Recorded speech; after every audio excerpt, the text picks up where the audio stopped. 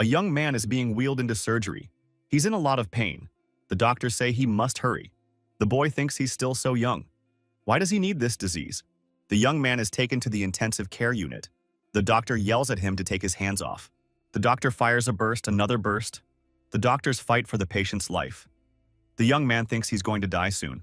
The doctor states that the young man's heart has stopped. There's no saving him. It's a shame. He was still so young. The doctors gave up and stopped resuscitation. The young man had so much he wanted to do. He didn't realize much in his life. It was indeed a very short life. From the young man's body, a luminous object burst out and rose upwards. It was his soul. The young man thought that he felt very light. There is an unknown ahead. Could this be the afterlife? The traveler is carrying a burden. A second man following him said there might be a good place for a grave. The men stop, and one of them starts digging a hole. Next to them lies the corpse of the young man they had brought here with them. One asks, "How did Li Mu die?" "He was so young, he didn't even get married." The other says, "Stop talking and get a shovel. He has to hurry because they're waiting for him." The other man took a shovel too. He said, "Death is death. Can we not hold back?" In the county clerk's office, the two of them were the best and closest to this dead man. The young man who was the corpse raised his hand and said, "Let me ask you this." The men with shovels looked around, saw what was happening and started running away, throwing their shovels. They shouted that they were zombies. The young man got to his feet and tried to come to his senses. He didn't understand who the two men were talking about now. There was some kind of turmoil in his head. It ached terribly. The young man looked at his hands. This seems to be his body, he thought. The boy tried to jump, to run. He was doing well. This body is much stronger than his old body, he thought. The young man said, "High five, I'm alive again." The guy remembered that the two with the shovels called him Li Mu, so that was his name. The young man didn't know what he should do now. Where should he go? The young man saw that there was something hiding behind a rock. He went over there. The young man saw a little fox and heard some strange noises. The young man went closer and saw that the little animal was trapped. And he was crying. The young man got closer to the little fox and said that he would not hurt her. He wants to set her free. The young man freed the trap, and the animal instantly broke out of it and ran away. The furry animal thanked the young master for saving it. The young man said, "You're welcome," and waved his hand to the vixen. Then the lad came to his senses and realized he was now talking to the fox. It doesn't work like that. The young man looked around and saw that there was not a soul around. He ran towards the sun and thought that surely he should find a place where there would be people. The boy saw people in the distance. People saw the young man. One of them turned to the older one and said, "That's the undead. This undead dared to take over the body of the county official and has not yet left him. The eldest among these people was a girl." The young man turned to her and said that he was not an undead. He was the real thing. The lad got the feeling that they had come with bad intentions. The girl bared her sword and ordered the young man not to move. The boy asked what she was going to do now. The girl pointed her blade decisively towards the young man. The guy shouted for her not to do that. He was probably confused with someone else. The young man said something happened to his eyes and covered them with his hand. The girl agreed and said, "It wasn't unclean." The young lady put the sword back in its scabbard and said, "Still, she needs to make sure the young man is normal." The young woman asked who he was. The guy introduced himself, said the guard of Yangqiu County, Li Mu. The young lady said she didn't remember such a man. The young lady took out a mirror and told her interlocutor to look into it. The young man looked into it. The guy looked in the mirror but did not recognize anyone there. The girl said it was all right. The soul had been out of the body too long. Some of the memories were gone. The girl turned around and left, and on the way, said that the young man should rest a few days at home. Already in the city, this company reasoned that the young man had even forgotten them. Travelers of the young man said that he was a miracle of some kind. In any case, it is good that he is still alive. The man said that coming back to life is very important. And it's a very good reason to have a drink tonight. After all, they were rewarded for digging the grave. The companion said they spent 50 wen on a straw mat for the young man's grave. So he was owed. The young man said he couldn't remember if he had any money.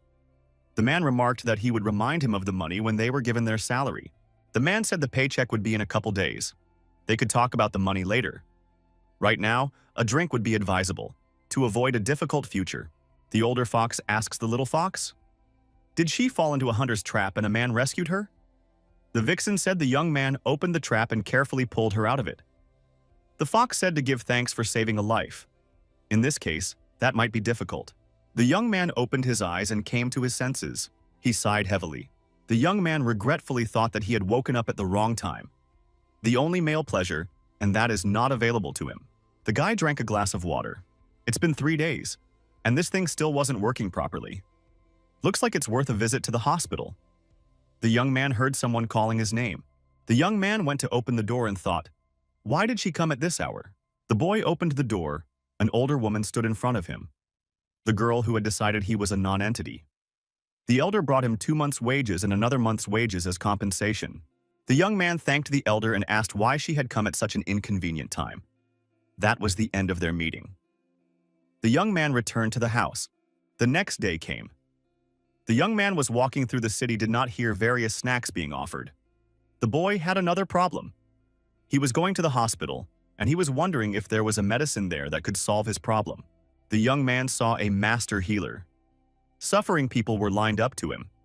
The old man was casting sorcery and creating various potions, using the spirit of heaven, the spirit of earth, and other necessary attributes.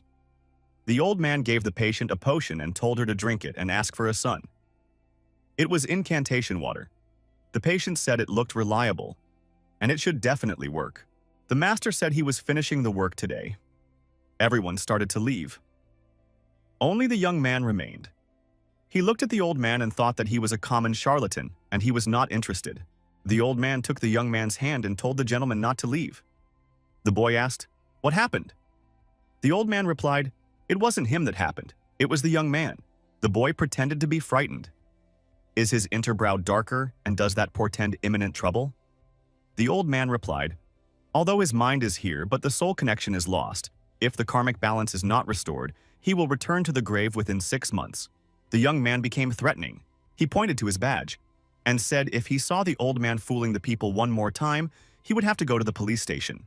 The old man turned around and walked away and said, "Life and death are in the hands of the gods. And whether to believe him or not, let the young man decide for himself." The healer said that he gave the young man today better hope. It was worth paying at least 800 coins for that. The young man said that the old man had gone mad with greed. The boy noticed that the bag of money that belonged to him was in the old man's possession. The young man shouted that it was his money. The old man replied that the young man dared not do such a thing. The boy tried to chase the old man, but the old man disappeared in a flash. The young man couldn't understand where he was. The young man didn't know what to do. He was left with no money. He raised his hands up and shouted loudly that he believed this immortal celestial and wants him to come back. The young man kept shouting for the honorable immortal to come back and explain everything. He fully trusts him. The young man was called out by someone. The girl asked, "What is Limu doing here?" Limu said he didn't have any money and that old man wasn't here either. The girl said that she brought the young man's salary last night. The young man said he went out to buy something for himself. Then he met the old man. Then his money went missing. The young man asked the girl if it was true that there was a balance of souls. The girl nodded affirmatively, but asked why he was wondering. It's not like he's a cultivator after all. Limu replied that he was just curious about it. What would happen if one loses 7 souls, Po? The girl looked at the young man intently. He asked if she was considering his souls. The elder replied that her cultivation level wasn't enough for that, which she regretted. Limu sighed regretfully. The elder said that the 7 bi-related body and soul powers. If one were to lose the 7 Po souls, such a person would be different from ordinary people. The girl said that a person has 7 souls, and each has its own role. The elder listed these souls: Dead Dog, Antidote, Bird Yin, Falling Arrow, Devourer of Knavery, Purifier, Bad Heart. The dead dog is responsible for sensation and perceptions. If deprived of it, a person will fall asleep easily. The bad heart is responsible for breathing. Without it, a person will not be able to breathe freely. The falling arrow is responsible for subconsciousness. Without it, a person will become very absent-minded. The devourer of rascality is responsible for banishing evil. Without it, a person will become sick more often. Antidote is responsible for sleep. Without it, a person will not be able to fall asleep at night. The purifier of evil is responsible for cleansing. If one is deprived of it, the internal impurities will not be able to come out. The girl added that the bird's yin is related to male power. The girl asked how the young man gets up in the morning. The boy stated that he really hasn't been sleeping well lately, and only wakes up by noon. The older girl said she was asking about him, and pointed her finger over there. The young man was very frightened. The young man said, "No way." The elder asked, "What happened to Limu?" The young man frightenedly said, "His 7 souls Po, and really, no." The boy asked the elder if he could still be saved. The girl asked, "How is that possible? Is he not an ordinary wandering soul but an evil spirit? Otherwise, it's impossible to lose 7 Po so quickly. If the 7 souls are lost, then the wind of profanity can easily penetrate the body." The elder handed the young man a talisman and said that it was magical. It can protect him from the outer foulness. It should be carried with him at all times. The girl said that she was going to the county clerk's office to look through the ancient books, and Limu should wait for her at home. The young man noticed that this was not his only problem. Maybe she can solve his problems and help him to the end. To the departing girl, Limu shouted to her, could she borrow some money for him? The elder sighed regretfully. Limu turned out to be troublesome. Limu was walking through the city and thought that his fate was now in danger. He didn't have any money either. We should find someone to borrow it from. The young man noticed his colleagues and thought they were the ones from whom he could borrow money. The co-workers saw the young man and thought he should pay them back. All 3 met and hugged each other. The co-workers stated, saw Limu together with the older man. He used to be afraid of her. Now he's become very brave. She has already given him his salary, right? Limu said he received his salary. The co-workers said he could pay back the straw mat they bought when they were going to bury him. The young man said he was careless. His wages had been stolen, and he'd like to borrow some money from his co-workers until his next paycheck. The co-workers immediately turned around and left. They said they apologized for the inconvenience. The young man thought that these guys were really very good friends. The young man had a simple meal in front of him. It was all he could afford right now. The boy thought that the 2 silver coins he borrowed should be enough for him for a month. The young man decided he couldn't go on like this. How could he, once he was in a new body, be so miserable? The young man remembered that he was a migrant after all. He knew that the most lucrative ways to make money were described in the penal code. The young man wanted to see what he could make some money with. Limu found the necessary literature and decided to familiarize himself with it thoroughly. The young man read that all Zhou dynasty officials, regardless of their rank, were not allowed to engage in trade. The young man thought that this could get him killed. The guy sadly stated that there was no chance of making money in this backwater town. Passing by, the young man heard someone else's conversation. The man said that a few lines in a month is not even worth a bowl of rice. The interlocutor asked to be given some more time. The man said that writing a book is a matter of inspiration. The old man replied that he doesn't care about inspiration. He would give him 3 more days. If he didn't get it done in time, he would make amends. Limu thought that writing a book is a good idea. We should ask what people are interested in now. The young man went to a bookstore and asked the salesman if he had any good book recommendations. As he studied the literature, Limu thought it was amazing how similar the preferences of people from ancient times and today were. The shopkeeper said everything in this row is the latest novelties. The shopkeeper said the young man could choose anything he wanted. The price would be guaranteed to be reasonable. Limu asked which books sell better. The shopkeeper said authoritatively that books on immortal cultivation were the best sellers. Indescribable topics are also quite popular. Especially among women, the novel genre is popular. It sells well. The young man thanked for the advice and said he was leaving. The shopkeeper was upset that the young man hadn't bought anything. The boy stretched and decided that the money issue would soon be solved. He just needed to get home. Limu approached the house and wondered, why is the gate open? The young man cautiously peeked in. He had an older woman at home. He asked, how did she get here? The girl stated, the guy left the gate open by himself. The young man stated, he thought a thief had broken in. The girl stated that there was nothing to steal from his house. The young man agreed. The girl stated that she dug through many books and found a way to save the young man. Limu inquired what was the way. The elder replied that the first one was cultivation. Cultivation is the practices of Taoism that can be practiced by all living beings in the world. The first stage of cultivation is the purification of the soul. The 7 evil souls dominate the body. By purifying them, the young man will be able to dominate the physical body and become invulnerable to all diseases and evil spirits. The young man has lost his 7 souls, so they must first be formed. This is more difficult to do than just cleansing them. The young man said it sounds complicated. Is there any other way? The elder said, then he would have to become a ghost. The young man was scared. The girl added, before his 3 souls are absorbed into his body, he could leave his body and remain a disembodied spirit forever. The young man said he agreed to the first option. The girl said, since the guy had decided to practice cultivation, she respects his decision. There are different ways to gather the 7 souls. Which one does he want to form first? The guy said that lately he hasn't been sleeping well and feels chills all the time. The young man said, so he wants to form the antiad or the absorber of knavery first. The young man said that he was interested in bird yin at this stage. The older girl said she thought so. Joy, anger, sadness, fear, love, hate, and desire. These 7 emotions are the basis for the origin of the 7 souls. The bird's yin is born from sadness. The girl said that she would teach him the basics first. The elder said for the young man to direct the energy from the nose to the stomach area, and when there is enough of it, stop the moment he feels a blockage. Then, to start bringing it out. The girl told the young man to concentrate on his consciousness and poked him in the forehead with her finger. He should channel this energy with his consciousness. The older woman said that she had left a trace of ki in his body, and he must diligently channel it. There is no room for weakness in his practice. Only in this way will he have a chance. The young man started to remember something. He interrupted the girl and said he forgot where he put the money he had saved. Is there any way he can get his memories back? The older girl asked if the young man had yellow paper and vermilion. The boy thought that the girl had been kind to him and was helping him. He would have to thank her. The young man began to remember various meaningless scenes from his life. He also remembered where he had put the money.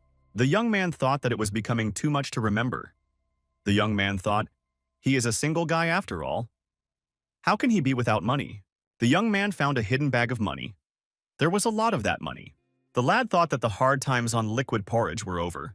The young man thought that that alley held memories of the day he died.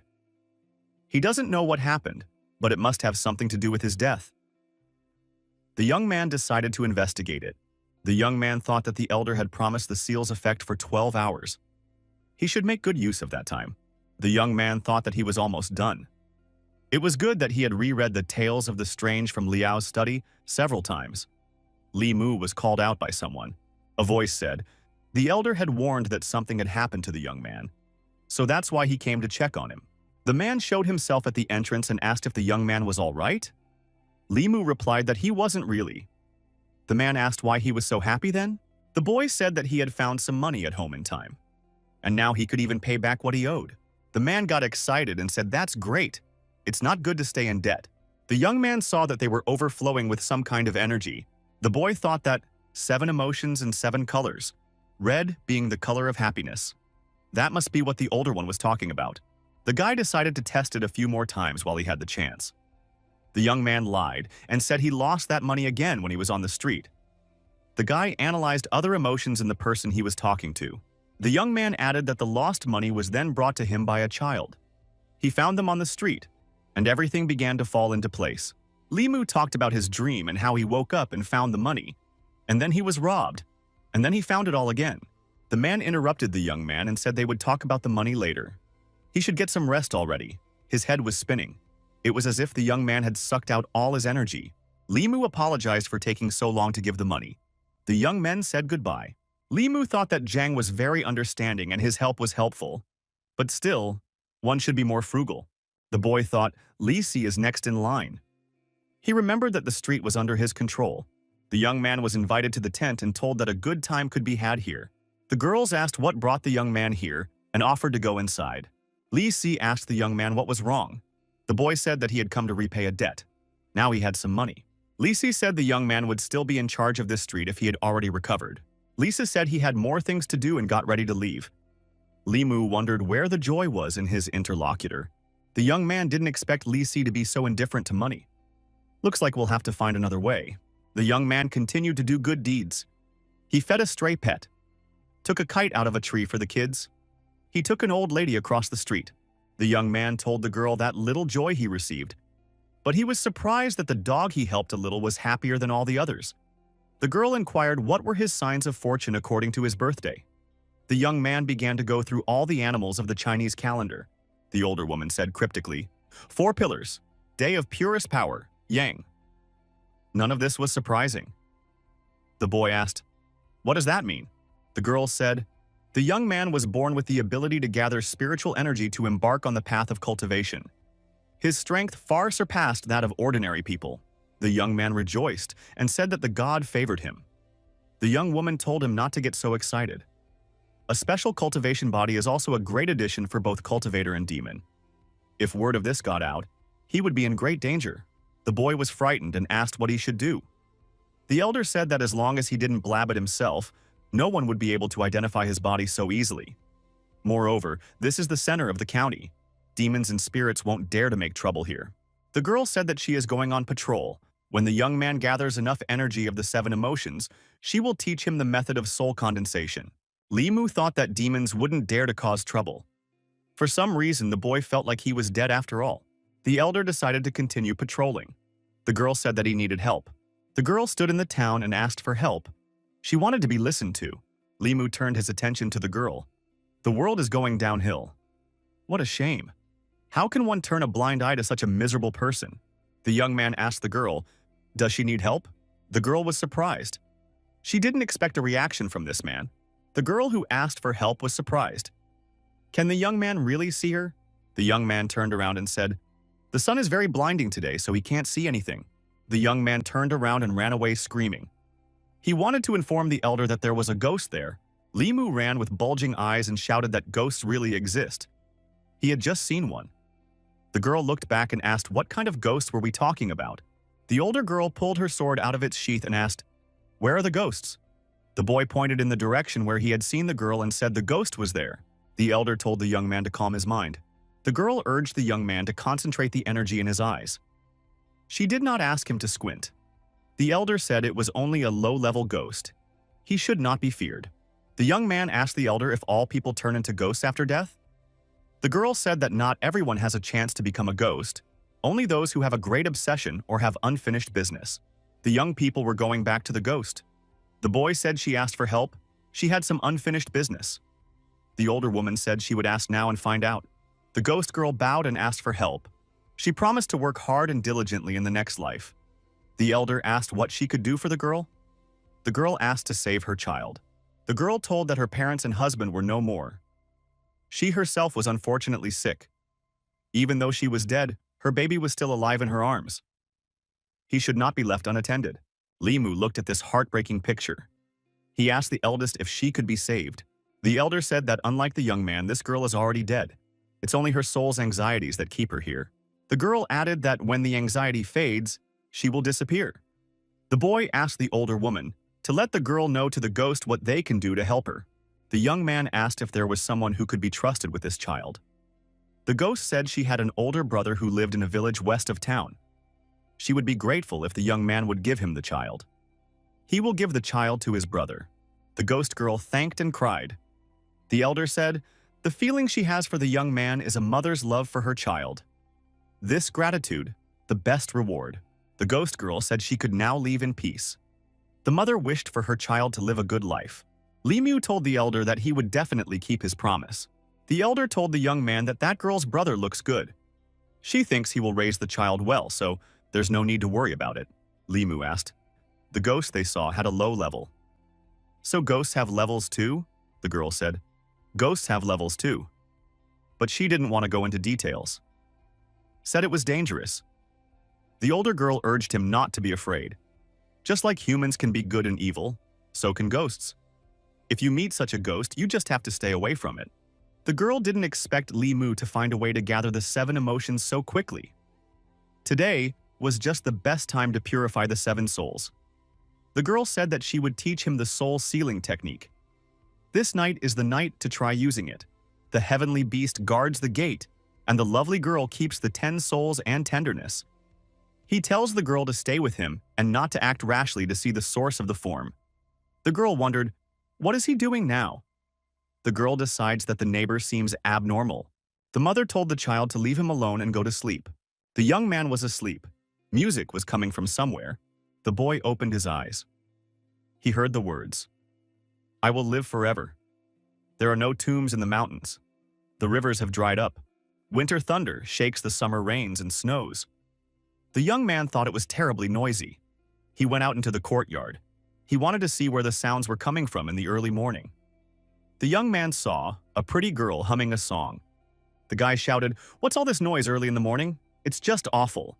The girl was genuinely surprised. The guy saw the color gray. He thought it was the color of anger. The girl shouted that it was getting rather late. "Who's been sleeping for so long?" The young man, looking at the gray color, thought she was still angry. The boy's eyes turned gray as well. He thought she might not blame him if she was disturbing her sleep.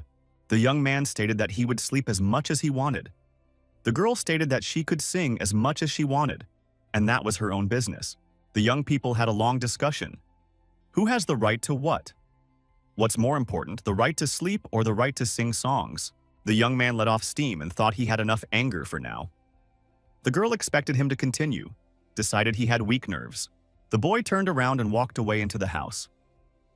Li Mu decided to get some more sleep and then sell his masterpiece. The neighbor was furious. The young special asked who her mistress was angry with. The woman stated that they had a nasty neighbor. The woman turned around and said she didn't want to talk about him. She wanted to wet her throat after all the swearing. The owner of the bookstore was studying the young man's manuscript and found it interesting. The man liked the work, especially the story of the kitsune. It was described in a very dramatic way. The shopkeeper said the young man could go home and wait for news. Li Mu went to every bookstore in the county. He considered it the only way to make his fortune. The young man noticed that everything was quiet today. There wasn't even anyone to help. The boy walked past the house. A neighbor poured water on the road, and the water got on the young man. The young man became indignant. The girl asked the mistress not to be nervous. The mistress turned around and went into the house and told Wang Wan to go back to work.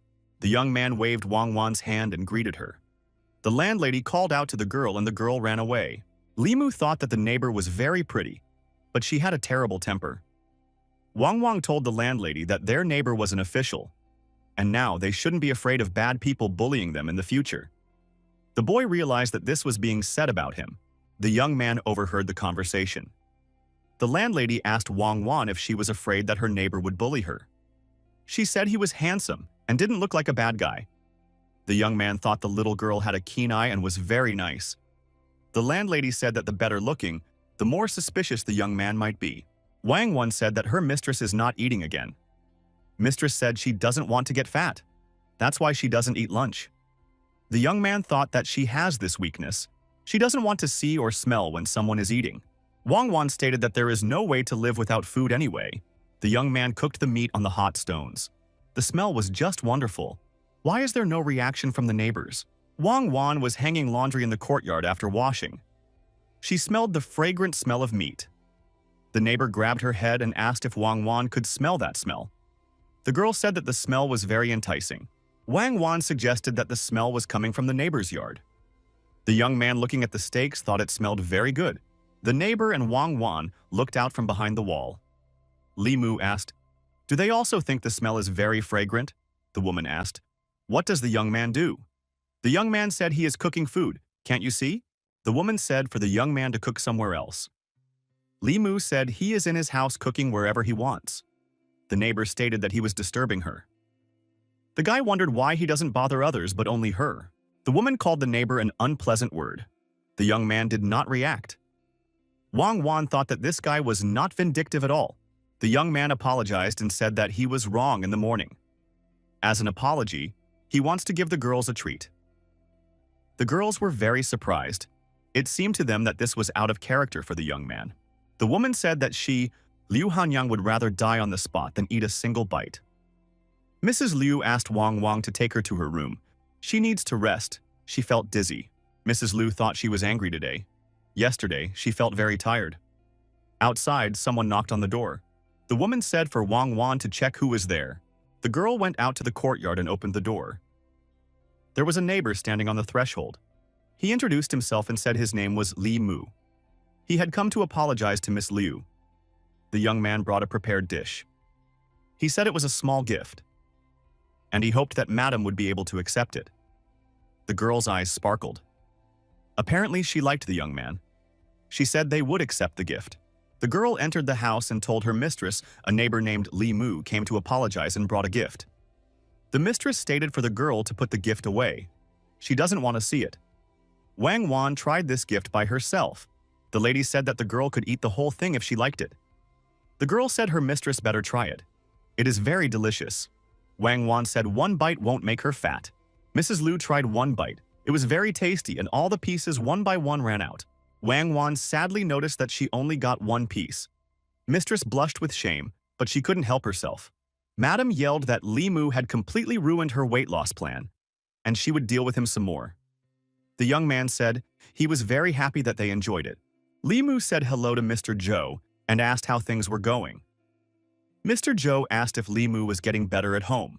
The young man said that he had already recovered. Zhou stated that at first, the young man was like a scaredy cat and hid everywhere. If it wasn't for Madame Qing's inspection, he would have thought that the young man was possessed by a demon. The young man said that it was safer here than at home. The boy thought to himself, if he didn't need to get 7 emotions at work, he wouldn't have come here. Zhou told the young man to go to Old Man Wang. He just had a lot of things to do. Old Man Wang was a gambler. He played dice. People always came to play with him. A young man saw a work colleague and asked if he was playing again with Old Man Wang during his work shift. The young man told Old Man Wang to go back to his office. He wants to talk to him about something. The co-worker left and the young man was left alone with Old Man Wang. Li Mu suggested Wang play a game of visiting with him. Old Man Wang said that he had never seen Li Mu playing before. The young man said that he knew how to play. The young man thought that he not only knew how to play but also how to lose. The game started and the young man lost to Old Wang several times in a row. The young man said he didn't want to play anymore. Maybe later. Wang stated that it was a good win, but for some reason he felt very tired. The young man woke Lao Wang up. The man was snoring at his workstation. He woke up and asked what the young man needed from him. The young man said that he had some free time lately, so he came here with a request. The young man was interested in some business he would handle in Yamen. The man began rummaging through the case papers. The man offered different cases for the young man to choose from. Several of the villagers had sheep that had been gored. There was not a drop of blood left in them. The boy declined. He wants to live a few more years. Next case. The fisherman claimed there were some ghosts in the water. The young man said, next case. A man died a few days ago, but the grave was opened and the body disappeared. The young man said, he is not looking for death. Old Man Wang said, there is another case. There is an abandoned house standing and all the inhabitants have disappeared. Li Mu turned around and left, saying goodbye. There were no interesting cases for him. The young man thought that it was all demons, ghosts, disappearances. How could ordinary people deal with such things? It was already dark outside. The young man thought he was hallucinating. He must have been too tired. The guy raised his head and saw the outline of ghosts. He couldn't understand what was going on. The young man thought, where did the ghost come from? The ghost laughed and said that the young boy's soul would belong to him. The ghost decided to use demonic magic on the young boy. The boy couldn't understand what was happening. He couldn't move. The young man gave himself instructions to move. The demon's hand was approaching the young man's face. The young man remembered that he had an amulet that the Qing head had made him. The young man had repelled the ghost's attack thanks to this amulet, and now he could move again. The young man started to run away from the ghost and thought how good it was that he carried this gift with him. The ghost with glowing eyes shouted that the young man would not run away from him. The young man froze again. Again, he could not move. The ghost got close to the young man and asked why he would not run away again. The ghost said he liked this kind of game of catch-up. The ghost took the young man by the face and said that he had already lost his 7 souls. Now he wouldn't live much longer. Why doesn't the young man give him his remaining 3 souls to help him advance? Suddenly from nowhere, Amitabha Buddha appeared. He threw that demon away from the young man. The young man ran after the Buddha and shouted that the master had helped him. The ghost wondered, where did this monk come from? How dare he stick his nose in his own business? Buddha Amitabha is a poor monk from Jinshan Temple. His Buddhist name is Zhuandu. The ghost shouted that if the monk interfered with him, he would take his soul too. Buddha said that humans and ghosts have different paths. But if a ghost steals people's souls, it is against the heavenly path. The poor monk should save the ghost's soul, purify the karma, and send it to a future life. The ghost laughed. Buddha can't save him. It is beyond his power. The monk asked Limu to hold his pot for a while. The young man decided to help the monk. The pot was heavy. The Buddha released his hands and once again asked the ghost if he would allow him to save him. Limu wondered why the ghost was going to attack him again. The young man lifted the monk's pot upwards. Everything around him lit up with light. The ghost was not going to give up. The monk said if that was the ghost's answer, in that case he would save him. The monk attacked the ghost and hit him with his staff. He said, not by kindness, so by force he should come to his rescue. The young man thought that the poor monk had hit the poor ghost hard. It was the ghost's own fault. There was no point in stalling when he was being helped. The ghost shouted loudly, apologizing that he was wrong. The monk calmly said that he was just trying to help the poor ghost. The ghost was screaming to be pardoned. The Buddha said that the poor monk would spare its life, but if it did dirty deeds, it would have to dispel its soul. The ghost shouted that he would not dare anymore. Limu gave the poor monk the item he was holding. The Buddha thanked the young man heartily. The young man thanked the monk for saving him from the ghost. Buddha said that the young man need not be afraid anymore. The evil spirit was humbled by the poor monk. The poor monk would save him and lead him to the right path. Buddha turned around and went his way. The Buddha, after a few steps, stopped and turned around. He said, the poor monk has noticed that the young man has lost his 7 souls, so he is giving this Buddhist rosary. And he gave the young man the rosary. They will protect against the usual evil spirits and ghosts. The young man held the Buddhist rosary reverently in his hands. He thanked the master for saving his life. The Buddha went his way. Amitabha Buddha said, saving others is also saving oneself. The young man became sad. Both humans and ghosts are evolving. Only he asks for help. The Buddhist rosary does not give complete security, and in the matter of the 7 souls must be resolved as soon as possible. The young man thought that he should thank the girl for this amulet. Thanks to the talisman the girl had given him, he was still alive. The young man, thinking about it, wept. The next day came. The young man was worried. Why isn't the older girl here yet? He expected the girl to come here during her morning walk. The door behind the young man opened. The young man saw Lu's roommate come out. The woman saw the young man, turned around and defiantly went to her house. The young man decided to forget about this encounter. He thought that he didn't care about the neighbor. Mrs. Ching passed by and asked what the young man was doing here. The young man ran up to the girl and said that he had met a ghost yesterday. He was helped by the talisman that the elder had given him. The girl said that another yin spirit was asking the young man for help. The young man began to explain everything in detail. Last night, a ghost had appeared to him. He manipulated the energy to harm people and even turned it into ghostly claws. The girl thought, he's already so advanced that only one step separates him from becoming an evil spirit of the 3rd realm. The boy continued his story. He said that then came the monk. Both Buddhism and Taoism have ways of curbing evil spirits, and this monk defeated the evil spirit. The young man decided to show the girl the Buddhist rosary that the poor monk had given him. If it was a strong spirit, the monk has incredible power. The young man asked what he should do to also protect himself from evil spirits. Lady Ching said that the young man's spiritual power was too small to learn any techniques and Taoist arts. The girl said that it doesn't take much spiritual power to practice Taoist arts. But Taoism is a secret in every sect. The girl was telling the young man about Taoist arts, and the guy realized that he had to think of another way to quickly increase his strength. Head Ching suddenly pulled her sword out of its sheath and brought it towards the young man's neck in a sharp motion. The boy froze and asked, "What is this girl doing here?" Head Ching said, "The young man should remember that there are no shortcuts in cultivation. Rushing to do things faster could lead to unfortunate consequences, both for the young man and those around him." The young man tried to reassure his interlocutor and told her not to worry. He agreed that his strength was low. The young man added he would never do anything that could harm the world. The girl looked sincerely into the young man's eyes and took her sword away from his neck. The girl was afraid that the young man might stray from the path of truth. The path of cultivation is extremely difficult. There are countless evil cultivators who can't stand being alone and take people's souls and blood. Madame Ching said that this kind of cultivation in the immortal world is punished. A month ago, an evil cultivator of the realm of comprehending truth was killed by the masters of the Buddhist and Taoist schools. and his soul was scattered. The young man noticed that the immortal world did not tolerate evil cultivators. The girl confessed, because of her carelessness, Li Mu was in danger. The girl held out a sword to the young man and said that the name of this sword was Qing Hong. It is a magical weapon.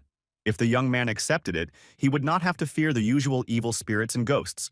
Head Qing handed the young man this sword and a book, said it was all for the young man. The girl said that the notes in the book were all he needed to know about the cultivation world. The girl waved her hand as she left and added, even though the young man had a sword and rosary, he still needed to gather the 7 souls as soon as possible. The young man thanked the Qing head heartily.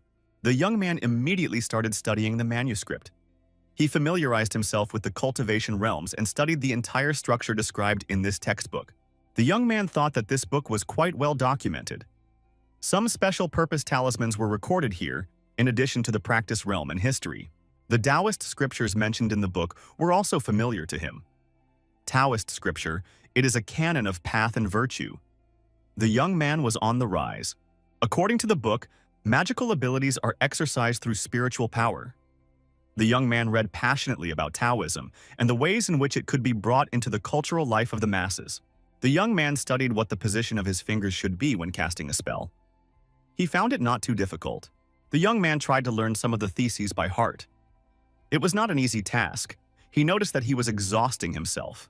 Suddenly, there was thunder and lightning. The young man clutched his chest. Blood flowed out of his mouth and he collapsed exhausted on the threshold of his house. Mrs. Qing continued on her way. Suddenly, she became anxious. The girl had a rapid heartbeat. What was that, she thought? In the village, an old man was educating the locals. He was telling the news. Something caught the old man's attention. The man looked around. It was the sound of a bell. Everyone knew that if a bell rings for no reason, it means something serious has happened. The residents decided to go to the main hall. The students greeted their master. The assistant asked the master what was going on. Why did the Tao bell suddenly ring? The old man held a scribbled piece of paper in front of him. The man shouted that this is a holy relic of the Tao. It's a fragment of the Tao scripture. The inscribed scroll rippled and trembled. The master said, "This is unheard of," the writing board trembling. It is unclear whether it is a blessing or a curse. Mrs. Liu and Wang Wang walked out of their house and closed the door behind them. Wang Wang noticed the body of a young man lying on the ground. The young man started to open his eyes and heard the woman send Wang Wang to the pharmacy to get medicine and a doctor. The young man finally came to his senses and sat up. The boy couldn't understand what had happened to him. Mrs. Liu said that the young man fainted on the street. So they called a doctor for him. The young man thanked the lady for her help. The woman said it was nothing, but it couldn't be ignored. Mrs. Liu extended her hand to the young man and said that she paid for the consultation and the money for the medicine out of her pocket all at once. The young man would have to pay for it anyway. The young man agreed and asked how much money he had to give to his savior. The young man wanted to pay the woman in full. The woman took a logarithmic calculator and by some simple manipulations calculated the full cost of the medical package for the young man. The young man was very indignant when he found out what he had been billed. He said that for that money he could have revived a corpse. The young man looked at the medicines they had bought for him, and at what price. He concluded that this was a very greedy pharmacy. Limu was very angry. The boy thought that Mrs. Liu was stupid, but she had too much money. Her good intentions led him to bad results. Limu thought that he couldn't blame this woman. The boy said that he didn't have that kind of money with him right now. Mrs. Liu suggested that the young man write a promissory note. The girl had no doubt that the young man would pay her back. The boy wrote that he was borrowing a certain amount of money from his neighbor for a limited time, and put a fingerprint instead of a signature. The young man left in a bad mood. He said he had some business to attend to, so he couldn't linger. Mrs. Liu wished the young man well. The young man came to the pharmacy and said that he wanted to make a return the medicine, and get his money back. The pharmacist said a refund was out of the question. The medicines were custom-made for the young man. Limu said it's a fraud, and he will file a lawsuit in court. The pharmacist said the young man was talking nonsense.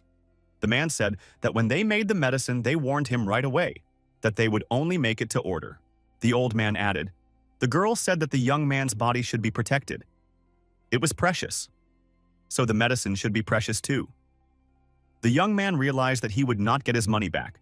Seeing the young man off, the pharmacist said that this establishment was based on honesty and did not engage in fraud.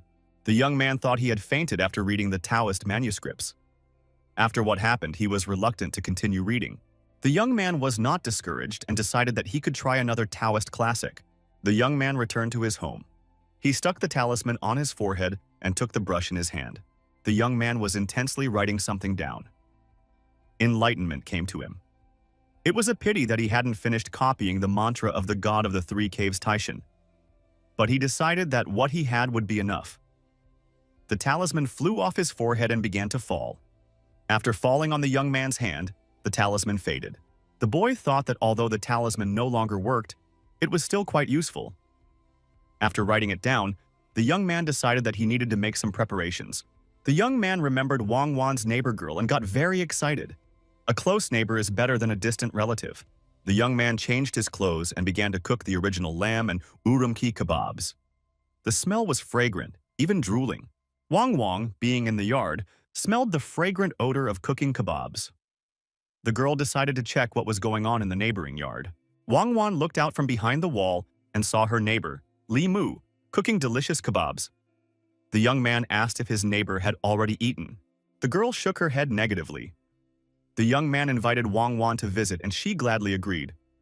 The young lady was radiant with happiness. Wang ate the kebabs offered to her with great appetite. The young man thought that he should talk to the girl first to get closer to her. Li Mu asked how old Wang was. The girl said she was already 16. The guy asked where the girl was from and she said she couldn't remember, and continued to gorge herself on fried meat. Li Mu asked at what age did the girl start courting her mistress. Wang replied that since she was 6 years old. The young man, realizing that the girl would not be free soon, told her to stay here. There is still plenty of meat. If anything happens to it, the young man asked Wang to go to the government district to find Ms. Li Qing. The girl asked, what could happen to the young man? Li Mu said that he is not feeling well. He is afraid that he will faint again. The young man settled down in the shade and began to use spells to perform Taoist techniques. The most important thing for him now was to properly learn how to hold his fingers on his hand. Li Mu repeated the spells written in the book. Heaven and earth are boundless, and the universe is vast. The law is born in the heart, and it never ends. The young man received no response from the universe. He thought he had phrased the request wrongly, so he decided to try again next time.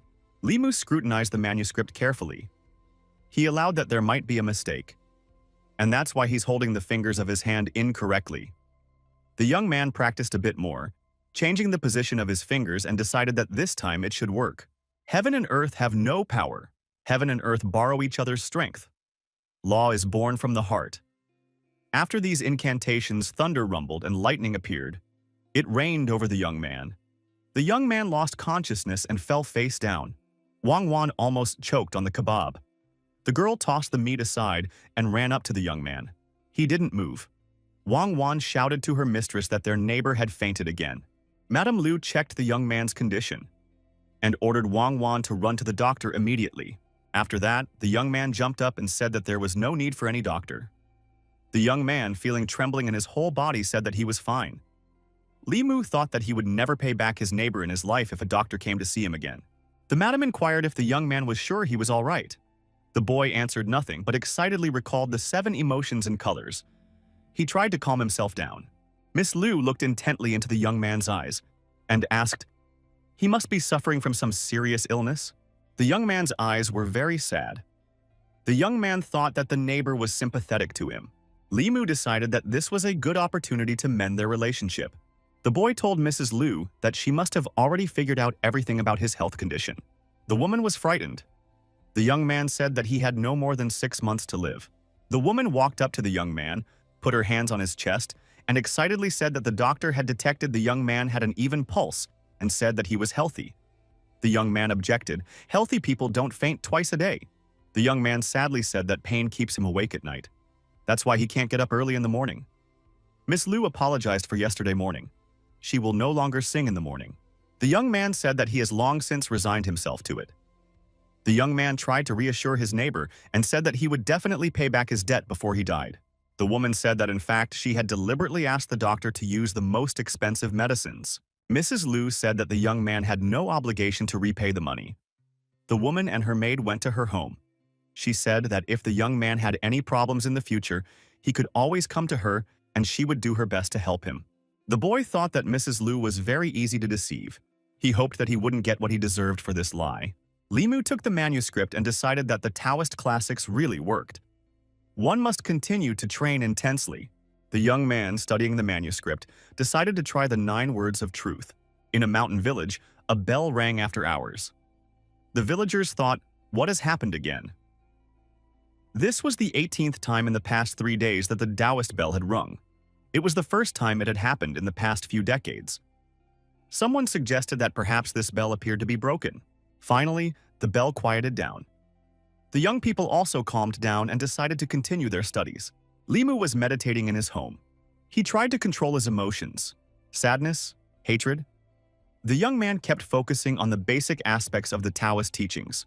The young man slowly opened his eyes and visualized a dark forest in front of him. The very same ghost appeared in front of the boy, and the ghost pronounced that he had finally found the young man. The ghost appeared to be balanced. He said that he had spent 3 days in a nightmare. He had to listen to the 3 great sutras of the same monk. It was unbearable. The ghost wailed for a long time about how hard it was for him to bear that monk. Finally, he said that he managed to break through and escape the moment the monk was distracted. The terrifying ghost stated that if it wasn't for the young man, none of this would have happened. Therefore, he intended to devour this soul today. The ghost rushed towards the young man and said that the monk would not save him today. The young man showed his rosary.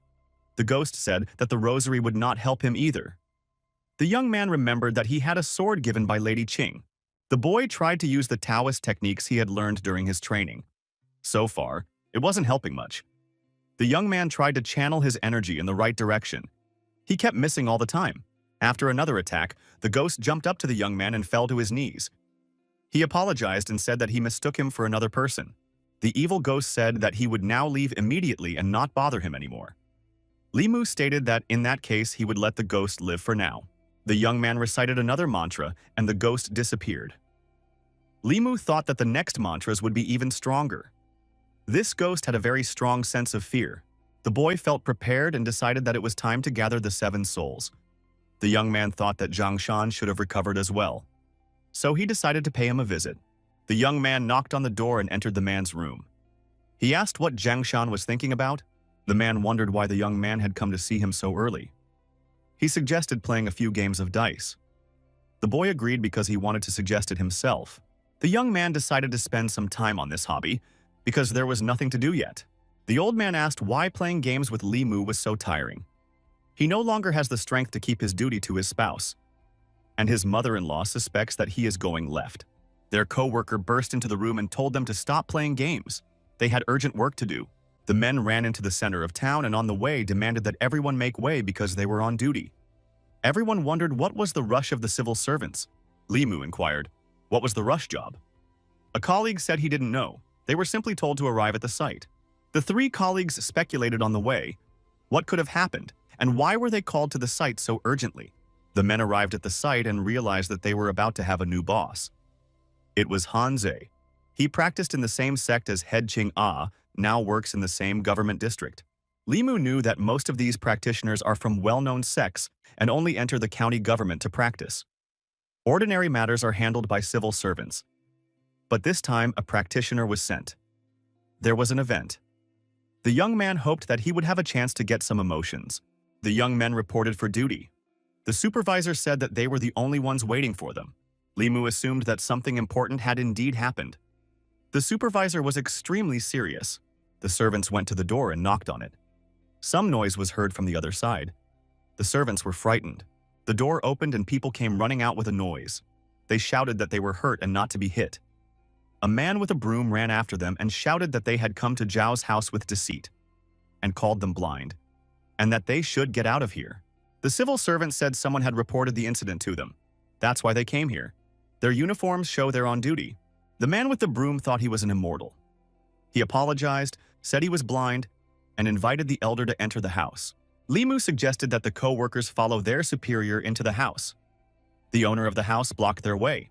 The man stated that they should stand there and not enter the house. The man said angrily that it was the Zhao family that had risen to the county level, and their character had only gotten worse. The men started discussing amongst themselves about the possibility to seduce the Zhao family's daughter. And then they could get some preferential treatment.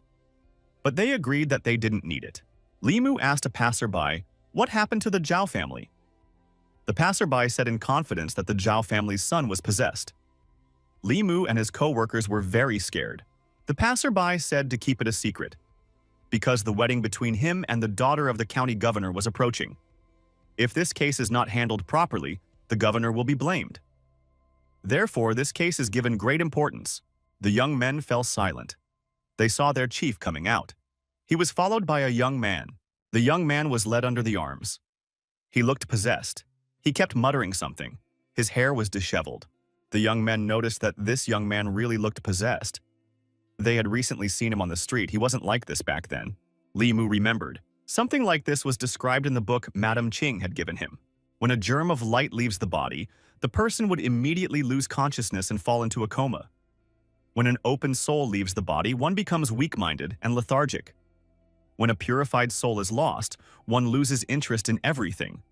Limu realized that this young man had lost his second soul. The superior asked to be given cinnabar and a paintbrush. He wanted to help the young man. The young men assumed that Chief Han was going to paint a talisman.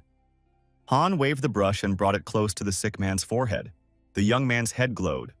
Han said, "For the sick man's soul to return." And it opened. And so he repeated several times. Han kept saying the same thing, "For the young man's soul to return." The colleagues assumed, as a practitioner should, that their superior's breath was not hitching while he was shouting the mantra. The master of the house asked how the immortal was feeling. The warden says he's fine. He's just dizzy. The sick man's second soul had not yet dissipated. He felt its presence, but he doesn't know where it is. The parents of the sick young man asked what they should do now. They are counting on help. Head Han told them not to panic. He needs a piece of yellow paper and a few strands of the sick boy's hair. The parents of the sick young man prepared everything. Head Han began his preparations. The immortal set the hair on fire, and when it burned, he scattered the ashes. The ashes landed directly on the cinnabar. Han dipped his brush into the vermilion and wrote characters on a piece of yellow paper. Limu saw the inscription and said that it was described in the introduction to cultivation. The young man said that it was an indication of the path of an immortal. Han continued his manipulations. The man hid the piece of paper in his fist and began to cast an incantation. The young man couldn't understand what he was doing.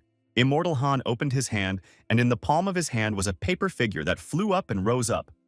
Everyone was shocked by what they saw. It was unbelievable. Han declared that they had found the location of the young man's second soul. They should all follow the paper crane. So they all headed in that direction. The crane flew out of the house. A group of young people followed it. The crane flew towards the forest. The crane's flight was long and tiring for the young men. The young men tried to take a break and rest a little. They were thirsty. Han said they must not stop. There was not much time left. Limu said that they were mortals and not as strong as immortals. Someone shouted that the paper crane had stopped and pointed a finger in its direction. Master Han anxiously looked in that direction. His eyes expressed fright. He shouted that he had to be careful. Limu noticed that it had gotten dark and quiet. He couldn't figure out where everyone had gone. The young man assumed he was hallucinating. This had never happened to him before. The young man became wary. Hallucinations did not bode well. The Book of Memories said that one should concentrate one's spiritual power in the eyes. After this concentration, the young man saw the people around him. They were in the same situation. No one could see anything, nor did they realize where they were. Han decided that Zhao's soul had left his body for a reason, so it was the work of a ghost. Immortal Han assumed an appropriate pose and told the evil to appear before him. After a few lightning flashes, everything returned to its place. Everyone saw an unusual phenomenon in the air. What could it be? The young men suggested that it could be a ghost.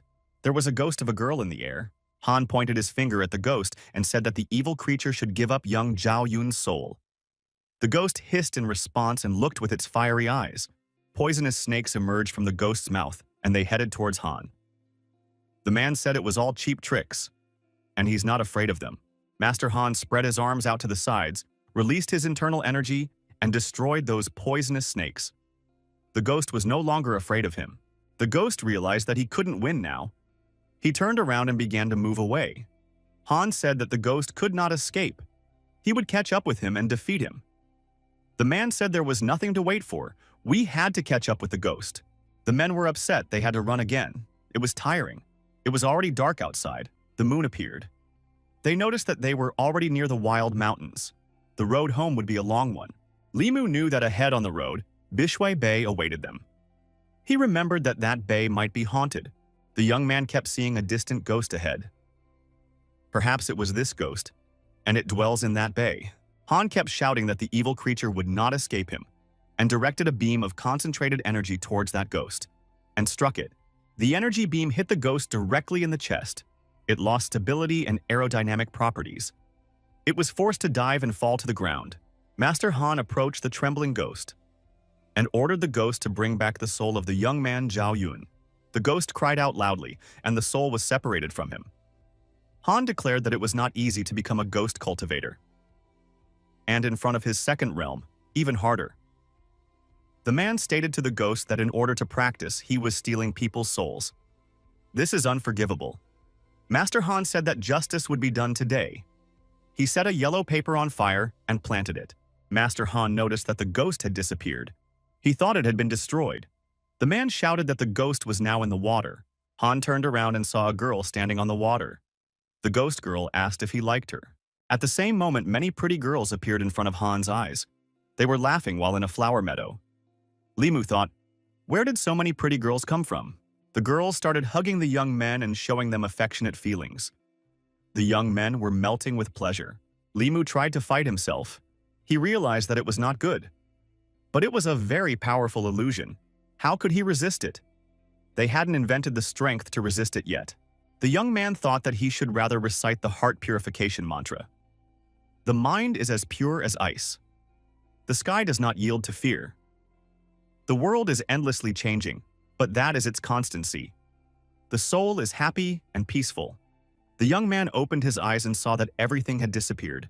He thought that it was fortunate that when he had studied the 9 words of truth, he had also learned the heart purification mantra.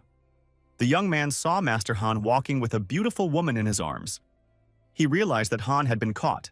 Limu noticed that his work colleague was also cuddling with a mysterious girl. Talking about how it was wrong was getting him nowhere. One of the beauties told the young man not to be too cocky. Limu noticed that his colleague couldn't resist the charms of these witchy girls. The young man wanted to stop his colleague, but he couldn't understand what was happening. He couldn't move. A girl came up to the young man and asked him if she was ugly. Limu started to make up his mind.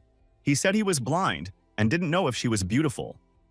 The girl hugged the guy and said he was ridiculous, and asked who was better, her or the young man's wife.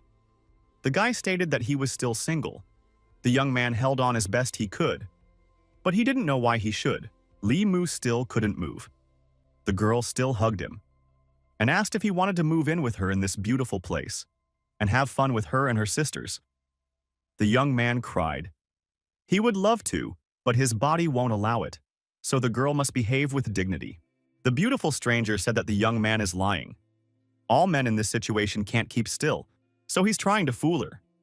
After that, the young man was glad that he could move. Limu thought that this girl has no right to flirt with him, and he was about to show her. The young man was about to recite a mantra, but in the same instant, the girl disappeared. The young man came to his senses and realized that he was back in Bishui Bay. The ghost girl stood in front of him and asked for his forgiveness. The girl said that she wanted to apologize to the Lord. The guy thought, what does she mean by saying that? The young lady introduced herself and said her name was Su Hei. Asked what the young man's name was? The young man thought the girl was up to something. He was curious about the state of the others. The other men were not so principled, and so they were now lying on the shore of the bay without feelings. They must have been exhausted and seemed to be lying unconscious. Limu thought that this ghost was interfering with their work. The young man introduced himself and said his name was Limu. He wondered why Ms. Su was preventing them from getting rid of this evil ghost. The girl said that the gentleman only knows the result of what happened, but he doesn't know the reason why the ghost took the young man's soul. The guy thought that she really has a yin ghost aura, but it doesn't cause evil feelings. Maybe that's her secret. The girl said that that ghost's name was Lin Wang. She's Zhao Yun's fiancé, and they were supposed to get married next year, a few months ago. Zhao Yun was spotted by the governor. When the chance to become part of the governor's family came up, Zhao Yun decided everything. However, the engagement could not be cancelled. There was no way the young man could justify marrying the governor's daughter. Zhao Yong drowned the girl in Bishui Bay and buried her body on the shore. The girl's parents died early, and after her death the engagement was naturally never mentioned. The interlocutor told the young man that on that day she saw a large amount of aura of hatred gathered on the shore. So she gathered her 3 souls together before the soul dissipated, and helped her cultivate. She taught the girl techniques so that she could take revenge.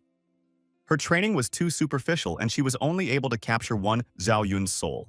Li Mu said that he would report it to the right place so that justice could be served. As an official, it was his duty to punish bad deeds, eradicate violence, and bring justice. The interviewee said that the girl would not wait for justice. In a quarter of an hour at the most, she will completely dissipate. Because her foundation is extremely unstable, and that man seriously injured her. The young man asked his interlocutor, would even she not be able to save that girl? The girl said something she cultivates is called the ghostly path. With it, it's easy to hurt people but hard to save them. That girl's foundation has been destroyed. She can't be helped anymore. Unless a Buddhist master reads a sutra for her and restores her foundation. The girl declared, if she couldn't catch a fair reprisal on Zhao Yun, she would scorch his soul and condemn him to a life full of pain, which would serve as his punishment. Li Mu tried to explain that if the marriage to the governor's daughter was dissolved, there could be political repercussions. The government is full of masters who might pursue his interlocutor, and there would be no escape for her. The girl said that she is willing to face them. Although first we have to find a way and try to save Miss Lin. The girl said if the young man doesn't know Buddhism, he won't be able to save Ms. Lin. The young man thought that the Buddhist rosary beads the monk gave him contained Buddhist power, so if he borrowed some of that power, it could help. The young man said that he wanted to try it. The girl asked if he practiced Buddhism. Li Mu said he didn't really, but he could give it a try. The young man assumed the lotus posture and began to try, and recited various incantations that he had memorized. The young man pronounced that form is indistinguishable from emptiness. Emptiness is indistinguishable from form. Form is emptiness and everything in the world is ghostly and illusory. Ms. Lin's outline began to take on a more stable shape. At the temple in the northern district, the monks noticed that something was happening. The Buddha statue began to glow. They began to pray intensely. A young man noticed that nothing was happening. He must have misread the incantation, the young man thought. The next moment, the young man was blinded. He squinted his eyes and thought, what is that bright thing? Li Mu shouted that this light was blinding him. The young man couldn't open his eyes. The girls looked at him in surprise. The female companion asked in surprise. The young man said he didn't practice Buddhism. Buddhism means light. The boy noticed that this light was coming from him. Li Mu kept thinking that this light was blinding him. He didn't know how to control it. The girl was even more surprised. Did the young man not know what to do with this light? The young man was ready to cry. He said he was only learning and was trying to try. The girl advised the young man to disperse the Buddhist energy in his body. She wondered why this young man didn't know anything. The young man was sweating with exertion. He wanted the light to dissipate. The young man succeeded, and the intensity of the light subsided. It worked for him. The young man thought that Buddhist techniques were even more powerful than he had realized.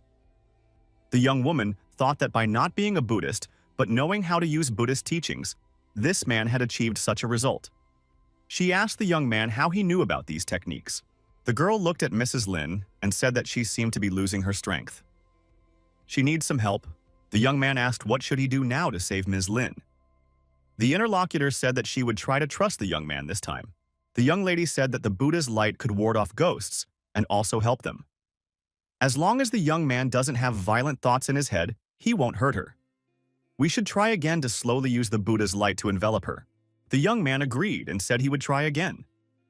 The young man took his time and he began to succeed, and he was enveloping Mrs. Lin with his light. The young man felt some warm feeling. It was soft and dazzling white, and it smelled very pleasant. The young man touched the feeling with his hands. It was tangible to the touch. The girl asked if the young man was all right. Li Mu said he was fine, he was just a little tired. He needed to rest. The girl said that she is no longer human. She has no difference between men and women. The young man can lean on her for a while. Mrs. Lin said that she cannot repay the young man for saving her life. Li Mu said that it was the government's mistake to let the girl suffer so much injustice. The young man looked at the girl and thought that she had 10 times more gratitude than Zhang Wan. The guy wanted to channel the 7 emotions of a person of profound virtue to his interlocutor. But it was usually not customary in Taoism to show it to the outside world.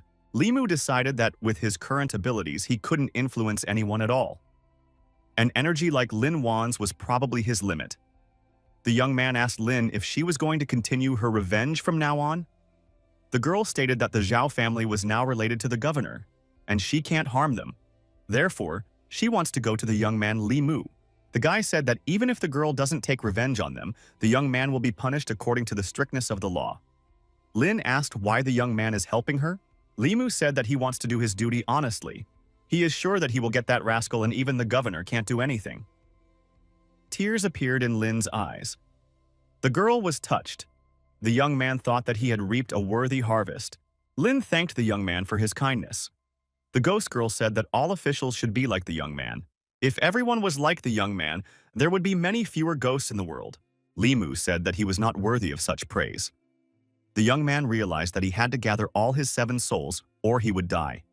If he could help get revenge on Lin, he could use her to form his first soul. Li Mu said that Zhao Yun's second soul should be spared first. Lin should stay with Mrs. Su for now, and when the time comes to go to court. Lin said that she would do as the young man said. The girl assumed that the young man didn't know how to act tough, but she promised to teach him how to act that way. The girl suggested to the young man that after Zhao Yun is brought to trial, he should come back here. She would have something for him. What exactly, he would find out when he came. The master came to his senses after losing consciousness and realized that he had a headache. All the men around him were in the same condition. The man couldn't believe that he had slept through the night. This ghost has a clear mind. Killing an official is a serious crime. The supervisor began to wake everyone up and tell them to wake up. The men began to come to their senses after a rough night. Li Mu's co-worker said he had a very sweet dream. He felt good. All the men remarked that they too had had such dreams, and there is no need to talk about it. The man asked the young man why the ghost had left them alive and brought such dreams upon them. Li Mu replied, perhaps the ghost was afraid that the government would persecute her. They looked at the chief. He was stern and extremely collected. The supervisor said that they should return to the workplace urgently, and everyone should get ready to go. In the town, everyone was discussing that Buddha from the temple appeared to the people. Everyone wanted to see it, and people lined up. The chief was thinking that people can be very ignorant, and they can't tell the difference between truth and lies. Li Mu asked his colleague why he couldn't resist temptation last night. The coworker asked how Li Mu was able to avoid falling into the trap.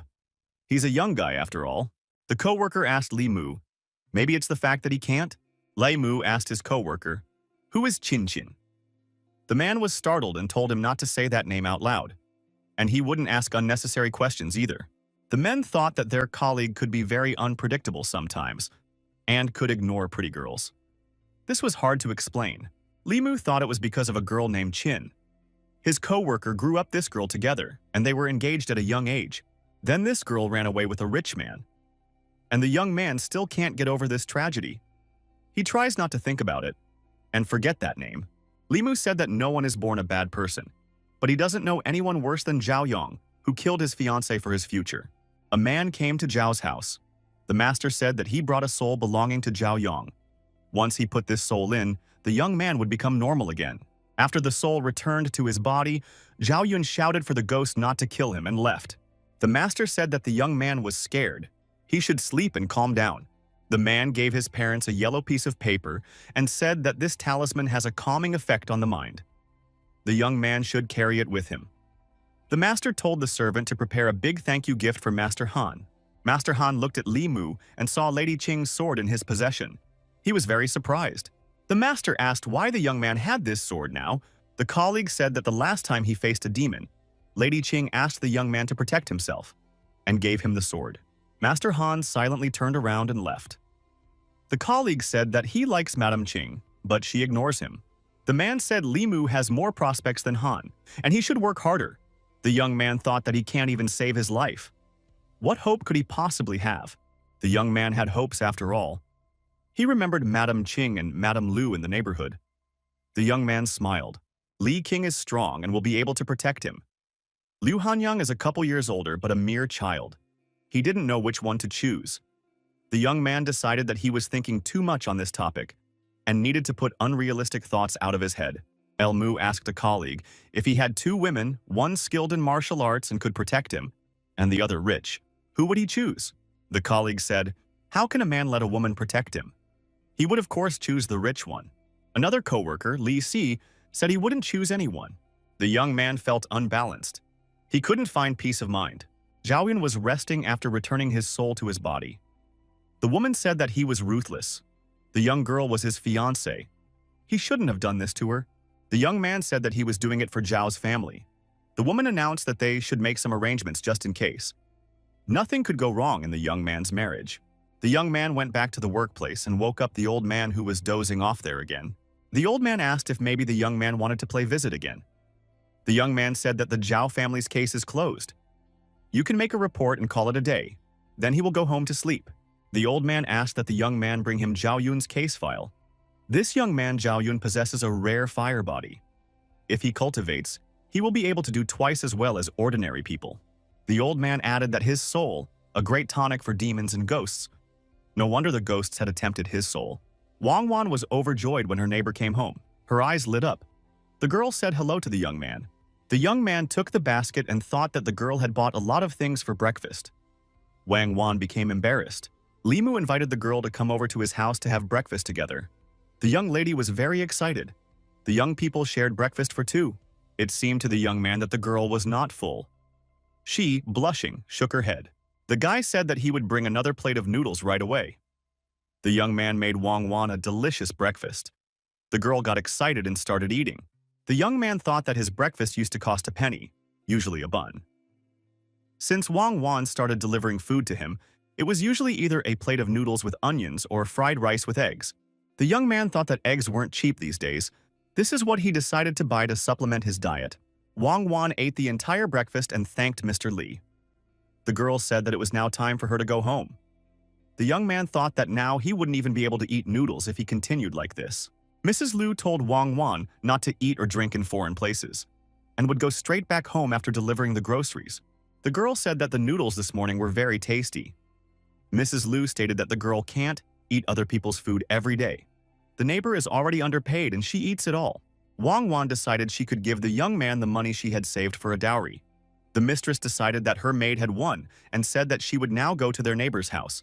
The young man woke up and thought, who would be looking for him at this hour? The young man opened the door and saw that it was the neighbor, Mrs. Liu. The young man asked what could he do to help. Mrs. Liu asked for a favor. She said she was very busy during the day. Could the young man cook a meal for two so that Wang Wan could eat with him? She would give money for that. The young man said he didn't need money. He owes Mrs. Liu, and he is willing to cook food for several people. The young woman said she doesn't agree like that. Wang Wan can eat a lot of food, so she will pay money to the young man every month to feed her. The boy thought that an unknowing person might mistake him for Zagalo. The young man agreed and said he would pay back the unspent money. The girl thanked Mr. Li for his courtesy and said that she was always willing to help him. The young man closed the door behind his neighbor and heard the knocking again. He wondered why she was coming back. He opened the door and saw his co-worker there. The co-worker said he needed witnesses, so he needed help. The man's wife accused him of cheating on her. He explained that yesterday they were investigating a particularly dangerous case, and they'd encountered a ghost, and fell under the ghost's influence. They barely saved their lives. It all had to be confirmed and proven. The woman didn't believe a word of it. She said, in that case, what happened to her husband? Why did the ghost woman deprive him of his yang energy? And he was now unable to perform conjugal duty for a month. The woman has warned her husband many times not to go to the bad places. He still won't listen to her. The woman said that next time she won't let him home. Li Mu said that if the family scandal is settled, he will go home. The brother thanked Li Mu and asked where he was going now. The young man stated that he was going to investigate a case. The man said that he was going with him. It is not safe for him to stay at home for now. The man said in a whisper to his brother that as soon as he leaves, his wife will demand proof from him again. And he can't prove anything yet, no matter how hard he tries. Li Mu said he was going on a dangerous mission. He could lose his life. His brother said he's going with him anyway. The young man said his companion has two options. The first is to stay home and talk to his wife. The second. The man interrupted him and said he was choosing the second. The young men came to the Lin family's village. The young man said that it was Lin Wan's former home. The man was surprised. They came to a dangerous business, but the young man does not allow them to wear formal clothes and said it is dangerous. Li Mu said to his interlocutor not to ask anything or say anything unnecessary, just stand by his side. An old man approached the young men and asked who they were and what they were doing here.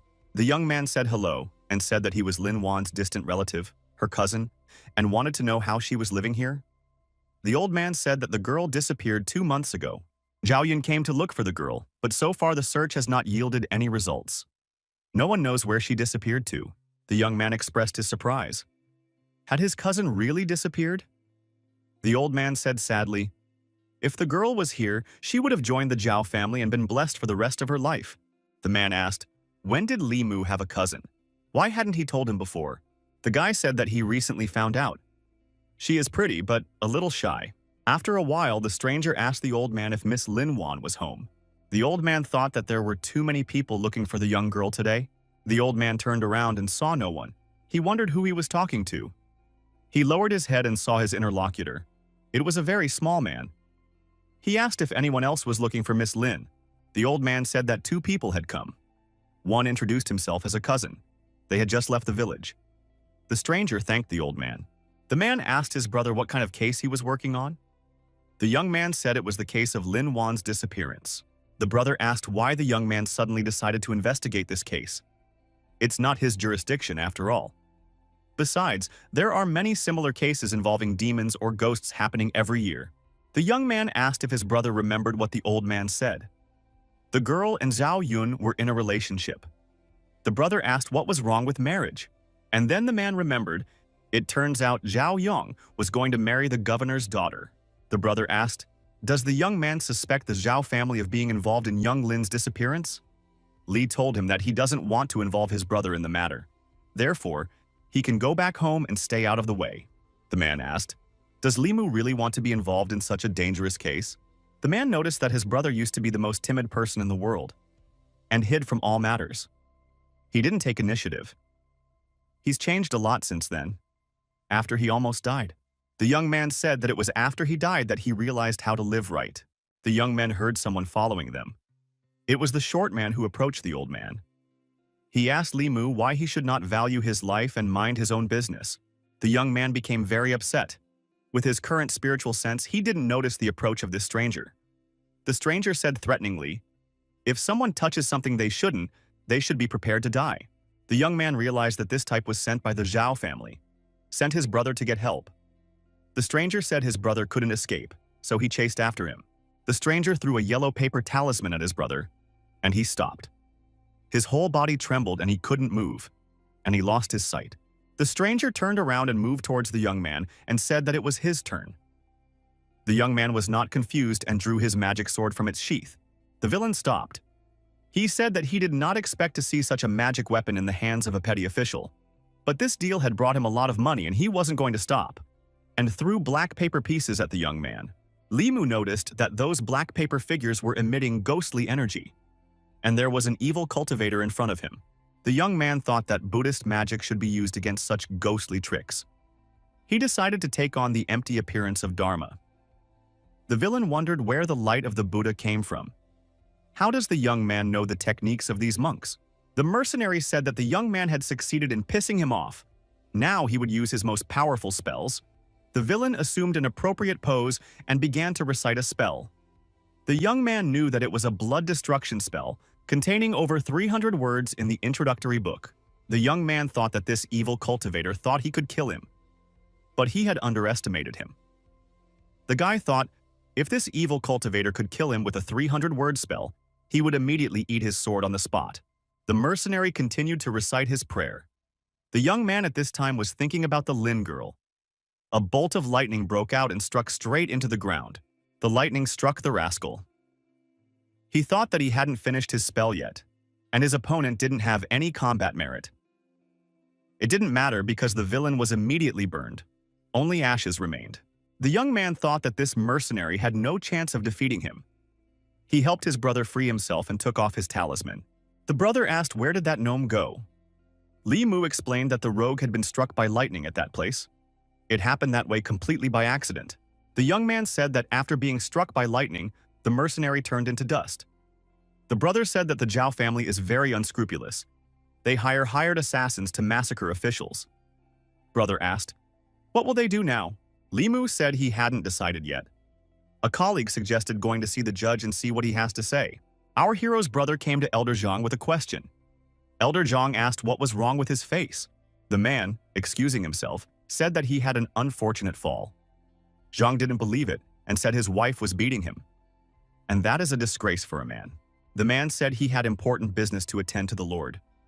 A woman has gone missing from the village. After a little investigation, it is suspected that she was murdered. The old man was interested and said he was listening carefully to all the details. The man said that after the woman disappeared, her fiancé is going to marry someone else. The whereabouts of the missing woman are still unknown. It all seems suspicious and not logical at all. The old man suggested, it's not logical unless the fiancé knows that the woman is not coming back. He ordered that the suspect be brought to the magistrate immediately and he would personally interrogate him. The man said that the man was from the Zhao family. The magistrate was surprised. Is this the family whose eldest son is an official? The old man said, then we can take our time. The man said it is not that family. The old man changed his mind and said that a human life is at stake. We can't delay. We must bring the suspect for questioning immediately. The man said that this Zhao's alleged father-in-law is quite strong. Therefore, he would not be able to bring this young man in on his own. The old man asked, who is this father-in-law? The man said that the father-in-law is the governor. The old man almost choked on his tea. Mr. Zhang asked the man to come closer to him. There was something he wanted to say. The old man said for the man to get out of here immediately. He doesn't want to see him for a few days. Mr. Zhang kicked the man's butt and told him to get out immediately. But in the next moment, he changed his mind and told the man to wait. The man came back. The old man asked how true the information was. The man replied that he had investigated it himself. Messengers could be sent to the village to confirm the information. Everything will be explained to them. The old man said that in 2 days the young lady will invite her close friend for a walk. Her friend is his daughter. The old man ordered the man to find 2 men to provide security. If anything goes wrong, the man will have to be beheaded. The man ran to his younger brother for a report. Li Mu asked if Mr. Zhang agreed. The man said he didn't answer but beat him up. Li Mu asked what his brother was rejoicing about then. The young man said he would have to use his method. The brother said he had his own methods too. The young man asked that his brother's brilliant idea was to sit in surveillance in front of the house with the girls of easy behavior. Li Mu didn't understand what they were doing here. Zhao Yong is said to be a hard-working, disciplined man who rarely leaves the house except to study hard. The brother said that according to his observation, for the past 3 days the young man came to this house every day. The man added, he heard that the governor's daughter is very good-looking. But Zhao Yong does not miss the opportunity to have fun before the wedding. If the bride saw him here, what would she think? The young people agreed that for this young man, money is not the most important thing. The governor's daughter and her friend are strolling through the city. Chief Zhang's daughter asked with interest, would the son of the Zhao family show up today? The man said, he found out everything. Zhao Yong every day, at this time goes out for a walk. A friend told the governor's daughter that her fiancé is a very handsome and hard-working young man, and they will see him soon. Li Mu thought that, according to his brother's plan, the governor's daughter had been spoiled and arrogant since she was little. She came here to spy on her future husband. If he is compromised, the bride will turn on him. After that, the marriage will be dissolved. Beyond that, the young man will not be untouchable. The man pointed at the young man and said that this guy, there is Zhao Yun. The bride wanted to look at him. The girl saw that the young man was going to visit the house for entertainment. He has offered to organize everything like last time. The girls wondered, why did Zhao Yun go to this lewd house? The bride said she was promised that the young man would be very decent. Someone made a mistake. The man said it was this young man. It's exactly Zhao Yong. The bride said he's a man and it's normal for him to go to places like this. Besides, they're not married yet. The girls finished their tea and decided to go shopping. There was no point in staying here. The girls went outside and noticed Zhao Yun buying gifts for the girls from the funhouse. And while doing so, carrying on conversations that compromised him. The bride kept eavesdropping on this conversation. The groom told the girl that his bride was fat, and he only agreed to the wedding because of his high position and money. And of course, he will come more to this establishment. The governor's daughter got upset and said that she wanted to be alone for a while. Limu thought that this girl was very reserved and vulnerable. She doesn't look like the daughter of a powerful governor at all. She is very easy to offend. The brother told the young man that if the girl doesn't quarrel with her fiancé, we'll have to go to plan B. Limu asked, since when did his brother have a plan B? The brother said he could use his killing spree, because other than that, nothing else would work for him. At the same time, at another similar entertainment establishment, Mr. Lee was leaving the girls as he usually does.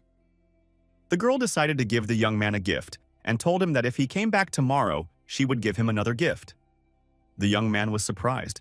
He had not paid the girl any money at all. The young man said that he never accepts gifts from girls, so she could keep it.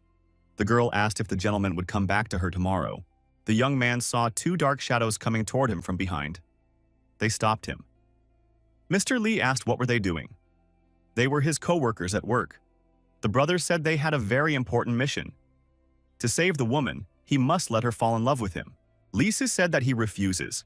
He has touched everything in his life except love, and has never done anything against his principles. Therefore, such a way would not be suitable. The man remembered about a girl named Chin Chin. Lisi grabbed his chest and told him to shut up. The men almost got into a fight. Limu pulled them apart. The guy said that there was a woman who was betrayed just like Lisi. The woman's fiancé brutally killed her to marry the governor's daughter. That scoundrel didn't think it was enough and invited the man to get rid of her soul. The young man calmed down a little. The colleague said that it was now their duty to deliver this scoundrel into the hands of the law. Lisa thought he should help and asked what was required of him. He felt sorry for the dead girl. The young men told their plan. Limu doubted whether their colleague could handle the mission assigned to him. His brother said that this man could handle any girl. If he didn't go to this lecherous house, the girls would come to him themselves and pay money for it. The governor's daughter was upset. She couldn't imagine that her future husband would turn out to be such a low man. It turns out he only wants her father's influence. The girl cried and thought that she was very naive. The young person decided that no one could like her. Walking towards her was Lisi. The young people accidentally bumped into each other. Lisi staggered and fell down. The young woman apologized. The young man asked if the young lady was all right. The governor's daughter said that she was fine, and thought that a very handsome young man was standing in front of her. The guy said he was glad the girl was okay and asked what her name was. The girl noted that the young man did not disparage her because of her figure. No one, ever, had spoken to her so reverently. The girl introduced herself and said that her name was Chen Miao Miao. 3 days passed. The governor's daughter's friend said goodbye to her and said she didn't know when the next time they would see each other. The governor's daughter said that she wanted to thank her friend. Because of her, she was able to meet a new young man. This young man was a very unusual person. He was not embarrassed by her looks or her figure. He said that she would fill his heart and there would be no room in it for anyone else. He liked her very much. The girl told Miao Miao not to let anyone fool her. The governor's daughter said that she is not like that. She doesn't have an attractive figure. And why would this young man deceive her? The girl decided that when she returned home, she would tell her father that she would not marry Zhao Yun. She'll wait for that man. He said that in 3 years his mourning period would be over. He'll come to her house to ask for her hand in marriage. Mr. Zhang's daughter, seeing her friend off, wondered if she was doing the right thing. Li told her not to worry. If the governor's daughter marries Zhao Yun, it will be a great sorrow. Therefore, what they are doing is for the good. The girl said that Li Mu has changed. He didn't reason like this before. Now he has a great responsibility. The young man said that now he has realized something. The girl said that when all this is over, she will go to her father to pay tribute to the young man, and thanked him for his work. The man told his brother that now they could go back to playing cards. They saw Li Si resting nearby, so they decided to ask him how he was doing. The young man asked his friend how he managed to fall in love with a girl in 3 days. Li Si said that a wolf's heart can only be obtained at the cost of dog guts. The best way to get a girl to give her heart is to give her yours. Sincerity can only be exchanged for sincerity. Li Mu asked, did his friend really give a girl his heart? The guy said that he gives his heart to every girl. Limu stated that then, that sincerity is worthless. The young man said, "Sometimes it's better to be sincerely silent than to talk to just anyone." Lisi said that his friend has really changed. Before, he wouldn't even hold a girl's hand. Now he says things like that. Limu said for his friend not to look down on people. What's he going to do in 3 years? Is he going to go to her father to ask for his daughter's hand in marriage? The guy said the girl was nice, but he didn't deserve her. The secret guard reported to the governor that his daughter was not going to marry Zhao Yun. The governor was outraged. He wanted to know all the details immediately. The secret agent gave all the details of what had happened. How the girl saw her fiancé coming out of a suspicious house, and he had been there less than a quarter of an hour. The groom shows up there every day. The governor was surprised. Why did he spend so little time there? The secret agent said that the 15 minutes included the time the young man spent going in and out of that building and taking a bath. The governor became even more frustrated. That's not enough time for anything. The governor said that in that case, his daughter's marriage should be reviewed immediately. The secret agent also reported that it seems his daughter has fallen in love with an official named Li Si. But he hid his real name and identity from her by making a 3-year contract with her. This man might be up to something. The governor was serious. If that man had made a promise, it was not for him to decide what to do now. The governor said if Meow Meow likes the other person, there is nothing that can be done about it. The man said that they are no longer interested in the Zhao family. The secret agent documented everything. It was reported to Mr. Zhang that the governor's family had left the Zhao family. The man ordered in that case to arrest Zhao Yun immediately and bring him in for interrogation. At the interrogation, Zhao Yong was told that they only expect him to tell the truth, and he knows the reason for his arrest. Zhao Yong shouted that he didn't kill anyone because the girl was his fiancée. Zhao Yun's parents cried and said that he was a good young man, and the girl just happened to disappear. Mr. Zhang said that without proof he doesn't arrest anyone, but they found Lin Wan's body. Zhao Yun's mother cried and said it was a tragic death.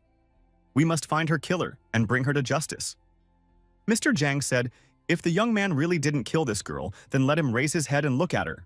The ghost of the girl stood in front of the young man. The young man cried out in fear that there was a ghost in front of him and fell down, losing consciousness. Mr. Zhang said that the young man was sentenced to be executed in 3 days for premeditated murder. The woman screamed that her son must be saved. He is an only child. The man said that this is irrefutable evidence, and there is no way out. Zhao Yun was left in jail until his execution. It's been 3 days, the town square. Limu saw the sword and thought it was a chilling sight. It wasn't just a sword. When using it, not only would the head fall from the shoulders, but the 3 spiritual origins and the 7 souls would be destroyed. This is to prevent the prisoner from turning into an evil spirit and continuing to do evil after death. Mr. Zhang said that the hour had come and ordered the sentence to be carried out. The executioner swung and blood splattered around. The old man said, "This is all the county can do for Miss Lin." The girl's spirit thanked the old man and said the girl would remember everything he had done for her. Mr. Zhang said he was ashamed that such a thing happened in his county. Li Mu and the others should be thanked for this matter. The townspeople said that Master Zhao was a good man, but he had spawned such a monster. These petty officials are really brave, since they dared to defy the governor. They are indeed full of courage. The stranger recognized the names of the 3 young men who were involved in solving this crime. He thanked the passers-by for the information and withdrew. The passers-by decided that this must be a person not from around here. Limu was cooking food again. Wang Wan didn't like this kind of food. It was gooseblood food. Madam also refused to eat this food. She said that her soul was not that resilient. The neighbor said she had a question for the young man. She said, rumor has it that the young man took part in solving a high-profile crime and brought the villain to justice. The young man agreed. Madam asked if he was afraid of the Zhao family or the governor. The young man said that he doesn't have long to live anyway. Therefore, he is not afraid. But before that, he can eliminate some more villains and do a lot of good deeds for people. It's worth living in this world for that. Mrs. Liu felt a sense of deep respect for her neighbor. Her brother came to visit the young man and said that he had good news. They were rewarded with a 2-month salary for a well-conducted investigation. It would be nice to go somewhere to rest on this occasion. The ghost of a girl appeared and said that the criminal had been punished. Justice had been served. The ghost of the girl thanked the young man. The young man thought that the monetary gratitude was Mrs. Lin's gratitude. The young man felt that something was happening to his body. He thought that he had already reached the limit. He wanted to stop. The young man heard someone calling his name. The young man opened his eyes and saw a girl shaking him and asking if he was okay. Mrs. Liu asked why the young man had fainted again, and his mouth was bleeding. The young man said he was fine and was used to it by now. The young man told his brother about his health problems. He couldn't believe that Li Mu only had 6 months to live. The neighbor offered to take the young man to the doctor. The boy said he wanted to rest alone. Lin's ghost appeared and worried about the young man's health. The young man said that he was feeling much better now. Lin said that she is now a cultivator ghost and doesn't know if they will see each other again in this life. If there is a next life, the girl would like to become a cow or a horse to repay the young man for his kindness. The young man said goodbye to Ghost Lin and wished her a happy journey. The young man decided that he had already absorbed a lot of joy, and now it was time to achieve some results. Li Mu assumed the lotus posture and began reciting the memorized mantras. He wanted to make progress. He held his fingers on his hands correctly. The young man realized that he had made some progress. The first soul was ready, the ghost dog responsible for the alarm. He could now detect danger approaching him regardless of the situation. Now he should try the Taoist technique that he couldn't perform before. The young man recited a Taoist incantation, and a miracle happened. His magic sword itself drew out of its sheath and began to hover. The young man continued to recite the incantation. He approached the sword and grabbed it. Manipulating the flying sword magic treasure through the air could only be mastered by third realm practitioners. The second word of truth helped him bridge the gap between realms. The young man felt very tired. His magic power had been depleted in just a few moments. It seemed that it was still difficult to control magic weapons at his current level. The young man decided to get some sleep. It was early morning. Someone wanted to touch the young man's shoulder. The young man managed to intercept the approaching enemy. It's all thanks to the vigilance of the ghost dog's soul, the young man thought. Not yet fully awake, the young man touched and found that there was something soft in front of him. It turned out to be his neighbor. She asked why Li Mu was touching her in these places. The young man was surprised and asked what the girl was doing here. The girl said she was in pain and asked that the young man let her go. The young man was embarrassed, but he let the girl go, although it felt good for both of them. The young man apologized many times for his behavior. He didn't mean to act that way. The girl said it was nothing. He is an official and it is normal for him to be vigilant. The girl said. Then she made chicken soup and decided to give him a treat. The young man looked at his neighbor and thought something had happened to her. She was at the execution site but was shocked and came back with a fever. She has been in bed ever since. We should give her some medicine. Apparently she was really scared. The young man said the medicine would only help a little. But the Taoist talisman is quite effective. He promised to draw it. The girl was surprised. Does the young man really know how to paint talismans? The young man prepared paint and brush and decided to get to work. The young man took the girl outside and told her to wait outside the door. When everything was ready, he would call out. Mrs. Liu agreed to wait. The young man thought he had overreacted. He didn't know what he should do now. The young man had never drawn talismans before, now he would have to learn. The neighbor said that if the young man wasn't doing well, she would go to the pharmacy and get medicine. The boy said that he was already finishing. The young man decided to portray the mascot anyway. It didn't work the first time. It didn't work the next times either. The young man couldn't concentrate on drawing. It turned out to be too difficult. The young man crumpled a piece of paper, threw it away and thought he had an idea. The boy pronounced, "If the mind is clear, the sky will not fall." The boy concentrated and he got a calming talisman. The girl looked into the room. The young man didn't think that the heart-cleansing technique had such an effect. The neighbor saw a lot of crumpled paper. She called the young man a pervert. What was he doing in broad daylight?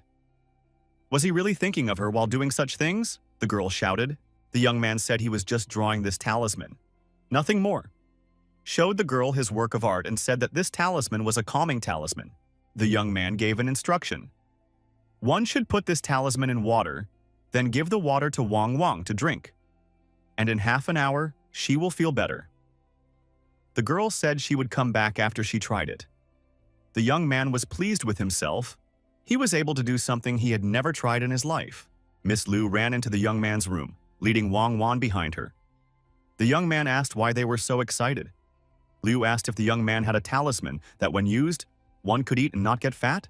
Limu said that there is a face preservation talisman that can keep youthful and attractive. Surely there is also a figure maintenance effect. The girl rejoiced. The face does not age, youthfulness all the time. Asked to name his price, and she would pay any amount. The young man said that he did not need money. He would try to draw a talisman for her in the evening after he was free. The young man was upset. Mistress is gaining weight even from water. No wonder she was so excited when she heard about the face-saving talisman. The young man noticed that his wrists were swollen after drawing the talisman. A young man passing by was noticed by Madame Ching. She called out to the young man. The young man saw the girl and was very excited. He asked when she had returned. The girl asked if the young man was able to successfully create a soul.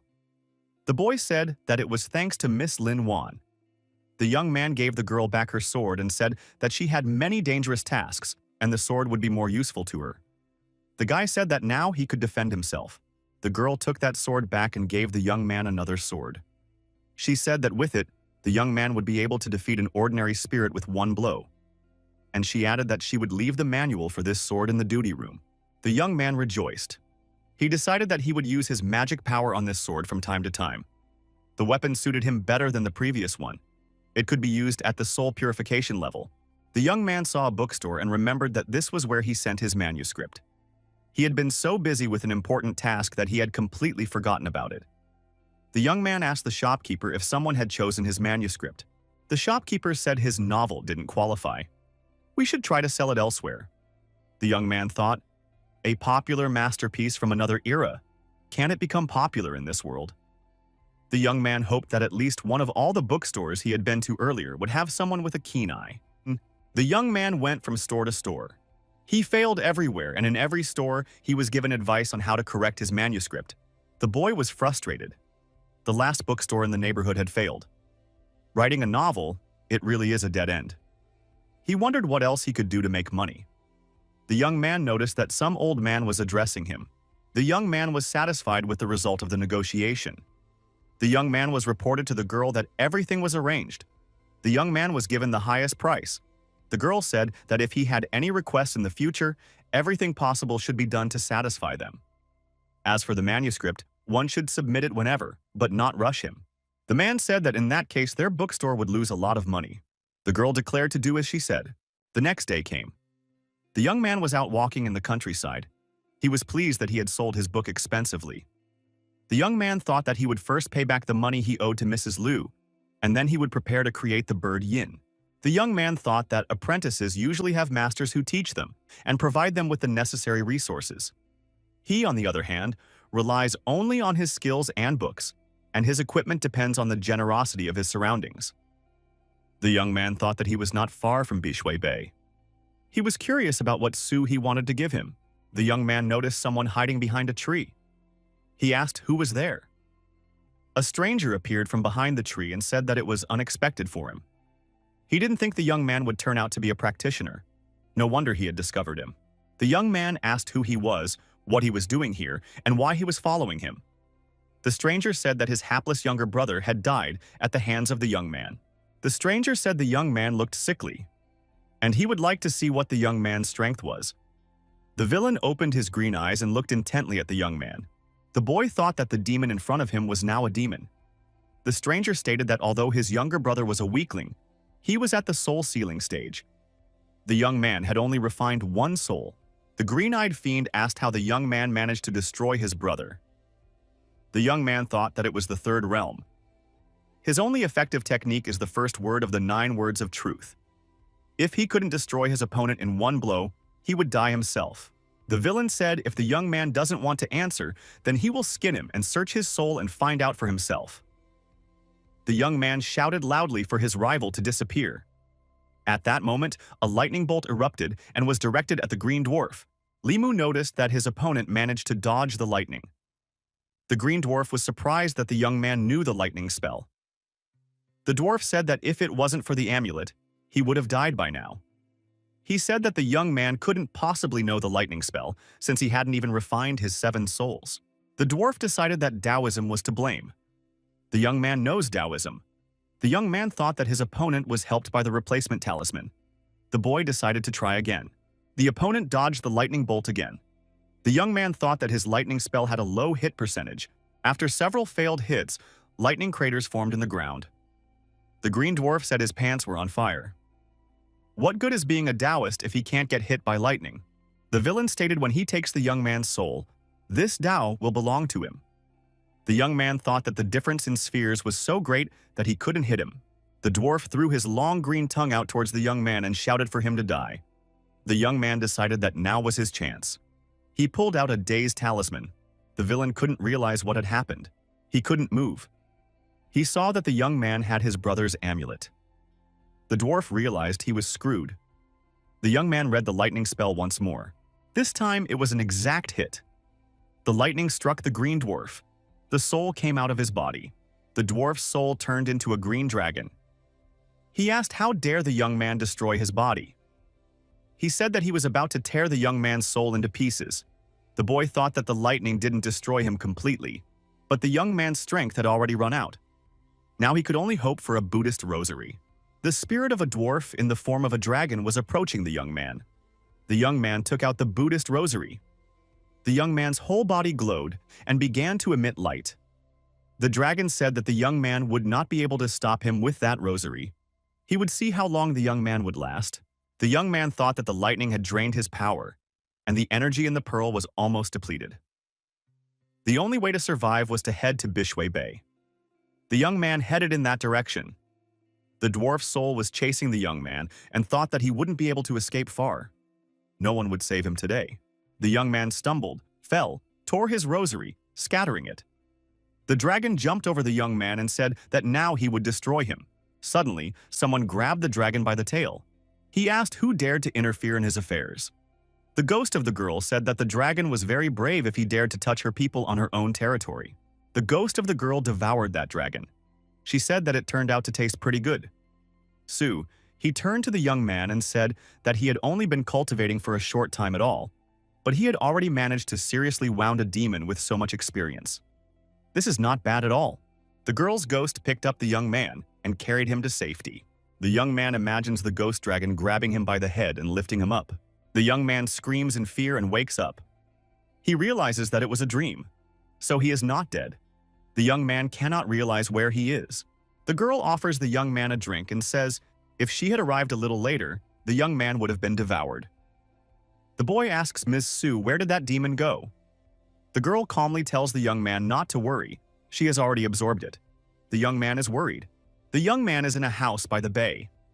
The guy thought that if she was able to absorb the spirit of a third realm lizard, it means that she is a cultivator of the third realm. The imperial court always spoke well of ghost cultivators with souls. The girl said that Taoist techniques, it's a secret art, but the young man is weak and doesn't look like a core disciple. Madame Sue said that she sensed the pure direct aura of thunder magic there. How can the young man use them? Limu said that he didn't know how to explain it. Madame Sue influenced the young man's body and said that the matter was finished. The young man thought that everyone can smile at good fortune. The young lady gave the young man a book and said that it was in gratitude for seeking justice for Lin Wan. The young man inquired, "What is this?" The young man looked at what was written in the book and realized that it was secret Taoist techniques. The young woman said that more than 10 years ago, a Taoist priest had fallen in battle. Afterwards, she obtained his manuscript and learned some of the techniques. For 10 years, she practiced intermittently and only then reached her current level of Taoism. The young man said that this book would be of great help to him. The young man said that he would always be willing to thank the girl for such a gift. Mrs. Sue told the young man to visit her more often. The young lady asked the young man to find out about a man who was a judge 20 years ago. The ghost girl explained that the hut was covered with illusions and that ordinary practitioners could not see it. If the young man encountered danger in the future, he could lure them to Bishwe. And that's where she will help. The young man saw and picked up the bag, he thought. This is what's left of that demon lizard. Madame Sue said that it was a soul-nourishing bag of evil cultivation that should contain the soul he caught. Another unrighteous soul captured by an evil cultivator. A ghost popped out of the bag and laughed. The ghost screamed. The damned four-legged snake had caught him last time when he wasn't ready. But it wouldn't succeed this time. The ghost saw the young man and was scared. It was him again. The young man shouted to Mrs. Sue to stop this demon from leaving. The demon got scared and tried to run away. Miss Sue directed her magic powers at him. The girl stopped the demon and captured him. He begged her not to kill him. The ghost screamed that he had wronged her in the past, but because the girl is kind and lenient, he pleaded to let him go. Madame Sue was unwavering. She clutched the ghost tightly by the throat. The ghost began to choke. The young man asked the ghost how he knew he didn't have 7 souls. The ghost said, once he had accidentally absorbed the remnants of an evil spirit that had the magical power of Heaven's Eye. And he was able to learn this technique and gained the ability to see through 3 souls and 7 souls of a human. The young man did not believe this ghost. The ghost said he was not deceiving. The young man said the ghost told him about this technique and he would try to test it. The young man tried it and he succeeded. So the ghost really wasn't lying. This technique not only consumed little energy, but it also allowed him to see the strength of the enemy. The young man looked at Mrs. Sue, but he couldn't see anything. Unfortunately, he can't see through those who are stronger than him. The girl asked the young man, "What happened to the 7 souls?" The young man replied that he was looking for a way to form. Madame Sue said that condensing the 7 souls is much more difficult than purification. A young man could become a ghost cultivator and reach the middle level of the 3 realms within 20 years. The young man refused. After all, he wasn't married yet. Madame Sue said that if the young man became a ghost cultivator, he could find a female ghost cultivator and engage in pair cultivation already. The young man liked the expression about pair cultivation. When he reached the middle level of the 3 realms, he would be able to reconnect with his body and be no different from a living person. The girl moved closer to the young man and asked how he felt about such an offer. The ghost saw that he had no time for him now and asked if he could leave. The young man said to stay where he was. That ghost had tried to kill him twice today. He won't use lightning but let Miss Sue eat his soul. The ghost said for Mrs. Sue to forgive him. After all, they are all ghosts. Why make life difficult for themselves? The young man thought that this ghost's emotional strength was very bad. The young man noticed that a monk approached them. He said that his improvement was not successful. The ghost in the sack had run away from the Nongs, so they had to search for him. The ghost asked the monk to accept him and promised never to run away again. He will always listen to this monk's sutra because he loves to listen to his reading. Mrs. Sue said that she would not let this ghost go anywhere. The ghost grabbed the monk's hand and started reciting the sutra. Said he knew it by heart. The monk asked the young man to give this ghost to him for re-education, and he would guide him to the right path. The young man said that he was giving this ghost to a traveling monk. The monk said to let the ghost return to the sack himself. The ghost turned into black smoke and flew into the pot the monk had in his hands. The man put a lid on top of it. The Buddhist told the young man that in just a few days, he had gone from losing his soul to the first ghost dog soul. He helped people in need and did good deeds. He has a strong Buddhist aura. He must meet the Buddha. The young man said it was all thanks to the rosary beads given to him by a monk. But those beads were destroyed. The young man regrets it very much. The monk said that the beads are just an external object. The young man is marked by wisdom. Perhaps he wants to enter the void and follow the Buddha. The young man objected, saying he had no such plan yet. The boy thought he didn't want to be a monk. Mrs. Sue stood up for the young man and said that there was no need for him to become a monk. Ghost cultivation suited him just fine. The young man said even though Madam is a ghost, she has never ever harmed anyone and doesn't need to be reincarnated. The monk said that this girl has a magical power that surpasses his power. She would be able to keep her human heart in the future and would not harm this world. The young man thought, if this monk got addicted to taming ghosts and tried to harm Sue-hee, they would definitely fight. The girl told the monk to take better care of himself. The monk gave the young man a book and said that this sutra was meant for him. It would help him understand and become wise and remove the obstacles of karma. The monk chanted. The young man picked up the song. The poor monk said that the young man had a great destiny connected to his Buddha. As he left, the monk told the young man if he changed his mind, he would be waiting for him at the Temple of the Golden Mountain. Mrs. Sue said that the monk was testing the young man's wisdom. The girl said that the young man only uttered one sentence, and the Buddha's light appeared, so he obviously has a great talent for practicing Buddhism. Madame Sue gripped the hilt of the young man's sword. The young man blushed with embarrassment. The girl said that the young man was good at practicing Taoism. The girl continued, although Buddhism and Taoism can be practiced at the same time, it is still not easy. It's hard to practice one thing at a time as it is. you shouldn't be too greedy. The young man thought that the strength is always in the truth. If Soo-hee didn't appear, with his meager skills, he would have been devoured by the lizard demon. As long as he didn't have absolute strength, he only had to survive. The young man returned to the city. He thought that the fusion of the second soul, the bird Yang, was a must. As for sadness, he needs to evoke more emotions from people. To absorb someone's emotions, you need to be face-to-face with another person. If one is at a great distance from the person, the technique is useless. The young man heard that a traveling storyteller was needed at one of the pavilions. The young man went into the pavilion and asked the owner if the tea house needed a storyteller. The man thought that this was the exact guy the mistress had told him about. He asked if the young man wanted to tell his story. The young man heard the mistress come down and give instructions to the manager Juan. The young lady turned her attention to the young man. The young man was surprised. He recognized the mistress as his neighbor. The girl asked, "Is Mr. Li Mu doing here?" Manager Huang thought he couldn't go on like this. The young man thanked Mrs. Liu for her invaluable help. The young man pretended to be looking at the pendant around his interlocutor's neck. In fact, he was looking at a beautiful spot lower down and thought he wouldn't mind lying down on it. The young man's nose was bleeding. Mrs. Liu said that the young man needed to rest. The young lady asked why the young man was going to pee again. The young man explained that his salary was very small. The girl said that the young man wants to catch criminals, write books, and tell stories. But that would take a lot of effort. The young man said that if he is not suitable for her, he can inquire about a job elsewhere. Ms. Liu said she would not refuse him. The young woman said if the young man wants to work, she will give him a place, and made an offer he could not refuse. The young man thanked the girl for her kindness. He said she was very kind to him, and helped with the distribution of his book. But the boy wants to earn money by his own efforts. The lady was very touched by his revelation and said that she would organize everything. In the restaurant, the storyteller retold various stories. It was very entertaining. The patrons were demanding a continuation. The narrator said that he was not feeling well at the moment, and paused. The visitors became upset. They wanted to eat and listen to the story.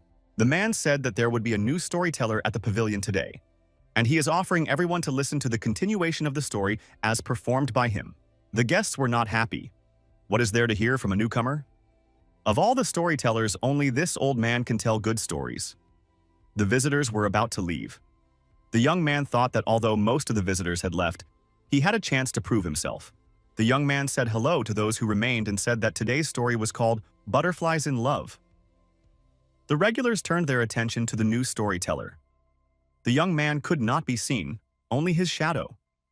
The young man said he was hiding so people wouldn't recognize him.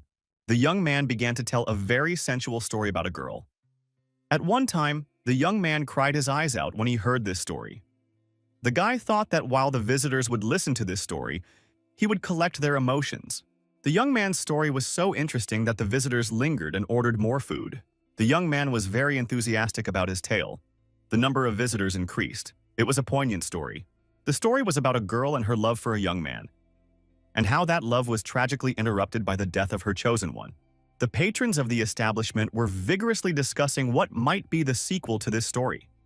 Mrs. Liu also sat and listened to the young man with interest. The young man knew that this was the saddest part of the story. He needed her to evoke sympathy from the listeners. The young man thought that the visitors' emotions were there, but he couldn't take them because they weren't directed at him. The young man decided that in that case he was wasting his time here. The young man snickered. He was going to condense the bird's yin and regain his strength, and now it was all gone. The listeners asked where the narrator had gone. Why was he silent? Li Mu said that there would be no continuation, and went to the exit. Attendees said they had paid for admission and wanted a continuation. A panic arose. Everyone demanded a story. They called the young man a fraud. They said he was teasing them. You can't tell a story only halfway through. The young man began to pick up on emotions. There was a lot of anger. He realized there was a way out. The young man came back and said there would be a sequel, but not today. The listeners continued to be outraged and demanded that he finish the story today, threatened him. The young man thought, all this anger is good for him, and he's collecting those emotions. The young man came home. His neighbor came to visit him. The young man said he thought it was the listeners from the pavilion who came. Mrs. Liu asked the young man what was in the continuation of that story. She was very interested in the fate of the protagonist. The young man said that he would start the continuation where he left off. And in the meantime, he himself was busy preparing food. The young man was washing vegetables and continued his story. Mrs. Liu was completely immersed in the story. Passions were boiling in her head, and there was a storm of emotions. The man finished his story. Mrs. Liu wept. The protagonist had been martyred and her fiancé had not been resurrected. The girl demanded that the young man change the story, to make it end well. The boy said that could not be done. The girl tearfully asked the young man.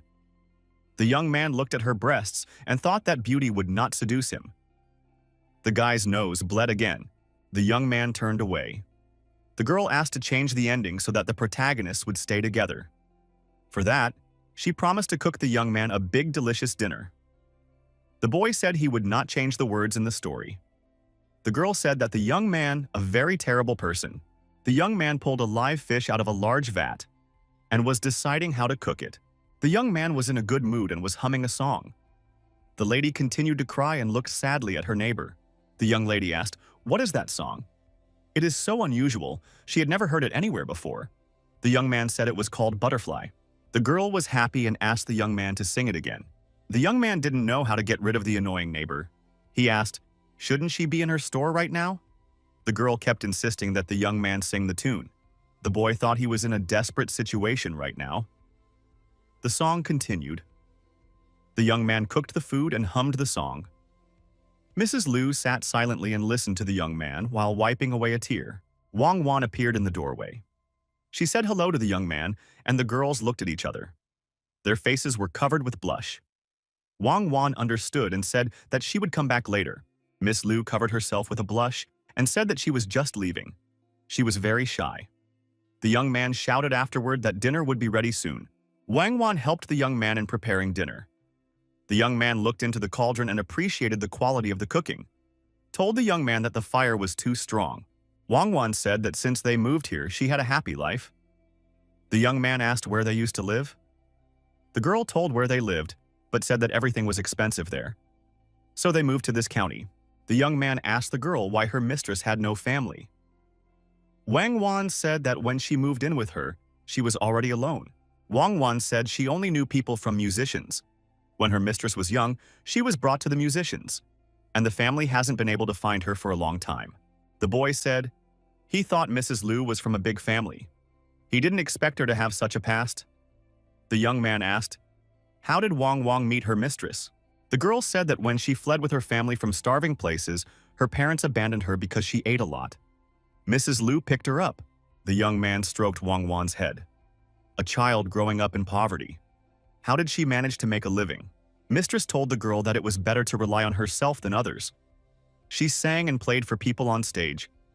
Wang Wan helped her wash clothes for the people in the troupe and saved money. When the landlady saved up money to pay the ransom and open a store, they came here. The young man thought that there are few people with such courage and determination, even among men. The young man heard music blaring from a neighboring house. It was his butterfly.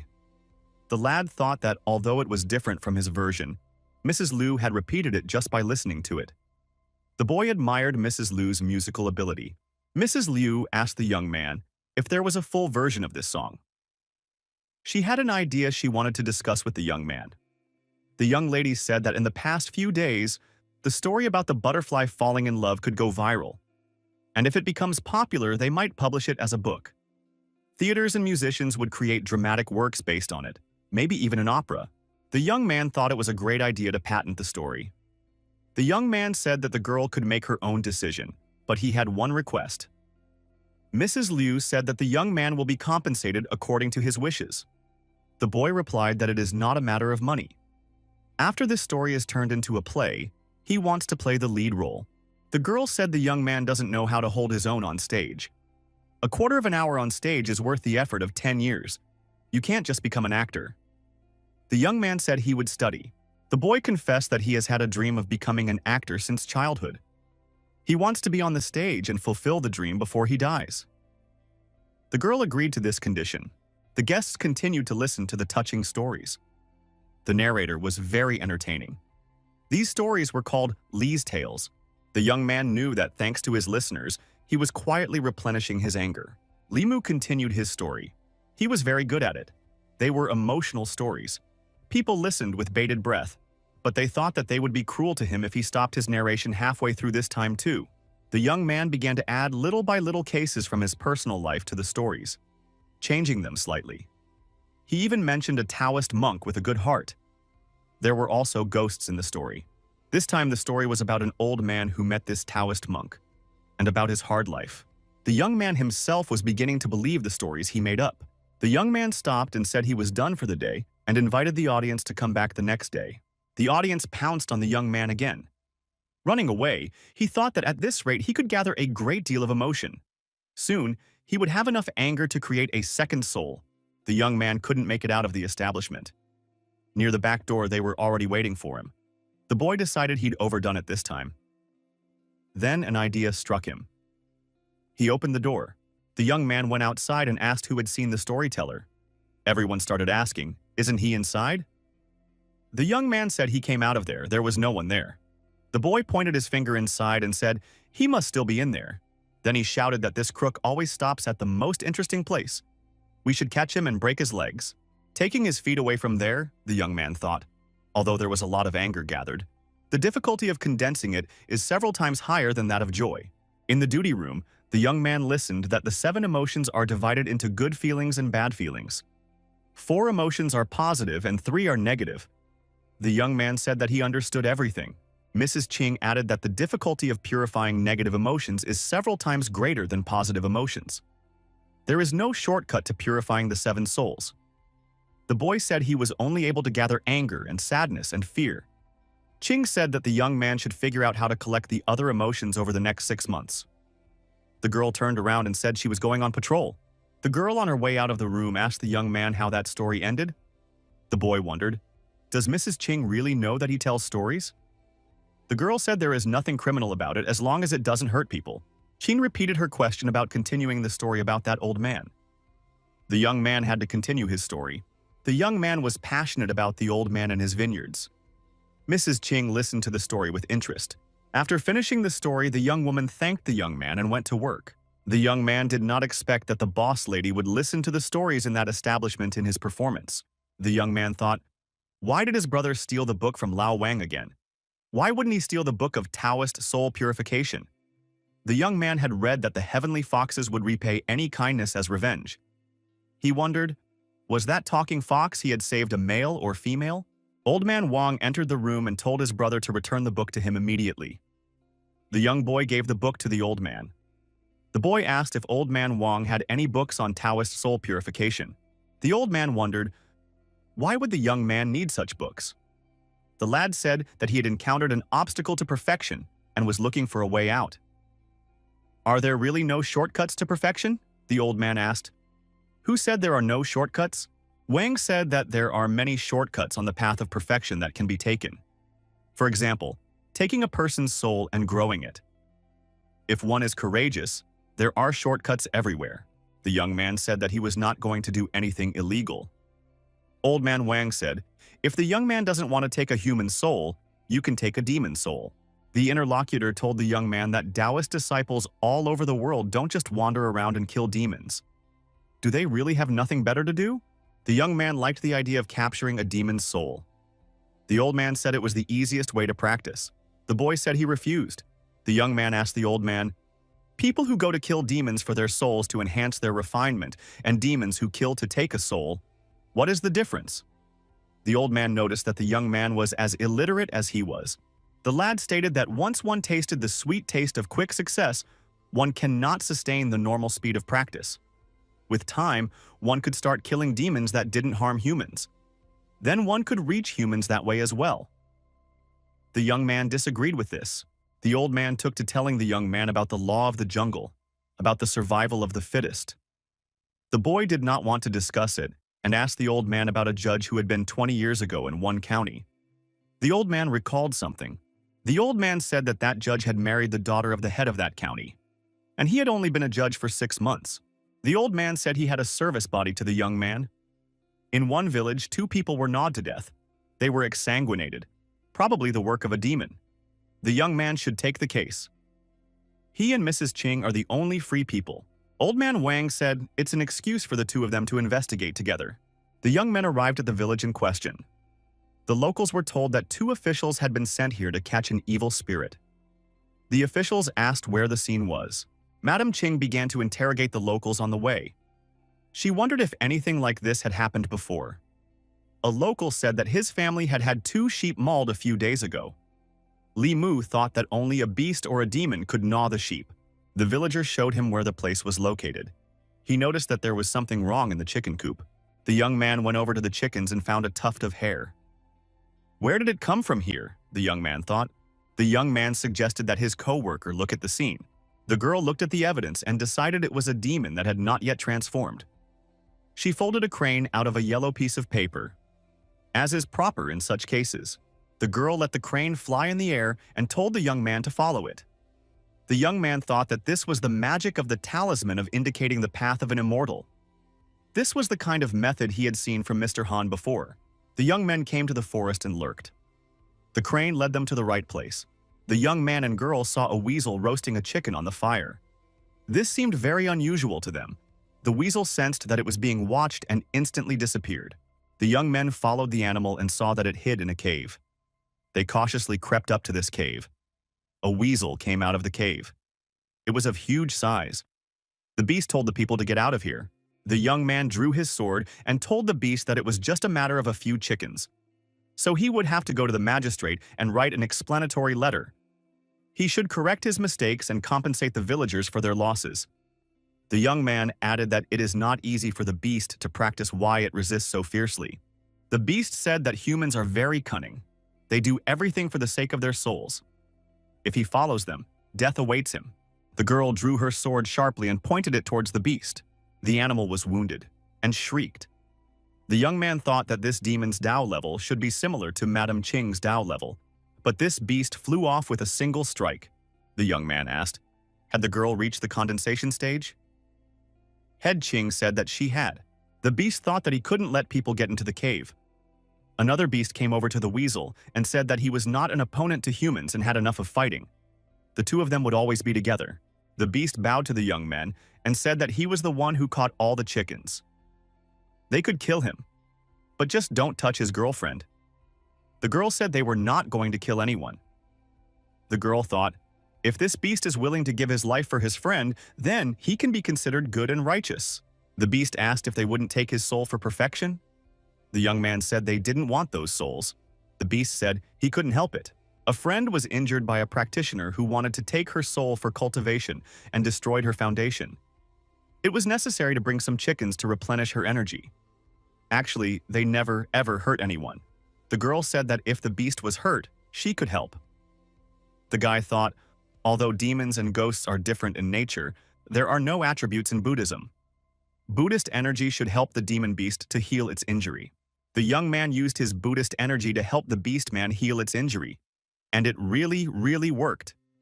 The beastman thanked the young man. Ching asked the young man since when did he study Buddhist arts.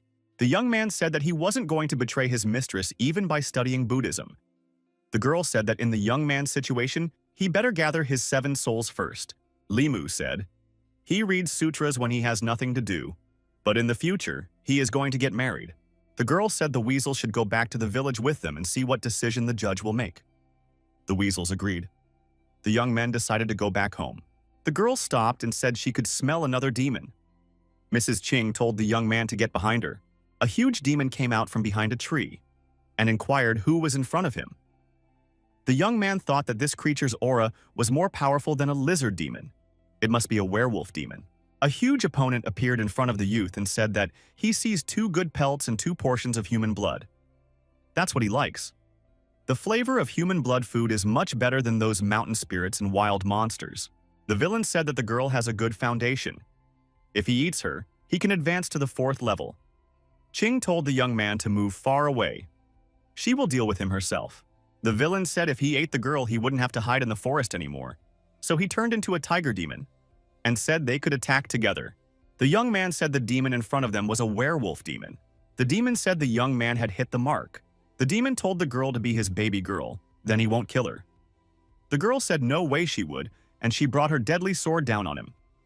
The demon said that if the girl didn't want to do it the right way, he would do it the wrong way. And she shouldn't blame him for not showing mercy. This was a bloody battle.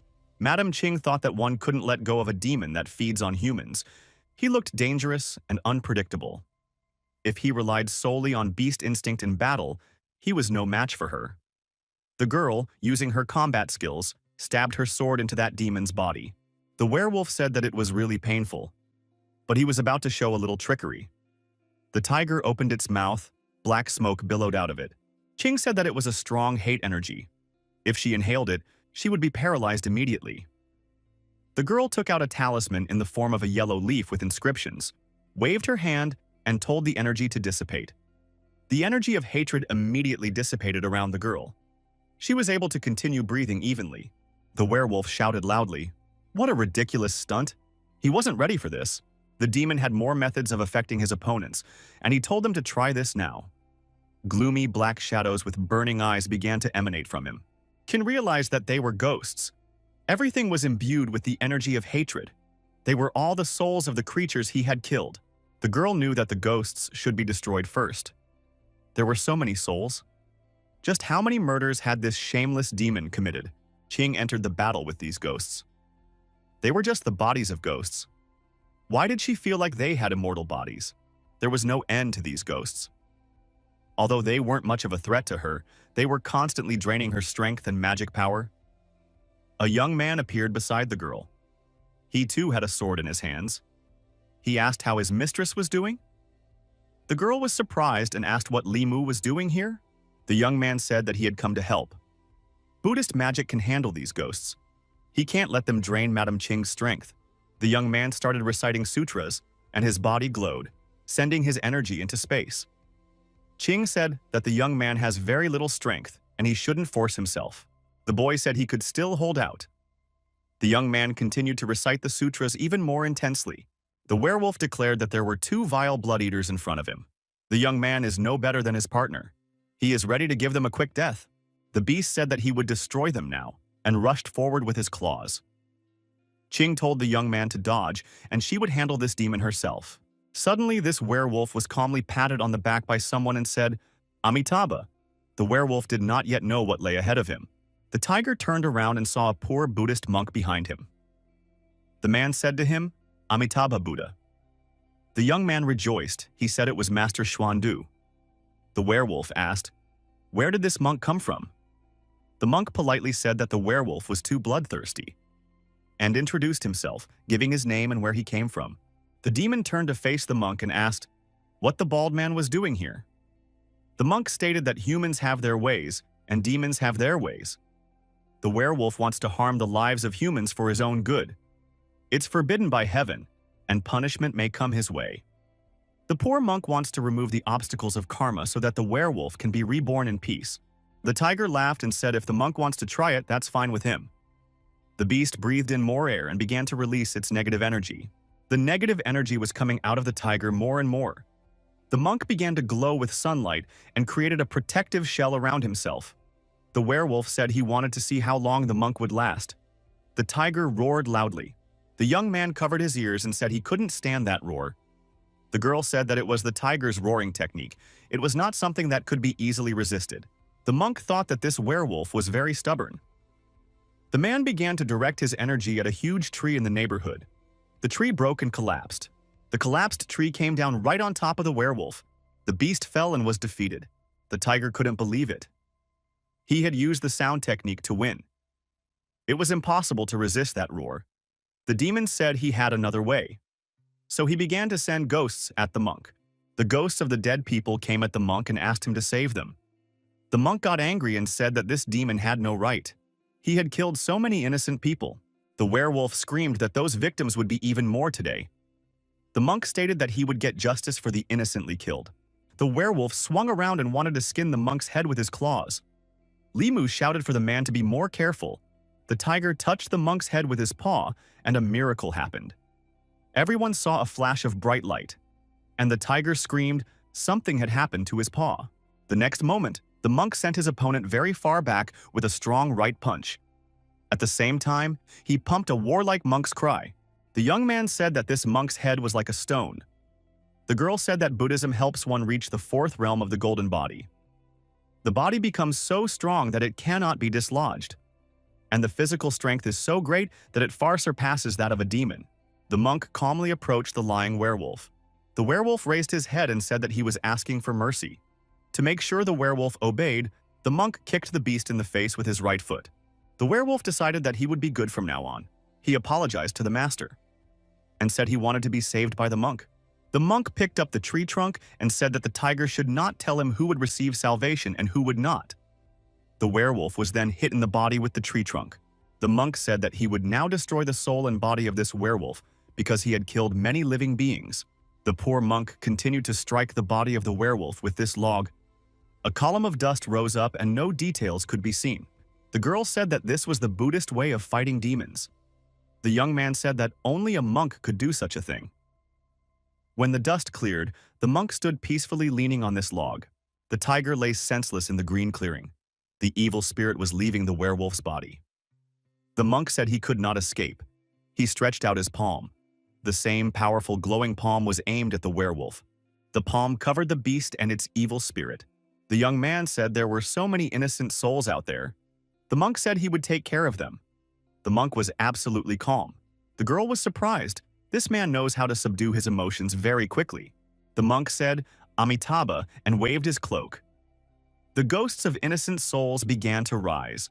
The monk said when they return, he will use Buddhist teachings for reincarnation and help them to be reborn. The ghosts of souls disappeared into the heights, and the monk said it was wonderful.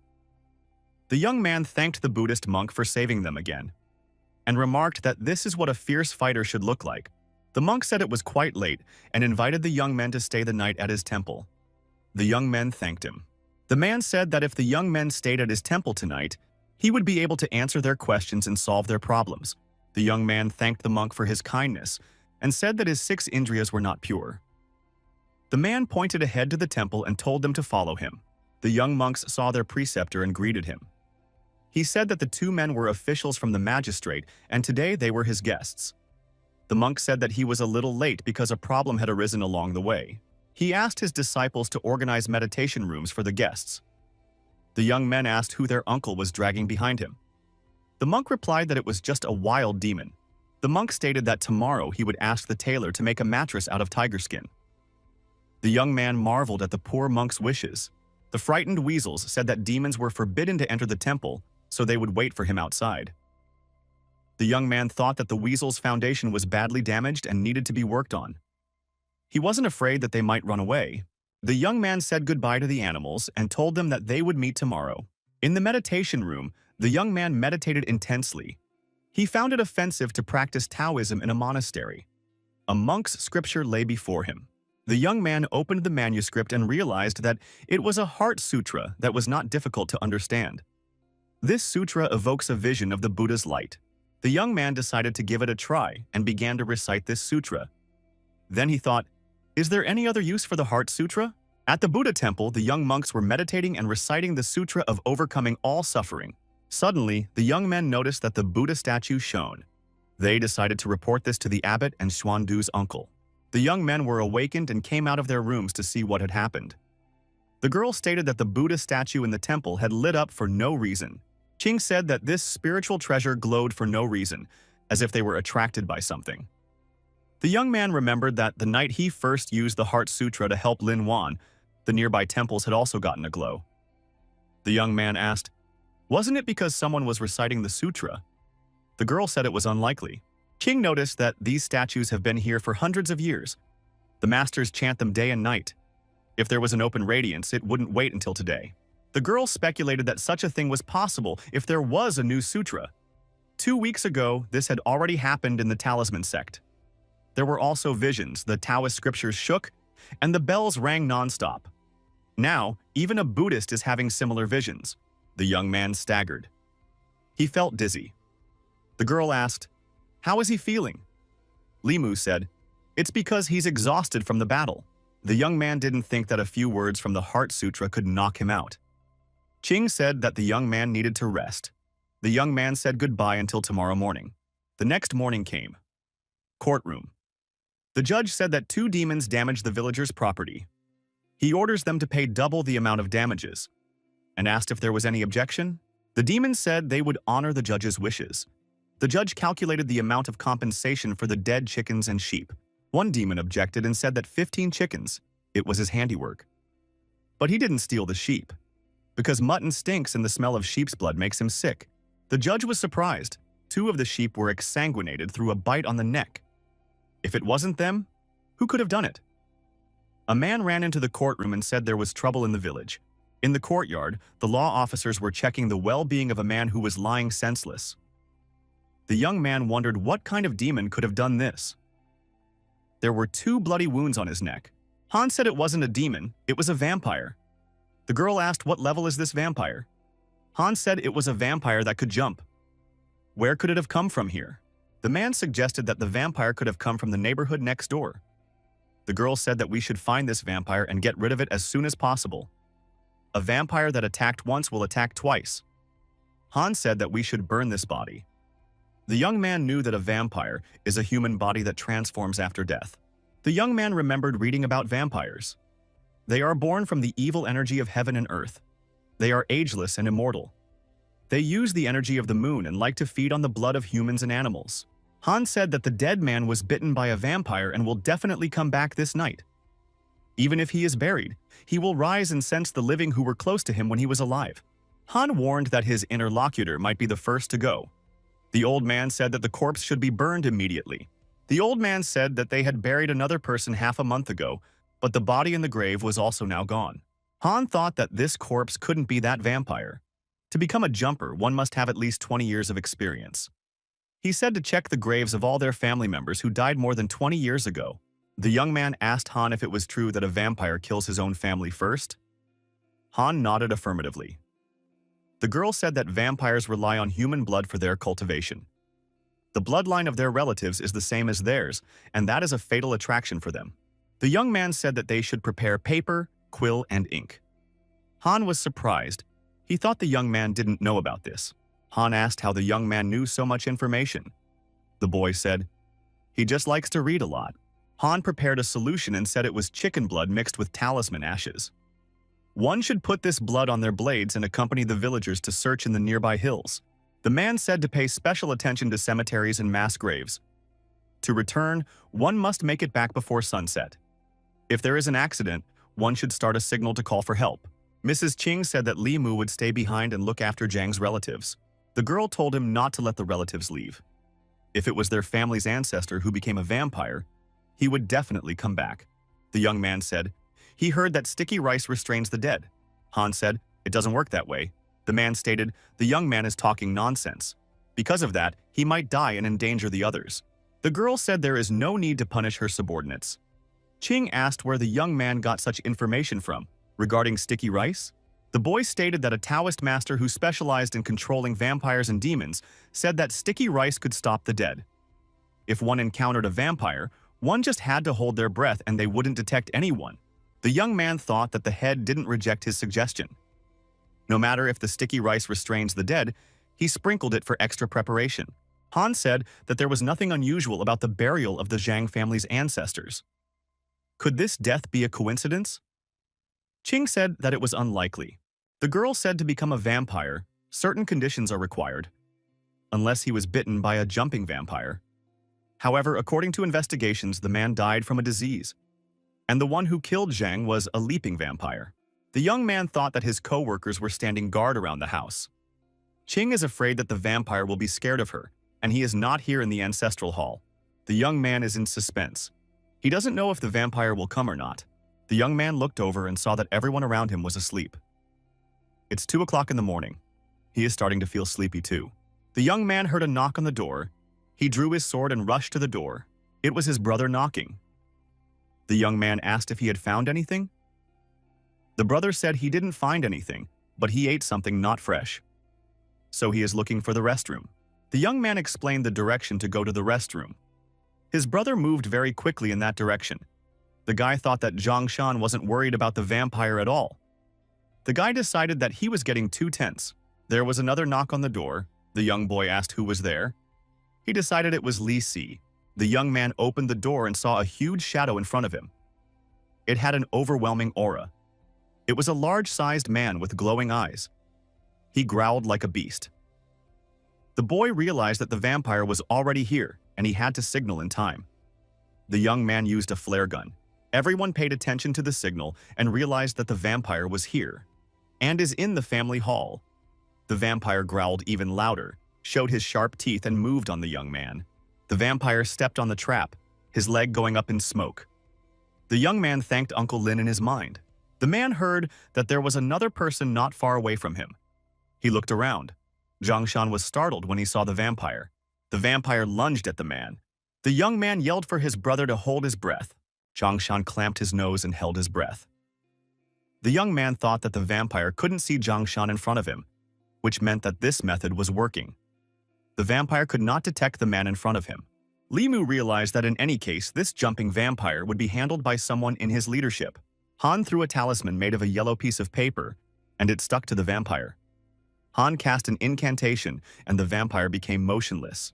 The vampire stood still and looked around. Li Mu and Han came over to him. Each of them swung and kicked the vampire. The vampire's talisman was destroyed. The leaf burned.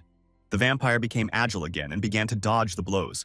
The vampire lunged at the young man, thrusting his clawed hand forward. Qing came over and pushed the vampire far back. She asked how Li Mu was doing. The girl said for the young man to go protect the Zhang family. She would deal with the vampire herself. The young man noticed that the vampire had run away. The young man was upset that this vampire was a weakling. The girl said that she will try to catch up with him. Han Jai is left in charge. Han thought, looks like Li Mu was right. The sticky rice is really holding him back. Han thanked the young man. The young man decided to check to see if anyone was hurt. One of the men said it was Grandpa. The young man wondered, was the vampire really the grandfather? Han wondered. It had only been 6 months since the old man had died. How could he have become a vampire? The youth noticed that the vampire had returned again. He was hatching a new plan of attack. Han thought that this vampire had just diverted their attention. He ordered everyone to go back into the hall, close the door, and not come out even if they heard a noise. Han told the young man to use sticky rice. The young man realized that the rice had been absorbed by this black mist. This mist would neutralize the effect of the rice. Han said to Li Mu to be careful. The vampire attacked the young man. The young man had to evade the attack. The young man couldn't understand how this vampire could sense him. Could he be able to sense the body of a pure yang? Han shouted for the young man to dodge more intensely. Han jumped towards the vampire and pierced its body with his sword. The vampire roared and emitted dark smoke. Han was surprised. The vampire broke his sword and pulled it out of his body. The peachwood sword was broken. The man realized that it didn't work. The young man was amazed. This sword was a sacred weapon and was destroyed by a vampire. So it was absorbing the energy of the moonlight. The vampire was taking on a more and more sinister appearance. Suddenly, the vampire disappeared. The young man thought that his heartbeat might give him away. It was dangerous. The young man felt the demon leave a scratch on his shoulder and disappeared. It was very fast. The boy thought that he couldn't match the vampire's speed. It would be hard for him to escape. The vampire disappeared again and reappeared somewhere else. He did this many times to confuse the young men. The young man thought this vampire was too fast. We should think of some way to suppress him. The young man said that Han was injured quite badly. Han was trying to use Taoist techniques. The young man noticed that the power of heaven and earth rushed towards Han. The vampire roared, but he couldn't do anything. An old man's ghost appeared above Hanzi and began to attack this vampire. The old man's ghost was very powerful and the vampire couldn't do anything to him. Han swiped his hand and the old man's ghost cut this vampire in half. The young man noticed that the vampire was destroyed. Han decided to burn that body, just in case. The young man thought that it was finally over. The young man almost fell down. Qing supported him and asked if the young man was hurt. The young man said that they were finally done. The girl said that the young man was poisoned and she would treat him now. The girl moved closer to the young man. Qing said that she had just neutralized the corpse poison with her spiritual energy. The young man is fine now. The young man blushed with embarrassment. The girl said to tell the Zhang family that the vampire was destroyed and it was time for them to go back. The co-workers said that the young man should stay home until he is healed. This is Madam Qing's order. The young man said he had a terrible injury, but Ching cured him of the poison and now he won't die. Mrs. Liu came and asked where the young man had been missing for 2 days. The girl saw the injury. The boy said he had some business to attend to. Mrs. Liu said she would call a doctor right away. The friends noticed that the young man is very dry with his neighbor, and she is very worried about him. The young man thought that the wound still hurt after the poison was removed. If it was a little deeper, and he might be left without an arm. Wang Wan, seeing the wound on the young man's shoulder, closed her eyes in fear. The girl invited the doctor into the room. The doctor said it looked like the mark of a ferocious animal. The doctor said for the girl to wash the wound and he would prepare medicine. The young man stated that he had to take off his shirt before he could have the wound washed. The boy said that men and women have reputations and now Liu can hurt his own. Therefore, he can do it all by himself. Mrs. Liu, nibbling her lips, said that the young man, even with such an injury, he still tries to be honorable, and inquired who had injured him. The young man's brother began to tell the whole story from the beginning, starting with the chickens and the sheep. That's how he got to the vampire story and explained why Li Mu was injured. The girl was surprised. What demons and vampires are we talking about? Jianshan tried to say something else, but the young man chased him out of the room by kicking him in the ass. Running away, the man said that he had official duties and had to hurry. A thrilling story he would tell next time. The girl told them to take care of themselves. Liu thought that the young man's health is very good. He has to face dangerous things because of being an official by profession. Mrs. Liu pondered. Should she ask the young man to resign his post? Wang Wan asked if it was true that the young man had caught the monster. The young man said that he almost got caught himself. The girl caught a glimpse of her mistress. She always looks like that when her neighbor is not home. Wang Wan told the young man that her mistress has been worrying about him for the past 2 days. Liu heard this conversation and became shy. She said that she was not worried at all. Wang Wang stated that her mistress kept peeking over the fence. The young man thought they were both worried about him. The boy said that there are various incidents happening, so he is hardly ever at home. He is grateful that the girls are worried about him. Mrs. Liu said that being an official is very dangerous. If he continues like this, he might get killed. Maybe the young man should quit being an official and start writing books or giving speeches. The young man said that officials should not pass up in the face of danger. They should ensure the safety of their people. After all, life is undoubtedly important. The boy stated that it is precisely because the girl is concerned about him that he does not want to waste his life, and he should not be ashamed of what he does. Wang Wan asked her mistress what Mr. Li meant. The mistress said that the girl is still young and doesn't understand a lot of things in life. The mistress said that there are many demons and ghosts in this world. The reason why they can live here safely is because there are people like their neighbor to guard them. Wang Wan said that she understands everything, but their neighbor is injured, and he is having a very hard time right now. The girl asked if she could stay with Mr. Li and look after him. The landlady didn't mind, and the girl started to help the young man. She brought him a tonic soup that her landlady had specially prepared for him. Wang Wan fed the young man from a spoon. The young man thought that other than his mother, no one had ever shown him such care. The girl asked the young man, was it true that the demon tiger was a talking tiger? What do vampires look like? Is it true that vampires can jump and suck human blood? The young man answered all the questions Wang Wan asked him in detail. Unexpectedly, his colleague, Mrs. Qing, came to visit the young man. The young man immediately jumped up and introduced Madame Qing as his neighbor, who was looking after him while he recovered. Wang Wan said hello to Li Qing. The girl said that she had brought the young man a talisman and wanted to watch him recover. The girl said that the talisman should be dipped into water, and when it dissolves, drink it. After it heals early, there will be no scars left. Wang Wan said that she would bring water right away. The young man thanked his colleague and said that the court still holds these animals, Weasel. The girl said that the weasels will be released after they pay damages. The girl has already reported that sticky rice can contain the dead. When the disaster in the neighborhood subsides, the judge will reward the young man. The young man asked if the technique Han used was Taoist. The girl said not exactly. Han's lineage once had a strong person from the upper 3 realms, and this ancestor had left the abilities of Taoism to those close to him. The girl continued, by performing this technique, Han can summon the shadow of his doppelganger and use magical power.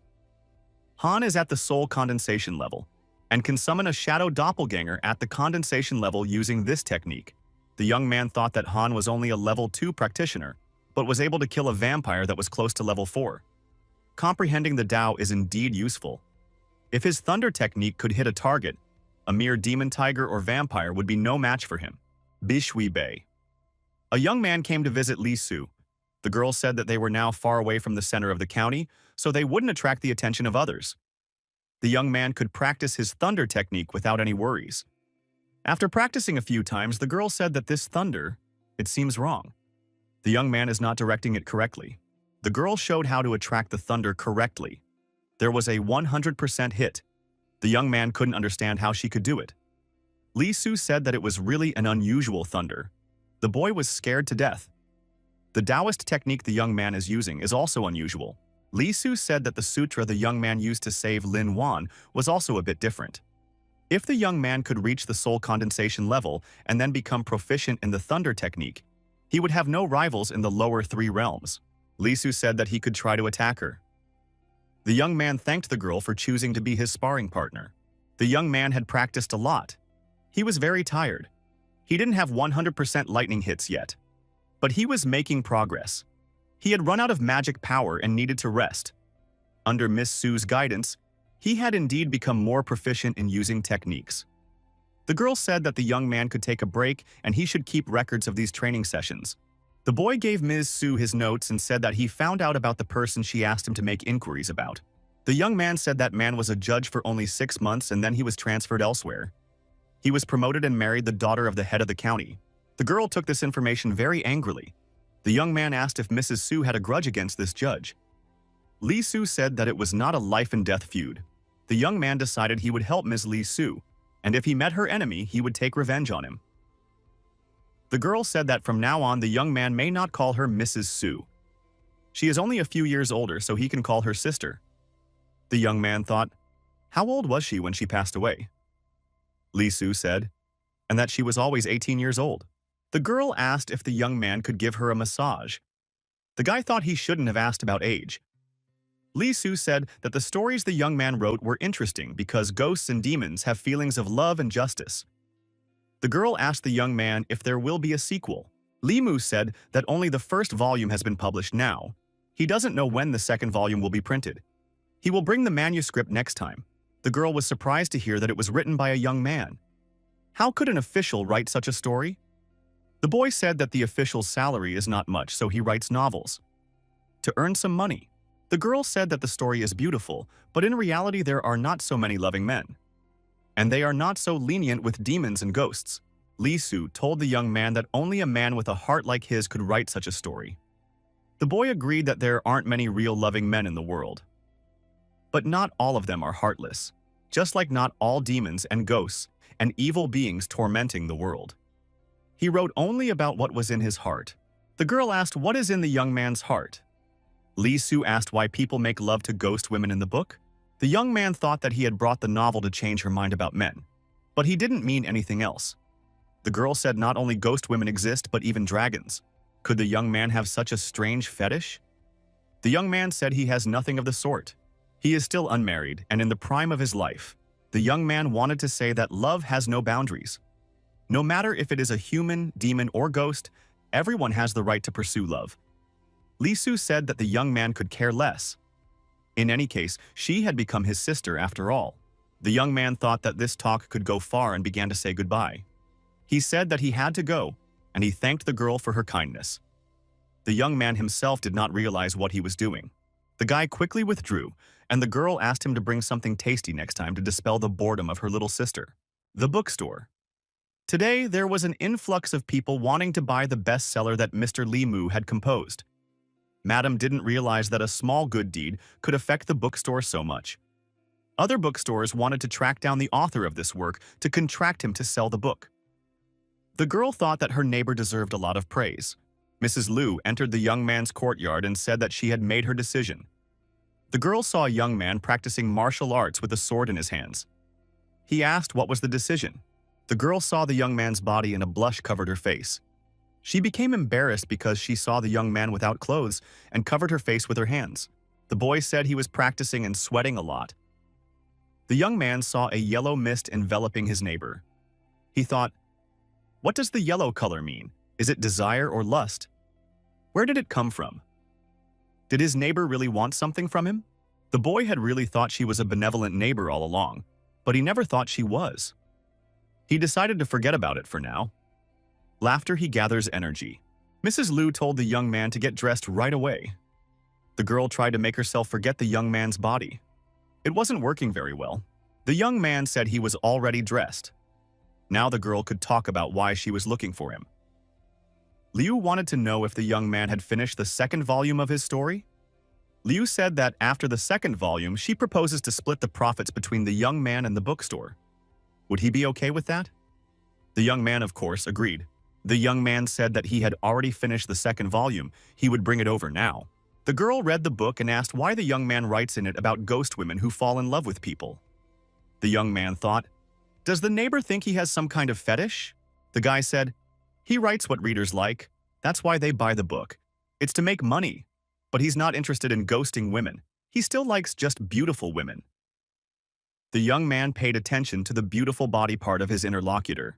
Mrs. Liu thought that with a figure like the young man's, it was not surprising for ghost women to be attracted to him. The girl said that the young man could continue practicing. She would not interfere with him. The boy said that he still likes humans, and he is not attracted to ghost women. Limu thought that the more he tries to explain, the worse it gets. The young man got distracted and decided to read the book He gave him. The book was about foxes. The young man remembered the fox he had freed and thought, what was happening to him now? He hoped that animal wouldn't fall into the trap of the hunters again. Somewhere in the valley of the mountains, grandmother is walking in the woods. The weather is hot, and although the valley is shaded by trees, it is still very stuffy.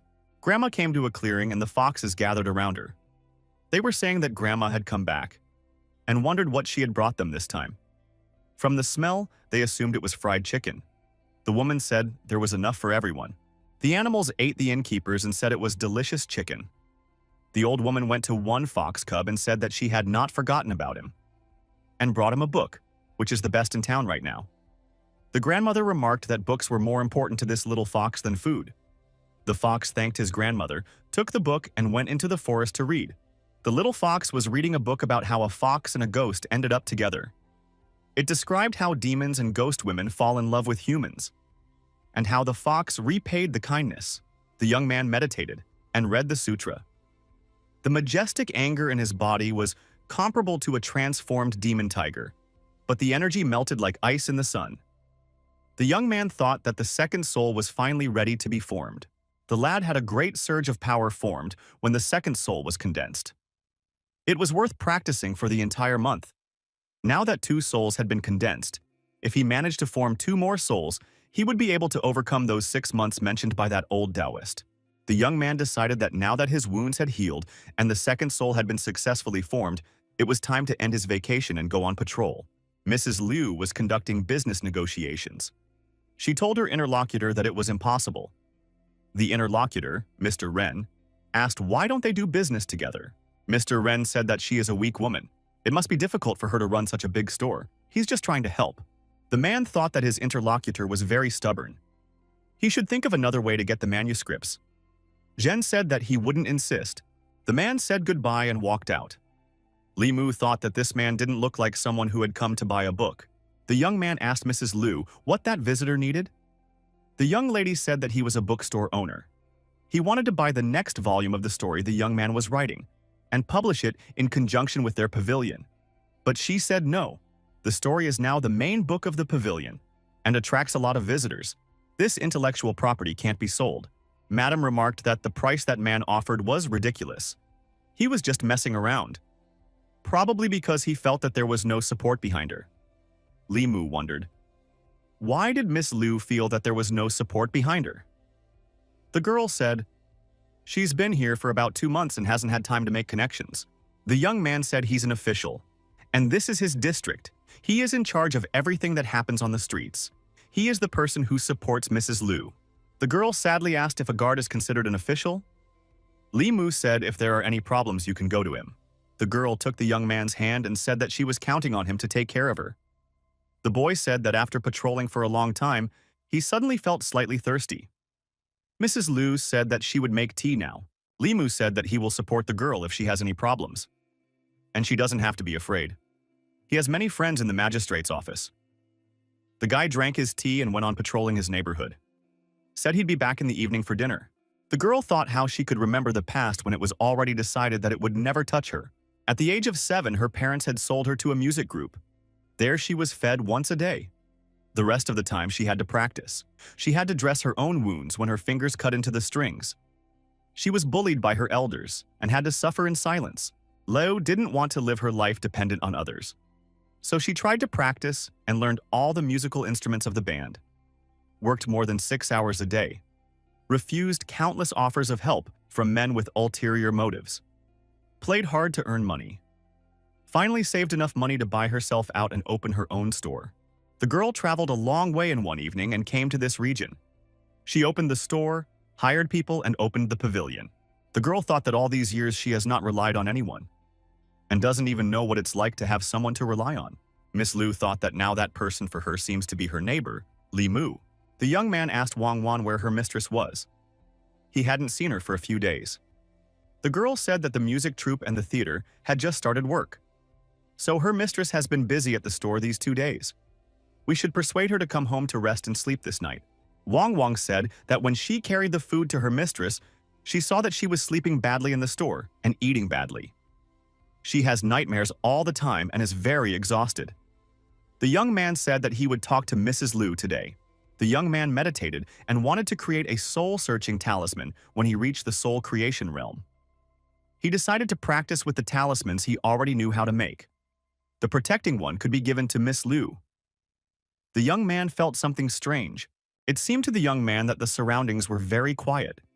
This feeling seemed to be coming from him. He thought that he was being overly sensitive right now. A fluctuation appeared on the ghost search talisman. The young man flinched. He realized that this was happening in Madame Liu's house. The boy cautiously crept up to his neighbor's house. The young man sensed that there was an evil energy present in the house besides Mrs. Liu and Wang Wan. The young man tried to see the true form of this energy. He decided to activate his heavenly eye. The young man saw that there was a ghost present. The energy of the ghost is penetrating the mistress. Perhaps this was the reason for her poor sleep. It could be seen that the woman was tormented by nightmares. The ghost sensed the presence of the young man and moved towards him. The ghost said that there was a handsome boy in front of him. What does he want when he breaks into the bedroom of 2 girls at night? The ghost asked if the young man might be a rapist. The boy thought the ghost was trying to scare him. This ghost is very curious. The young man asked if she had seen enough of him already. The ghost wondered, can the guy really see her? The young man said, if he had met her a week ago, he probably would have been scared. The young man bared his sword and asked, who is she that dares to come in here? And who sent her? The ghost woman was scared to death. Could this young man really be a practitioner? Liu woke up and asked, who is there? The girl told the stranger to leave or she would call for help. She has a very strong neighbor, and he works as a guard. The young man said it was him. The girl wondered what he was doing here. The boy apologized and said it was not the time to talk about it. The ghost began to quietly move away. The young man stated that he didn't let him go and pulled out a talisman. The ghost was upset that he had been noticed. The female ghost decided to disappear through the door very quickly. The young man threw his talisman in front of her. The talisman stuck to the door and the door was blocked. The ghost decided to jump out the window. She thought she'd make it out faster than the talisman would stick to the window. The young man threw the talisman towards the window. The young man scattered the talismans all over the rooms in such a way that the ghost could not leave the room. The young man told the ghost to give up. He sealed the room from all sides and it would not be able to escape. The girl turned on the lamp and asked the young man why he was talking by himself in someone else's house in the middle of the night. And why is he in her house half naked? What did he want here in the first place? The young man remembered that he was in a hurry and forgot to get dressed. The girl pulled the blanket over herself in fear and asked what the young man wanted from her. Mrs. Liu told the young man to stay away from her. How could he do such a thing? The boy tried to explain everything. The girl interrupted him and told him to leave immediately. The young man touched his finger to her forehead and told her to look in that direction, and showed her where. Liu noticed that her house looked somehow unusual, and there's someone else in the room, and he's dressed in all white. The girl guessed that it was a ghost. The girl screamed and told the young man that there was a ghost standing in the corner, just like the one she had seen in her dreams. The evil ghost went to the young man and said, "So he has some skills," and told him to give his life. The young man decided to activate his Buddhist skills and began to emit sunlight. The ghost girl coughed. The ghost girl wondered, "Is the young man a monk? How does he know about Buddhism? What had he done to her hands?" The ghost decided to brush his hands. He told the young man to stay away from him. Li Mu asked how this female ghost dared to nightmare his neighbor. And why is she harming people in the city? The ghost woman said that she had received such an order. Some man had captured her soul and said, if she didn't do it, he would scatter that soul. Li Mu remembered that he was an official and asked what kind of man and what exactly did he order her to do. The ghost said, she doesn't know this man. He asked to pursue Mrs. Liu, and when it was done, he would come and find her himself. The young man decided that this was the same ghost who had been dreaming about Mrs. Liu lately. If he didn't catch this ghost, it could have ended fatally. He had never seen Mrs. Liu so frightened. She must be terrified right now. Li Mu told the ghost to stand in the corner and turn to face the wall. To Mrs. Liu, the young man said that he had subdued the ghost and now there was no need to be afraid. At this moment, Wang Wan woke up. She saw the half-naked neighbor and asked what he was doing here. The young man said, it was nothing. Wang Wan was able to spot a ghost in the corner. She was terribly frightened and screamed. The girl screamed and threw herself into the young man's arms, hugged him, and cuddled up to him. She needed protection. The young man wondered how the girl was able to see this ghost. The young man told the ghost not to show her face again. Otherwise, he would deal with her immediately. The young man calmed Wang Wan down and said that he would chase the ghost away now. Li Mu said that he would now take that ghost out of the house, and said for the girls to stay put. The young man decided that he should at least get dressed. The girls silently escorted their neighbor out and admired his body. Wang Wan asked when their neighbor would be back. Liu stated that the young man would get dressed and come back soon. Soon the young man returned and said that he had taken the ghost into custody. Tomorrow he will take him to court for questioning. The boy said that the girls could rest easy now. The young man explained that he sensed the evil energy here and came to help. The young man apologized for scaring the girls. Liu said that she had misunderstood his intentions at first. Li Mu said that according to the ghost, someone directed her to this house. Does Madam have any suspects? The girl said that her pavilion's business is booming. There are too many people's interests at stake. She doesn't know who it could be. The guy told the girl not to worry. Whoever is behind this, they will find him and deal with him to the fullest extent of the law. The young man said goodbye and got ready to leave. The girls asked the young man to stay. They were still scared. Li Mu said that it might be a little inappropriate. The guy thought that in such a case, a single man would stay together with single women in the same room at night. The young man suggested leaving a few talismans outside. That way, even if other ghosts appeared, they wouldn't be able to get inside. The girls looked at each other and decided not to let the young man go anywhere. Wang Wan kept saying that she was very scared. The young man said in that case, he would stay outside to guard the house. Liu stated that the young man could stay inside and sleep on the floor. The boy stated that he would be outside, and went outside the door. If anything happened, they could call him. Mrs. Liu thought that even if she can't even see the young man, she will still feel him. And that's a big relief. The girl thought that now even the biggest ghost won't scare her. The young man sat outside and pondered. It had been almost 2 months since he had been in this world. I wonder how his friends from his past life are doing. The young man was covered with a blanket. It turned out to be Mrs. Liu. She said it was cold outside and the young man might catch a cold. The girl asked why the young man was sad. He said he had forgotten what his family looked like. He was thinking about the past, his family, his friends. The girl said she didn't want to remember her past. The young man said that in any case, this ghost really scared Mrs. Liu. The girl said she had never seen anything like that before. She was amazed that the boy wasn't afraid of ghosts. They're very scary, aren't they? The boy said he used to be afraid of them too. Ghosts are just an illusion. But people are stronger than they are. So, ghosts must be afraid of people. The young man thought that he was also a kind of ghost. The girl yawned. She wanted to sleep. Liu said that the young man wasn't that old, but he had already been through a lot. It must be hard to be a guard. The boy said nothing comes easy, but he thinks catching ghosts is easier than running a store. The girl made an unexpected offer to the young man and suggested that they practice together. She said that it might be asking too much. If his sect doesn't allow it, then he can pretend like this conversation never happened. Li Mu said that anyone can become a practitioner. It's just a matter of ability and talent. He doesn't have a sect and practices alone. If a girl wants to, he can help. Liu got excited and said that would be great. She wants to learn. The young man said he's going to go deal with the female ghost tomorrow, and when he comes back in the evening, they will get started. Liu said she would wait for him at home.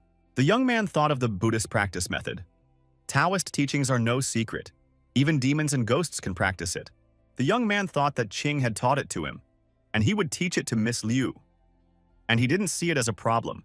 He would have to go to Old Man Wang and see if he had any suitable books.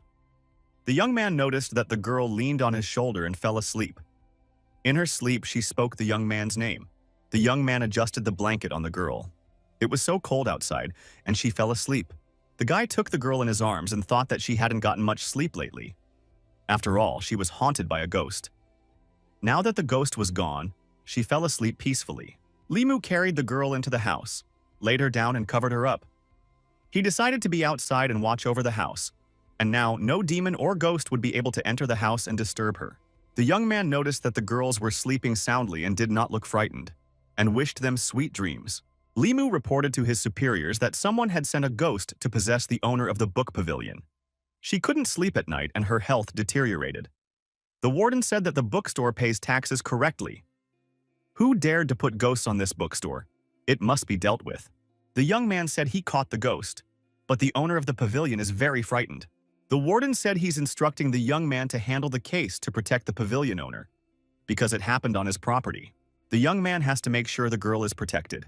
If anything goes wrong, he will be held responsible. The young man said he would fulfill everything. Mrs. Liu was afraid to stay home alone because of the ghost. She decided to clean her neighbor's house for now and cook his dinner. Wang Wan came in and said she helped clean up and washed all the dishes. Liu told Wang Wang that she should help her clean up Li Mu's house. A young man appeared on the doorstep and said that he had already returned. The girl was surprised. Shouldn't he be back in the evening? The young man said that the management had instructed him to personally deal with this ghost and arrange protection for Miss Liu, so he would be around for the next 2 days. Liu and Wang Wan were glad that the young man would be guarding them the whole time. The young man said that he would train the girls now. First, they must lie down on the bed.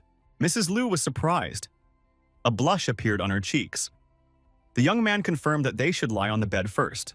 Wang Wan was embarrassed and said that she would come back later. What will happen here is not for children, she said. Mrs. Liu had a fantasy. She thought the young man would offer to pay her with his body. Li Mu asked if the girl wanted to be trained. Mistress, blushing, asked if it was necessary to undress for that. The guy thought that from the look of her, the girl was thinking of something else. He said she had misunderstood him. You don't have to take off your clothes. You just have to take off your shoes. The girl thought that if she took off her shoes, Li Mu would see her feet. And that's something only her future husband could see. So she asked for permission not to take off her shoes. The young man said to start practicing, you have to get into the right position, and told how the feet, palms, the top of the head should be positioned. The girl remembered about the ghost. He was very frightening. If it hadn't been for her neighbor, she wouldn't be safe now. The girl said she would take off her shoes in order to become stronger. The young man decided that she was very nervous today. The girl thought it was the first time she was barefoot in front of a man. She doesn't plan to get married anyway, so the young man can look at her feet if he wants to. The young man paid attention to Mrs. Liu's feet and noted that they were cute. If she lived in his world, she could be a foot model. The girl noticed the young man staring at her feet. Li Mu explained to his student what to do to assume the lotus pose. The girl managed to do it. The guy told her to close her eyes. He would begin to guide her. And he touched her forehead with his finger. She should inhale through her nose and then slowly move the air into her stomach area all the way down. Then, slowly exhale through her mouth. And she should feel a warm flow. The girl noted that it was as if something had gone into her body. The young man told her to focus on her heart and mind. She should memorize the path of this trail of qi circulating in her body and try to guide it with her mind. The young man said that he left a trace of qi in the girl's body. The guy thought that this trace of qi couldn't stay in the girl's body for too long if she had average abilities. She should grow her own qi. The young man said that they should keep trying. The girl thanked the young man. The young man said that when she developed her spiritual power, he would teach her how to refine her soul. Then Wang Wan ran up and said that it was her turn now. The young man told the girl to take off her shoes and climb onto the bed.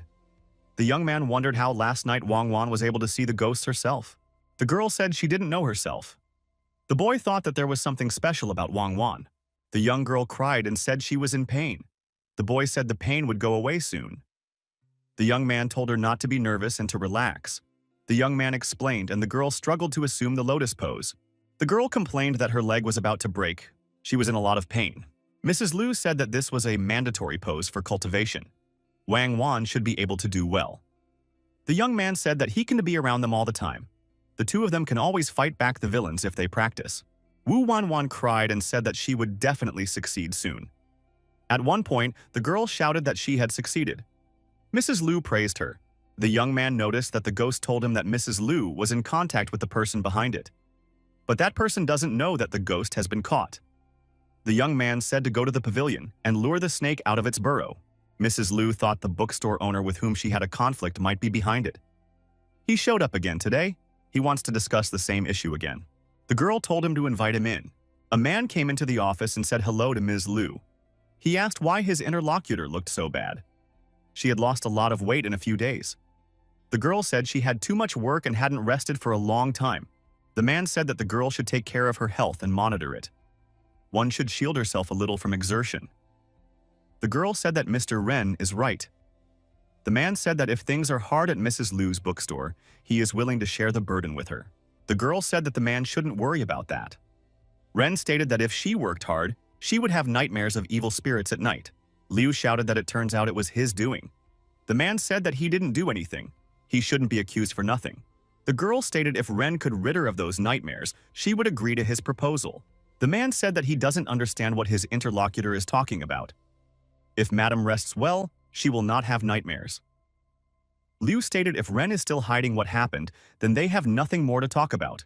The man said that Mrs. Liu is new here and doesn't know the situation. But she wants to take a bite of the tidbit. This is very naive. The girl said she could report Zhen to the authorities. Zhen said he knows everything about the girl he's talking to. She arrived here with the maid and there is no one behind her. She wouldn't dare report this to an official. What's the use of complaining if there's no proof? The lady laughed. Zhen asked what she was laughing at. The girl stated that her interlocutor was wrong. She has a very reliable person behind her. Ren was frightened and asked who is the powerful person behind Mrs. Liu. At this moment, a metal chain flew by and wrapped around Mr. Ren's neck. The man realized that he had been caught red-handed and began to say that it was all just a joke. Don't take it seriously. He's the owner of the biggest bookstore. He can't be arrested. Li Mu said we should take this criminal to the magistrate's office and they will deal with him there. Mr. Han asked the young man if he knew the beautiful owner of the bookstore pavilion. Was she married? The young man said she was his neighbor. And she is not married. Is Han in love with her? The man said he's not in love with her. But he wants to ask about her. She's a beautiful, lonely neighbor who's also wealthy. Han said he's just curious. If Li Mu and this miss were together, he wouldn't want a young man standing between him and Miss Qing. And asked a direct question.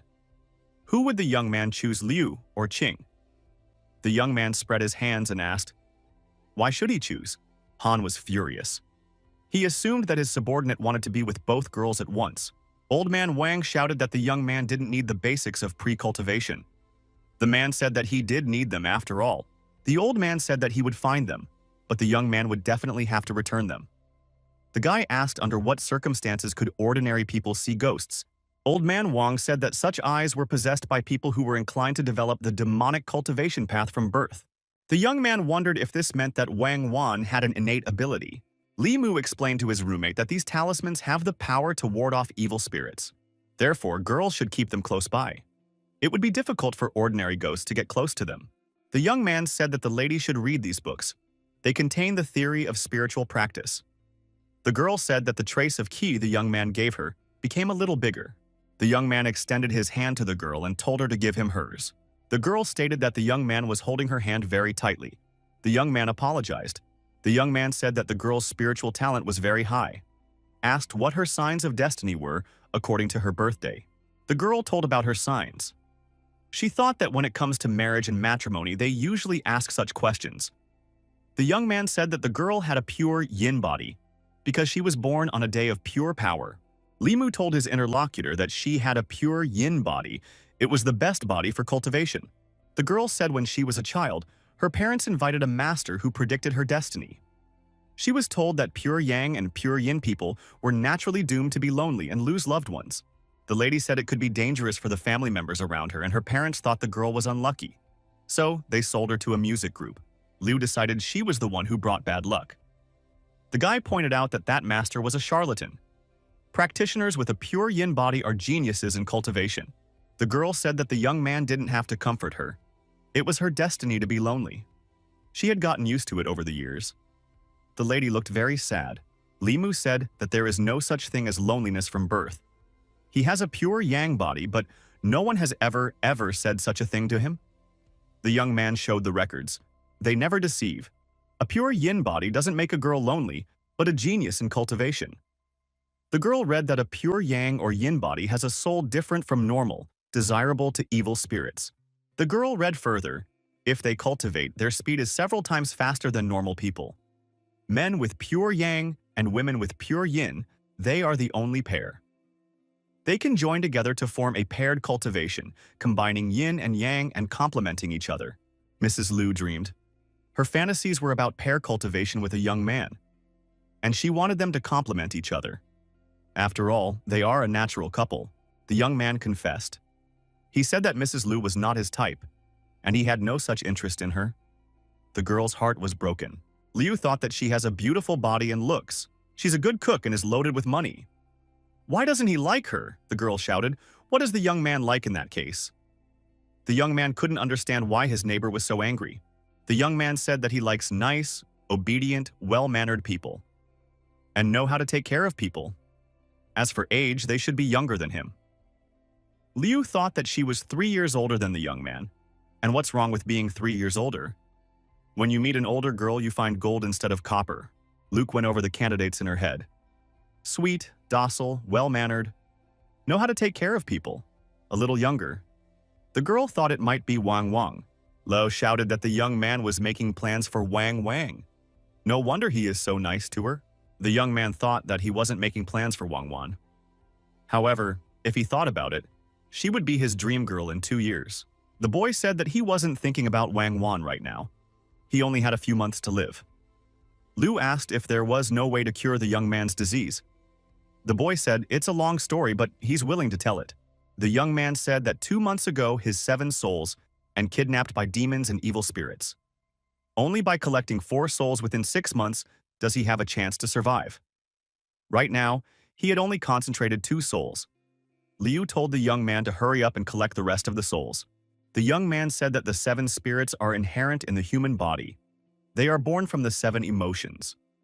In order to gather them, the young man needs to accumulate the energy of these families of emotions. In addition, these 7 emotions must be experienced by other people. And this is not easy. Liu thought that among the 7 emotions is anger. No wonder the young man is always trying to make her angry. Limu said that he is just trying to survive. The girl suggested that the young man wants to play in the theater to absorb the sadness of the audience. The boy said that this is the fastest way to sympathize and feel sad. The girl was upset. Limu told her that this was his dream, and this is a man's false speeches. Madam sent Wang Wang to the theater to warn the masters that they have 3 days to write the script for the butterfly play, and she is willing to double her salary. The head of Jen's bookstore was fined and closed the store for 3 months, and he paid monetary compensation. After that, he was also beaten with a rod 50 times. Now he can't stand up. All for trying to hurt the owner of another bookstore. Ren says the son must avenge his father. The young man warned his father not to take the slippery slope. The old man stated he didn't know there was someone behind this new woman. The young man argued that practitioners who work in government agencies are very smart. The young man said to just let it go. Told his father to stay home and get better. No more provoking the county leadership. The young man tried to use massage to cure his father. The man noticed the pain was gone, and he'd already recovered. The old man jumped to his feet and said that the young man's magic was really strong. The young man said it would only take away the pain. The wound would still have to be cared for. One should stay at home and dream of silver and good things. The old man said that the young man should follow the master's teachings to practice well. The old man told the young man an afterthought that when he makes a lot of money, They will buy up all the bookstores in this county.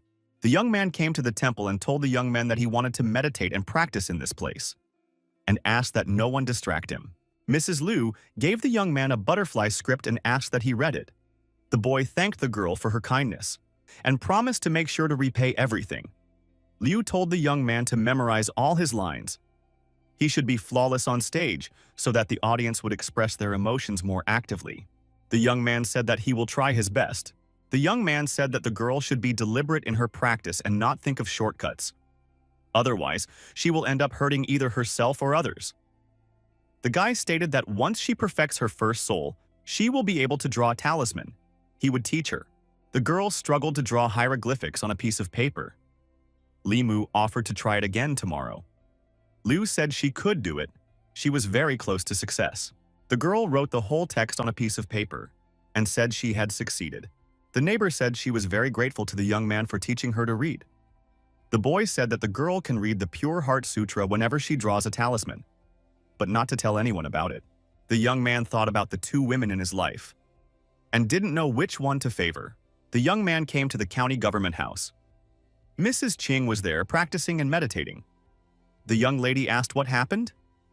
The young man said that he had accidentally received a sutra that helps to purify the mind and preserve its strength. When he reads it and draws a talisman, the sutra calms his thoughts and increases the success rate of the talisman. The boy said that he would like to share it with his lady. The girl said it was too valuable for her to accept. The young man said that Ching taught him how to cultivate, saved his life, and gave him a sword and a book. He was willing to give his life for the girl. The girl was very touched by such a statement. Ching asked what the young man was going to condense next time. He had already condensed a ghost dog and a falling arrow. The young man said that he was currently interested in the bird yin. He said he intended to play a part in a play to gather the energy of sorrow. The girl said it was a good idea if everything went according to plan. The girl said she would hand over all the business to his brother and he should concentrate on his soul. The young man said that his conversation partner is very beautiful when she smiles.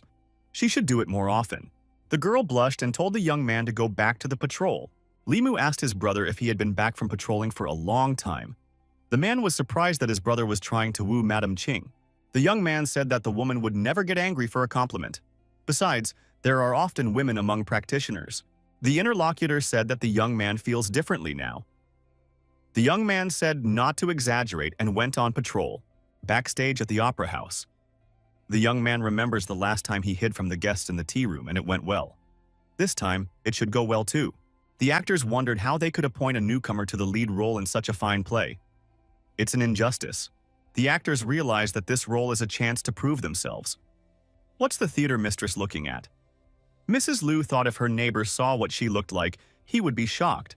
The young man looked at the actor opposite and couldn't remember where he had seen him before. But he looked familiar. The young man wondered, was it really Mrs. Liu? He didn't recognize her right away. The young man asked why she was dressed like that. The girl said that she was playing one of the roles in the play. The young man said that the girl was very well disguised as a man. It is hard to recognize her right away. The young man looked at the girl's breasts and asked where did it all go. The girl shouted that it was none of his business and let him watch himself. During the break, the young men listened to the audience's feedback and decided that they need to practice more. The girl agreed, but decided that it is difficult to rehearse independently without a master. Isn't there another quick way? The young man said that there is no quick fix for improving acting. The girl suggested that the young man come to her place in the evening and they would rehearse all the lines together. The actors who overheard this conversation thought of something else. After the performance, the young man was squeezed like a lemon.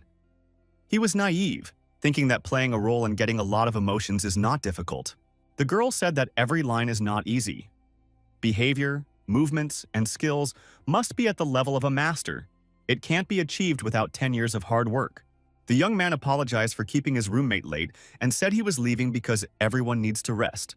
The boy said that if he didn't succeed, he would have to break his leg, put up the bowl, and go out on the street to beg for alms, and make people feel sorry for him. The girl thought the young man was being hard on himself. The boy said that if he wasn't, he would die. The girl stated that there are 7 souls, 2 of which are born out of love and lust. How does he want to collect love? By lying to many women? The guy said he wants to deal with the sadness first, and offered to talk about it later. The girl stated that love is a deep feeling. How can it be combined with lust? The lady tried to imagine how it could be combined. The young man tried to imagine it too, and offered to talk about it later. Leaving the neighbor's house, the young man thought that it was very close. He caught himself thinking about the wrong thing. The young man decided to go home and practice his lines. He thought he should go to Suhei's house. He hadn't been to her place in a few days. The young man came to Bishui Bay and brought some goodies with him.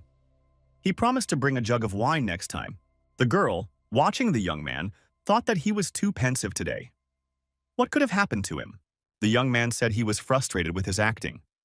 He had practiced for a long time last night, but he still hadn't made any progress. The girl said, Li Mu didn't think that by using just 3-5 days of rehearsal, he would be able to compete with those who have been practicing for decades. The girl said, one could hypnotize himself, forget that he was a guard and get into the role. He will think he is that character in the play.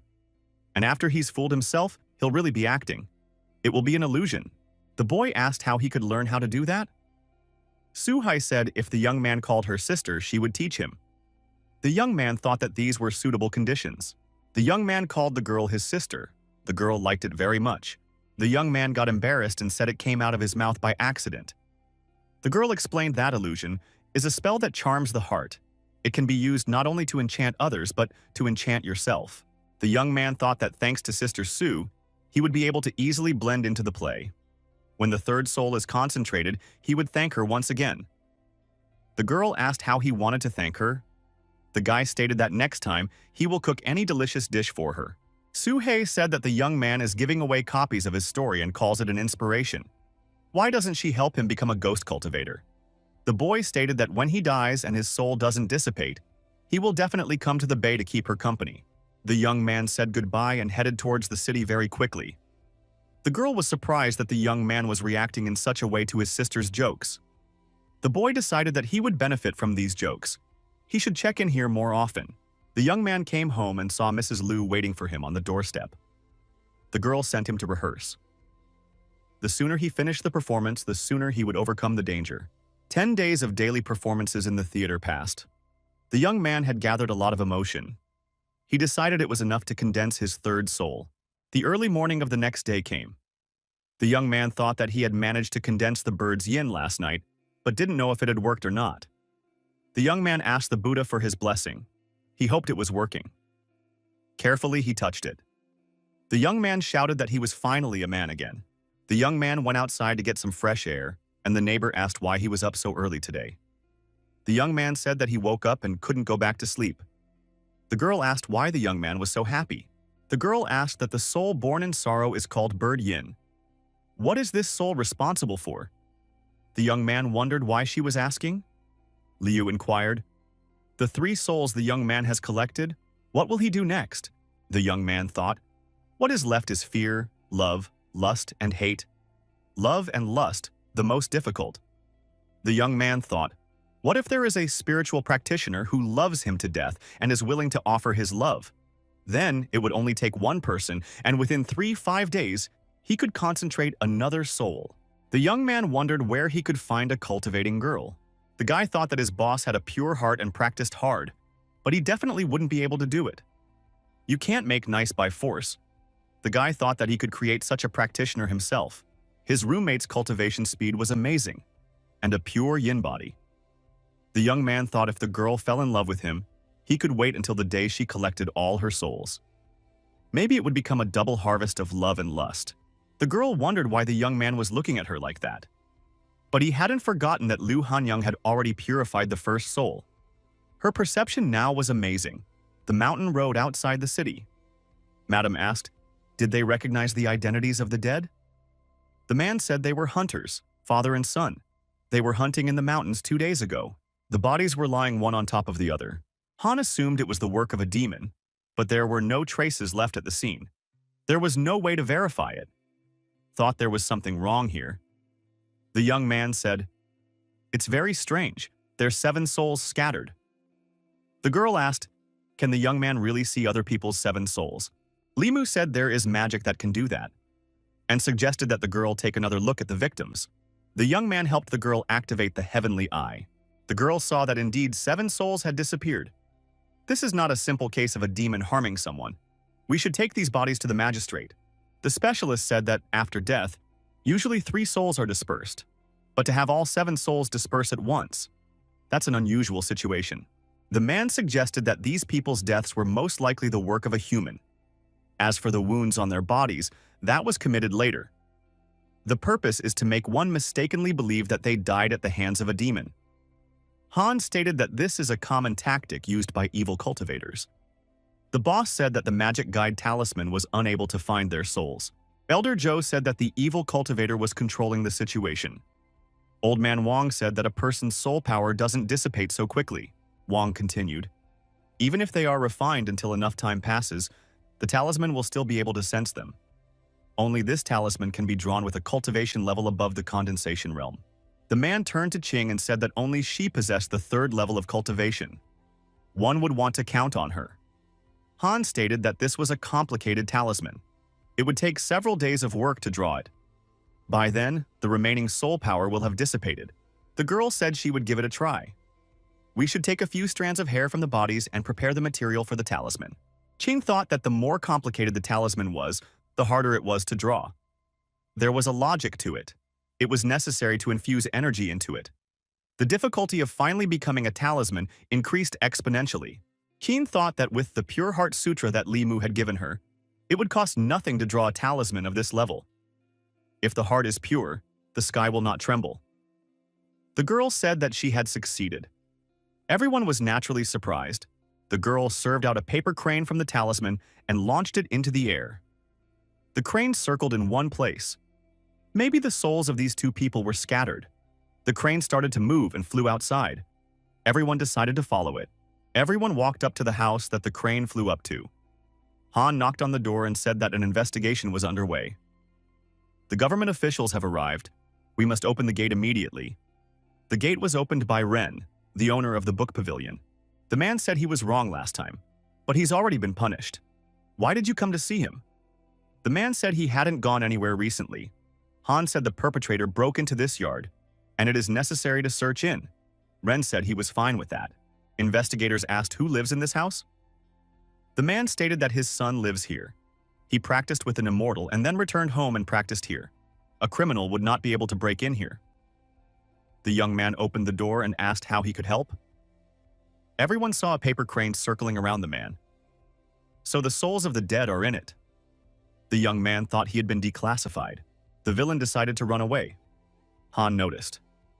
The young man decided to climb over the fence to catch up with the culprit. Mr. Han was scratched on the cheek. Blood spurted. It was a black cat. It jumped at the young man with a scream. Qing swung her sword and split the cat in 2.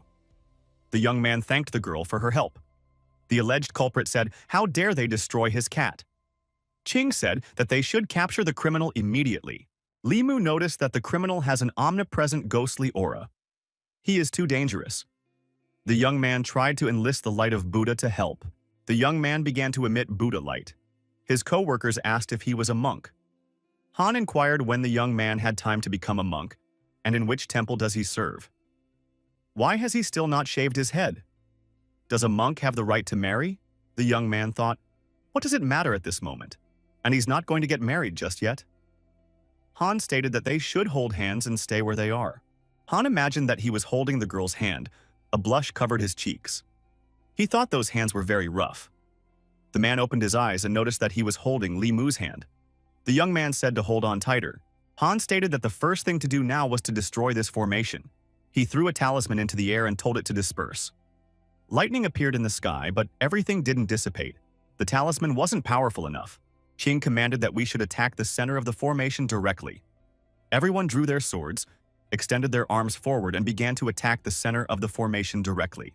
The young men succeeded, and the black aura was dispersed, but they saw the alleged criminal running away, overcoming the fence. They decided that they should chase him. Qing stopped everyone and said, "They can't fight in the city. It would be too dangerous. We should wait for the criminal to leave the county so as not to endanger people." Han said that was a very wise decision. The girl said that she and Han will go in pursuit. Li Mu will stay here and investigate thoroughly. To investigate thoroughly, the young man took the owner of the house with him. They saw that his son's house was in shambles. Ren asked why the place was such a mess. The young man asked, when did his son start practicing? He was interested in absolutely everything.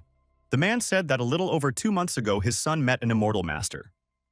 He said that the young man's body was inclined to the element of wood and asked if he wanted to practice with him. The father said that he was fine with it. The young man said that his son had perfected himself by killing and stealing people's souls. The person who taught him this was an evil cultivator, and he had no good intentions towards the young man. Ren said he didn't believe it. An immortal master has real skills. He has seen it with his own eyes. The master walks on water, sits on fire, and can ride the wind. He can also spew fire and become invisible. The young man was surprised. These were all abilities that could only be practiced by cultivators who had reached the middle 3 realms level of spiritual sight. The young man thought that his colleagues wouldn't be able to handle a practitioner of the middle 3 realms alone. He should warn them to be careful. The young man rushed to catch up with his colleagues. The criminal continued to drag his feet away. The civil servants were catching up with him. The young man asked how long they were going to chase him. Han stated that the evil demons must be destroyed. Even if he ran to the end of the world, he would not escape them. The young man pushed off and jumped far forward. As he jumped, he once again left black smoke behind. Han said he would destroy it with lightning. The villain said that was not all and he had something to answer. King assumed that the culprit was stalling for time, but they should still capture him. The girl bared her sword and prepared to go on the attack. King noticed that someone else had appeared near the young man. It was a large black shadow. The criminal turned to this shadow and called it a master, and asked that the master kill them and he would swallow their souls. The man in black laughed. King said there was no escape from her sword and rushed to attack. The villain in black threw the girl back with a slight movement of his hand. She thought that the opponent was very fast. Han shouted for the girl to be more careful. Han summoned his inner energy, and the spirit of the old man appeared again to assist him. The man in black said that his opponent had good technique, but it wasn't enough to even injure him. The villain said that the legacy of the talisman school was indeed not bad, but even those powers couldn't handle the man in black. Han was surprised. How could there be such a thing? The girl said, "We should leave. They wouldn't be able to handle him." The young men were surprised to see that Li Mu was here. What was he doing here? The young man said their opponent is at the spiritual sight level. Han gave the young man a talisman and told him to run away. They already know everything about the adversary. The villain said that they won't be able to hide from him. All 3 of them started running away from the evil cultivator. He shouted that it was useless. There was no way to hide. Li Mu suggested that they split up. The young man said for the villain to try this and activated a lightning strike. The villain was surprised when he saw the lightning. He continued to pursue the young man. The young girl ordered Han to go back to the magistrate, and she would go to help the young man. The young man knew where to retreat to. He was sure that Han and Qing had gone to the magistrate. The evil criminals caught up with the young man. The young man found himself on the shore of the bay. This was his point of retreat. The young criminal said that the young man's death would accomplish nothing. His colleagues would await the same fate. The young man thought that Sister Su should help him. The criminals couldn't understand where such a thick fog came from. A girl appeared beside the young man and asked what happened. Thanks to the fog, the young man was able to break away from the pursuers and told Sister Su that he had encountered an evil cultivator of spirit sight levels, and he had to flee here. The girl told the young man not to worry and leave it to her to sort things out. Li Mu said that this person was very powerful. We have to be careful. The girl smiled and disappeared into the mist. The young man noticed some sort of hand appearing from the thick fog. He told his master to be more careful. The master declared that it was only a wicked soul.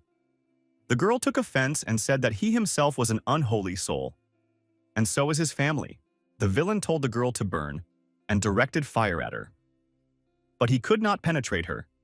The girl activated the 3 true fires and protected herself. The evil cultivator said he wanted to see what other tricks she had. The girl took out her bone swords and said that she would try it now.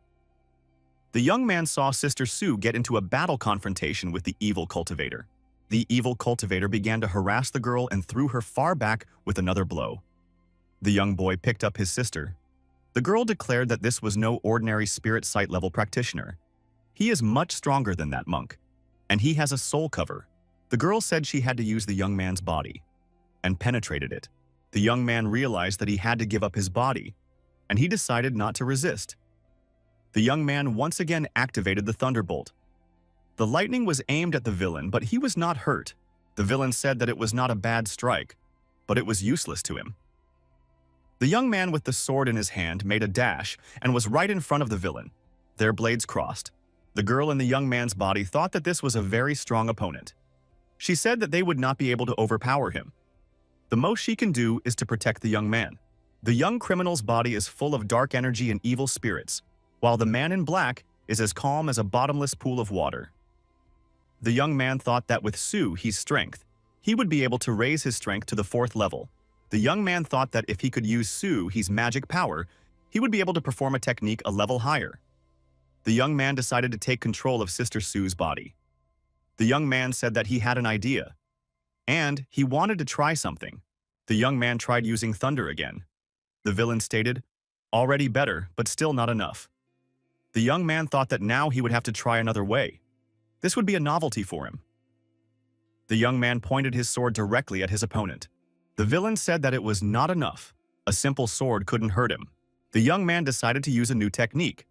Once it was completed, magic weapons would not be able to stop him.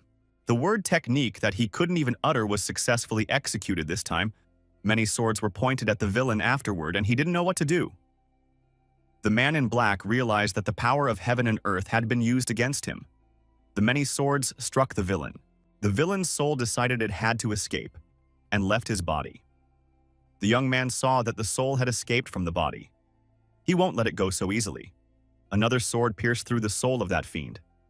Sister Sue asked, "Did he die?" The young man replied, "Definitely."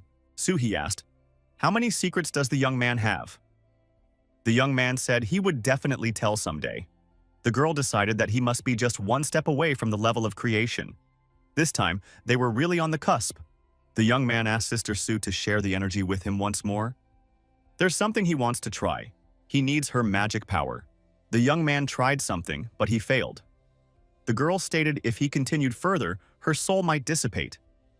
If one applied the technique further, there was no telling how powerful it would be. The girl said that she would take the strength from this young criminal, and then Li Mu could take him to the magistrate. The young man thought it was a pity that Sue he couldn't leave Bishui Bay.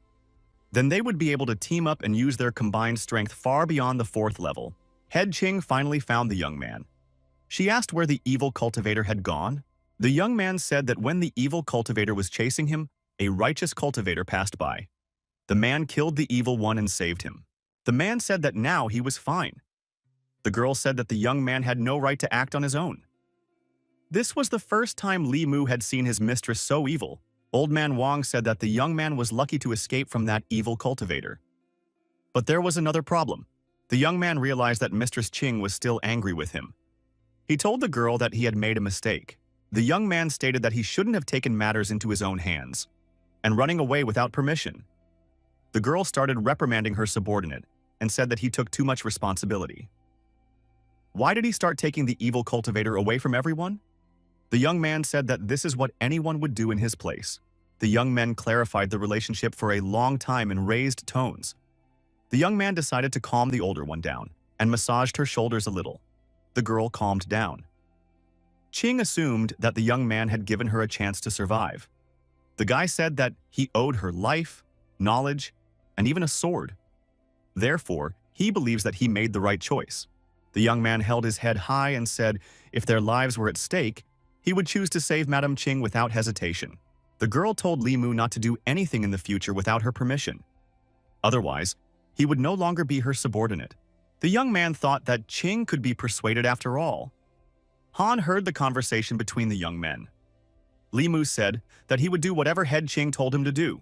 Han overheard the conversation, decided that Li Mu was a shameless young man, so he held a grudge against him. Han said that men don't humiliate themselves like that in front of women. Li Mu objected, "A great man will bow to the wind, a foolish man will throw himself into the abyss." Han said he would turn a blind eye to this today because the young man had saved him.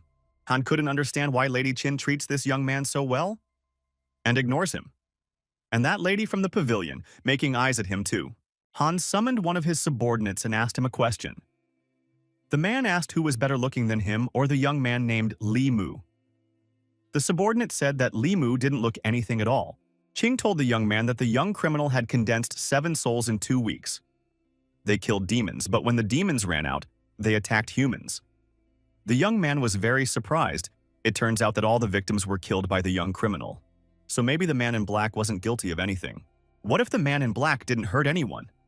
Then he killed an innocent man. The girl asked, "What's wrong with the young man?" Han stated that these demon energy fluctuations. Han stated, "Perhaps the young man has developed an inner demon." The girl stated that the man in black, an evil cultivator, there was nothing to pity him. In the cultivation process, inner demons only grow stronger. If one didn't fix them, cultivation would become even more difficult, and one could enter the path of a demon. The girl took the young man's hand and said that she wanted to calm him down. Han said that he himself would help the young man calm down. The girl stated that he was her subordinate and it was her duty. Han was worried. In that case, they might get even closer. He wanted to find a way to get Limu away from Miss Qin. The path of cultivation is very difficult. Internal demons might appear from time to time. One must be careful. The young woman said that was the end of it. The young man thanked and said that he felt much better now. Qin said that cleansing the mind would be good for the young man too. Han threw the young man a green core and said that this was the soul energy he had accumulated over the past few months when he was getting rid of the demons. It was a reward for the young man saving his life. The young man thanked. Han said for the young man to train harder and condense his soul energy soon. Wang Wan was playing with a small puppy and wanted to pet it. The young man thought that the girl might encounter something demonic in ordinary life and wouldn't even realize that there was danger. It was better to temporarily block her natural spiritual sight. The girl was glad that the young man had returned and said when Madam comes back, they will have a great dinner. The boy told Wang Wan to close her eyes for a moment. The girl closed her eyes. The young man wiggled his fingers in front of her face and said she could open them now. The girl opened her eyes and thought they had kissed. In front of her was Mrs. Liu. The young man wondered how Ms. Liu manages to appear out of nowhere. The young lady stated that she was waiting for Wang Wan to prepare dinner. The young men cooked dinner for 3. A pleasant, friendly conversation took place over dinner. Mrs. Liu became jealous of the young man with Wang Wang. The girl clung to the young man for every trifle. She couldn't calm down. Such conversations could not lead to anything good, they had to end. In the end, the girl thought it wasn't so bad to be a little self-sufficient and lonely. The young man said that he had had enough. The girls could continue without him. When Limu left, the lady asked Wang Wan if she wanted to marry him in 2 years. The girl was surprised at such a question. Wang Wan replied, "Why not? He is a very good man." Outside the estate gate at 3 o'clock in the afternoon, a lot of people gathered and there was a commotion. People wanted to execute. Old man Ren was upset. It was about his son. The old man said that his son had cultivated immortality but ended up losing his life. What kind of immortality was this? The young man thought that when embarking on the path of perfection, one must fight against evil and fight against oneself. If one is not careful, demons can appear. If you take one wrong step and go astray, there will be no turning back. The young man realized that so far his luck was good. But this couldn't go on forever. The boy thought, what's wrong with having a wife like Liu and living a peaceful, happy life? What more could a man want from such a gentle and virtuous wife? The young man thought that there is a flip side to the coin. Not everything in a marriage is sweet. A wife may constantly nag and berate her husband. Passing by the workroom, the young man noticed that Mrs. Qing called out to him. The girl asked a serious question. Where did the young man learn the Pure Heart Sutra? The boy didn't understand why it mattered. The girl said that when she was drawing talismans, she discovered that the sutra could increase the success rate of the talisman. The entire Talisman Academy produced no more than 10 heavenly talismans a year. The girl stated, if the people in the Talisman Academy found out about the Pure Heart Sutra, that sect would become dominant on 10 continents. No one would be able to stop it. If rumors about it spread, it would lead to a huge calamity for the Taoist sect. Had the young man told anyone else about this? The young man said that he hadn't told anyone. Qing said if this sutra was revealed, it would lead to the young man's death. The young man heard someone outside calling the girl Li's sister. The young man wondered, who is that arrogant person out there? The girl said that she hadn't seen Brother Wu for a long time. The young man thought that this person was like a mountain. Brother Wu asked Sister Lee to have lunch with him. The girl refused because she has to patrol. The man wondered why the girl keeps rejecting him. They're from the same sect. She knows he has an earth elemental body. So he offers her a pair cultivation. The girl says she likes to practice alone and left Brother Wu with nothing. Brother Wu saw the young man's sword and asked, where did he get it from? He remembered that Sister Lee had this sword. The young man said that this sword was given to him by the chapter when she feared that he would be in danger. The man thought that there must be something extraordinary about the man Sister Lee valued. She apparently had a great opinion of the young man.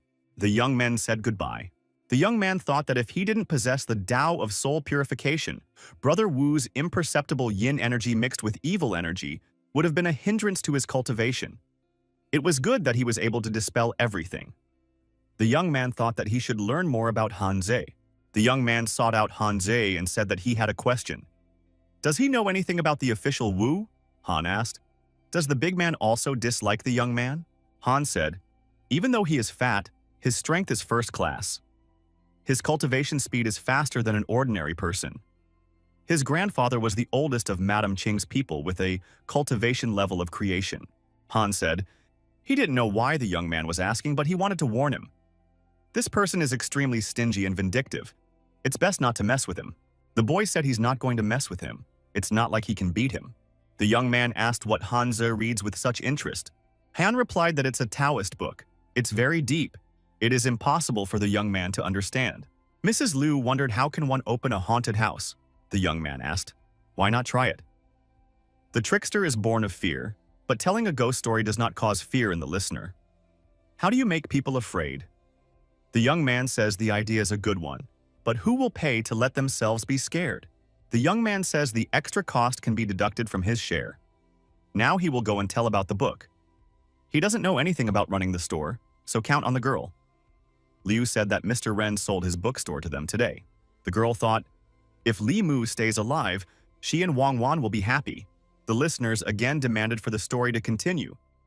They decided to block the doors so that the narrator wouldn't escape in the middle of the story. A young man ran outside and said they couldn't stop him. The young man heard someone ask him what happened next to his characters. The young man looked up and saw some stranger sitting in front of him. The young woman inquired if the young man was the narrator, right? The young man stated that that was the end of the stories for today. If the girl wanted a continuation, she should come back next time. The girl stated what she wanted to hear right now, and her spirit, a snake, appeared beside her. The young man thought that the demon in front of him was a werewolf, and he wouldn't be able to handle her. The girl asked if the young man had a claim on her. The boy said, no, and he is ready now to tell the continuation. The narrator told his story to the end. The girl listened attentively. Then she commented on the actions of the protagonist. The young man asked, can he go now? The girl asked if the young man had ever seen a very tall man. The boy said that there are many tall people. He needs to know what he looks like before he can answer that question. The young man noticed that the girl was beautiful but distracted. The stranger thought for a while. Then she realized and tried to suggest to the young man an image of the man she was looking for. The young man saw the image of this person and became very frightened. The girl felt it and said that the young man's heart beat very fast. So he saw that person. The young man asked if the girl was immortal. The girl said that the man was one of her people. The young man said he had not seen him. The girl showed an image of another person and asked if the young man had seen this one. The boy was confused, he thought. Killed one, lizard came. Killed a lizard, a snake came crawling in. Limu said he didn't see that either. Thought the demoness was obviously out for revenge. Can't have her revealing it. The girl looked the young man in the eyes and asked again. The young man tried not to be nervous and said he didn't see anyone. The stranger walked away and said out loud that she would have to find someone else to ask. The guy thought that this girl might cause trouble in the neighborhood. We need to report this to the proper places soon. The young man saw Brother Wu, and an idea struck him. The young man caught up with the girl and said that that fat man is the county guard. He might know. The young man thought that those demons were villains. So this snake was no exception since she was with them. The young man heard Brother Wu Bo wondering what kind of demon dared to come here alone. The boy heard Wu Bo trying to deal with the demon, so that there would be no trouble in the future. Wu Bo was furious. He couldn't believe that the demon had escaped from him. Wu Bo shouted that he would find her and bring her to justice, and he threatened to follow her for a long time as well. The young man thought that even a demon of the fourth realm wouldn't be able to handle Wu Bo. However, that girl had succeeded. The young man took out the talisman and thought that before she found out about it, he should be the first to get rid of her. The young man noticed that the forest was in a mess. Fallen trees, holes everywhere. The young man picked up a snake demon's scales from the ground. He realized that this girl was around somewhere. The guy ran after the talisman and saw the girl lying on the ground. It looked like she was badly hurt. This Wu Bo is some kind of maniac. Limu reached for the ball and thought that by taking advantage of the moment, he could get rid of her. So the girl wouldn't blame him because he's a human and she's a demon. The guy looked at her and stopped. She looks like a girl the same age as Wang Wan. The young man thought that he is a guardian and can't take the life of a demon or a human.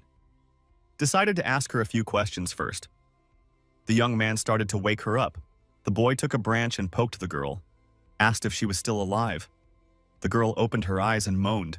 Demoness got up and said that the young man shamelessly deceived her. This is not the way to do with pretty girls. The young man said that he only had one question. The girl stated that he could destroy her at once.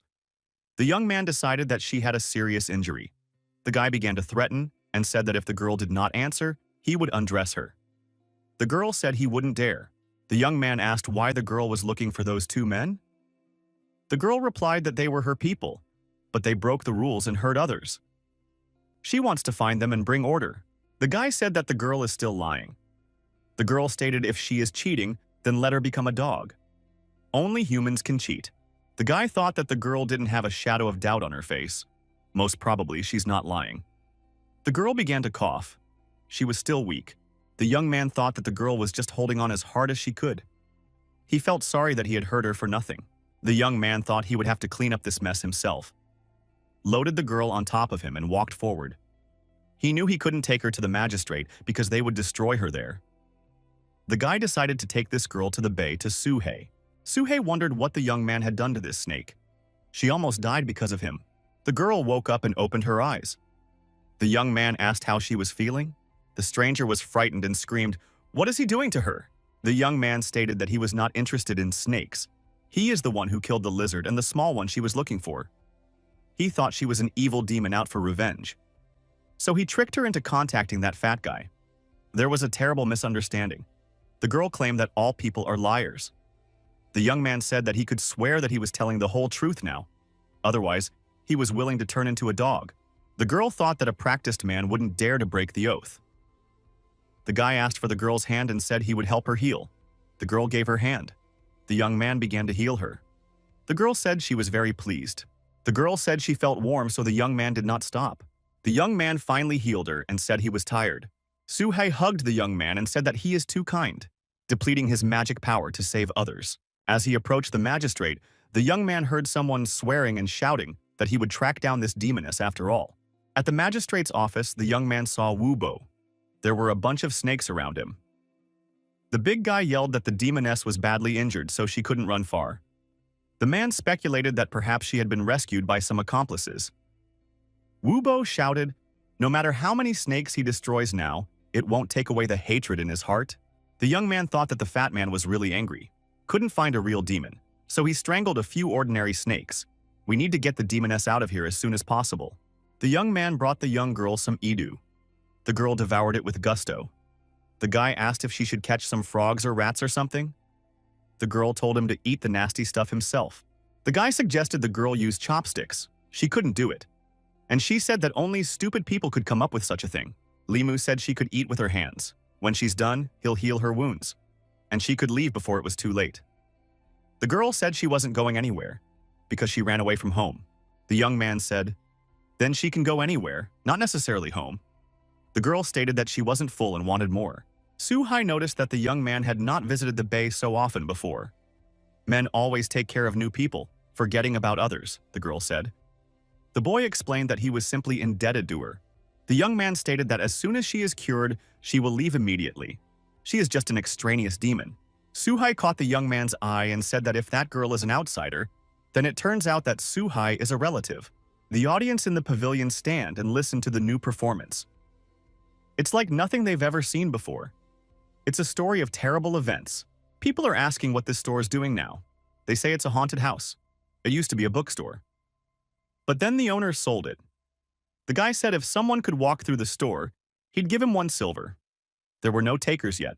One brave warrior came out of the crowd and said he was willing to go for the money. The brave man was invited inside.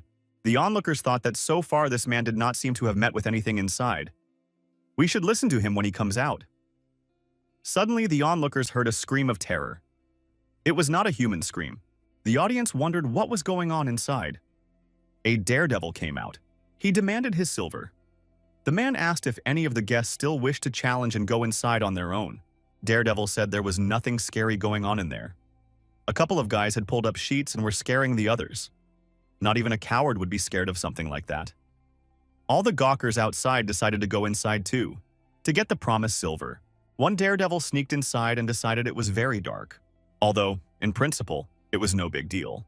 The man looked at the various decorations and he was not afraid. Suddenly, a scary green monster appeared near him and said that it died a cruel death. The monster told the man to give his life. The man was terribly frightened. The hapless brave man turned around and ran away, screaming. He shouted that a real ghost was here. Limu took off his mask and said that this one was also very frightened. The guy thought that fear could be absorbed by putting on a scary mask and scaring people. That way, he would accumulate enough fear emotion in a few days. Mrs. Liu asked the young man how the emotion gathering was going. Wang Wan also said hello to the young man. The boy said that he will complete the plan in a few days. And then, he will be able to condense the 4th soul. The girl asked when it would be possible to charge already. The guy said she's the owner. It's up to her. 10 days ago, at the opening ceremony, the business was doing quite well, but now the store is making a loss. Limu said he had somewhere to go, so he might not be expected for dinner. The girl thought that the man in front of her was ungrateful. After all, she's not the only one running this store. He absorbed the emotion of fear and ran away without even thanking her. Mrs. Liu said that the young man treated her like an outsider. The girls discussed among themselves for a while more about the young man's character. Mrs. Liu condemned him, while Wang Wan defended him. On the way to the bay, the young man thought that 2 or 3 more days and the snake would recover from its wounds. Lately, the young man had been all about the haunted house and healing. He noticed that from somewhere appeared strong fluctuations of magical power. The boy thought that Sister Sue was left in the bay. The young man rushed over to help. He sensed that one of the auras belonged to Su He, and the other 2 were demons. So the girl is surrounded by demons. The boy saw Su He fighting with 2 men. The boy thought that the girl wouldn't last in this confrontation. Su Hai felt that Li Mu appeared nearby. The demons thought that the girl wanted to escape from them. Su He decided that the young man had appeared just in time. In that case, these 2 would not be worthy opponents for them. The young man immediately activated the lightning mode, and there was a thunderous explosion. The demons didn't expect that such an attack would be organized against them. But they managed to build a protective dome, and were not harmed by the lightning. One of the demons thought that the aura of this lightning was strong. If it hits them, they will at the very least be seriously injured. At worst, it would be even worse. The young man asked his sister if these demons were capable of blocking his lightning. The girl said that they came here and immediately made an attack. It is useless to talk to them. They only understand the language of pain. Li Mu decided to use his magic sword. The young man pointed this sword directly at the villains. The demons decided that their opponent would quickly adapt to the attack. One of the demons swung his magic rings and there was an explosion. When the smoke from the explosion cleared, a tiger and a bull appeared instead of demons. The young man thought the demons were playing a joke on him. He wondered who else they could summon. The young man prepared his sword to attack again. The beasts thought that they couldn't escape these shadowy opponents' swords. They thought they might die today. Suddenly, someone commanded the beast to stop the battle. Sue, his guest, appeared and asked what her uncle was doing here. The beast asked if their mistress was safe. The girl said that of course she was. She had been healing Sister Sue's wounds all this time. The young man was surprised. It turns out the snake demon knows these 2 demons. The beasts turned into humans again. The girl said they were uncles from her family. The uncles apologized for such a rude intrusion and asked them not to execute them. The 2 uncles turned out to be very grumpy and they argued with each other for a while. Li Mu used to think that all demons were rude and vicious in nature. But this bull and tiger turned out to be quite polite and simple-minded.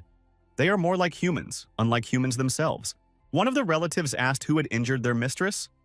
The girl said one fat guard. Next time she saw him, she would surely take revenge. Uncle said that physical training is always good. Otherwise, people can make demonic pills from the demon. The girl declared to her uncle not to flaunt her weaknesses.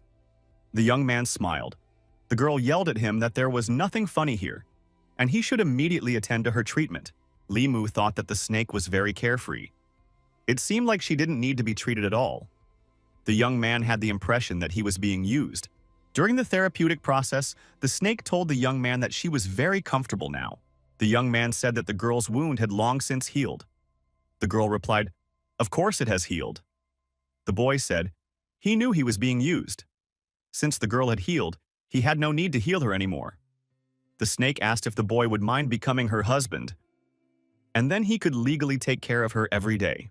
The young man closed his eyes. It seemed to him that he was in trouble again. The guy said he felt nothing of the sort for the girl. He is a human, she is a demon. They can't be together in principle. The girl said the young man was wrong and made a reference to his play. The uncles said they were on their way out. The girl stated that she would come home if they took the young man with them. In parting, the snake apologized to Su He for disturbing her. The young man said that he would meet the snake next time once he had made certain progress in his cultivation. The girl called the young man a cheat. She said her name and said that she would still come back to him. Su He said that this girl was fun to be with. There was someone to talk to. The young man objected, talk, and he could talk too. Su He asked if the young man would also come here regularly again. Li Mu said he only came here because of his injuries. Would the girl follow him if he called her with him? He replied that she can't go far away from this place. Otherwise, her soul would dissipate. The guy asked, why would that happen? The girl said he would have to look at the bottom for the answer. So she pulled him into the water. The girl warned that this lake was deeper than others. The young man, diving to the bottom, thought that the water here is transparent, and the bottom is clearly visible. It seemed to the young man that he saw something shining at the bottom. The boy was amazed. It turned out that there was a sacrificial altar at the bottom. An altar hidden underwater has the effect of condensing the spiritual power of heaven and earth. The young man decided to swim closer. The young man noticed that there was a girl on the altar. The young man was surprised. It was Su He. The girl opened her eyes. The young man started to gasp. He couldn't move from his seat. Decided that the girl was pulling his soul out of him. Panic set in. The young man jumped out of the water with a scream. He fell to the shore. He had to catch his breath. Su Hai asked if he had seen the altar. The girl added that there at the bottom was her body, and what's in front of the young man now is her spiritual body. The boy said that she was able to evolve her mind. The girl replied that her body was submerged in the water, lured by the stone platform. Somehow her soul managed to escape, but she can't get too far away from the body of water. For 20 years now, her body has been fueled by the spiritual power from the platform. The inability to leave the body of water is most likely due to this platform. The boy said that he would come back here again. The young man came to the workplace and said that he had an important request for Old Man Wang. The lad showed the diagram and asked him what it was. The old man became wary and said it was a corpse-feeding formation. Experienced Old Man Wang said, if the young man wanted to completely destroy the N formation, he would have to deal with the water artery first, or wait for the corpse to get strong enough to get out of it. But actually, it's a real horror. The guy realized that releasing the corpse right now was impossible, and the rescue of Suhei must still be discussed. We have to think it over carefully. The chief gathered the personnel and said that it's for a reason. The situation in the area is very tense because of the vampire infestation. There are already cases of bites. It's a matter of time before the epidemic spreads to the entire county. Wu Bo remembered that 100 years ago, a ghostly family had turned a small country into the land of the dead. From that, the entire country had to be covered with formations to suppress the calamity. Countless high-ranking cultivators were used to do so. Qing said that the northern county, it was the ancestral home of the talisman sect that would not allow the spread of vampires. The chief said that this time, it would be necessary to act without delay, and to everyone involved, convey this information. Head Ching approached the rank and file and said that there was an important matter that needed to be brought to their attention. The young man thought that he had a bad feeling. The girl said that there was a disaster with the vampires. The epidemic might spread soon. We should warn people not to go out at night. The young man thought that just one jumping vampire had become their headache. If there was an outbreak in the county, the consequences would be unthinkable. Old Man Wang said that the talisman sect wouldn't let it get very far. Even if a spirit vampire appeared, it wouldn't be able to turn the situation around. Ching said that many disciples of the talisman sect had come down from the mountains to help fight the vampires. The young man thought, when this calamity subsides, he will be able to focus on fear. Fear is a negative emotion and it takes a lot of energy to refine it. The young man wondered how he could get energy from the vampires. Head Ching said that she had a matter for Li Mu. The girl said that there was a large amount of energy left in the vampires' bodies. She would help the youth gather that energy so that he could condense the fourth soul. Ching noticed that the young man wouldn't be able to deal with the jumping vampires right now. It would be dangerous for Li Mu to gather energy by himself. The young man asked why the girl was so kind to him. Ching replied that he is her subordinate. Therefore, she is responsible for his life. The young man said he understood the point. The guy thought that there are a lot of jumping and maybe even flying vampires in the area. Even if a spiritual vision realm practitioner is involved, it's dangerous to be alone. Wu Bo saw that Head Ching was devoting a lot of time to the young man. He thought that the young man was thus building his career in a friendly group, and held a grudge against the young man. Suddenly, a Buddhist monk appeared. He said hello to Wu Bo. The monk asked why this man had killed so many living beings. The man said that they were just snakes, as many as he wanted to kill. Wu asked why the monk picks on him if others kill chickens and ducks. The monk said that chickens and ducks are pets. People kill them for food, but they still accumulate bad karma. The monk said that Wu killed the snakes because he had bad thoughts in his head. It will have bad consequences. Wu replied maybe he kills snakes for food. Snake meat is delicious. Wu said, today he even ate snake soup, and offered the monk a bowl of soup.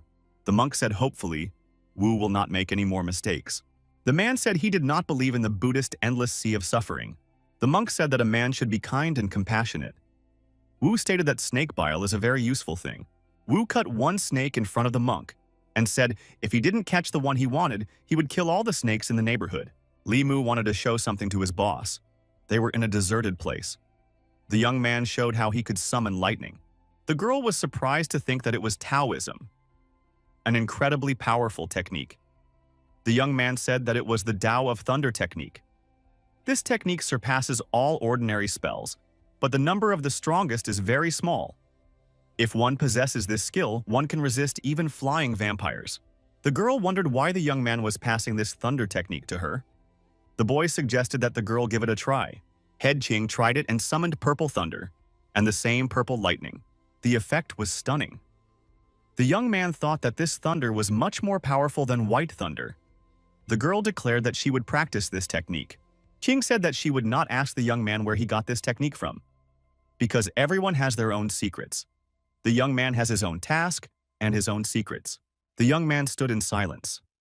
The young man thought that the girl trusted him a lot. The young man invited the girl to come over for lunch. She surprisingly agreed. The young man was very excited. He knew that his coworkers had invited Ching several times, but she kept turning them down. The guy said that he was ready for his guest to cook the best noodles. The girl agreed. Colleagues at work noticed that the head of Ching went into Li Mu's house. The men were very surprised that the young man closed the door tightly behind him. The young man invited the girl to sit down. He himself went to prepare a meal.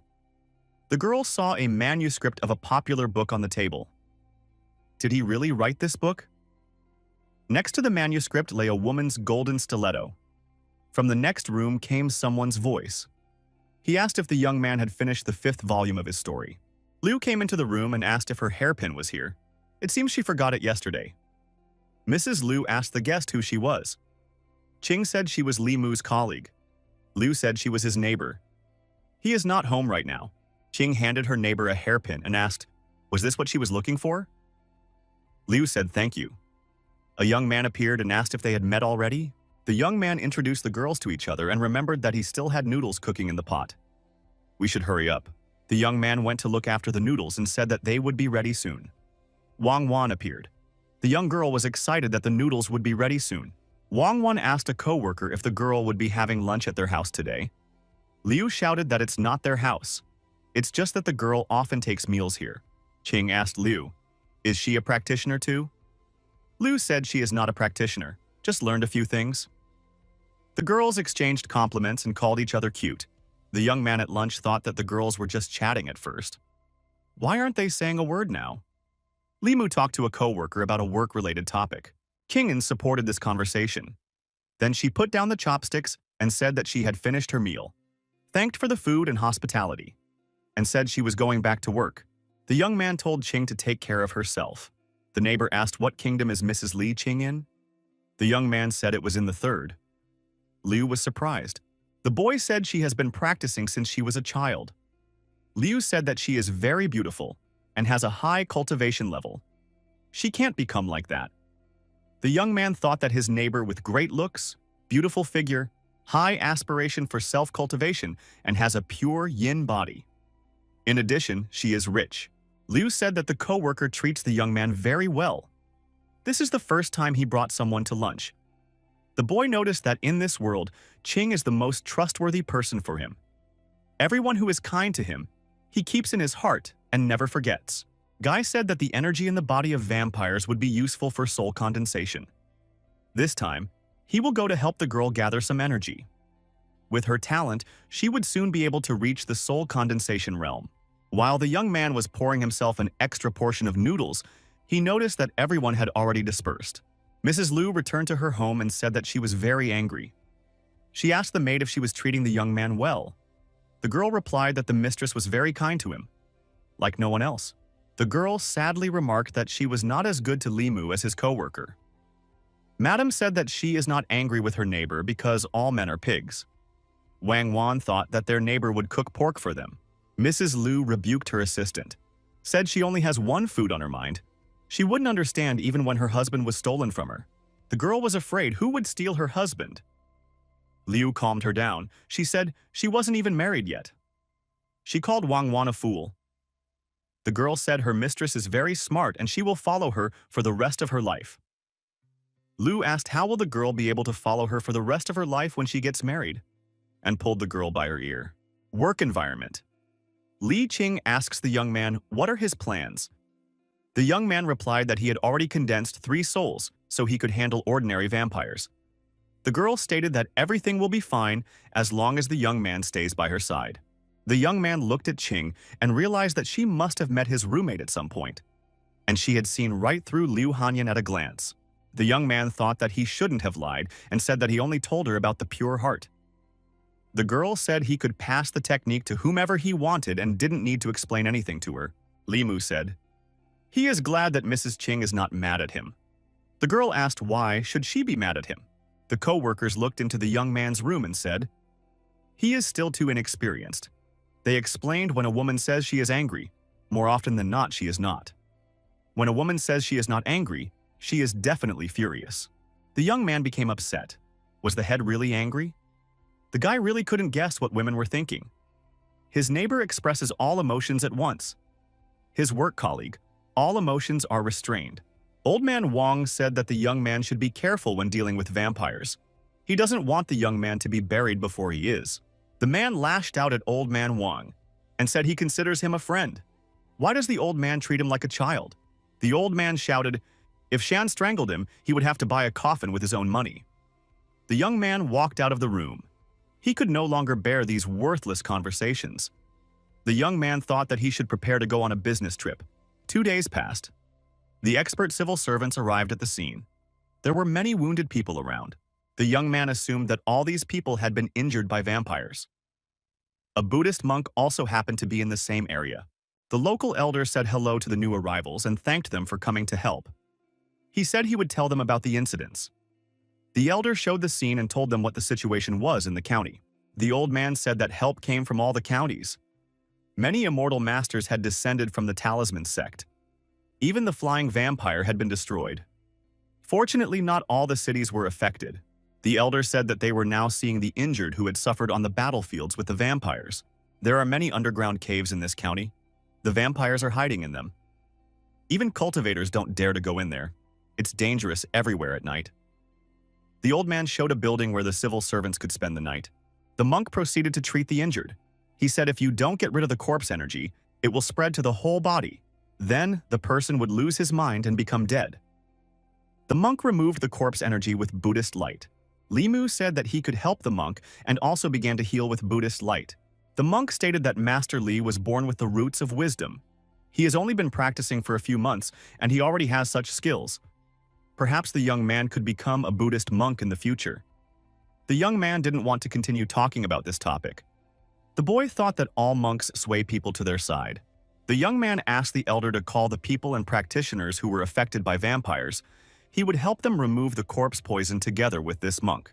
Li Mu and the Buddhist monk conducted many healing sessions. All those who recovered passionately thanked the masters for their invaluable help. Toward evening, a young man said that he was very tired. The monk looked intently at the young man and asked if he didn't need virtue. The monk suggested that the young man close his eyes and mentally experience his surroundings. The young man closed his eyes and visualized virtue. The boy thought it was something other than the 7 emotions. The monk suggested that the young man try to gather virtue into his body. The young man noticed that the Buddhist Dharma in the body began to circulate faster. The boy thought, no wonder that monk likes to enlighten others, saying that helping others is helping yourself. Turns out there's such a benefit to doing good deeds. The neighbor and her maid periodically looked into the young man's yard. He hadn't been home for 2 days. Mrs. Liu was very angry. Liu said that she didn't really want to see him. The mistress saw a note at the door. The young man informed that he had gone on business. Girls should stay home at night and lock the doors and windows, and carry a talisman with them. Liu didn't understand. Are there really a lot of vampires in this county? The girl crumpled the note with anger and said that no one needed his help. The civil servants were traveling along a mountain path. They saw a village up ahead. As they got closer, the young men saw that the village had been destroyed. It was terrible. In such small villages, all the people could turn into vampires. During the epidemic, over 1,000 innocent people were killed by vampires. The young man thought that the scourge of vampires in this county had reached a serious level. The county magistrate was dismissed by the district magistrate to investigate. Han said that they couldn't take care of those who had already died. We have to head inland as soon as possible. We have to finish off the vampires as soon as possible. The young men were caught up by some dog. The dog, glaring with demonic eyes, growled and lunged at the civil servants. Big Wu spotted it and shouted for everyone to be careful. The man sliced the dog in half with a sharp thrust of his blade and said the dog had attacked the wrong man. The young man thought that this fatty was already at the peak of his cultivation. Although he's huge, he's not slow at all. It's hard to catch its fast movements. The snake was lucky to be able to escape from him. The monk said, he hopes the dog will be reborn in the next life. Wu stated that evil beings don't have souls. Therefore, they cannot be reborn. Han noticed that a little farther away is a village of refuge set up by the government. They should proceed there. The young men approached this village. They noticed that it was well guarded. Han met the villager. The man said that he would be right down. The man opened his mouth and ordered and told everyone to come in. The local told the current situation. He said that zombies hide underground during the day, and at night they attack the village, and they don't have enough men to fend off the attack. Han said they would stay in the village for the next night. The young man wondered why the big man was so quiet now. The big man looked at the young boy. The boy noted that looking at Wu Bo was like looking at a poisonous snake. One must be very vigilant and careful with this man. A local resident said that the conditions here are still bad. There are vacant houses of villagers in the village, so they can choose anyone they want. Wu Bo pushed everyone away and said that he was going to rest, and to stay out of his way if he has nothing else to do. Han said for the locals to ignore this ignoramus. It's just the kind of upbringing he has. The local said Brother Wu is very talented. He's just a little arrogant. The young men saw the vampires standing motionless. The elder said that they were all previously sealed vampires. Head Qing tried to work with these vampires. There was no response from the vampires. The girl said that there was nothing alive in this jumping vampire. Qing suggested burning these vampires first. From the 3 waves, there was no energy in the dozens of vampires. Could it be that there was no energy in the vampires at all? The young man thought that in that case, this trip would be in vain. The next day in the village came. A local said that they had taken the initiative to find the cave where the vampires were hiding, to try and eliminate them once and for all. Han said that they have 3 condensation level masters. Han stated that they can also condense souls. So, if they encounter a flying vampire, they can still fight it. The local said that one of the civil servants should stay in the village. Han said, "Then he will stay."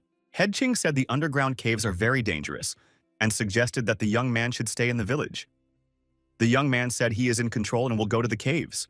The young man told the local man that he would not be a burden. He has some secret techniques to deal with the vampires. The local said that now is the time to move out. This mountainside has no light all year round due to the difficult terrain. Even condensation-level practitioners don't dare to go too deep. There was only one underground cave in the vicinity of this village. A local said that vampires were most likely hiding here. One should be prepared for anything. The local showed a map and said that this diagram of the cave made by the villagers, if it was too dangerous, one should leave this place immediately. The girl said that the young man should follow her all the time and not stray far away. Ching handed out talismans to everyone and said that it would hold their energy so that it would be hard to detect them. Wu stated that they were just a bunch of worthless monsters. Everyone received their talismans, thanked and moved deeper into the cave. They moved slowly and with caution. The big guy said he could feel the corpse energy. The local said the vampires were sleeping now. Yang energy is at its peak. We have to be careful, control our breathing, and not wake the vampires. Moving with caution, the expedition came to a place where there were a lot of vampires. The guy couldn't understand what was going on. Only a few jumping vampires near the center had weak energy. The one in the middle sucked all the energy out of them. The local said that this vampire's power is very close to that of the flying vampire, so one should stay calm and not wake him up. Under normal circumstances, he wouldn't wake up until sunset. The young people decide to use talismans to immobilize the vampires. Then they will all deal with the one on the rock together. The local man said that they shouldn't fight here as the corpse energy is very strong. In the end, each vampire got their own personalized talisman. The young man attached the talisman to the vampire the old-fashioned way, by hand. The boy thought that these vampires were once villagers. They could have lived a simple, peaceful life. Now they had become unconsciously evil. The young man thought that the vampire in the center had absorbed the energy he needed from all the vampires nearby. If the young man could absorb the energy of the center one, he would condense the fourth soul in one fell swoop and still have some left over. He would be able to share it with his neighbor and her maid. The guy thought that he only had one talisman left. We have to finish this quickly. The young man saw that the vampire standing in front of him was awake. The young man noticed that many of the vampire's eyes lit up. He thought that this was a bad thing. The boy didn't realize what he should do. There was only one talisman left. It was too late to try to hold them back. The young man decided to block his own energy and place the talisman on his forehead. The evil and horrible vampires that were already approaching the young man suddenly stopped.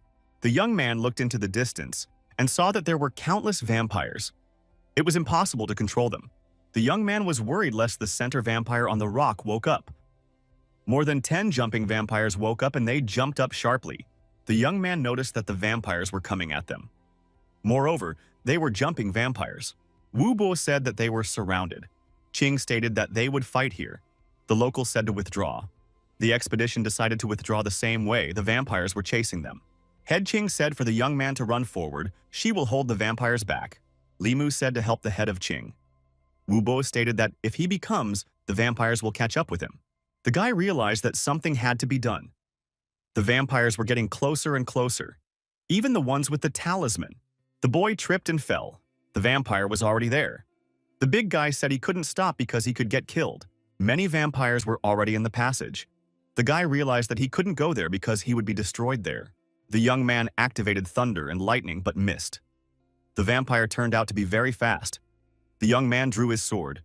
Those vampires were trying to absorb his energy. The boy was afraid that his energy might be depleted. The girl wanted to help the young man. Brother Wu wouldn't let her. He said he couldn't help him anymore. King said if he didn't get out of the way, he'd die. So she decided to use Taoist magic. Wu got scared and let the girl pass. The monk said he knew that Wu woke the vampires on purpose, and he's going to tell everyone about it. He deliberately framed his colleagues. Wu stated, in that case, the monk will go to hell now. The local asked where the others were. Wu replied that they wanted to die. It was not his fault. The young man thought it was over. The vampires were getting bigger and bigger. The young man activated the thunder and lightning again. Suddenly, the young man saw that the head of Qing had come to his aid. The girl pointed to another exit. The monk stated that this exit was blocked, and they would not be able to get out of there so easily. Everyone noticed that the vampire in the center had awakened. The girl said that now they will fight to the death. The center vampire screamed and walked towards the passage they came from. Limu thought that this vampire was more intelligent. The monk assumed that this vampire wanted to let them go. The local and Wu noticed the vampire chasing them. They had to go back and reunite with the remaining members of the expedition. The young man suggested that the central vampire would soon turn into the flying leader of the others. The girl said that this cave was filled with corporeal energy and isolated from the outside world. Their energy cannot be replenished. She can no longer use thunder, or her strength will completely run out. Qing decided to try the talisman against these vampires. Along the way, she fought them using her sword. The youngsters scattered the remaining talismans at the vampires. Wu saw a free exit from the cave and wanted to take the chance. However, a vampire grew in front of him again. He growled menacingly. Suddenly, a very strong wind rose around the center vampire. All the talismans were blown off the vampires. The young man said that this vampire king had already developed a basic spiritual intelligence. He used these low-level vampires to deplete their talismans and suck out their energy. The monk said for everyone to gather around him and he would use solar energy. The vampires wouldn't dare approach. The monk created a protective solar dome. The vampire's black energy kept bouncing off the Buddha's light. The monk worked very hard to maintain this light. The monk stated that the Buddha light could handle the vampire, but its energy would not be enough. The young man asked the monk to lend some of his energy. The monk lent him some of his energy. The young man said something Buddhist, and the monk trusted him. After the young man engaged, the monk thought that the Buddha's light had diminished a little but had become more concentrated. The monk decided to channel all his energy into the young man's body. The boy said he had limited power. One vampire suddenly snuck up on Wubo. The big guy sent him far back with one powerful punch. Wubo scattered talismans and shouted that he could do without vampires. The young man thought that he hadn't had any run-ins with Wubo, and they weren't enemies. But he had deliberately awakened the vampires and blocked the way for the young man to die. Without committing revenge, practicing was pointless. Wu asked a local to cover him while he dealt with the talisman. The talisman was Earth level. The man was surprised. Did Wu really have an Earth level talisman? That means Wu could kill all the vampires in one fell swoop? The man said, he envies the big guy because he has a really powerful Earth level talisman. It's a great treasure. With that, the local pierced Wubo's body with his hand and pulled out his heart. Wubo cried out in pain. The monk said that the man had a grudge against the big man, but he hadn't shown it before. The young man couldn't believe that this master had taken the demonic path and massacred Wubo. The man said, in order for there to be progress in his own self-development, he must rely only on his own strength. Wubo said that the man had brought them here on purpose. The man replied that he hadn't allowed Wubo to die yet. He still needed him. The local turned to the vampire and said that according to their agreement, the energy of this man's souls belonged to them, and the souls themselves belonged to him. The vampire leader grinned. The central vampire began to blow out air. The young man thought that his soul had almost left his body just because of that vampire's breath. Wubo began to come to his senses. The young man wondered if his heart had recovered. The local looking at the big guy was frightened and said, "No way! Could it be that he has a heavenly talisman?"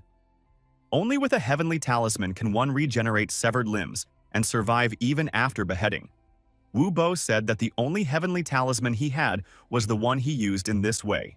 Wu raised the Earth rank talisman and told his opponent to die. The man asked the Vampire King for help. The Vampire King covered the traitor with his body. The man thought he was saved. The head vampire grabbed the man by the throat and sucked all the life and energy out of him.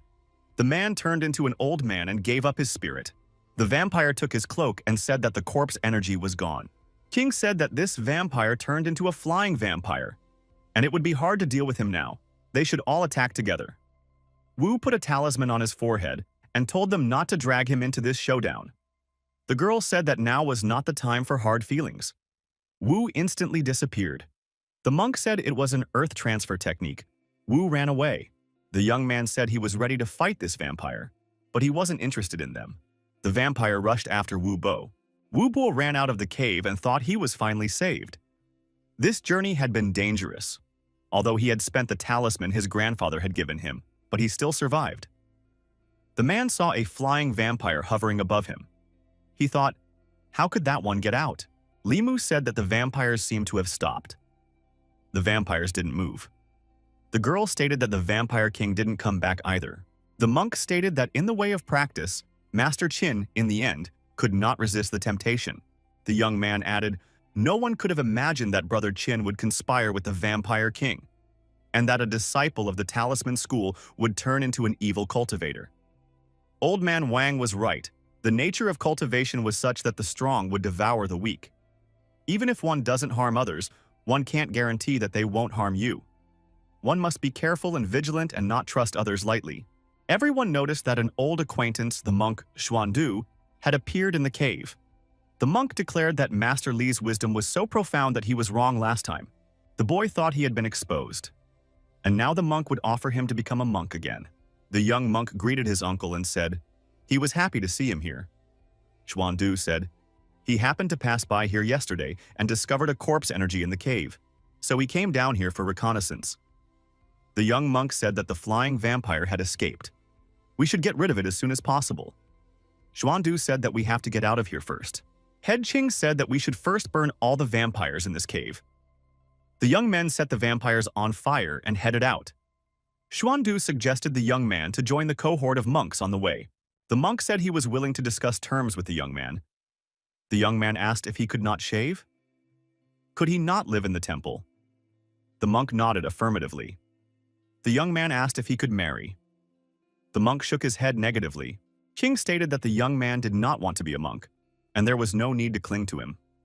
The monk thought that they are together. In that case, he decided no more coercion. But he still had one request. Limu also thought that everything was going well until the monk started to coerce him. The monk said that perhaps the young man's strength would help the abbot of their monastery regain his footing and solve old problems. The monk said that he could borrow the young man's energy for this time. The temple would be indebted to the young man. The boy said that he can save lives, but he is not very powerful. Therefore, he may disappoint.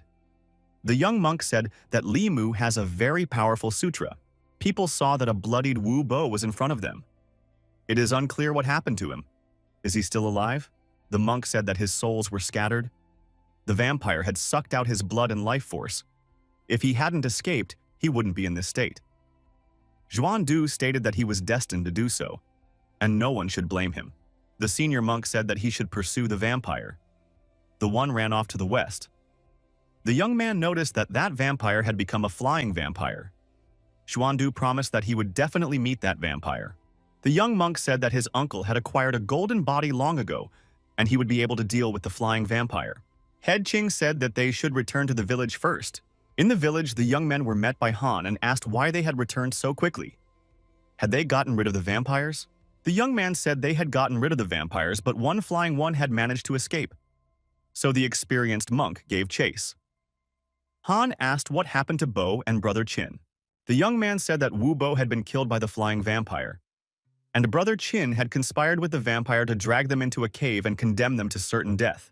The monk added that Qin had almost killed Master Wu, but all his strength was sucked out by the vampire. Han didn't believe that Qin could have done what they said. The girl confirmed that it was all true.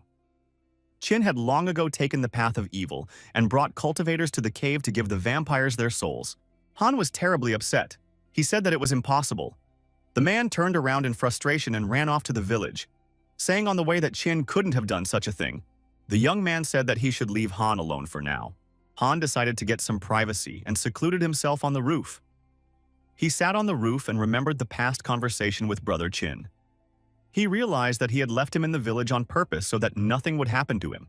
Limu came up to Han and asked if he was crying. Han said no, he had dust in his eyes. The young man noticed that Han's voice was shaking. Han said Limu annoys him. Why do all the women like him so much? The young man speculated, probably because he is handsome. Han said his interlocutor is shameless. He wasn't like that before. Limu noticed that people change all the time. Han said that Qin's brother had changed too. Han thought that Qin used to be the hardest working, most diligent practitioner in their company. He had become an evil cultivator, probably because he was jealous of Wubo. Han said that Brother Qin was in charge of his practice. He only managed to gather Qi the first time with his help. Han added that in this world, Qin was the best person for him apart from his parents and master. Limu doesn't know what it is because he doesn't have a spiritual master. The young man said that he has a spiritual guide. Han imagined who that might be. Limu asked why the companion is not interested in who his spiritual master is. Han said that he didn't want to know. Han stated for the young man to leave him alone and leave this rooftop now. The young man thought that practicing together was unfair. One should be able to tolerate being alone and endure trials. Although vampires are terrifying, what's even more terrifying is the complex human heart. Han stated that he was returning to the sect to report the news about Brother Qin and Wu Bo.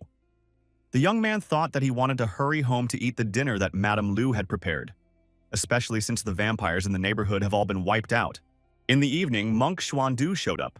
He said that the flying vampire was too fast and he couldn't catch it. The monk asked the young man, did he want to use the vampire's energy for his cultivation? These days, he had collected quite a lot of energy from the vampires he had killed, and is willing to give it to the young man. The monk handed the young man a green core and said that it was the energy from the vampires he had killed. The young man noticed that there was a lot of energy here. There would still be a lot left after the anger was purified. The monk reminded him of his request and said that when he returned, he would ask the magistrate if they would release the young man to help. The young man reported to the superiors that Wu Bo had been killed by a flying vampire. The superior said that it was unpleasant news. It would be difficult to explain to the Talisman sect. The young man asked, is his boss really afraid of the Talisman sect, and that it would make their work difficult? The boss said that behind them was the courtyard of the Great Zhou dynasty. The chief said that the county had been busy with official duties lately and had no time to mess with the sect. The young man thought that the Talisman sect and the county had their own differences. Otherwise, the sect could send one of the creation-level practitioners who could resolve the crisis in the county. The young man's brother wondered if the fatty was dead. And he was finally dead. And then he had to be burned. The young man asked where Old Man Wang was now. Shan said Wang had gone on vacation. He wanted to visit relatives. The young man wondered if Old Man Wang had any other relatives. Shan asked if the guy was counting on his inheritance. The young man thought that now that the 4 souls had been condensed, he had some of the energy given to him by Master Xuandu. This should be enough for Miss Liu and Wang Wan. They will be able to purify their souls. The young man walked towards the house. The boy asked what Wang Wang was thinking about. The girl was glad that her neighbor had returned. Wang Wan said that her mistress had been worried about the young man for days. Just then, Mrs. Liu appeared and said she wasn't worried at all. Liu said she was afraid that if the young man was bitten by a vampire, Wang Wan would have nowhere to eat. The girl thought that her mistress was still angry. The young man asked if they had anything to eat. He was very hungry. Liu said for the young man to change his clothes and wash his hands. She had just boiled some noodles. The young man got full and thanked her for the delicious food. Pulled out a green kernel and said it was for his roommate. Liu said she wasn't going to forgive the young man just because he gave her a piece of jade. The young man said that the energy in this jade could help her and Wang Wan purify their souls. When it comes to practicing, it's best to be down to earth. The young people clarified their relationship for a while longer. Mrs. Liu made unreasonable claims against the young man, as if he had been her husband for a long time. The young man, to calm the girl down, reminded her that she had a pure yin body. It was the perfect body for pear cultivation. Liu thought that the young man was hitting on her. The girl stated that the young man was dreaming. The guy said that it didn't have to be him. He warned that Liu wasn't his type. Mrs. Liu asked Li with resentment, "Is Qing his type?" The young man replied that he wasn't really. The young man dreamed if the girl had the strength of Wang Wang's head and character. The boy added, "And besides, his suitor would be as rich as Madame Liu." Mrs. Liu turned purple with anger. The young man, suspecting he had said something wrong, asked if there was any tea, very thirsty. Liu stated that she would not even give him water from the pot. The young man wrote a report. He mentioned tens of thousands of caves and tombs, but he believed that safety was paramount. The elder of the Talisman sect had killed all the vampires in the area. The guy looked regretfully at the door and said, "It's a pity Guardwu won't come back again." However, he had framed his colleagues and betrayed them. Someone like that and killing him is not enough. The young man saw that Head Qing had returned. The The guy said he was glad everyone had returned safely and asked if they had caught the flying vampire. The girl said they hadn't managed to do so. A lot of people had been looking for it, but it had all been to no avail. The girl thought that something was wrong here. The young man wondered why the vampire, after killing Wu Bo, didn't return to the cave to continue killing. A traveling old man in one of the villages offered his talisman and said if he used it, the girl would have a big and healthy baby. The girl thanked the Taoist master. It seemed to the master that a bat had just flown over him. The bat turned into a huge man who turned to the women who were leaving. The old man watched them. The huge man turned out to be Wu Bo's grandfather, Elder Wu. The girls recognized the immortal master. The elder showed the girls an image of the man and asked if they had ever seen him. The girls said that there was no such person in their village. The elder told the girls that talismans are a way of communicating with spirits and ghosts, and that they should not believe charlatans in the future. The girls pounced on the old man and told him he was a liar to give them their money back for the fakes. The old man shouted to the elder that they were all in the same boat. Why is he doing this? The elder decided that the old man was a charlatan and decided to move on. The man thought, how could this old Taoist define his kingdom in one word? The old man asked if his talisman was a fake. The elder took the talisman and felt that it was full of aura and it didn't dissipate. This is an unusual talisman. The elder apologized to the Taoist and said that it was a real talisman. The old man motioned for the man to follow him. The old man said the man is after a flying vampire. The elder explained that that vampire had killed many people and his grandson included. We need to get rid of him immediately. The old man said that the former head of the talisman sect was a benefactor to him. Today, he will fulfill his duty. The old Taoist remarked if the man continued to pursue him, his grandson would not be the only one to die at his hands. The elder said that the flying vampire had only evolved. The old man raised his hand and activated the mystic light technique. The men saw a vampire running ahead. The old man said it was the one he was looking for. The mystic light disappeared. The elder said this vampire destroyed the old man's technique. The old man said, if one wants to get rid of this vampire, it is better to come to the main peaks. The young man studies the soul condensation mantra. The order of soul purification and soul condensation can be reversed. His last 3 souls should be born out of hatred, love, and lust. But before refining his soul, the young man thought it should be condensed. The lad decided that he would concentrate on what he had for now. He had yet to find a way to quickly gather love and lust. There are cultivators who seduce young girls by deception and rob their bodies of their senses, and then abandon them. That's why they make the girls hate them. In this way, love, lust, and hate can be gathered at the same time in one fell swoop. The guy got upset. He could never do that, because it's inhumane. The young man came to the realization that the only way to legally get love and lust was to find a wife. The young man suggested that maybe this was God's hint, and he should marry several girls at once. Monks entered the young man's office and asked if he had time to visit their temple now. The boy said that he would now alert his superiors and they could go. The young man remembered a past visit to this temple when they had dealt with the demon tiger. He had felt something incredible here then. The monk said they should proceed past the Buddha hall and through several more long corridors. Then they would find the abbot of the monastery. The young man saw many believers chanting the scriptures. The power of their merit was pouring into the statue. The monk asked if Master Li was interested in merit.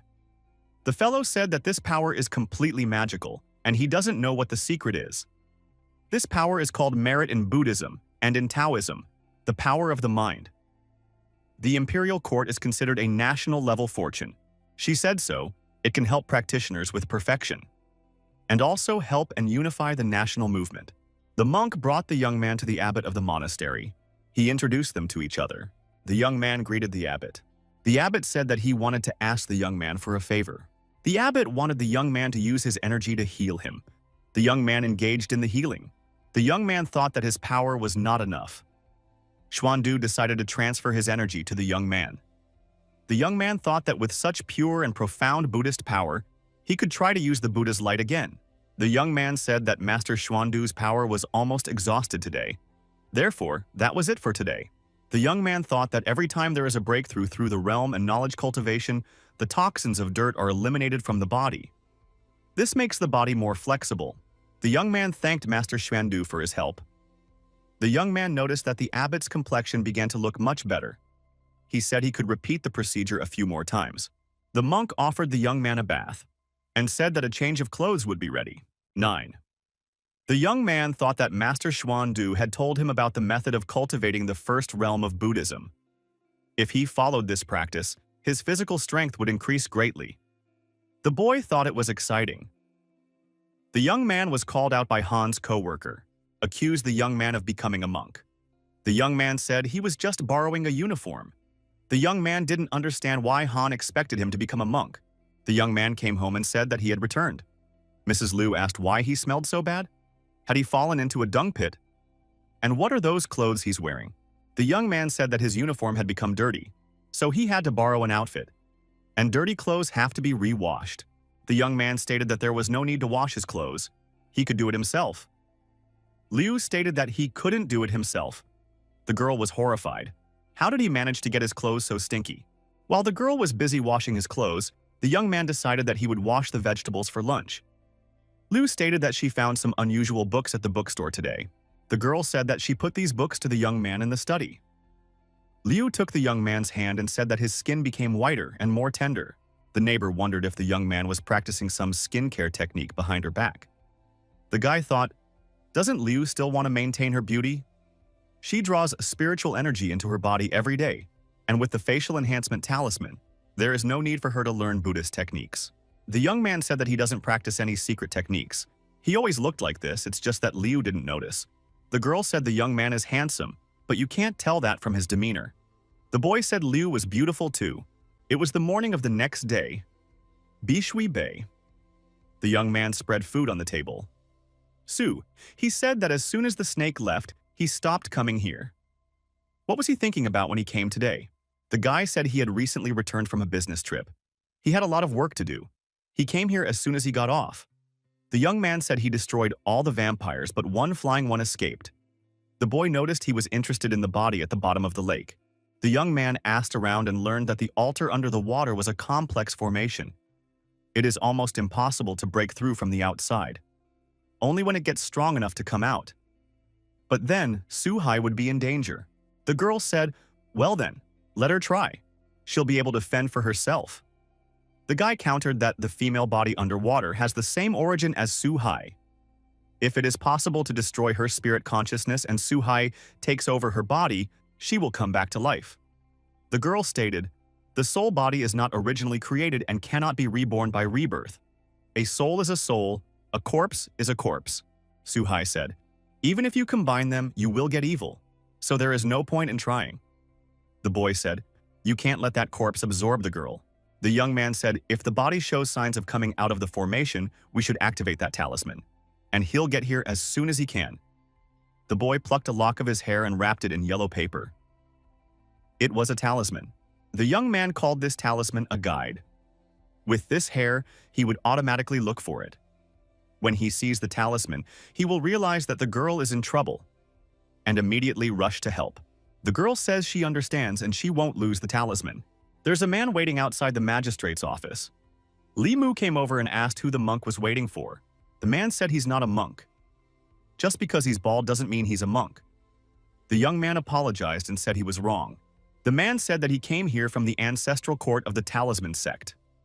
We have to inform Li Qing that Master Ma is looking for her. The young man realized that it was Uncle Ma who had arrived and said that he would take him to his head. The men saw that the study was empty. The young man suggested that the girl might be out on patrol right now. The boy suggested that the old man rest in her office for now. The old man said that he would be looking for the district judge now. The young man stated that the supervisor was not available right now. The old man asked when he would be back. Suddenly, Shan appeared and said that the judge had been looking for the young man all morning. The guy looked at Master Ma and said, I guess his boss must have just returned. The old man turned around and saw Li Qing. The girl asked what brought Uncle Ma here. Streak said that Wu Bo's death was a great loss to their sect. He died in the line of duty, so the magistrate should give an explanation. The young man poured tea and said that Uncle Ma was tired from the road. He needs to quench his thirst before going to the magistrate. The old man thought he had already drunk 10 cups of tea. Shan said the magistrate was in place and waiting for a visitor. The district magistrate said he was happy to welcome Master Ma to his place. The old man said the judge is very courteous. The judge said that the vampire epidemic has spread to almost the entire county. Thanks to the talisman sect, they were successfully gotten rid of them. The old man agreed and said that practitioners should take care of people. He was poured tea again. The judge suggested this time a very good tea that is popular in this county. Master Ma could no longer drink the tea. The judge offered him some more. The old man said if he kept drinking more, his stomach would burst. He wants to get down to business at last. The old man said that he is here because of the death of Guard Wu. The judge said the county is also sorry. His heart is torn. He would like to personally get rid of whoever did this. The judge cried and said it was his fault. He shouldn't have sent Guard Wu there. The old man said that it was unpredictable. You shouldn't be too sad. The judge calmed down and offered Master Ma a cup of tea for such an occasion. The old man shouted that he wouldn't drink that tea anymore. He had come here with another request. The judge asked what had brought the master here. That he needed help finding some good candidates to replace Wu Bo. The judge and master continued their conversation. In the eyes of a practitioner, knowing a person's birth date is a sign that their life is in the hands of the knower. The imperial court explicitly forbids people outside of the official government from having access to the registry. Said his interlocutor knows that it is strictly forbidden by the imperial court. Master Ma offered to read the letter. The judge read the letter. It said that thanks to the talisman sect, the spread of the vampire epidemic in the county had stopped. This letter had the breath of a region chief. Judging from that, it was clear that the letter was authentic. Master said that their sect and the county chief could be trusted. The judge thought that the orders of the superiors must be obeyed. Although the talisman sect had contributed to stabilizing the situation, it would only be possible to check the registry in the next 3 future years. The judge added that if there are newborns in the county within 3 years, the county can inform the sect about their special physique. But if the time limit is exceeded, there will be no more checking. The old man said 3 years would be enough. The judge added that the only one who can check the registry is a county government official. Limu is resting at his home. After so many cases, he is finally calm. The world is stable. The young man saw a book and became interested in it. It was a book about the supernatural. It was most likely the book his neighbor was talking about. This was the book he read in the master's building, with a page torn out in the middle. The young man noticed that this book did not have a single missing page. It had markings made by Mrs. Liu. The boy read that a pure yin or yang body was very rare. If such bodies were to meet, one could double cultivate together. Otherwise, one might lose their blessings. Madame Liu shouted out that the young man's clothes had been washed. Mrs. Liu appeared on the doorstep and asked, what exactly did the young man read about dual cultivation? The boy stated that such cultivation also depended on relationships. The girl asked, don't you like me? After so many years of living like this, he didn't find anyone for himself. Limu said that his roommate hadn't found anyone either. The girl said she hadn't even looked. The guy stated that he didn't want to either. The young men took offense at each other and turned away. The young man asked how many years was the girl going to stay unmarried for. The boy stated that if she did not marry and he did not marry, it would be very bad for both of them. Mrs. Liu stepped aside and said that she didn't feel like even talking to the guy. The young man thought that even his brother was able to find a wife. Why is it not working out for him? Limu decided to calm down and continue reading, and read the missing page that wasn't in the magistrate's book. On this page, the young man familiarized himself with the principles of Taoism. The young man thought that if an evil cultivator kills one person, he would be wanted by the authorities. After killing 1,000, they would have long since been wiped out by righteous people. How could they still be promoted? The guy thought, where can one get so many rare special bodies as well as yin and yang from? There aren't many people like that. Limu has the purest yang body. Liu Hanyan has the purest yin body. The young man realized that of all the people he knows, only he and Miss Liu have such bodies. The young man remembered that he had transmigrated into Limu's body after he died. Therefore, technically speaking, this is not his body. The young man was a bit confused after reading in this book. He didn't know how to feel about himself. The young man looked pensive for a while holding this book in his hands. Liu Hanyan asked what happened. The boy replied that nothing had happened. The death of his predecessor had nothing to do with these people, much less a vampire. The young man put the book aside and thought he was just overexcited. The girl decided that her interlocutor today was very strange. The guy took his neighbor by the hand and told her to follow him. He had important business to attend to. The young man said that they should go to the magistrate now. He would explain on the way what the matter was. The young man thought that even if it was a coincidence, he should find out everything. There were only 5 elements, not counting yin and yang. 4 of them had already died.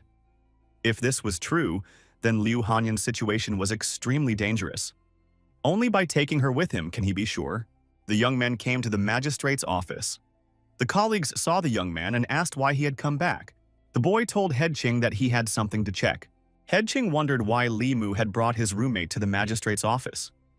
The girl said hello. Mrs. Liu was puzzled. Why did the young man bring her here?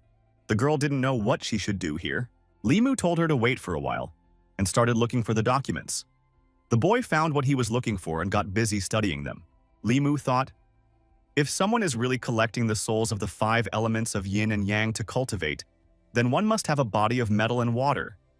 It was strange that the people in all the unsolved cases had one of the yin, yang, or 5 element bodies. Han thought, Li Mu is stupid enough to bring another woman to the magistrate. The man noted, from the way his head was looking, it was obvious that she cared about the young man's antics. It was not good for him that Madame Qing cared about the young man. Studying the documents, the young man thought that fortunately, out of all the people who had accidentally died, no one had a special type of physique. Liu walked over and asked, what is the young man reading? Does it seem interesting? The guy said that according to birthdays, he calculates the physique. The girl asked him to teach her. The young man gave the book and said that it says everything here. Li Mu said that when she reads it, she can try to calculate from someone. The girl scrutinized the book carefully. The young man took his time drinking tea. The young man thought it was a good way for his neighbor to gain a sense of satisfaction from learning something new. The boy thought that he should give some explanation to Head Qing as to why he had brought his neighbor to the magistrate. Maybe for this purpose, the colleague could be invited home for dinner? The girl enjoyed studying this book. She was able to find out what body types her acquaintances had. Liu objected. This book says that the 5 elements of yin and yang are very rare. But she found these elements in all of her acquaintances. The young man dropped his cup in surprise. He interrogated what she had said. The girl was startled. The boy asked where did she get people with metal and water bodies from. Liu showed the entries in the book. She said that Zhang Dafu fit into this category. This name seemed familiar to the boy. The young man began to strenuously recall where he had heard this name. He remembered the Zhang family from Zhang village. The image of that vampire appeared in front of him. The boy thought, does he have a metal body? And agreed with that statement. The young man once again remembered which of his acquaintances had the bodies of the 5 elements. And he listed them all in his mind. A fathom-level cultivator had spent several months in research, solving all sorts of puzzles, gathering the souls of the 5 elements, as well as yin and yang, trying to break through to the transcendence level. There are already 6 or 7 souls gathered. Only the purest yin was missing. The young man assumed that the death of his body master was part of the plan. It turns out, the one behind it is watching the young man's every move after his rebirth. Realizing this, the young man felt dizzy. He almost fell down. Liu Hanyan came over to him and said that she would support him in any case. The young man calmed down and tried to explain about his hunch to Ms. Liu. If a comprehension-level cultivator could gather all the souls in process with thousands of living souls, he would have a chance to break through to transcendence. The girl said that it might just be a coincidence. Or it meant that the pure yin and pure yang bodies had not yet been obtained. The girl told the young man that he had lost his 7 souls before. The boy suggested the only thing he was missing was a pure yin body. The girl remarked, the book says that a large number of living souls are needed. It couldn't be that thousands of people died and the government didn't notice. The boy remembered that when he was on a business trip, he noticed that there was no energy in the corpses, and the flying vampires immediately identified Wu Bo. Assumed the young man. The only thing the person behind this wanted was Wu Bo's soul, a body bound to the element of earth. The girl said she felt scared. The young man remarked that everything was fine for now, as long as they don't know the girl's birth date. The young man's colleagues entered the room and apologized for being disturbed. Qing became embarrassed and walked out. Han thought that his rival had chosen Ms. Liu. The young man ran out of the room to talk to his head. She was nowhere to be found. The young man thought that she had misunderstood everything again. At this time, Master Ma appeared and asked, "Have I found any candidates with a special body?" He was told that there were no special results yet, but they had found a girl with a pure yin body. The old man asked where she was. The man said, "It's a pity you didn't come here sooner, because unfortunately 3 months ago she died." Limu stared at his brother intently. The young man pounced on his brother and asked, where did he get this information from? The man replied that the girl with the pure yin body had died. The boy realized that all the 5 elements, as well as yin and yang, had been gathered. The girl asked the young man how he felt.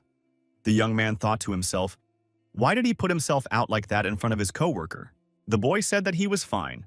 Now that pure yin's body had been commandeered, the girl had nothing else to worry about. Liu said for the young man to be careful.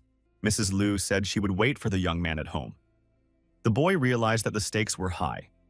It was important for him to talk to someone he could trust and to ask what he should do. The young man went to Li Qing's house to talk to her. The boy went into the girl's office and told her that his roommate had already left, and the girl was holding the book wrongly. It could be seen that Qing was worried. The young man said, "It's good that the girl is reading the right book," and showed her where to read. Qing asked, "I guess the young man wants to find a woman with a pure yin body for pair cultivation." The young man said, "One must read elsewhere. If a truth comprehension level practitioner gathers the souls of the 5 yin and yang elements with a lot of soul power and energy, there is hope to break through to the transcendence level." The girl speculated that the young man feared that he would be possessed by evil spirits. Without knowing his date of birth, no one can recognize the characteristics of his body. The boy said, "Sean just learned that a girl with a pure yin body died in the county 3 months ago. A vampire epidemic spread in the county. Wu Bo died. All the people with the special bodies of the 5 elements, as well as pure yin and yang bodies died. All this can't be a coincidence." The guy said that all the components had been gathered. The girl objected. If there really is an evil practitioner, why does the young man still have his 3 souls? Limu said that there are things he can't explain. The young man admitted that he had already died once. The boy added that his 3 souls were saved by an old master who said they had a relationship like a teacher and student. He passed on a lot of Taoist skills to Limu and left. He said they would meet again, and warned the young man not to reveal his identity. Qing noticed that after he died once, his temperament changed dramatically, and he began to know many techniques and sutras. The magistrate suspected that the young man had been mastered. But no one would suspect now. The lad thought this was a good opportunity to dispel any suspicions the head had about him. Although he doesn't know what happened to him, it must be something other than rebirth. The girl said that they know as if there is someone who is using this book to set things up the way it says. King was horrified and said that if that person wanted the soul of pure Yan, he would not let the young man go and might come back. The guy thought that the person behind this had already gotten everything he wanted. It wasn't for them to decide this matter, so it was better to inform the magistrate right away. The chief magistrate lamented that the last few months had been one murder after another. But the last month had been quiet. He thought the figures in his area would not be too bad. The young men said they had something important to tell Mr. Judge. The judge assumed that Sean had learned something about people with special physiques. The young man shook his head negatively. The judge asked if there might be another murder in the neighborhood. The young man also shook his head. The judge asked, "Then what is it about?" The head stated that in that case there was nothing to scare him. The young man thought that the judge was a very disturbing person. He said that they had found some clues. An evil cultivator at the peak comprehension level had shown up. In this county, he was collecting the souls of the 5 elements as well as yin and yang. The guy added that thousands of people were killed because of him, and their souls were collected in the county to refine them and reach the transcendence level. The judge was really frightened. He even fell off his chair. The young man showed the judge the document and offered to read it. In the past 6 months, 7 people with pure yin and yang bodies and the bodies of the 5 elements had died in the county for various reasons. The judge suggested that it must be a coincidence. The young man said that someone was behind it. The judge showed the young boy the reasons for these people's deaths and said that the evil cultivator had nothing to do with it. The boy objected. He said that it was all deliberately set up so that the civil servants would think so and no one would suspect anything wrong. The judge remarked, If the special sword killed a person, the soul would dissipate, and the evil cultivator wouldn't get his soul. The young man objected. It wasn't difficult for a comprehension cultivator to retrieve souls before the executioner did. The judge said, "The 5 elements can be explained, but what about pure yin and pure yang bodies? This is a very important question." Said his colleagues learned that a baby girl with a pure yin body was born 3 months ago. Babies die often, so the family did not report the case and the magistrate did not investigate the case. The boy added that as for the pure yang body, it was him. The magistrate said that the young man is in good health. Guy confessed, a few months ago, there were demons and evil spirits that wanted to devour his soul, but he was lucky. Although the evil souls returned to his body, he lost his 7 souls. The judge wondered how could this happen. The young man said that everyone, including himself, had been used as pawns in someone's game. For no reason at all, he had been targeted by an evil cultivator of the Fathom Truth level. He had become a participant in a devious game. The judge was shocked by this situation. Why had all this come down on his head? The young man said that now was not the time to regret. One must decide what to do next, put his whole mind and intellect to work. The judge said there are still some doubts about the case.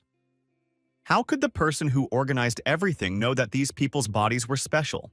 This villain needed to take souls before those people died. How was it possible to set all this up? Limu thinks that a practitioner of comprehending the truth might just be observing. Maybe there's some way to figure him out. Of course, there's another option. The judge suggested there might be a traitor in the magistrate's office. The young man said that couldn't be ruled out. And maybe someone has invaded the magistrate and looked through a large number of family archives. For a cultivator of comprehension of the truth, this is not difficult. The magistrate said, and it's also true that no one but Old Man Wong could see the registers of the people. He's worked in the court his entire life. He can't have problems with anyone.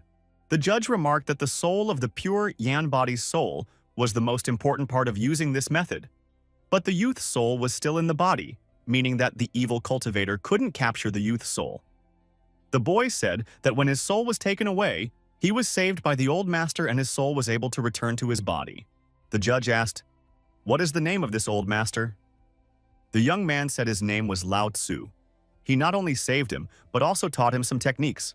The old man asked if the young man could prove that he would have no problems. The young man said that Mrs. Ching could prove it. The girl said that they had researched this a few months ago. Limu has not been captured, and he knows some techniques of magic Dao. The old man thought that the truth of the young man's words could be verified with a simple magic weapon. The judge suggested that the villain had not yet acquired the soul of a pure Yan body and might return to the young man. The boy said, it couldn't be ruled out that he might have found another body. The judge said that this case is very confusing. We have to sign a non-disclosure agreement and investigate it secretly. We have to wait until the investigation is over before we make any decisions. And you can't tell anyone about your pure Yang body. Otherwise, the young man can't even expect to live a long, peaceful life. The judge gave the young man 3 days to do all the investigations. Head Ching said that the young man could take it easy. If there really is an evil cultivator comprehending the truth, the talisman sect will not sit idly by. They would definitely send peak heads to eradicate it. The girl added that she would not allow the evil cultivator to kill the young man. The young man thought that it wouldn't be so easy to take his life. Han was very surprised. He thought that after Limu brought the neighbor girl to the magistrate, Head Ching would distance himself from him. But they were together again, and acting as if nothing had happened. Han made a request to Li Qing. Li Qing thought that Han rarely approaches him. Han asked how to become like Li Mu and be liked by women. The young man said, "First of all, one must look as good as Li Mu," Li Qing added, "or else one must have a lot of money in one's pocket." The young men came to the village. The man asked what brought them here. The young man said that they were on assignment from the magistrate to investigate a case. The case concerned the man's sister. The man gave all the details that were related to his sister's case. When she was pregnant, her husband left her and became a monk. Her health deteriorated. The man said he wanted to persuade her to remarry, but she refused. Her health had been good before. After questioning the young man said that otherwise he would not have suspected anything strange here. This truth comprehension cultivator is very careful and meticulous about every little detail. It's hard to calculate him and explain his actions. The young men approached the village where the girl with a pure yin body lived. They needed to find the house where this family lived. The young men knocked on the door. The door was opened by a woman and invited them to enter the courtyard. The young men entered. Limu said, "He has some questions that may bring back unpleasant memories. This case is of great national importance, so they expect honest answers." The young man said he was interested in the cause of their girl's death. The woman said her family had no money to treat the child. They used herbal remedies, but it didn't help. The girl fell ill 4 months ago. The woman cried and said that after a month of suffering, the child died. She was wrapped in a straw mat and buried in the backyard. The magistrate was informed. Li King noticed that the old woman breathed a sigh of relief. It seemed strange to her. There was something amiss here. The young man said that it was another accident and suggested going to the next place. The girl said to wait. Ching asked the old woman, "The girl didn't die of any disease, did she?" The old woman was indignant. The woman claimed that it was from illnesses that the girl died. Ching stared at the old woman and turned on her mind control. Once again, she asked, "How did she die?" The old woman, being in control, said that it was a prediction. The soothsayer said she was a disaster and would kill her parents and relatives. She read a book and it said that, so she poisoned the child. The man was outraged. Had his mother really killed her granddaughter? The parents pounced on the old woman and shouted for her to return their child to them. Li King said that it was a stupid old woman. The young man said that they will report it to the magistrate when they return, and the leadership would take care of it. The boy said the magistrate will definitely bring justice. Said that this soothsayer did not do anything with his hands. He only achieved the death of a man with a pure yin body with a few words, and no one would suspect him of easily obtaining the soul of a child. The guy thought that the peak comprehension practitioner had collected the souls of the 5 elements and yin and yang without attracting attention.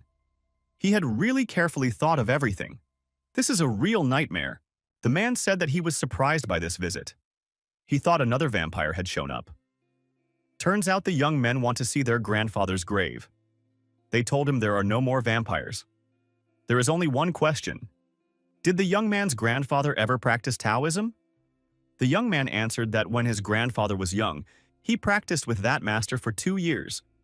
But in the end, he left the mountain because he could not bear the loneliness of practicing and leaving the family business. He returned to the family. The Taoist master said he had a body of metal. The young man memorized this information. A body of metal is an important piece of evidence. The young man said that as an employee of the magistrate, he learned a lot about feng shui and gained knowledge in the field of burial. The girl asked, "Doesn't the young man want to be a guard anymore?" The boy said that he wanted to work with the Qing head for the rest of his life. The young men arrived at the cemetery where the young man said that his grandfather's grave was located here. The boy said that his grandfather was a very old man, but he didn't have any serious illnesses. He died of old age. Everyone noticed that there were traces of freshly filled earth here. The young man said there was a feng shui master at the funeral. He came and said he would do everything for free, so they agreed. The young man thought something was wrong here. Limu said it was a very bad grave. The young man objected. The feng shui master said it was a very good place. The girl asked, "What does all this mean?" Limu stated that this tomb faces north-south, and the mountain guys to the west have the tombs facing southeast. Limu gave several reasons why it was obvious that the location of the tomb was not in accordance with feng shui. No grass had grown in this place for 2 years. It is a clear place of evil. And the grave is deliberately turned so that their grandfather would turn into a vampire. Qing assumed that a feng shui master was behind it. Both the feng shui master and the one who told the girl's fate and Master Ren Yuan are the same person. The girl said it's all the same person in black clothes, but after all, he was killed. Li Mu suggested that he was not killed. The young man asked, "So who deliberately turned my grandfather into a vampire?" Qing said that there was no need to panic. The boy thought that this man in black might not have appeared at all. He had already achieved his goal. Why would he show up, risking his identity to kill the young man? It didn't fit with his caution. There had to be a better reason. It hit the young man. The Li Mu of this world is dead. Inside him is a new soul.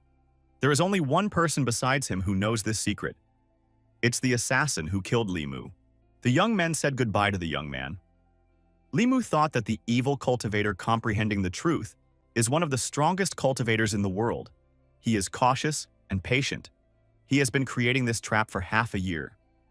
The girl asked, "Why did the young man turn pale?" The boy asked, "Why is this man doing this? I mean, he's hiding himself. Why would a cultivator of truth comprehension be so cautious?"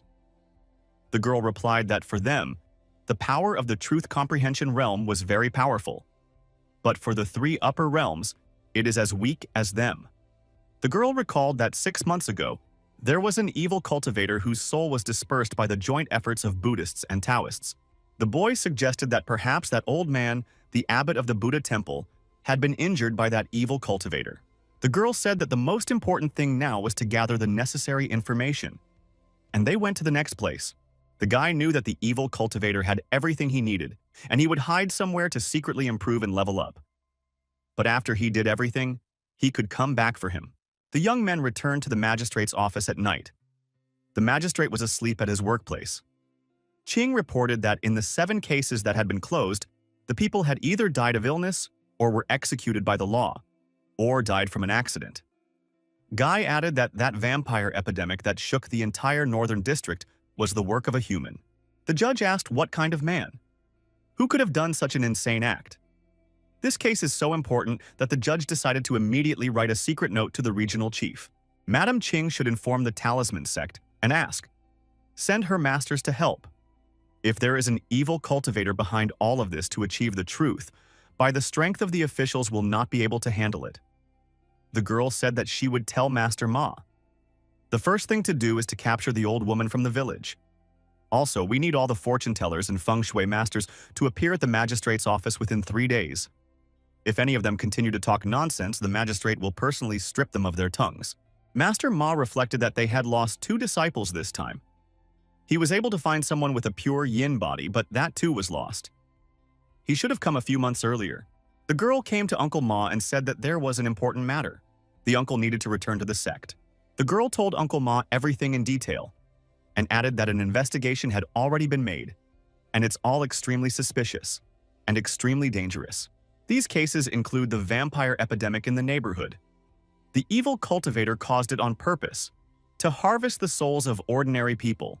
Uncle Ma said that Elder Wu had recently returned to the sect to ask the head to take action to eliminate the flying vampire. The master suggested that if the evil cultivator was at the peak of comprehending the truth, then everyone might be in danger. The old man said that he would talk about attracting disciples later. He summoned his powerful magic weapon, placed himself in it, and urgently traveled to the sect. He knew that something serious had happened. The guy understood the Talisman sect, one of the largest sects on the continent. Master Ma, a righteous practitioner, and he wouldn't tolerate the appearance of a cultivator. If the sect could send their upper 3 realm masters to catch an evil cultivator using thunder, it would help solve the problem. The young man came home. Mrs. Liu happened to be home as well. The boy reported that he was fine and asked why the neighbor was awake. Mrs. Liu said she couldn't sleep after what had happened. The young man said he was very hungry and would make noodles. Liu said that she won't refuse either. During dinner, the girl asked, "How strong is a practitioner of the level of comprehension of truth?" The guy said that the comprehension of truth is the last level of the 3 middle realms. They can roll back mountains and rivers, change their bodies, master the technique of the 5 elements, and can interrupt the flow of rivers. They know the laws of the heavens. In the world, such people are considered immortal. Mrs. Liu said that she was worried about the young man. After all, he might take his soul. Li Mu said that perhaps the evil cultivator had already found another body. The guy thought if he didn't occupy Li Mu's body, then the cause of his death would be official negligence. But the person who should be dead came back to life. Liu said that the young man should flee. Then the evil cultivator wouldn't find him. The boy said that the cultivator of the realm of comprehension of truth has the magical ability to find a person through the light and shadow of the full moon. Therefore, he should hide in a talisman sect or Buddhist temple. The young man said that they both needed to rest now, although maybe the evil cultivator wouldn't come back anymore. The young man came to work and said hello to Old Man Wang. The young man said that the old man should be careful, and inquired where he had been visiting for 2 whole weeks on vacation. The old man said his old buddy had died, and he went to offer his condolences. Wang declared that sooner or later he too would die. And lest the young man think, bury him simply by wrapping him in a straw mat. Otherwise, he will be like a ghost, haunting the young man all the time. The boy said that the old man with his health still has many years ahead of him. He asked what Wang knew about the level of truth. The old man asked why the young man was thinking of flying. Wang said that the young man should stand on solid ground, purify his souls and compact them. To stay away from things he shouldn't, otherwise he might go mad, and his Tao path would be ruined. The young man asked in a different way. The technique of catching the moon of a practitioner of comprehension of truth. Will it help one to see whatever one wants to see? The old man inquired. Does the young man really want to peep at young girls? The young man became nervous. Wang said he would tell him so and so. The old man explained that the technique involves shimmering light from one place to another. The distance must be close enough for the technique to be useful. One must calculate the location by concentrating on only one thing without noticing what's going on around them.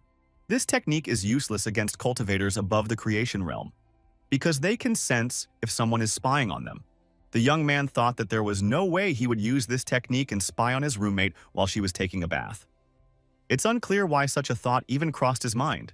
Li Mu asked if it was true that they could tell fortunes from the sky and the stars. The old man said that it is true, but it is not so mysterious.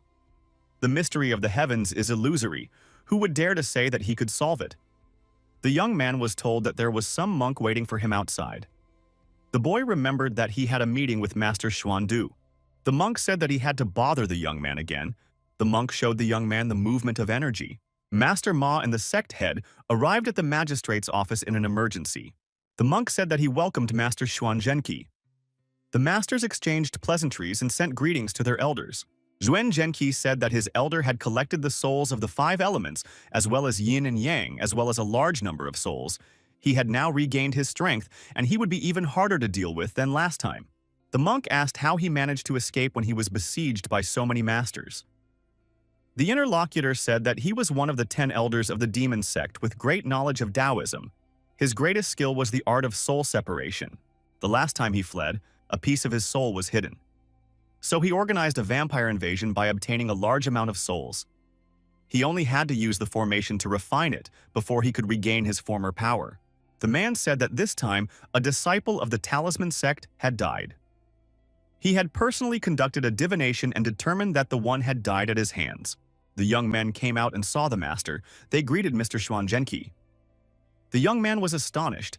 This seemingly ordinary middle-aged man turned out to be the head of the talisman sect. The sect head said that he wanted to introduce Taoist master Miao Chen. The young people greeted the honorable master. The girl said, "You don't have to be so polite. This girl's sect is good at Taoist magic." Han said he would take the guest to the magistrate. The monk said for the young man to wait for him too. The young man asked the girl if she had heard of Master Gan Huan. Qing said that he was the one who was killed by the Buddhist Taoist sects. And it was that evil truth comprehension level cultivator.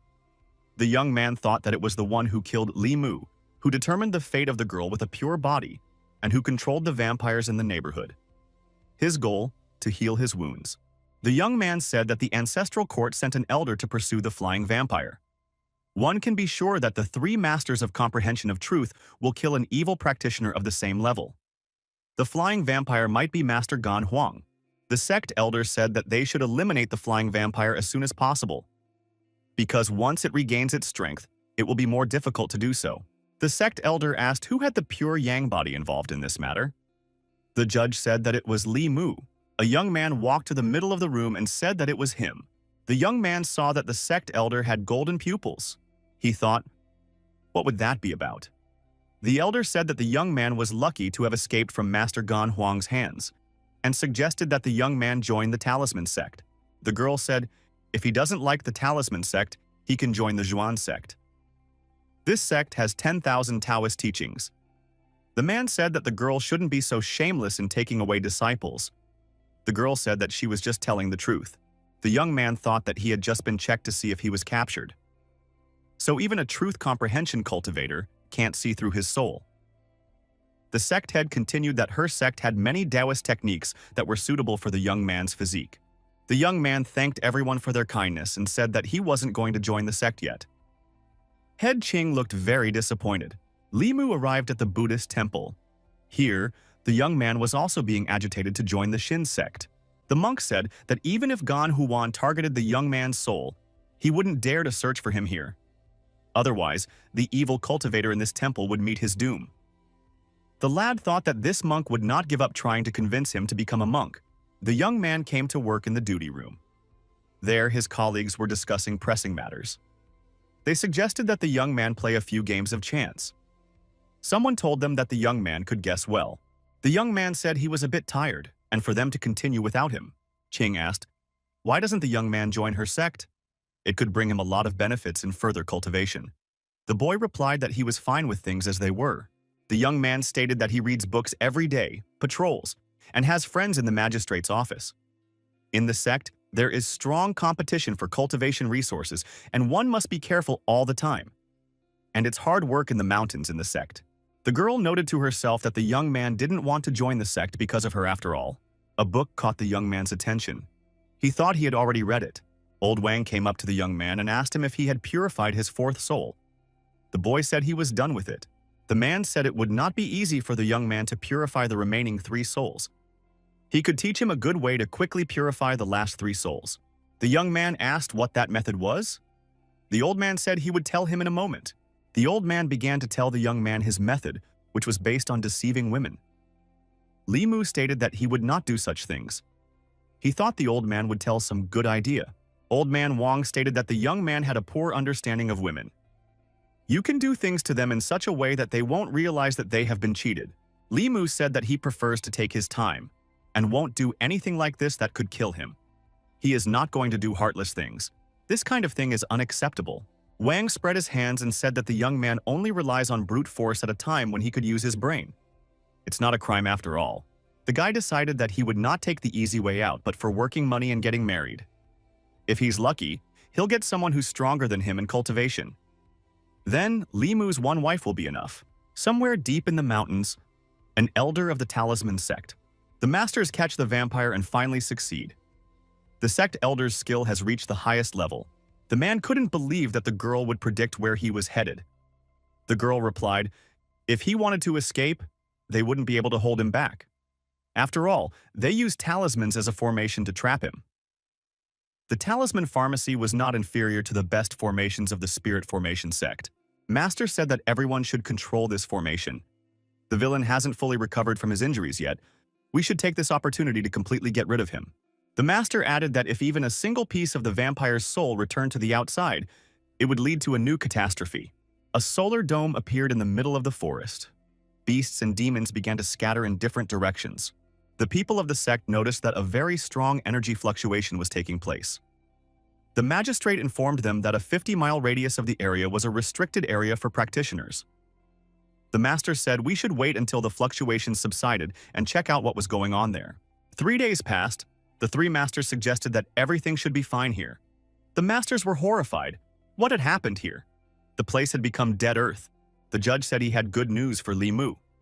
It's news about Master Gan. 3 days ago, 3 Taoist masters tracked him down and trapped him. Then they destroyed him. The judge said, if Li Mu hadn't revealed his scheme, no one would have been able to detect this evil cultivator. The young man helped to get rid of him. The judge added that the young man would be rewarded. The young man said he was glad that he was able to escape from the evil cultivator level of comprehending the truth. The young man went to the market. The young man wanted to buy some groceries to eat. The lady asked if it was true that the evil cultivator's soul had dissipated. The young man said that it was true. Even though he was strong, he couldn't defeat the 3 Taoist masters. The young man said it was all thanks to the book Mrs. Liu had given him to read. Otherwise, no one would have known about the evil cultivator's plot. The girl offered to buy some wine to celebrate. The young man met his co-workers on the way. The mistress suggested that they come over for dinner. Shan said he agreed. Li Si said they were just about to have dinner at a noodle shop. Mrs. Liu persuaded the young men, and they all went to their place for dinner. The company of young people saw Li Qing walking not far from them. Shan suggested that the girl could also be called to dinner. Mrs. Liu called out to the young man's colleague with the intention of inviting the young man to join them for dinner. The young man thought that they must have bought little food for dinner. In the young man's house, everyone was involved in preparing dinner. Qing asked what she could do to help. The young man offered to help her chop vegetables. The girl took a knife in her hand and chopped the vegetables very quickly and professionally. She was a master of the knife. The young man was surprised when he saw Qing wielding the knife. Liu sent him to the lawn and told him that the 2 of them would figure it out here. The boy told his brother that he was having conversations with Li Si on topics he still didn't understand. The young man started making excuses and said that he and Miss Liu were just neighbors. Sean countered what normal neighbors are like, shopping together and eating out of the same pot. Li Mu said they might not believe him. The brother said the young man is messing with his head. Lisa said the young man is not in her heart yet. They can only be good friends, but they don't love each other yet. The young man said that could be the case. The boy thought that he was very grateful to Miss Liu. She was once attracted to him and still touches his shoulder without shyness. Maybe she really does feel something for him. Li Si thought that sooner or later the neighbor girl will fall in love with the young man. Sean said that it wasn't necessary. He and his wife didn't even fall in love. Li Si looked at the three girls and said, "He knows what they are thinking. That little maid likes the young man. Girls at that age are the easiest to deceive." The young man objected. He has never deceived her. Lisa said that Head Ching has also been looking at the young man strangely lately. There is something in her gaze. The young man wanted to know his colleague's opinion about all three girls, but he refused to develop this topic. Dinner was ready, and the whole company sat down at the table. They wished each other a pleasant appetite. Sean decided that he would try first. The man said that the lady was an excellent cook. He remarked that if his family had even half that kind of cooking skills, it would be worth dying for. Mrs. Liu said she was not worth thanking. Sean said her husband would be unspeakably lucky, and he would be the lucky one. Sean said there are some girls, all sorts of celebrities, who don't do housework and can't cook, but are better at fencing than others. There aren't many like Mrs. Liu. She is beautiful, cooks well, and is rich. The young man thought Sean had said something unnecessary. Head Ching is not a good cook and she is present here. The young man started making signs to his brother. But the latter didn't understand anything and continued to talk provocatively. Li Si said that his colleague should be quiet while eating. The man understood and said that he would be quiet and it would be better to eat heartily. Sean remembered that Head Ching doesn't cook well and started apologizing out loud. The girl said it was okay and it was better to just eat in silence. Sean calmed down and said that he wouldn't talk anymore while eating. The young men continued to eat in silence and left the idle talk for later. The dinner turned out to be very tasty. The next morning, the brothers met at work. Sean said that the head had caught him entering the magistrate's office without a headdress, and for that she sentenced him to patrol the streets for 3 days. So now they can rest without him. Li Mu wished his brother good luck and told him not to overwork himself. Sean couldn't understand what had happened to Head Ching. She usually didn't punish him for such petty things. The young man decided that he would go to Old Man Wang's house and pick out some books to read. The young man went to Old Man Wang's house and said hello to him and asked him why he was awake, and said, "You want something to read?" Wang asked if it was true that Master Gan had died. The young man said he was destroyed by the Talisman sect, reduced to atoms. The young man saw that the study was cleaner than ever today. "Why is Old Man Wang working so hard today?" The old man said he was leaving on a trip and decided to clean up before he left. Stack books and folders so no one could find them later. The young man asked where Wang was going. Wang said he was going far away. The old man said he had wanted to ask the young man a question for a long time. The boy wondered what there was that he knew that Old Man Wang didn't know. The old man came close to the young man and asked, how did he do it? How did he manage to occupy Li Mu's body without anyone knowing about it? The young man wondered, how did he know that? The boy thought that only the killer Master Gan and him knew about it. The old man said that he had been watching the young man for months. His soul is an ordinary mortal. But he did something that even a cultivator of the 3 higher realms couldn't do. No one can take a body without a trace and not be detected by the soul-checking pupils. The young man is the first of his kind. The boy asked, who is he? Old Man Wang was surprised. Couldn't he guess? The young man suggested, is Master Gan not dead? The old man said, to everyone, he is indeed dead. There will no longer be a master of illusion in this world. But that was exactly what he wanted. The guy noticed that he couldn't move. It was as if he was bound.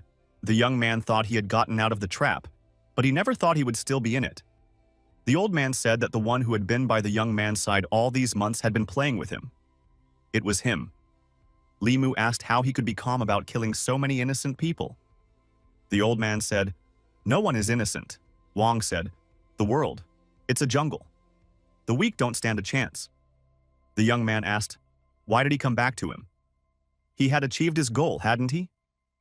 The old man said he still didn't understand how the young man managed to revive unnoticed. No one could calculate his fate. If he didn't know that the young man was dead, even he couldn't suspect that he wasn't the real Li Mu. The old man said that he wanted his body. This young pure yang body was undoubtedly better than the old dying flesh. He wanted the young man to become stronger as quickly as possible, but the one unfortunately isn't in much of a hurry. The old man said that he would have to occupy this body for now and then figure out another way. The old man said that he is not Lao Wang and the young man is not Li Mu. They are similar. The boy said that he is not like that, and he is not capable of killing a child who is only a few months old. The old man said he didn't kill the baby. He said the pure truth. Pure yin body, it's an elemental disaster. Tendency to attract demons and spirits, and to kill parents and relatives. Wang repeated that it was her family that killed the child. He taught Zhen to cultivate but not to kill for the sake of his soul. Zhao Yun himself killed his fiancée to gain power. Wu Bo was without pity and did evil deeds. All of them, and others, deserve to die. This world is not as we imagine it to be. Good people often live short lives and evil people, long lives. It's a world of cannibalism. And the only way not to be eaten is to devour others. The guy said if there's evil in his heart, everything he sees will be evil. It's all just an excuse for his own evil deeds. The old man said he saw no point in arguing. It does not matter now. Old man Wang presented his hand to the young man's head and said that he was quite interesting but too naive, so he would become one of his illusions. Old man Wang became possessed by the young man's body. The young man's expression changed. Old man Wang's body fell to the floor. The young man stood up and left the room. Outside, the young man was seen by Head Ching. The young man seemed a little strange to her. The girl asked where he was going. The boy was quickly moving away. She wondered where he was in such a hurry. Shan was rushing into old man Wang's office. He was carrying the promised buns. The man saw an old man lying on the floor. The old man was lying on the floor and showed no signs of life. Those present determined that the old man had left this world. The co-workers stood and mourned for old man Wang. They looked around, unable to find Li Mu. It was decided that the young man had gone on patrol. It was necessary to find the young man and inform him of the tragedy. Somewhere on a mountain cliff was a young man named Li Mu. He said that he now had a wonderful body. The young man stated that they would switch places in an hour. Inside Li Mu's body there were two personalities. They were fighting with each other. One said that he was just a part of his soul and had no inner strength. The other was saying that it was enough to purify his soul. With this body, he would soon be able to return to the level of comprehending the truth. Within 10 years, he hoped, would be able to discover the secret of transcendence. All this time, he had truly considered him a friend. And he had trusted him. But the young man had deceived his senses. He was not deceived in all the questions the latter asked, and he helped him a lot. The young man thought that until his soul was completely cleansed, the villain would not be able to fully control this body. We have to intercept the control. Although the villain's soul is more powerful, he is only an intruder in this body. The villain was still curious about the young man's secret. How was he able to take this body? And what were those two Taoist arts? The villain said since the young man won't tell him, then he would have to purify his soul and find out for himself. The boy asked why the villain was doing this. It's not like they're the same. The young man took the lotus pose and began to apply Taoist techniques, and told the villain to give up his body. The soul of the villain left the young man's body and asked, "What is he doing?" The young man kept reciting sutras, and the Taoist incantations helped him. The soul of the villain realized that the young man was using the power of heaven and earth. If this calamity overtook him, he would die. The villain's soul thought that this guy was crazy, and it is urgent to part with him. The young man told him not to try to escape. The guy sealed him in this body. The villain asked for him to let him out. The young man used the light of the sun to deal with this demon. The one screamed that he didn't want it, but he was doomed. The young man emitted light. The guy coughed up blood. He had finally succeeded. The young man collapsed exhausted and lost consciousness. The young man regained consciousness and heard someone addressing him and calling him a benefactor. The young man opened his eyes and saw in front of him the fox he had rescued earlier. The young man realized that he was not dead. Li Mu noticed that this little fox had already grown up. The little fox asked how the young man was feeling. The young man still had some work to do on himself. Ganyin's spiritual power was too great for him. If he couldn't release it outward, he might just explode from the overabundance of energy in less than half an hour. The boy thought that he should act right now. He paid attention to the strength of Ganyin's emotions around him. The young man thought that it had taken the villain quite some time to build up this game, but everything was ruined with just a few words from him. Gan clearly didn't expect this amount of emotion to be a blessing to the young man again. Limu thought that he had enough in those evil feelings to refine his soul for another 10 times. He should go to Bishui Bay and ask his sister for help. The young man headed for the bay. The squirrel followed him. In Bishui Bay, Suhi immediately noticed that something had happened to the young man. She inquired about it. The girl felt that the young man had a lot of spiritual power in his body. If he didn't release it soon, he might die. The girl couldn't understand why this spiritual power was connected to the young man's soul. Suhi had one idea, and she decided to try it. This would be her first time. The most important thing was for the young man to survive. The girl kissed the young man on the lips. The young man, gradually coming to his senses, realized that he was being cured very effectively. He felt a cold and soft touch. What could it be? A blush covered the boy's cheeks. He asked, "What was it?" The girl said that it sucked almost all the spiritual energy out of his body. So he should be fine now. Suhi never thought she would give her first kiss to this young man. The young man admitted that it was his first kiss too. Suhai asked if he felt hurt. The boy said if it wasn't for her, he would be dead right now. The girl stated that she would let him go this time. Where did he get so much spiritual strength from? The guy said it was a long story. There was one evil cultivator comprehending the truth. Fortunately, he only wanted to take his body and not destroy his soul. Otherwise, he wouldn't be here. The girl felt sick, and she trembled. The young man asked what happened to her. Sue. He said that she had absorbed too much. She should go into seclusion and purify herself. Otherwise, there might be danger. And said for the young man to go back home. Suhai stated that she needed at least 2 weeks, or even 2 months. The boy walked home and on the way thought that the master of 1,000 illusions was gone forever. He no longer had to worry about his soul being possessed by someone. And someone would be able to discover the secret of his rebirth. The young man decided that now he could start a new life. He saw the fox and asked why she didn't leave. The fox said that last time the young man had saved her life and now she wanted to thank him. The young man said he didn't want anything. After what happened to Van, he can't easily trust not just humans, much less demons. Foxy said that he must repay his debt. Otherwise, it would affect his training. The young man wondered, was it really a heavenly fox in front of him?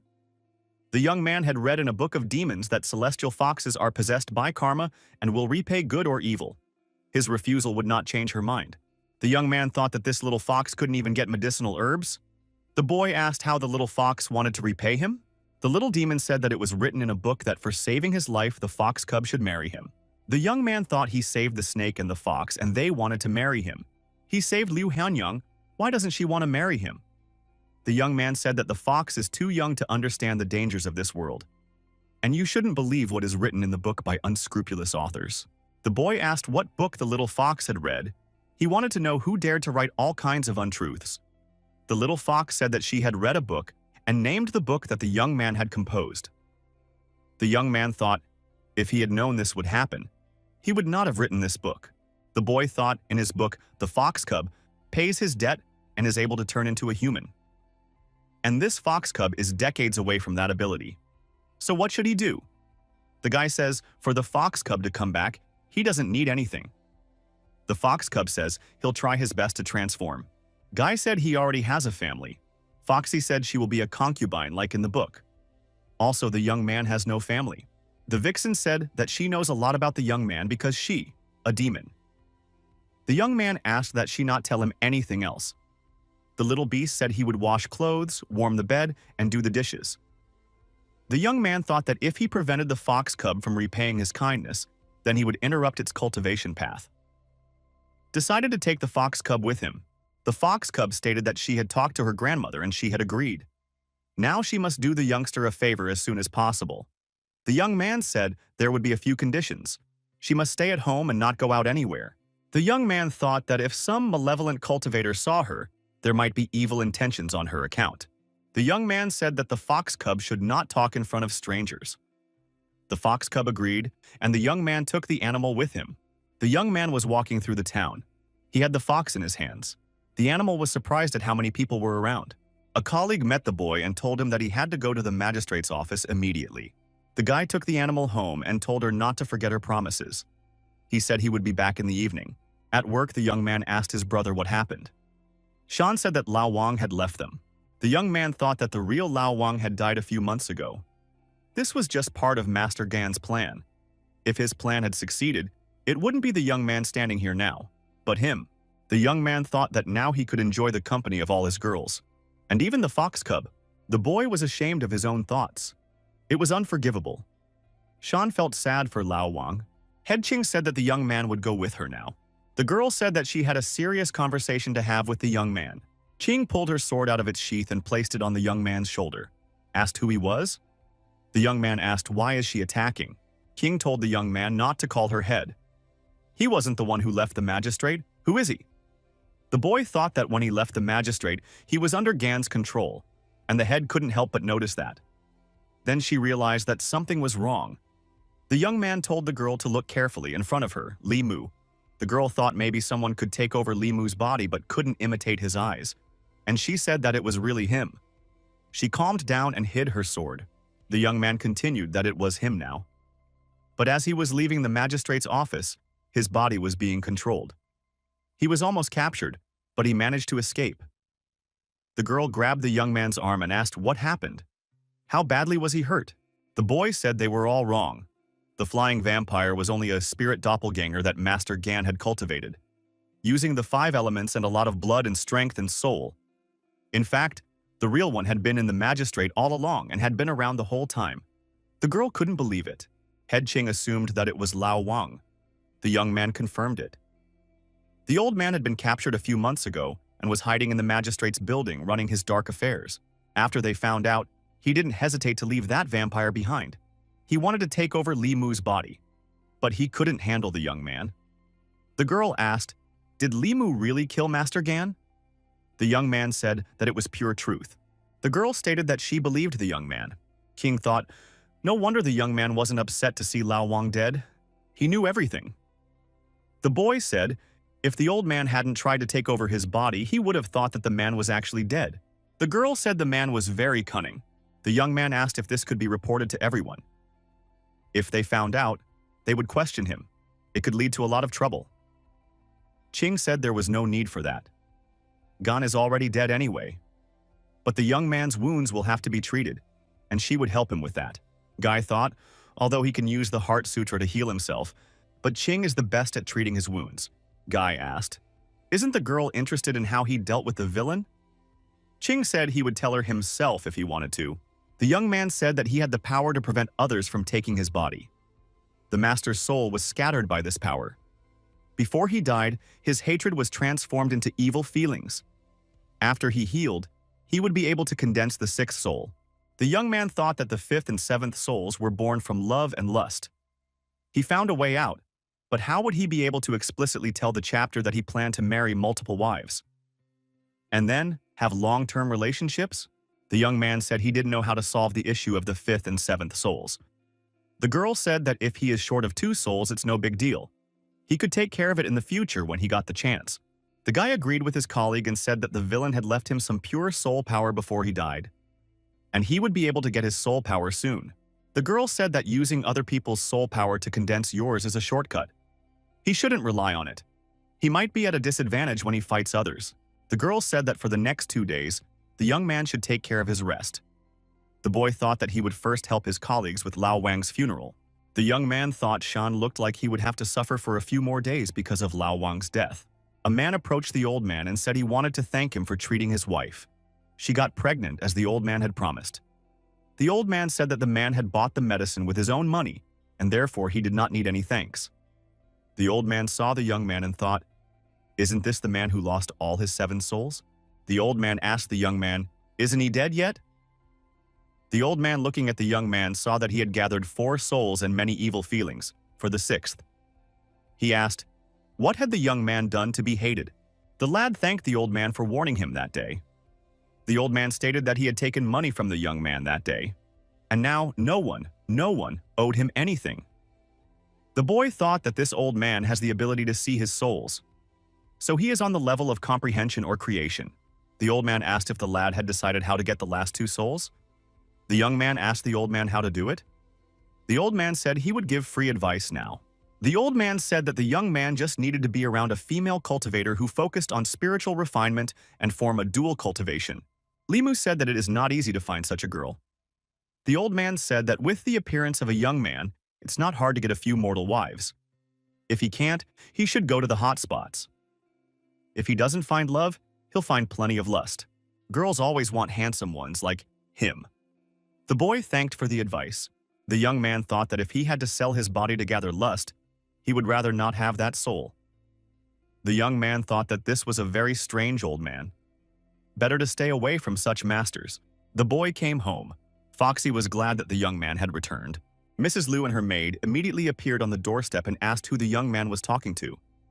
The young man said she just heard what she heard. Liu said that she had just heard a woman's voice. Had he really brought the woman home? The young man started to make excuses and said that the girl was mistaken. Wang stated that the neighbor had a small dog. The foxy girl said that she was not a dog. Mrs. Liu shouted that a demon had appeared in the house. Wang shouted that the neighbor had a talking puppy. Liu asked the young boy what is going on. The boy said not to worry the girls and he will explain everything now. The young man introduced the vixen to the girls and said that there was no need to hold back in front of them. The young man said to the vixen in front of the girls and asked what her name was. The vixen said her name was Xiaobai.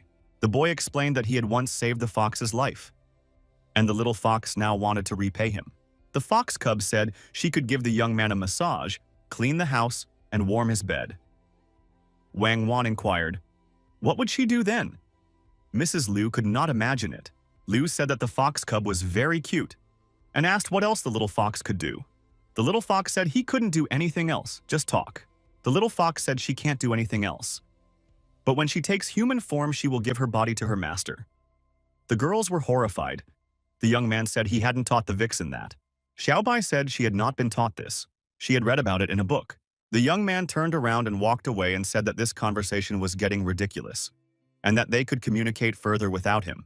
The young man thought that now that the evil cultivator's case was over, he should go to the temple and continue to treat the temple abbot. Xiaobai said that she could help the young man wash the vegetables. Foxy said to the young man that she eats fruits, chicken, and different roots. The boy said he would have to leave after dinner. The little fox stays at home. Xiaobai dusted the young man's room a little, saw the manuscript on the table, and decided that this volume had not been published yet. The young man came to the Buddhist temple. He was told that he was expected here a long time ago. The boy said he had been delayed by business at the magistrate's office. The monk asked if the young man was hurt. The monk gave the young man a vial and said that there were pills in there that would help the young man improve his magical power. They are also effective in healing wounds. The young man thought that this was a very good thing. The young man thanked the monk for the pills. The monk said that the young man was very kind. The young man was healing the abbot of the temple. The monk was pouring his energy into the young man.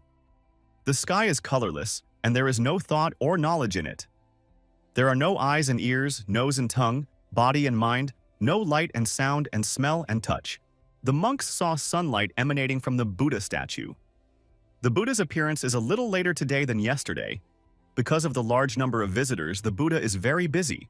The young man thought that thanks to Master Xuandu's strength, the dark wounds in his body quickly went away. The abbot of the temple thanked the young man. The young man said that Master Gan had done a lot of evil and almost killed him. He had to destroy him for the good and tranquility of the people. The old man said that his foundation had been destroyed.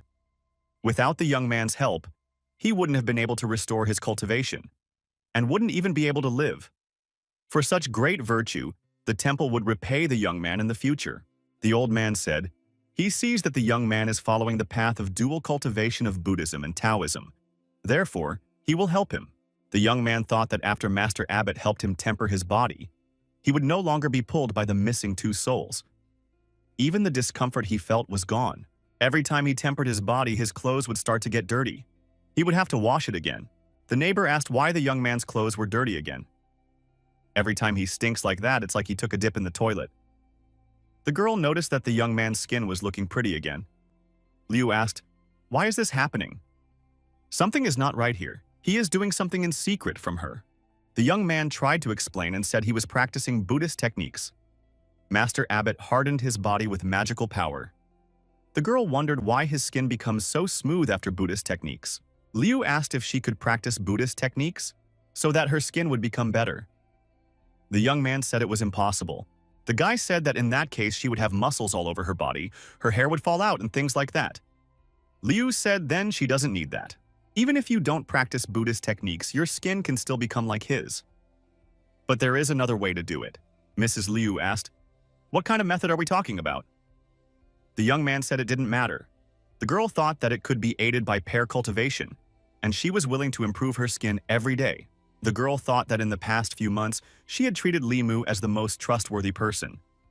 But having just a close connection or an intimate connection is quite different. But for the previous 10 years of her life, the girl had made a decision that she would live for herself and not for someone else. The girl thought that Li Mu was a worthy man, and she would entrust Wang Wan to him. Mrs. Liu thought she would live with them for the rest of her life, and be content with that. After all, she had never wanted to marry anyone in her life. A young man approached the neighbor and said he wanted to give her this, and offered her a couple of pills. One pill for her and one for Wang Wan. It would increase their magic power. The guy figured that Madam was still thinking about his practice with Wang Wan. He said that even if they are compatible, Mistress is not his type. Liu asked the young man if she was beautiful. The girl added that she has a good body. She knows how to play musical instruments. She knows how to cook. She has money. If he doesn't like her, who does he like? The young man asked. Is she as obedient as Wang Wan? Or as strong as Head Qing? The girl told him to shut up right now. The young man thought that he would never be able to understand women. One minute he has to make a decision to cultivate with her, the next she forbids him to even think about it. She's hard to understand. The young man came home. The vixen said that she had cleaned the house and washed his study. The boy gave the vixen a pill and said she should eat it. Xiaobai said she felt warmth in her body. Li Mu said it was a pill to increase magical power and improve cultivation. Foxy thought that she was slowly transforming. Vixen said that she would definitely transform as fast as possible and would work hard on it. Foxy was leafing through the young man's manuscript and thought that he liked girls of easy behavior. Wang Wang came to visit and said that she wanted to help to clean the room. The girl asked, "Where is Li Mu?" The vixen said that the young man was in the room and asked if there was anything she could do to help. Wang Wan decided that her place was now taken, and now she feels like a guest here. The girl disliked the foxy boy. The girl remembered how the little fox promised to be reborn as a human and give her body to the young master. The little fox cub can do everything and quite become human. And it eats a little. The girl became sad and went on her way out. The girls were swinging on the swing in the evening and were sad.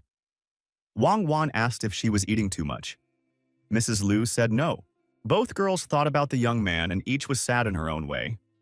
Liu comforted the girl and said that everything would be fine. Wang Wan was afraid that when the fox cub would be reborn into a human, that young man would choose Xiaobai over her, because she eats less. Madam was reassuring her again. Madam Liu thought that the young man would want to earn a lot of money, buy a big house, and marry several beautiful wives. Wang Wan would probably be one of them. Liu thought that the young man could use the head of Qin as well. The girl couldn't understand why she wasn't attractive to the young man. Or maybe he's just trying to trap her by taking the easy way out. Liu asked the maid why their neighbor didn't like her. Wang Wan thought, does the young man really like her mistress? Wang Wan inquired, why would the mistress want the young man to like her?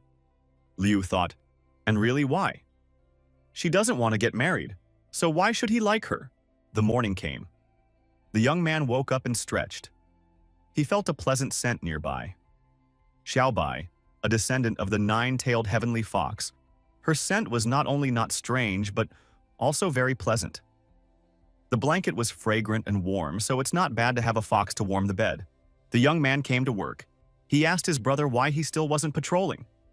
Or is he waiting for Chief Qing to punish him? Shan asked why Li Mu smells so good. The young man said he couldn't smell any fragrance coming from him.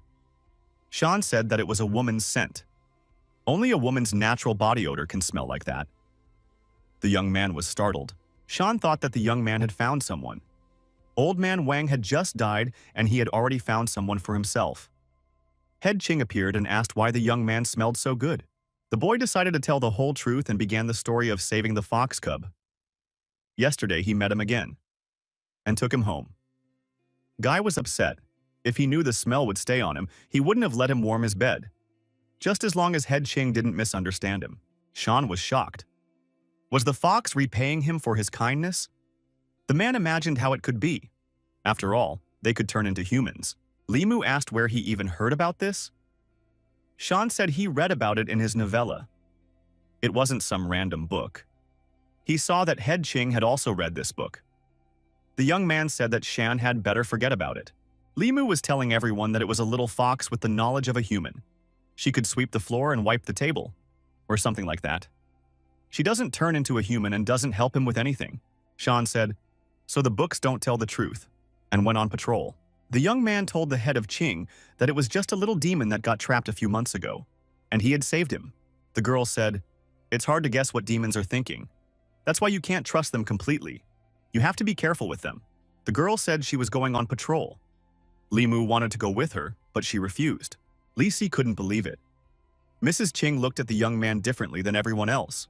The guy said he feels like the young man likes Head Qing. It's even obvious. Li Si said, a person's face can lie, his words can lie, but a look never lies. There is something unusual about the way the head looks at him. Li Si added that the girl treats his colleague too well. That's saying something too. The guy agreed that she was nice to him, but that was probably because he was on the verge of death. She was doing everything she could to save him. The neighbor is nice to him too, and she likes him too. Limu said that Head Ching treats his coworker well too. The other one said it's different. Liz Shi offered to bet that Head Ching treats the young man differently than everyone else.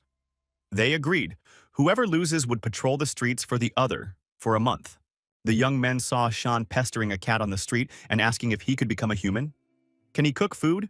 Is he a boy or a girl? What does his meow mean? Li Si said he needs Sean's help. Sean said he's busy and doesn't have time. The cat turned around and ran away. Sean said to wait for him since he hadn't turned into a human yet. Li Si offered his colleague 2 coins for his help. Sean asked what was the help. The young men were spying on the head of Qing. Sean approached the girl and said that he felt dizzy. He seemed to be sick. The girl gave him a talisman and told him to use it. Just drink it, and then he would be fine. Thanked. Limu said that last time Head Qing gave him the same talisman. The colleague sent the young man to try to do the same. Limu walked over to the girl and said that he seemed to be sick.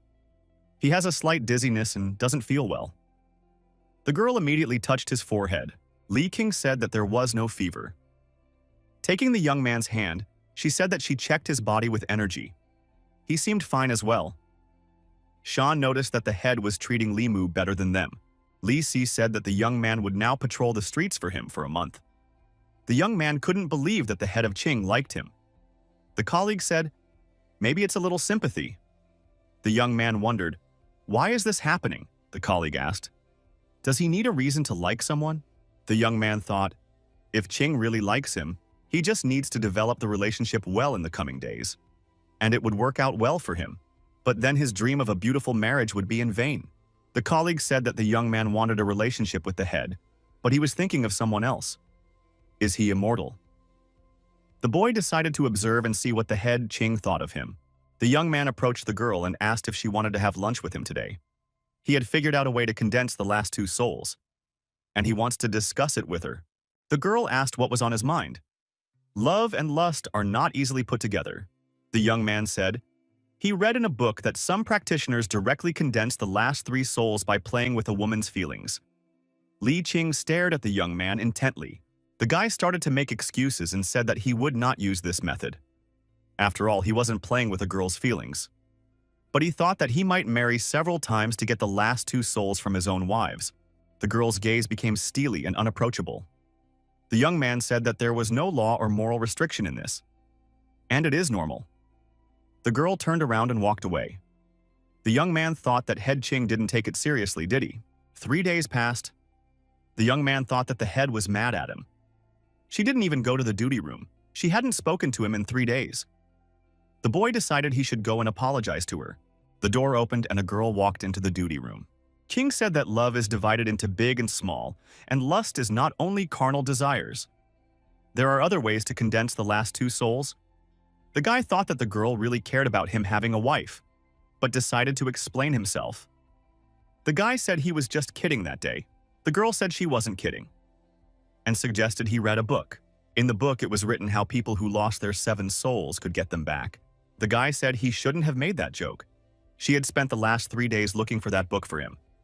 The girl continued, "One of the 7 emotions is love. It is not just love between a man and a woman. It is a small love, but there is also a great love. It is love for all beings. If he loves all beings will love him." The girl said it is like Buddhist merit and Taoist mind power. Every neighborhood has temples for people to visit. The more people sincerely visit temples, the more energy they can generate. The prosperity of temples is closely related to the prosperity and decline of the state. We need to get the same faith from people. That will be the great love. As for lust, it is not only the flesh.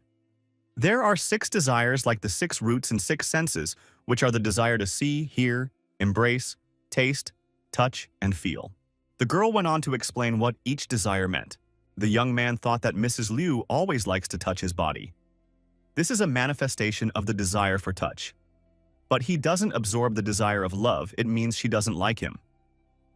Qing continued, "There are many ways to gather the last 2 souls. You don't have to force yourself to marry multiple wives." The guy thought that winning the faith of the people is much more difficult than marrying several wives. Taking several wives, he thinks, is not that difficult. But it is impossible for him now. Guy must now focus on perfecting Master Gan's evil senses. He must continue to refine the energy that is left in him, and condense the last 3 souls and break through to the middle 3 realms as soon as possible. The young man said that he didn't want to think too much about men and women right now. He is not even 19 years old yet. The young man was caught up with Shan and said that the magistrate was looking for him. Someone had come from the government district. The young man was very surprised. There was an official at the magistrate's office. He said he was looking for Li Mu. The young man showed up and said that he had come on orders. The magistrate said that the young man had done a lot for the people in the past few months. He had uncovered the evil cultivator's plans and saved the county from a big disaster. The judge continued, "Unfortunately, Wu Bo had died in the line of duty, and he hoped that Li Mu would take his place." The young man said that he was too weak for the position. He hadn't even perfected his 7 souls. The judge said that he thought highly of the young man, but now he cannot give him this important role. Official people arrived to deliver an official document from the superiors. The judge told the young man to be nervous. When the vampires appeared in the village, he was the one who suggested that sticky rice could stop them. The judge reported it to his superiors. If not for that idea, more people would have died in the area. The judge stated that the young man's merit in eradicating vampires was not forgotten. The boy thought, what was he getting at? The judge continued, it was decided not only to reward the young man with energy and strength, but also to transfer him to the office of the boss, where his monthly salary would be twice as high as it was now. With which the judge congratulated him. The young man thought that he would now be in the county government. The judge was surprised. He didn't know that the young man loved his job so much. He said that Ms. Qing is a disciple of the Talisman sect. And to the disciples of the Talisman sect, the boss has no right to order. The young man said that he would like to think about what the judge had just told him. Li Si asked if he could go already. The judge said Li Si will report to the magistrate in a month, just like Li Mu. The man said that he had done nothing good. Why did the supervisor promote Li Mu and not him? The magistrate said the one who gave that order was not the supervisor but Mr. Zhen. Li Si immediately realized that it was all because of Zhen Miao Miao. Li Si said that in that case he was resigning. The judge wondered, what will the young man live on then if he resigns? Li Si stated that the doctor had told him that he had a sick stomach and should only eat soft food for the rest of his life. The judge stated that even if Li Si resigns, it is useless. Mr. Zhen implied that he would have to appear and it didn't matter if he resigned or not. The old man warned that the young man only has 2 options. The first is to show up himself. The second, to appear there bound. Shan said it was his fault. If he hadn't asked his friend for help, they wouldn't have gotten into this mess. Li Si replied that it had nothing to do with his colleague. It was not enough for a beast like Zhao Yun to die 1,000 times. If he could do it again, he would do the same thing. Shan asked, what are they going to do? Would they really go to the county? Li Mu said that he hadn't decided yet. The guy thought that she had much more cultivation resources in the county capital. Li Mu understood. Then he wouldn't be able to see Head Qing and Mrs. Liu and Wang Wan. He wouldn't be able to visit Su Hei. Such a life would not interest him at all. Sean regretted not being sent away. In the county city, the salary is twice as much. King said, she heard that the county chief wants to promote the young man to the city. This is a rare opportunity for him. There are a lot of cultivation resources in the county department. The young man said that he doesn't want to go to the county. He is used to following the head of Qing. If the girl doesn't go, he won't go either. Head Qing said that in 2 weeks, her training in this county will end. Li Mu asked, will the girl really go back to the sect? Qing said that when the time comes, a new one will be sent in her place. The young man didn't think it could come so soon. The girl said that when she left, he would have to take care of himself on his own. The boy said that he wasn't the same as he used to be. Qing said that in the past few months, the young man has become a completely different person. Sometimes she feels like there is another soul living in the young man's body. The boy stated that the former Li Mu really died. The one standing in front of her now is the reborn Li Mu. If he hadn't died once, perhaps he wouldn't have changed. The girl said that the young man is now more responsible, even better than the former one. The young man said that after she left, he would probably go to the county office. He would like to collect the remaining 2 souls as soon as possible. The girl said that the criminals in the city were more serious, and he should be more careful there. The guy thought that if Head Qing wasn't at the magistrate's office, he would have no reason to stay here. 2 weeks passed. The young man thought, what are those 2 doing here? The boy figured they were eavesdropping. He had fortunately started practicing his 6 senses, so he could easily listen to what was being talked about. Qing asked Han, what's wrong? Han said that he and the girl are from the same sect.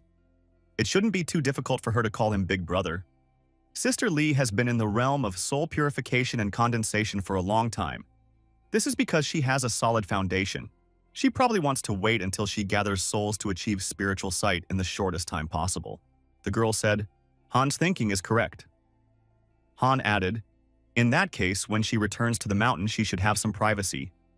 He had wanted to say something to her for a long time because there might not be such an opportunity on the mountain. Han musters up his courage and says that he has liked the girl for a long time, and he proposes her to become a couple in pair cultivation. The girl turned Han down. Han asked, is it really because of Li Mu? The girl said that she only has cultivation in her heart and apologized to Han. Han took offense and left the room. He decided that Li Qing refused him, definitely not, because she only focused on practicing. Shan saw Han off with a look and said that he felt sorry for the man. Li Mu decided that it was very harsh to be rejected by the head of Qing. A young man came into the room and asked the head of Qing, is she already going to leave? The young girl said she was already going. Qing said the young man may not call her head anymore. The boy said that he is used to it, and it will be hard to relearn. Li Mu stated that he wanted to say something to the girl for a long time. The girl blushed and asked what was it. The boy thanked Li Qing. The young man thanked the girl for teaching him how to practice, and for taking care of him and protecting him all this time, for gaining energy for him. The girl said that Li Mu was her subordinate. If he has subordinates in the future, he should be just as responsible for them. The guy said that he would leave the room first, and when she left, he would escort her out. The young man walked up to Han. Han said that he too was going back to the sect today. Han said although he doesn't like the young man, he has fought side by side with him many times. Han suggested that the young man celebrate their parting. The young man agreed. The young men celebrated Han's departure and had heart-to-heart conversations. They had a lot to talk about. Han said that he had noticed Li Qing back in the sect. She was the hardest working and most serious in her lineage. Han stated he should have known that in her heart, only practice. He lost the fight for the girl. The young man couldn't remember arguing with Han. Han asked Lum Mu, would he not tell the girl how he felt? Li Si said to his colleague not to make any quick decisions. If Li Qing decided to leave, then it was useless to say anything. The young man thought that if he acted like brother Han, it would make the breakup seem less like a breakup. He decided that he and Li Qing didn't have a sufficient relationship as a man and woman. This was probably because they didn't spend much time together. After the feast, the young people went home. The friends decided that it would be better for Han not to drink too much in the future.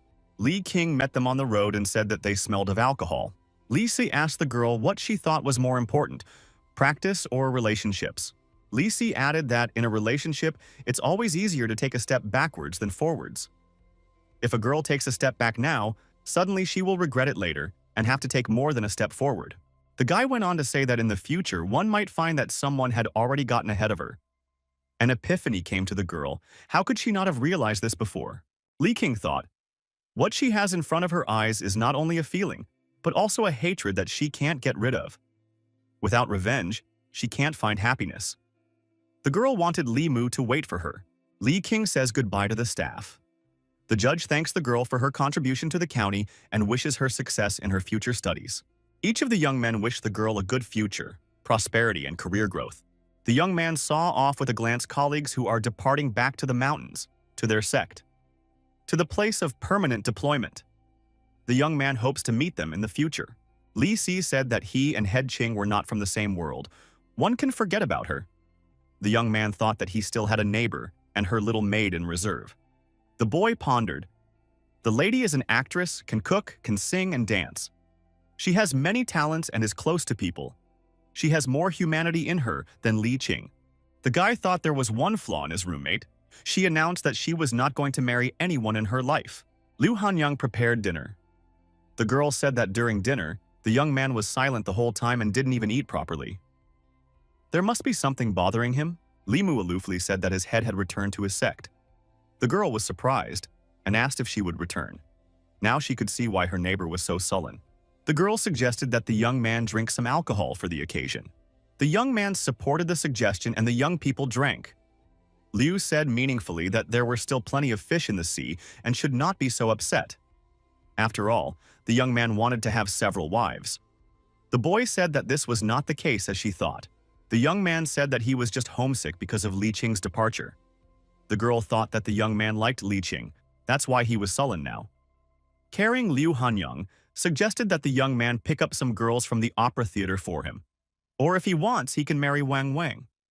Her heart belongs to the young man. The young man said that's not what the girl is thinking. Liu said she's shutting up.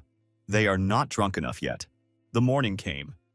The young man opened his eyes. The young man looked around and saw that he was lying in the same bed with his roommate. True, they were wearing clothes. The young man jumped up.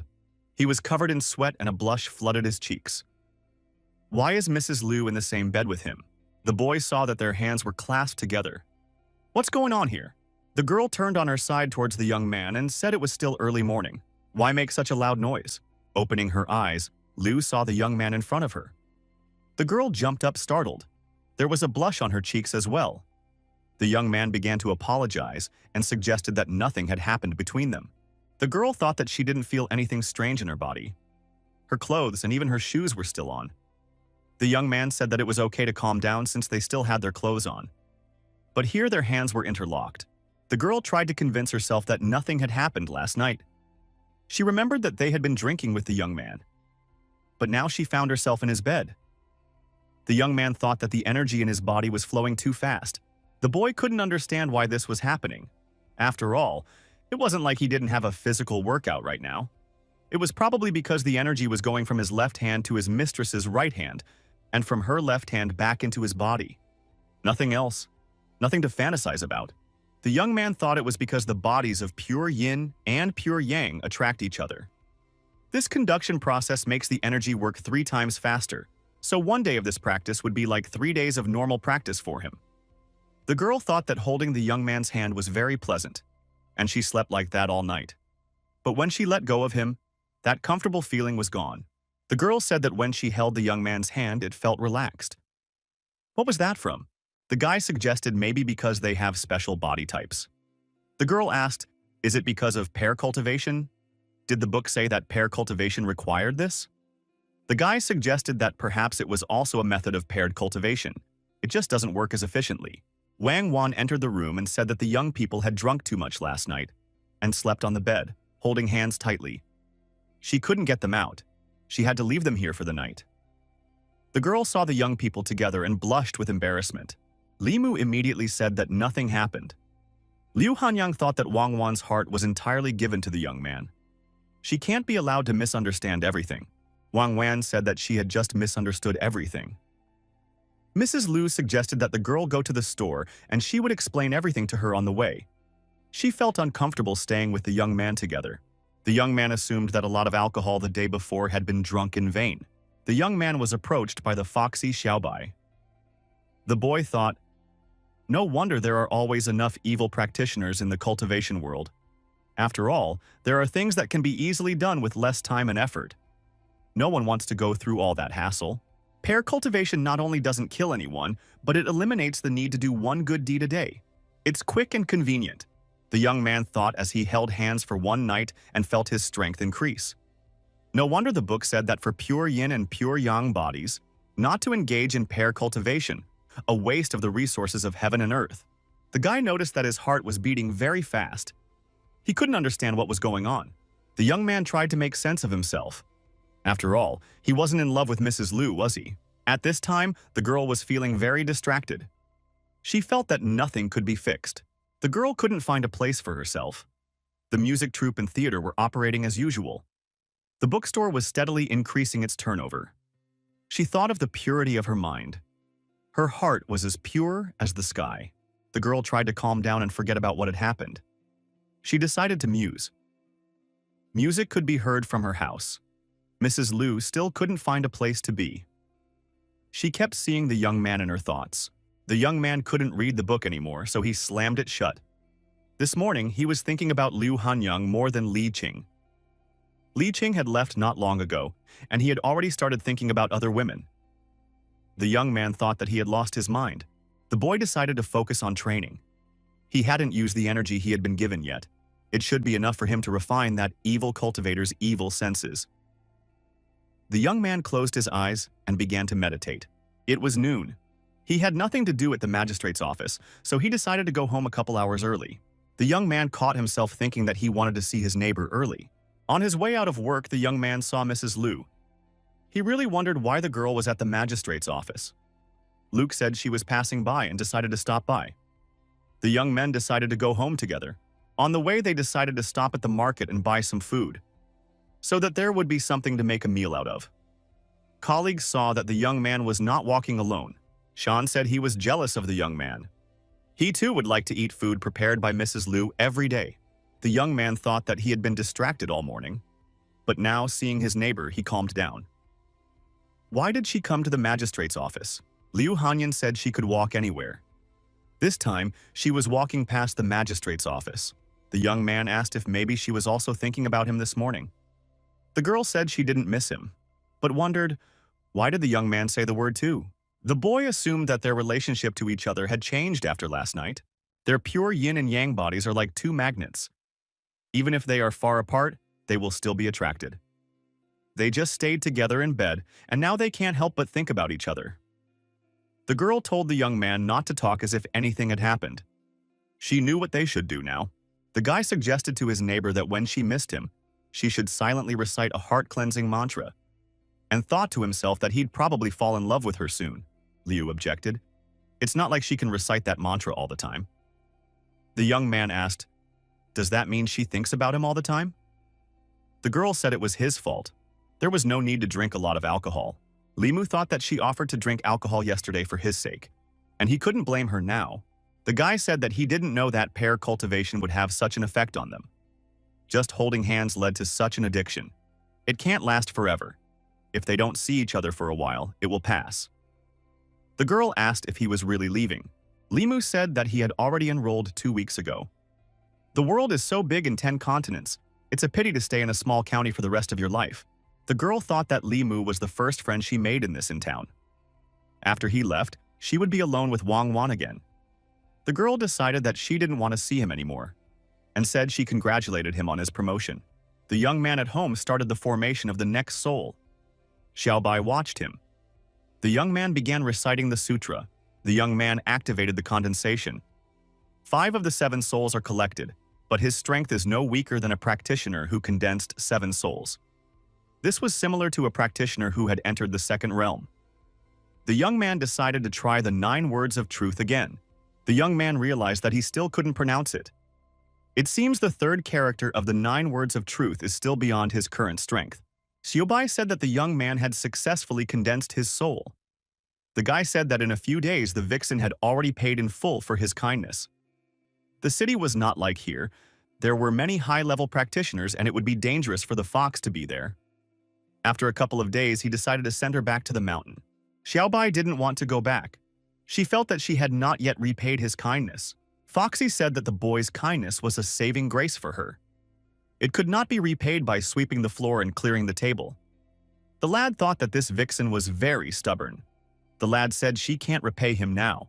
The young man said that as soon as the vixen learns to take human form, she can visit him in the city. This conversation was overheard by Mrs. Liu. She thought, so when the vixen becomes a girl, the young man would be willing to meet her. Liu thought that the young man is really after the fox girl. Li Mu, he really is an outlaw. The young man thought that his neighbor was thinking about something strange again. The regional city is the capital of the northern county, and countless cultivators are stationed there. The guy explained that this little demon was just starting his cultivation journey. There was no way for him to survive in the big city, and one must go back to the mountain. The little fox is talented, but it will be a long time before she can transform. Even if she can find him in the city, it will be more than 10 years. Liu asked, when is the young man leaving for the county city? The young man replied that it would be in a few days. The girl suggested practicing together again. Li Mu asked, does she remember how she felt after the previous practice? She had become addicted. Pear cultivation affects development, but it is addictive. The girl said he was leaving in a few days anyway, so they could do it one last time. She restrained herself for a few days, but still mustered up the courage to propose. The young man said he, of course, agreed. The young men sat back down and took each other's hands. Although it's not full pear cultivation, but it works pretty well too. The next day came. The young man drew the talisman, but it didn't work. He thought that his roommate was all he could think about right now. Liu asked the young man if he was coming or not, inviting him to the pear cultivation session. The guy said, she said yesterday, this will be the last time. The neighbor told the young man not to talk much and to come. He said he was coming now. The third day came. The same thing happened in their relationship. On the fourth day, they continued pear cultivation without reservation. The young man wondered where this understanding between them came from. The young man decided to take the vixen home. They were in a mountain forest. The vixen said her home was up ahead, in the valley. The chanterelle said if her grandmother knew that she could repay kindness, she would be happy. The young man asked, where are the vixen's parents? The vixen said that after she was born, her parents were killed by a stronger demon. So she was raised by her grandmother. The fox tribe is an ethnic group at the bottom of the food chain among demons. It's very hard to survive. Her grandmother and sisters treat her well. Her grandmother has 3 tails. The young man stopped. He felt the smell of blood up ahead. What does it smell like? The vixen broke out of his arms and rushed forward. The young man ran after her. The young man shouted for Xiaobai to be extremely careful. Ahead of them, they saw the foxes lying down. Xiaobai saw her sisters lying motionless. She screamed, but they didn't move. The vixen cried out. The young man wondered how that was possible. The young man noticed that there was an even cut on the fox, as if it were a mortal wound from a sword. A demon wouldn't leave wounds like that. Perhaps it was a human practitioner who killed demons to obtain their souls. The guy felt that there was no energy left in the bodies. Even if it was energy from a demon, it couldn't dissipate so quickly. The vixen cried and called out for her grandmother. 44. The vixen screamed for her grandmother to come back quickly because she was scared. The young man asked if her grandmother was here. Maybe he could find her with the help of a talisman. The vixen said she could show him. They came to a cave, and Xiaobai said this was the cave where her grandmother lay. She practiced here. The young man found some of her grandmother's wool and said it would be enough. The young man spun the wool into a piece of paper and made a crane out of it. The young man let go of the crane and it flew away. The boy and the vixen ran after it. Grandma must be somewhere nearby. The 3-tailed fox stood in a clearing surrounded by demonic wolves. One of the wolves said that she would finally get what she deserved. The wolf said he could transform when he destroyed her. The fox said that if he wanted to take her, he could only try that in another life. Fox thought if she wasn't so badly wounded, she wouldn't even pay attention to these demon wolves who hadn't transformed yet. She was badly wounded by a human practitioner, and she was running out of energy. The fox said if she died, she would take all the wolves with her. The wolves decided to pounce on her and destroy her. They thought the fox's meat might be tasty. The fox regretted not waiting for Xiaobai. The wolves noticed lightning flashing in the cloudless sky. Where did it come from? A crater formed in the ground, at the bottom of which lay a wolf that was no longer alive. The remaining wolves decided that they had to retreat immediately. So they retreated. Xiaobai saw her grandmother. The fox asked how she was doing. The fox said she didn't think she would see her again. The vixen gave her grandmother a pill and said that after taking it, everything would be fine. Grandma thanked the vixen and said she was all she had left. The grandmother lost a lot of blood. The young man thought, even if he gives her the pill, it won't help. She's still alive, but she's only hanging on by sheer willpower. The boy said if the fox wants to say something, now is the time. Fox said everyone was killed by a human practitioner. Xiaobai said she will avenge them. Grandmother said she shouldn't take revenge until she is strong. The fox grandmother said she was leaving her granddaughter for the young man. The young man said he would take care of her. The old fox said that the granddaughter must obey her benefactor, be close to him, and serve him well. Grandmother could no longer be with Xiaobai. The little fox cried for a long time. The young man told her to rest in peace. The young man buried the fox grandmother in the demon cemetery. The vixen said that from now on she would train hard and would never party again. The boy knew that most of the fox grandmother's soul and energy was sealed inside Xiaobai. When Xiaobai fully absorbed and refined her, it would be time for her transformation. Xiaobai asked if she could still follow her master. Guy reminded that he would soon be traveling to the county seat. This is a completely new place. The guy didn't even know if he could take care of himself, not to mention taking the little demon with him. The boy said Foxy could stay at the county magistrate's office for now, and when he had enough strength, he would take her back to his place. The young man returned home. The neighbor said he was just in time. The girl saw that the vixen was very sad. She asked what had happened. The young man told everything. The boy said that he couldn't leave the vixen alone in the mountains, so he took her back. But he's leaving soon for a town that's full of danger, for the little demons.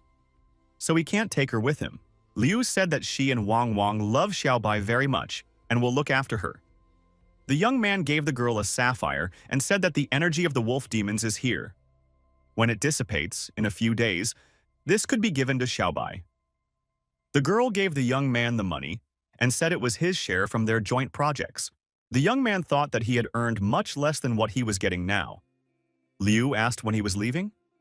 The young man said tomorrow morning. He will go straight from the magistrate's office. He won't come back here to say goodbye because he doesn't like parting. The young men parted. The magistrate told the young men that the district office was no better than their magistrate. When they get there, he advises them to keep a low profile and be careful. The magistrate said life is the most important thing. If they don't get settled there, they can go back. The magistrate will always find a place for them. The old man said the wagon had arrived and they could set off. The young man told his brother to look after Madame Lu's pavilion while he was away. The brother said that he could be relied on. From now on, he would treat Mrs. Lu as his mother. Anyone who dares to offend her will be severely punished, and he would rip that person's head off. The guy thought that Madame Lu had made the right choice, arranging a way for Shan to earn money. Since Mrs. Lu brought Shan's wife to the pavilion, she had a son. The young men said goodbye, got into the carriage and drove to the city. The girls looked after the departing wagon and said that the young man had left. Liu thought that she had a desire to go with the young man. It must be because of the pear cultivation. The feeling of him holding her hand was intoxicating. The girl banished those thoughts. If she continued like this, she would never be able to leave Li Mu for the rest of her life. She couldn't sink like this anymore. The girl suggested Wang Wan to go to the city and open some branches there. The young people continued traveling in the carriage. The guy thought that he had visited Bishui Bay a few more times, but he never got to see Sister Su. He doesn't know how she's doing. The young man was very worried. He wondered when that woman under the water would be able to come out. Su said he can't believe the young man has other women he is thinking about. The guy asked how does the guy know what he thinks about women. Li Su said he can read it on the young man's face. Right now he is worried about the girl and thinks she is in danger. The wagon driver said they've been on the road all day, but there's still half a day to go. There's an inn up ahead, and they can stop there for the night, and in the morning they could go on their way again. The young man said it was better to sleep in a bed than in the open air. The young men stopped for a rest. The young man offered some food to the driver, but he refused. The boy thought that Mrs. Liu not only prepared the food, but also put warming charms on the food box. It was very touching. Guy remembered that he often quarreled with his roommate. He regretted that they had parted. Night came. The young men were resting. Two strangers came to the hotel. One girl looked at the young man and told her sister that he was very handsome. The other told her to take his yang energy. She would be scolded if she was late. One of the girls repeated that the young man was very handsome. And she is a bit out of place. He has soft skin. She doesn't even want to take his energy. The sister said she can't do anything, and she said she would do it herself. She also decided that this guy is very good looking. It didn't work out for the girl either. The guy thought these two were chasing two birds and not catching one. They didn't get his yang energy, but he didn't get his lust energy. They decided to try again. The young man put talismans on them. The girls were surprised that the young man was awake. The boy said, "Why should he sleep peacefully and let himself be used? These two demons have the nerve to suck out people's yang energy for their cultivation. It could even lead to his death." The girl thought that they ran into the wrong person this time. The younger girl cried and told the young man to forgive them. They just wanted some of Yang's energy. They had never hurt anyone in their lives. The boy said if they had harmed people, they would have disappeared by now. But since they had never harmed anyone, he wouldn't kill them. The guy thought the summoning technique was really good. He took the talismans off the girls. The girls asked if they could go. He will let them live today, as it is really not easy for them to practice. But they must not commit any more crimes in the future. The girls thanked the young man, said they never would again, left the hotel, and flew away. The young man thought that when he was away from home, it was better to do more than less. But as a guardian, he must go and see. The girl asked her sister why she didn't tell the immortal to save them right away. The sister replied that the young man was merciful and he didn't hold them responsible for their actions and let them live. She could not ask him for anything. The girl said they would be punished by the king when they returned. The second said they wouldn't die anyway. The first one said they were already dead anyway. The boy thought that these two ghost women had a heart and a sense of justice. He didn't let them go for nothing. But they are under the king's control. A mid-third realm ghost cultivator doesn't care about the yang energy of mortals. So the king, the middle of the third realm. Then there's nothing to worry about. The young man followed the girls and saw a low place where yin was concentrated. Ghosts and demons like to use such places as a lair.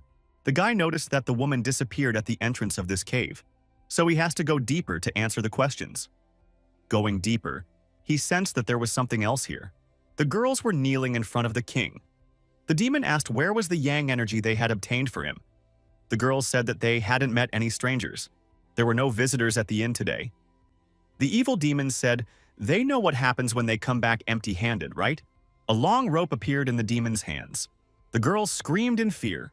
The eldest said her sister was still very young and asked that only she be punished. The demon didn't like the kindness involved here. The king said that next time, if they were also useless, he would reverse the decision and would save them the trouble. The two demons told their king that they had captured a stranger, so that he might enjoy it. The king said they had done a good job. The king thanked the demons and they said thank you for the reward. The king thought that a little more souls and flesh and he could reach the realm of souls. When he does, he will be very useful to his majesty. The king stretched out his hand and thought, what should he eat first? Suddenly, a young man appeared and said to the demon under his arm, who gave him permission to do this? The young man thought, this demon really hasn't reached the soul realm yet. The demon shouted, who is it? The girls recognized the young man. The king thought, this person is a practitioner, and his soul will be more useful to him. The king ordered his subordinates to massacre the young man. The demons decided to destroy the young man and moved to attack him. The young man said that no one could take his life, and began to do justice with his sword. The demon king shouted, how can this simple man make such a loud statement? The man and the demon merged glances. The young man thought, the demon is strong. The boy thought, even though this ghost is strong, it doesn't know the techniques of hand-to-hand combat. After each blow from the young man, the demon was injured. He was not prepared for this. The young man thought that a demon of this level was no match for him. The young man was skillful with his sword. The demon decided to use his demonic tricks. He said that the young man couldn't see or hear him, so how would he want to fight him? The boy thought it was the demon who wanted to hide in the fog. so he decided to surprise him. The young man began to emit a golden light. The demon thought he was a monk and called him a monk and his whole family monks. The young man decided to activate the lightning. The demon shouted that he was the king's subordinate. If the young man killed him, the king would not spare the young man. Lightning appeared and deactivated this demon. He was finished. The young man looked at the other demons. These little ghosts are full of evil and rage, and at first glance they are not kind. The girls began to apologize. The boy said that he won't destroy them because they didn't hurt anyone. They don't look like the kind of ghosts that harm people. And asked how they came under the influence of this evil ghost. The girl replied that originally they were just orphaned souls in the mountains. This evil spirit had taken them captive and forced them to suck out the yang energy of mortals for his cultivation. They didn't know how to free themselves from this nightmare. The girls bowed and thanked the young man. The young man looked at them very carefully and said that he had one more question. Which king were they talking about? The girl said they had only heard the evil spirit say that he was the 18th ghost general under the king, Chu Jiang, but they had never met him. The young man thought that meant there were 17 other generals before him. The boy thought that this evil spirit was not one of the weak ones. That king must be at least middle 3 kingdoms to gather so many ghost generals. The girls asked why the young man wasn't leaving, and said they didn't know where to go. The boy thought that these 2 ghosts with good hearts were not very strong. If they wandered off on their own, they might be discovered by a strong demon at any moment. The young man decided to send them to Sister Sue's house. She is lonely there alone. The guy offered the girls one place and told them where to go. They should find the girl and tell her that they are from him. The girls thanked him. The young man said if the girl doesn't show up when they get there, they should wait patiently for her. It's a safe place there. The boy warned the girls to be careful on their way. The young man remembered that there was a man here and tried to bring him to his senses. The boy woke up, scared, and screamed that it was haunted. The boy said he had destroyed all the ghosts, and the man was safe. The boy couldn't believe that the ghosts were really gone. He said that this guard saved him. Limu said the guy is already free.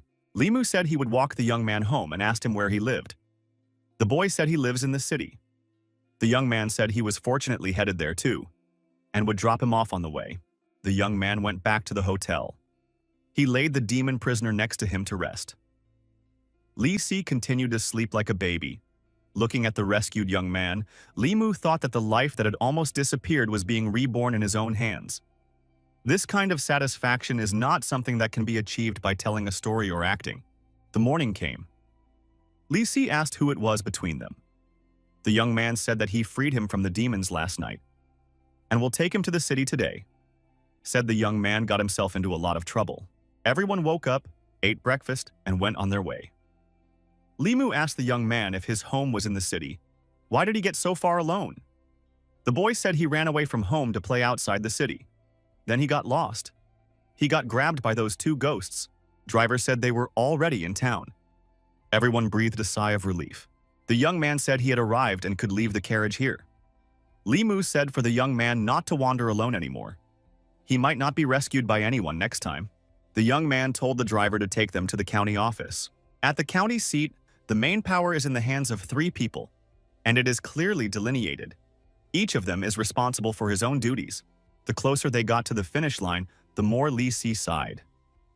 Limu asked, "Didn't he say that Miss Chen was a good girl?" The interlocutor said that she was good, but he didn't say that he wanted to marry her. That wasn't how he planned his life. The young man asked, what was the plan? Li Si replied that he wanted to live a fun life for a few more years, and then find a modest woman and marry her. For some more time, the young men explained their views on how women should be treated in marriage. Each of the young men defended his point of view and believed that it was the only correct one. Limu began to list all the virtues of the girls who liked him. The guy didn't see anything wrong with treating not only these girls well, but also to everyone else.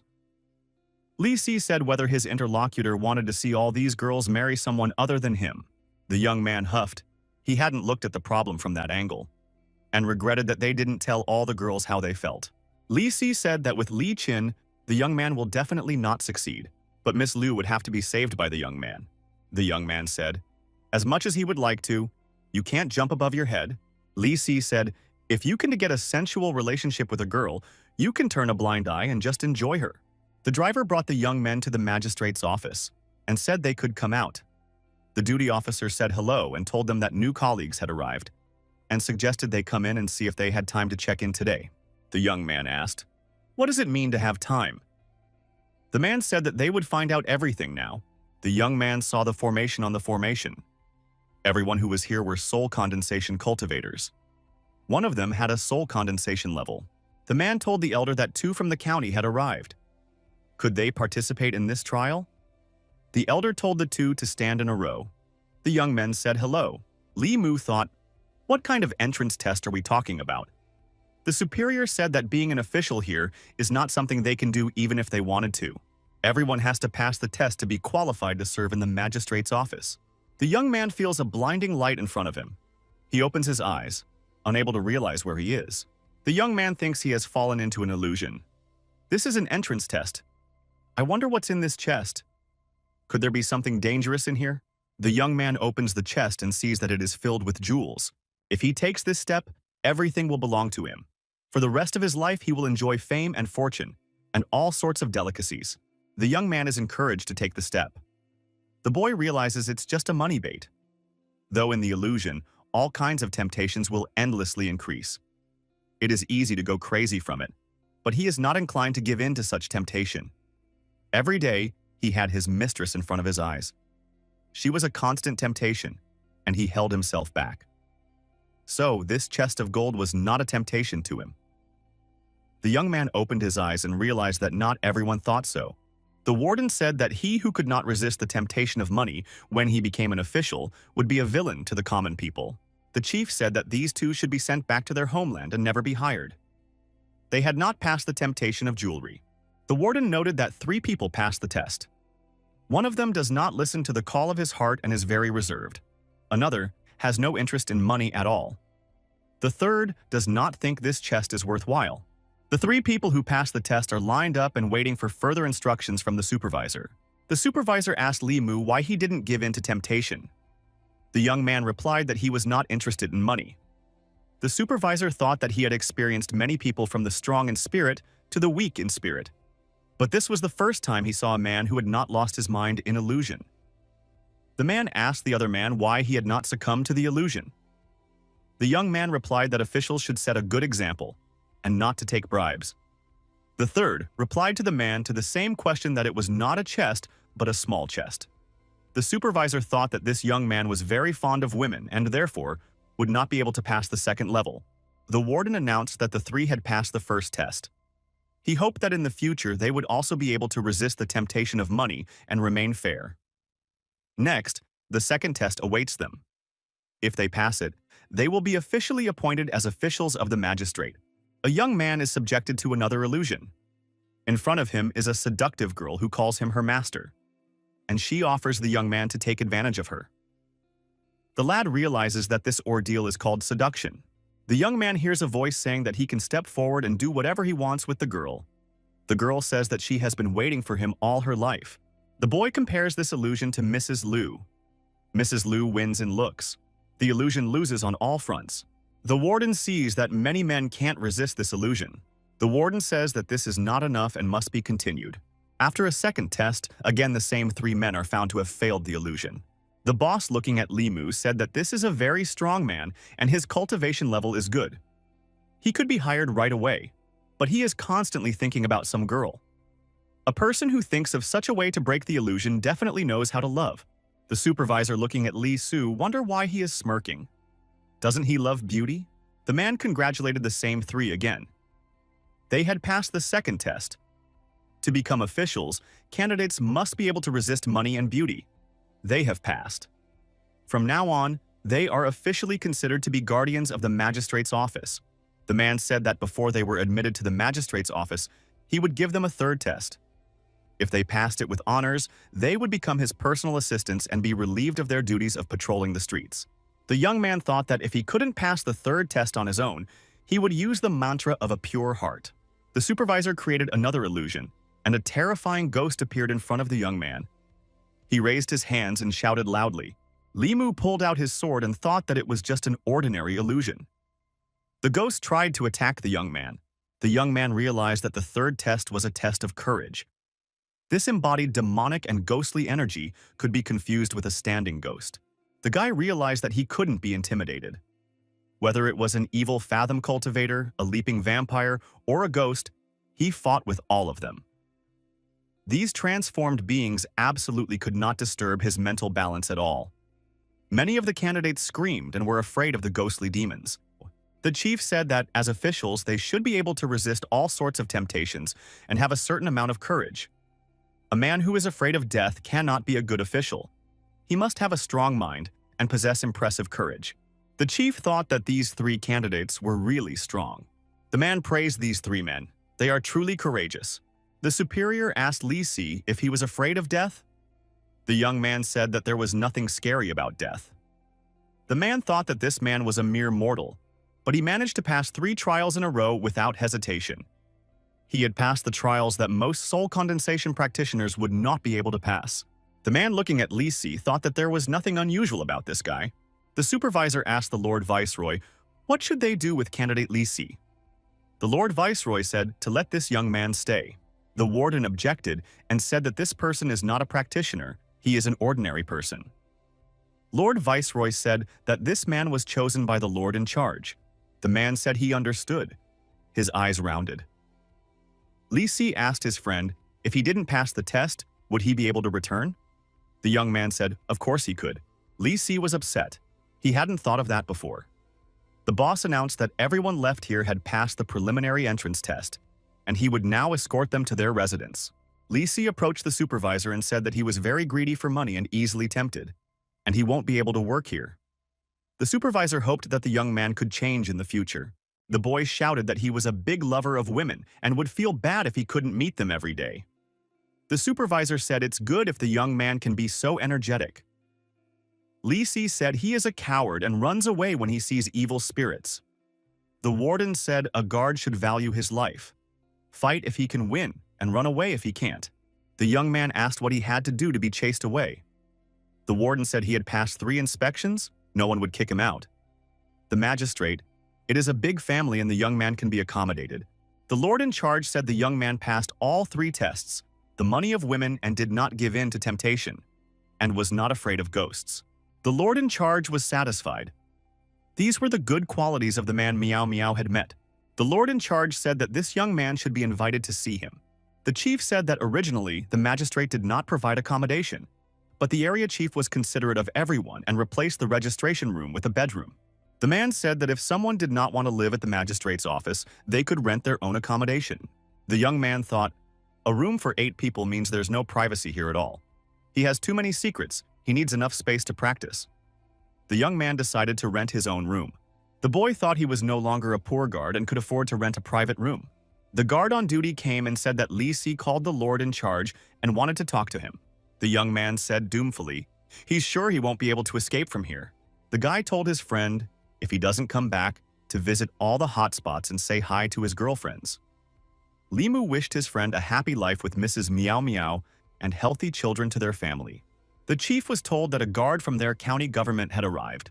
There was the young man who had been saved from the ghost by the young man the day before. He pointed at Limu and said that he was the guard who had saved him. The man thanked the young man for saving his son. He said that the man saved his family's legacy and he was a benefactor to the entire Shu family. The man said that he had prepared a small gift for the young man. The young man said that it was his duty as a guardian to get rid of ghosts that hurt people. The boy said he appreciated the man's kindness. There was no need for gifts. He was doing his civic duty. If he took the gift, it might reflect badly on the magistrate. The chief asked if the young man had really saved the son of head Shu. The young man told how everything happened yesterday. Shu said that the young man was a man of honor, and he can't ruin his reputation. If the lad can't accept the gift, he will give it to the magistrate. The man said that he has a small business in the city. If it would be useful to the young man, he would do what he could. The chief thought that the young man's sincere gratitude was quite gratifying. At first, he thought the man had used some method to resist the temptation into illusion. The man said that he could see the young man really wasn't interested in money. Otherwise, why else would he refuse the gift offered by Mr. Shu? The young man, after learning about the size of the gift, regretted not accepting it. The warden said that Mr. Shu is a well-known merchant in the neighborhood. He often distributes food and patronizes the poor. The young man couldn't forgive himself for refusing the gift, which was 1,000 coins. He should not have been so polite. He had worked hard for Mrs. Liu for half a year and only received half of this gift. Li Mu said that he never accepts gifts in the official position. It is against his principles. The supervisor said that it was lucky to have a guard like the young man. The young man tried to calm down. The gift could not be returned anyway. The boy kept thinking about his neighbor, and he felt uncomfortable. After practicing double cultivation for so long, he had truly become attached to her. However, the Pure Heart Sutra only helped control this for a time, not for life. And he didn't know how to get rid of this bond. The guy realized that they were living separately. And after a while, they will stop thinking about each other. They could meet whenever they wanted and engage in pair cultivation at any time. The young man thought that when she was far away, it was a good opportunity to get rid of the addiction. Just don't think about her all the time. One should think about something else, like the evil spirit he killed last night. The young man asked the man what he knew about the king, Chu Jiang. The chief said that this rabbit has almost reached the realm of creation. He has 18 ghost generals under his command. Most of them are of the soul compaction realm. They are a major scourge in the northern county. The superiors are downcast from not knowing how to deal with them. The chief said, "The difficulty is that the villains are constantly hiding, hard to find. The king is easy to defeat, but with the lord of the underworld behind him, the battle will be extremely hard." The young man asked, "Who is the lord of the underworld?" The man said it was the master of 1,000 illusions. The young man said that he had never heard of him. The interlocutor told the young man that the demon sect had 10 sections and 10 elders, and told the young man the entire hierarchy of this hostile world. The boy thought, he had just destroyed the master of 1,000 illusions, and here was another lord of the underworld. Why does he always get lucky on such monsters? The young man thought that there was actually nothing to worry about. The demon elder would not be interested in a subordinate of a subordinate of a subordinate. The boy knew that he was completely safe, because no one knows that he was the one who destroyed the evil spirit. The one who should be worried the most right now is Li Si. Li Si arrived at the lord in charge and said that he wanted to pay his respects. The lord in charge asked what punishment the young man deserved in his opinion. The young man said he did not know and was ready to hear the sentence. The lord in charge stated he knows what the young man was doing in the county. The lad asked what was required of him. The lord asked if the young man was afraid he would destroy him. Li Si replied, if they want to kill him, he cannot prevent it. Therefore, he is not afraid. The lord took control of the young man's mind and asked what the young man thought of Meow Meow. The young man said that she is the most innocent and kind woman he has ever met. The lord asked if he thought she was not beautiful. The lad replied that beauty and ugliness are only appearances. In his heart, she is more beautiful than anyone else.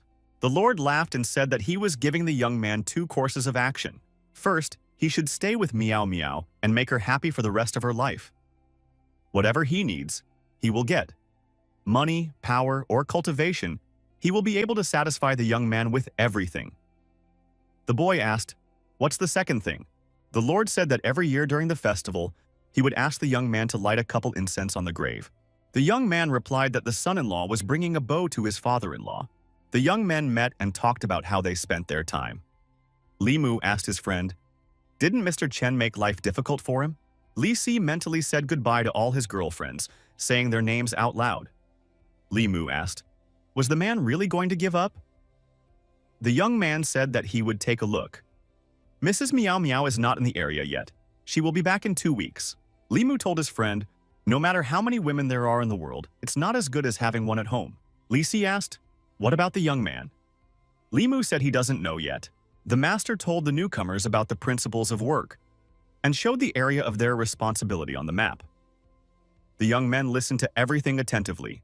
The man said that they should regularly maintain law and order in their assigned part of the city and be responsible for the safety of the villages outside the city. Li Mu would be his deputy. The master said that the young men had 3 days to settle personal matters and then they should come to the magistrate's office. 3 days passed. The young man spent 3 days looking for a place to live. He raised that if the search was not successful, he would have to stay in an inn. The young man was told that someone was waiting for him outside. The young man dreamed. In this city, Only the Zhu family's father and son know him. Maybe the head of the family decided to give him another gift. The young man saw Shan and wondered why he had come here. The man said he had come specifically to meet the young man and to deliver someone. Shan said this is who he brought and pointed to the wagon. Mrs. Liu and her maid came out of the wagon. The girls saw the young man and were very happy to see him. Xiaobai was with them. The young man asked what was Mrs. Liu doing here. That was all he needed. Wang Wan said that Madam had come to the city to open a branch here. The guy thought that it had only been 3 days since he left, and Liu Hanyang had already decided to open a branch here. The young man asked, "Is it really true that Liu Hanyang wants to open a branch here?" The girl said that there aren't many opportunities in the county to expand the business. There are many more rich people in the city, so there are more opportunities. The guy asked if the girl had already chosen a location. Has she recruited people already? Had she found a place to live? The girl shook her head negatively at everything. The guy said, she doesn't have any decision, but she has already arrived in the city. Mrs. Liu said for the young man not to teach her how to run a business. The girl said they should eat first. Wang Wan is starving to death. The young man looked at the girl and caught himself thinking that he was very happy to see her. Li Si said that the young man should not hesitate to marry her. The young man thought that she just wanted to practice paired cultivation. In the past few days, he had thought 1,000 times about going back to the county to find her to do so. The girl and her maid visited the mediation office and looked at the object she wanted to purchase. She found an object that interested her. The broker said the girl had a trained eye. It would be ready in an hour. The man said there are a lot of people wanting to buy this 2-story house. He'll get people to clean it up so the girl can live in it comfortably today. Shan thought how nice it was to have money. He also wanted to buy himself such a luxurious house. Lisi did the math and said that if Shan didn't eat and drink at the magistrate's office, he could save a little money. And after 100 years, he would buy himself such a house. The girl said if Shan didn't want to be a guard, he could come and get a job with her. In 10 years, he could earn money for such a house. Lisi began to persuade his friend to move to the city and work for Mrs. Liu. The man said that he was in the city, hardly knowing anyone. Lisi said that if the man moved to the city, he would take care of his friend. Li Mu confirmed that Li would be a powerful man. Shan wondered when his friend had time to become so powerful. Shan thought that he was an ordinary man and this kind of job could be dangerous for him. The man shouted that he would only resign when he returned. Li Si suggested that his friend drink more alcohol tonight. The man said he needed to find a place to sleep first. Mrs. Liu said there is plenty of room in the new house so he can stay there for the night. Shan said he could stay in that house and even sleep on the floor. It's better than paying for a hotel room. Li Si said his friend can stay overnight at his place. He has a big bed, but they have to drink a lot of alcohol first. Shan said he wouldn't stay at Mrs. Liu's place. Li Si thought that he had taken away the third extra, and Li Mu would have to do a good job tonight. The young man thought Liu's eyes are giving her away. The girl wants to do cultivation. The guy decided to quit. He can't indulge her all the time. The young man said it was time for him to leave. Liu asked where he was staying. The young man admitted that he hasn't found a place to stay yet. Liu said that there were many rooms in this house. He could choose anyone. The girl said for him to stay with her. It would be easier that way, and more convenient for his practice. She offered to buy him the house next door, and then they'd be neighbors again, and he would pay her rent. The boy thought that in that case he would go to the hotel and get his things, and come back here. The young man thought that he wouldn't be able to resist the temptation and keep from double cultivating. The girl entered the room and asked when he was coming. The guy looked at Liu and realized that he wouldn't be able to give up this addiction, and said that he was on his way. The young boy now understood why evil cultivators go further and further down this path when they start harming people. These famous sects strictly restrict their disciples from cultivating them. The young man thought he had a strong heart, but it was hard to resist the temptation to increase his spiritual power so quickly. The boy couldn't resist the idea of dual cultivation with Liu Hanyang. But he had never thought of taking souls. The girl was even less determined than him. The guy thought, does the girl really have a strong desire for him? We should try this technique and find out. He was interested in lust, the girl said. The young man took her energy again. The boy said, he just wanted to try it, but he didn't think it would work. Liu said she could take energy too. The guy thought he also has an attraction to Ms. Liu. That is what lust is. The young man said, let's see who takes more from whom. The young men began to cultivate. Exhausted, they collapsed on the bed. They said they couldn't take any more. The young people came to believe that they were attracted to each other. The reason for this was their cultivation. The girl, as she fell asleep, said that she was not going to discuss it with the young man. The boy said that they were single but did it every night. The girl said she wasn't going to marry anyone, and she doesn't care. The young man said he wants to get married. Liu was surprised. What does he mean by that? The boy said they can't live without each other anyway. Why don't they stay together and not waste their pure yin and yang? The girl thought about that suggestion, but he had said she wasn't his type, and she's not as good as Wang Wan and Li Qing. The girl asked why he suddenly changed his mind. Liu assumed that he wanted her money. The guy said that's not true. Good and evil are rewarded, not reincarnated. No one said this retribution would come so quickly. The girl said she was going to go rest in her room. The guy figured they would be living together anyway. He would have many chances to prove that he didn't want her money, but only her. For the past 6 months, he had been so focused on saving his life that he hadn't even paid attention to his feelings. If it wasn't for Li Si's words, he wouldn't have realized that he already had 2 women living in his heart. Li Qing was his guide in cultivation. Liu Hanyan was almost the perfect wife for any man. A friend had told him to treasure the one in front of him, and he immediately thought of Miss Liu. But reaching Mrs. Liu was not easy.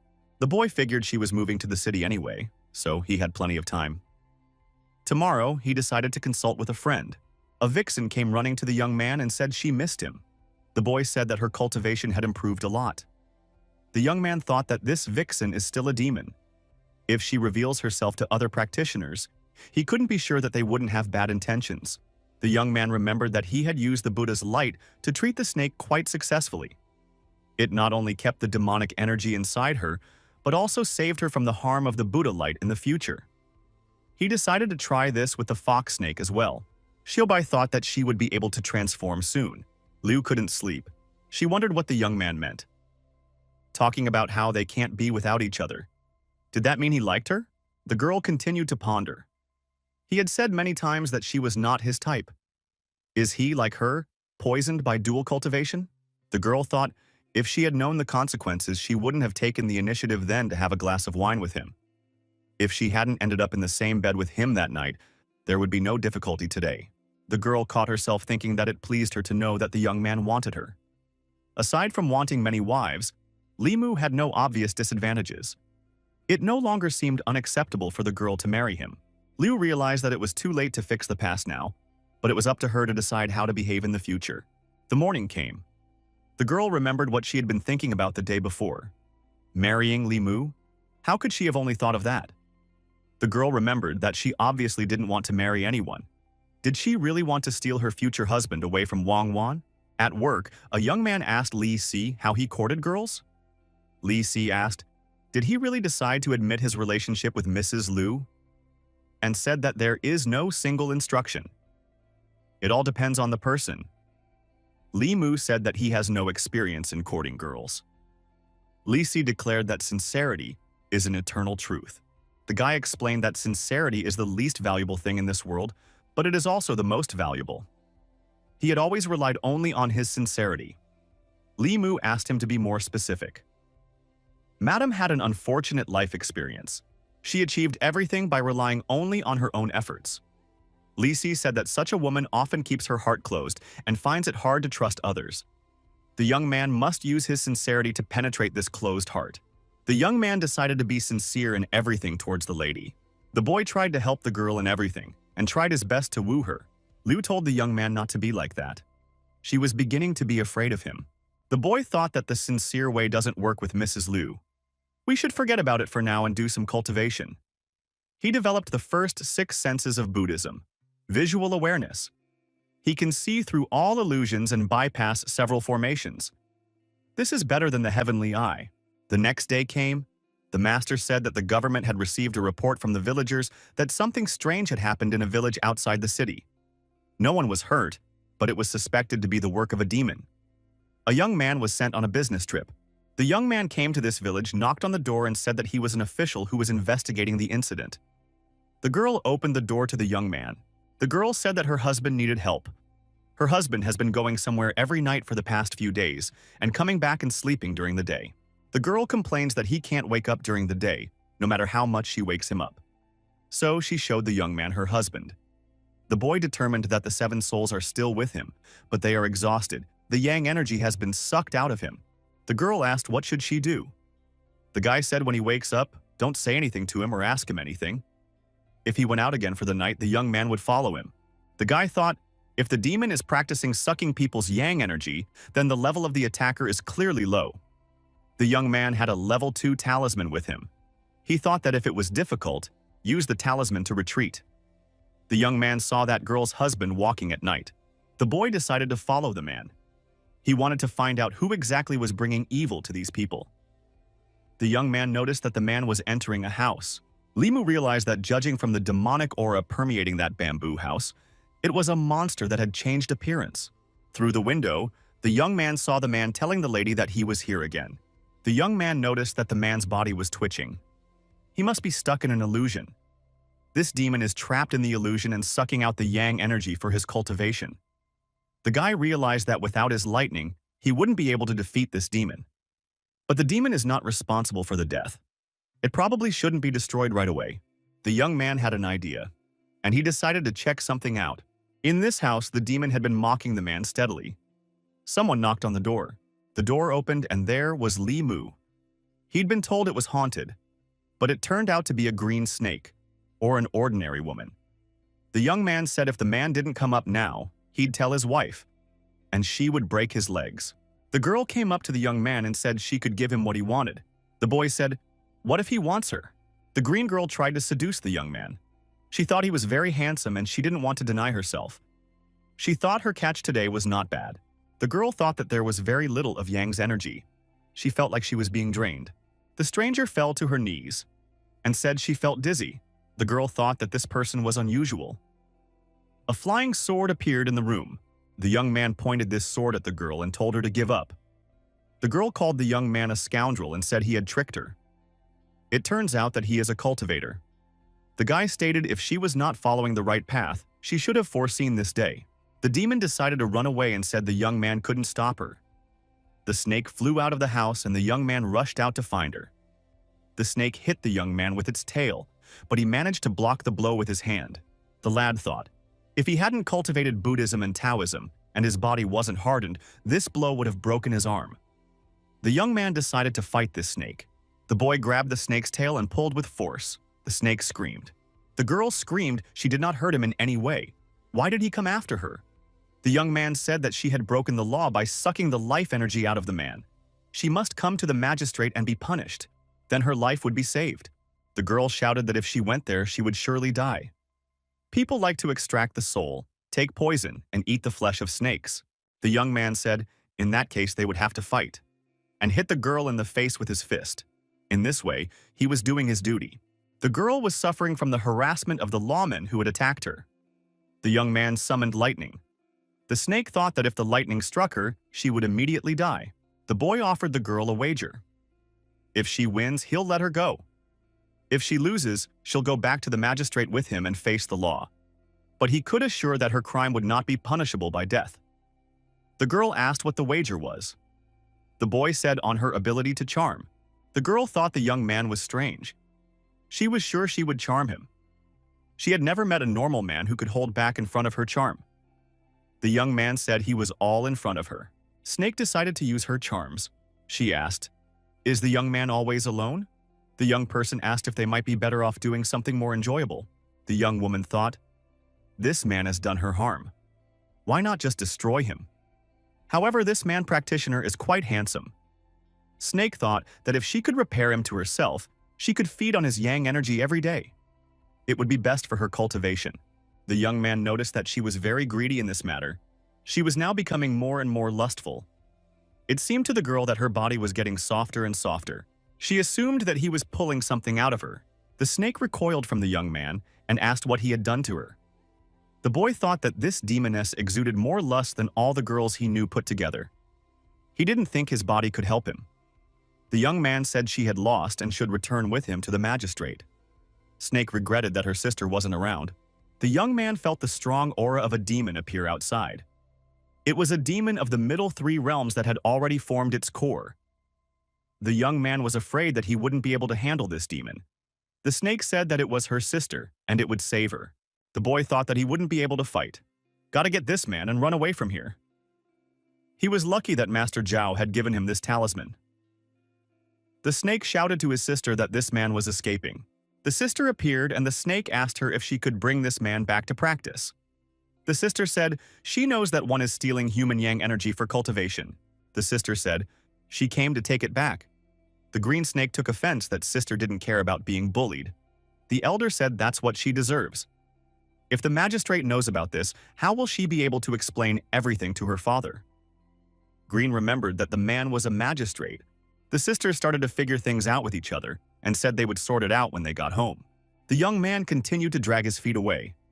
He noticed that the speed of this talisman was much faster than he expected. The demons didn't follow him. The boy thought if the second snake had malicious intent, he wouldn't have been able to escape today. Eventually, the young man reached the man's house. His wife was waiting for them on the doorstep. The woman asked what had happened. Li Mu said that her husband had been bewitched by a demon. Every night he would go there, and the yang energy would be sucked out of him. That's why he was so sleepy during the day. If the woman would keep an eye on him and not let him go, it wouldn't happen again. The woman asked, "This demon won't come to them, right?" The young man said it wouldn't. The boy did not realize that it was the man's inability to resist temptation that gave the demon the opportunity to take advantage of him. The snake demon doesn't feed on people, otherwise that man would have died in that bamboo house. The woman thanked the young man and told him that if he wanted to run away again, she would rewind his legs. The boy thought that this talisman should be kept to save his life at critical moments. He should go back to the magistrate and tell the master about the green snake. He is not so strong to deal with the demons of the middle three realms that have already formed their core. The young man knew that he was only a junior guard who had only reached soul compaction. He should speed up his cultivation. If he could draw out that snake's energy at least once a day, he would gain lust energy in a month. Li Mu came home late. Mrs. Liu and the others were probably asleep by now. The guy regretted that he didn't have time to eat and decided to make himself some noodles. Mrs. Liu was awake. She said, finally the young man came back. He inquired why she was awake. The young lady said she was hungry and couldn't sleep. She wants to make noodles. Would he be willing to join her? The young man said he wouldn't say no and will take part in it. The young man admitted that these noodles are very tasty.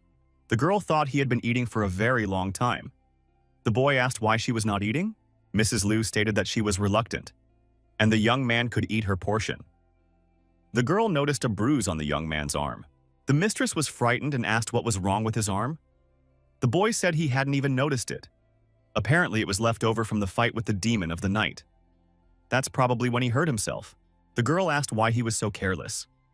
It pained her to see his white and soft skin like that. He should finish everything and then she will bring him medicine and wine. Mrs. Liu lamented that the young man always comes in beaten. The boy thought that a bruise of this size would go away by itself in 2 days at most. But Madam insists on giving him medicine and wine. She wants to seize the moment to touch it. The young man thought that in Mistress Liu there is no lust. He can't do it, but it's up to her. She offered to practice today. She told him to wait for her in bed. The girl said he could release her lust energy if he wanted to. In any case, by practicing pair cultivation with him, she would have it. If he took a little bit every day, he could refine her soul. The guy said that he would find a way to collect it from someone else. Liu asked, "Does he still want to have multiple wives?" The young man asked, "Isn't it normal that he wants to get married?" The guy remembered what his colleague said. You can't blindly chase a woman. You have to be ardent or cold at the right moment. Make her feel the heat of emotion and urgency. Now was the time. The girl thought that they have the relationship of tenant and pair cultivation partners. She has no right to decide how many wives he wants to take. The girl said, she is asking for Wang Wan's sake. I mean, he knows how much she likes him and it will be sad if he is like this. Li Mu said he only wants to marry one at the moment. The girl thought, if he really wants to marry her, what will happen to Wang Wan? If she takes the young man away from Wang Wan, the girl will be upset. But if he wants to have 2 wives, then he should pull it off. The young man said that he understood. The guy thought Liu agrees if he marries 2. The guy thought Liu meant as Li Qing's second wife. The next day came, magistrate's office. A young man sits with a talisman on his forehead. The guy meditates and thinks that Master Gan's memories are much richer than the magistrate's library. The sect elder specialized in corpse recycling when Zhang died half a month ago. He turned him into a jumping corpse with decades of experience. The young man was interested in something. To achieve immortality and rebirth by taking over someone else's body, the memory soul says that it can be done with magical skills. Although it is a demonic technique, it can be perceived as a life-saving technique. The guy thought that his memories were so vast that it would make him dizzy just reading it. The master said he finally found Li Mu. The master said the young man did a good job last night, although he couldn't bring the demon snake. But he had saved the people. For that, he will have a reward, a piece of jade. Master said that this jade contains spiritual energy. It should be used for cultivation. The young man thought that this was the reward Li Qing had told him about. If he did his job well, he would have plenty of cultivation resources in the future. The master added, judging from what happened last night, one of the two demons can take on human form, and nothing is known about the other one yet. So it won't be easy to deal with. The master hoped that the second one wouldn't cause much trouble. Miss Liu unfortunately said, the bookstore, music hall, and theater are already occupied. They are rarely visited here. Shan suggested to the girl that she should ask Li Mu for help. At that moment, a young man appeared on the doorstep and asked what he could do for them. Shan said for the young man to approach them and give advice. The brother said that he wanted to help Mrs. Liu open a new pavilion in the city. But here, the scope of this business has long been divided among the big owners. They don't know where to start to make money. At first, he wanted to ask Li Si for help. The young man said that it's not worth asking Li Si for help right now. He is in a special situation. The young man asked the girl what she thought about it. Ms. Liu said if they can't do it, they won't open a branch. In any case, the business in the county will be enough for them for a lifetime. The girl said that she would make the young man some food now and asked what he wanted. The young man gave Mrs. Liu an invitation. The girl asked who gave it. The invitation was from the Shu family. It is a big businessman in the city. How did the young man get an invitation to the banquet? Does he really know the head of the family? The boy said that he had only met him once. The girl suggested that if the Zhu family wanted to help them, the issue of the store branch would be solved. The young man said that he didn't want to go to the banquet at first. But since they were already in such a situation, he would not refuse.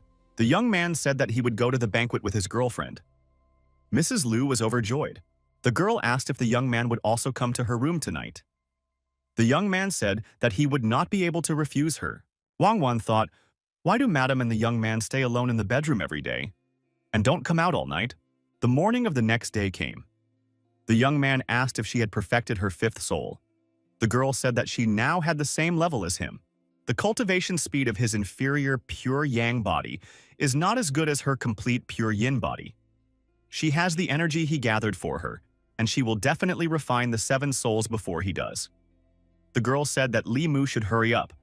Otherwise, she will overtake him. The young man said that if it came to that, he would fell her and leave her lying on the ground begging for mercy. The girl asked, would he really dare to hit her? Li Mu said of course he wouldn't dare. The guy said for her to come home early today after he finishes with the store. He will teach her the techniques of Taoism. The girl remembered that Taoist techniques should not be passed on to outsiders. The young man said it was righteous sects forbid it. But these techniques he was not taking from them. Besides, Liu is not an outsider. The girl asked if he had taught anyone else before her. The young man didn't answer and said that he was already late for work. Miss Liu became sad. She knew he would be. He must have been teaching Li Qing. Wang Wan walked into the room. Madam said that they were only practicing. There was nothing else. Wang Wan said, she can see that the young man also likes her mistress. Liu said she doesn't like him. The young lady said, she won't be angry. After all, the mistress saved her life. Liu said Wang Wan is still very young. Wang Wan said she just wants to be with mistress and master all the time. Liu asked if the young man must have seduced her when she ate at his place. Wang Wan said the young man seduced her mistress too. Mrs. Liu said that the young man was being rude to her. The young man thought that he couldn't let Liu Hanyang know that he had passed the technique to Li Qing first. The young man was afraid that in that case, Madam would never cultivate with him again. On the way, the young man was called out by Inspector Zhao. The supervisor said that there was a matter for the young man. We need to check on the girls in the pleasure house. The king's subordinate might be related to this case. The Lord wants to find out the king's secrets through the ghost general. The warden says the young man is new here. He won't be easy to expose. He won't be seduced by beauty, so he's the best candidate. Ghost General is located in the 4th realm. Therefore, the young man's life is in no danger. He will receive a generous reward after completing the task. Inspector Zhao reminded him that there are 10 temples under the Holy Lord of the Underworld, and the king is the second most powerful among them. He left the sect and came to the remote northern county. So he must have had a purpose. The young man's reward will be 30 pieces of jade, either magic treasures and talismans of equal value. The young man thought that 30 jades, that's almost half a year of cultivation. The young man said that the reward wasn't that important. The most important thing was to rid people of evil. The young man said that he could do it. He said that the ghost general would be destroyed. Will there be an additional reward for this from the magistrate? The magistrate said that if the young man destroyed any of the 18 ghost generals, he would get a big reward. The stronger the general, the more generous the reward. The young man said that he had killed a ghost general once before. The chief said that he now wants to take the young man to the Lord Viceroy's office. Lord Viceroy's office. One could smell a strong stench in the air. The young man thought that the Lord Viceroy consumes a lot of alcohol. The warden told the Lord the whole truth. The Lord said, "Thank you. Did the young man find a ghost general under the king's command?" The young man said, "It was like that." The Lord Viceroy asked, "Which of these generals did the young man destroy?" and showed images of these generals. The boy pointed his finger at one of them and said, "That one." The Lord Viceroy looked into the young man's eyes and said that he was a very brave young man. The Lord Viceroy said that the young man should be taken to a room and there he would choose something from the honors. The warden said that this is the treasure pavilion where the county office keeps the awards. Each floor represents a different level. The higher the deposit, the higher the reward. The young man asked, "Has anyone ever received an award from the heavenly room?" Inspector Zhou said that heavenly rewards must be submitted to the magistrate and approved by the emperor himself before they can be given out. They are not kept in government offices. The supervisor brought the young man into the room and said that he could choose one of the talismans or magical weapons here, or get the same value amount of jade. The boss advised him to take the Thunder Talisman. It could kill demon cultivators below level 4. In critical moments, it could save a life. The young man thought that the Thunder Talisman wasn't that useful to him. Besides, it's disposable. All the other talismans are also disposable. They aren't as good as the jade. The young man saw a hair clip on the wall and thought that it would suit Miss Liu. The young man took the hairpin and said that it would be his reward. The master was surprised. The young man suggested that the Lord Viceroy hated King Chu. The inspector said they have a blood feud.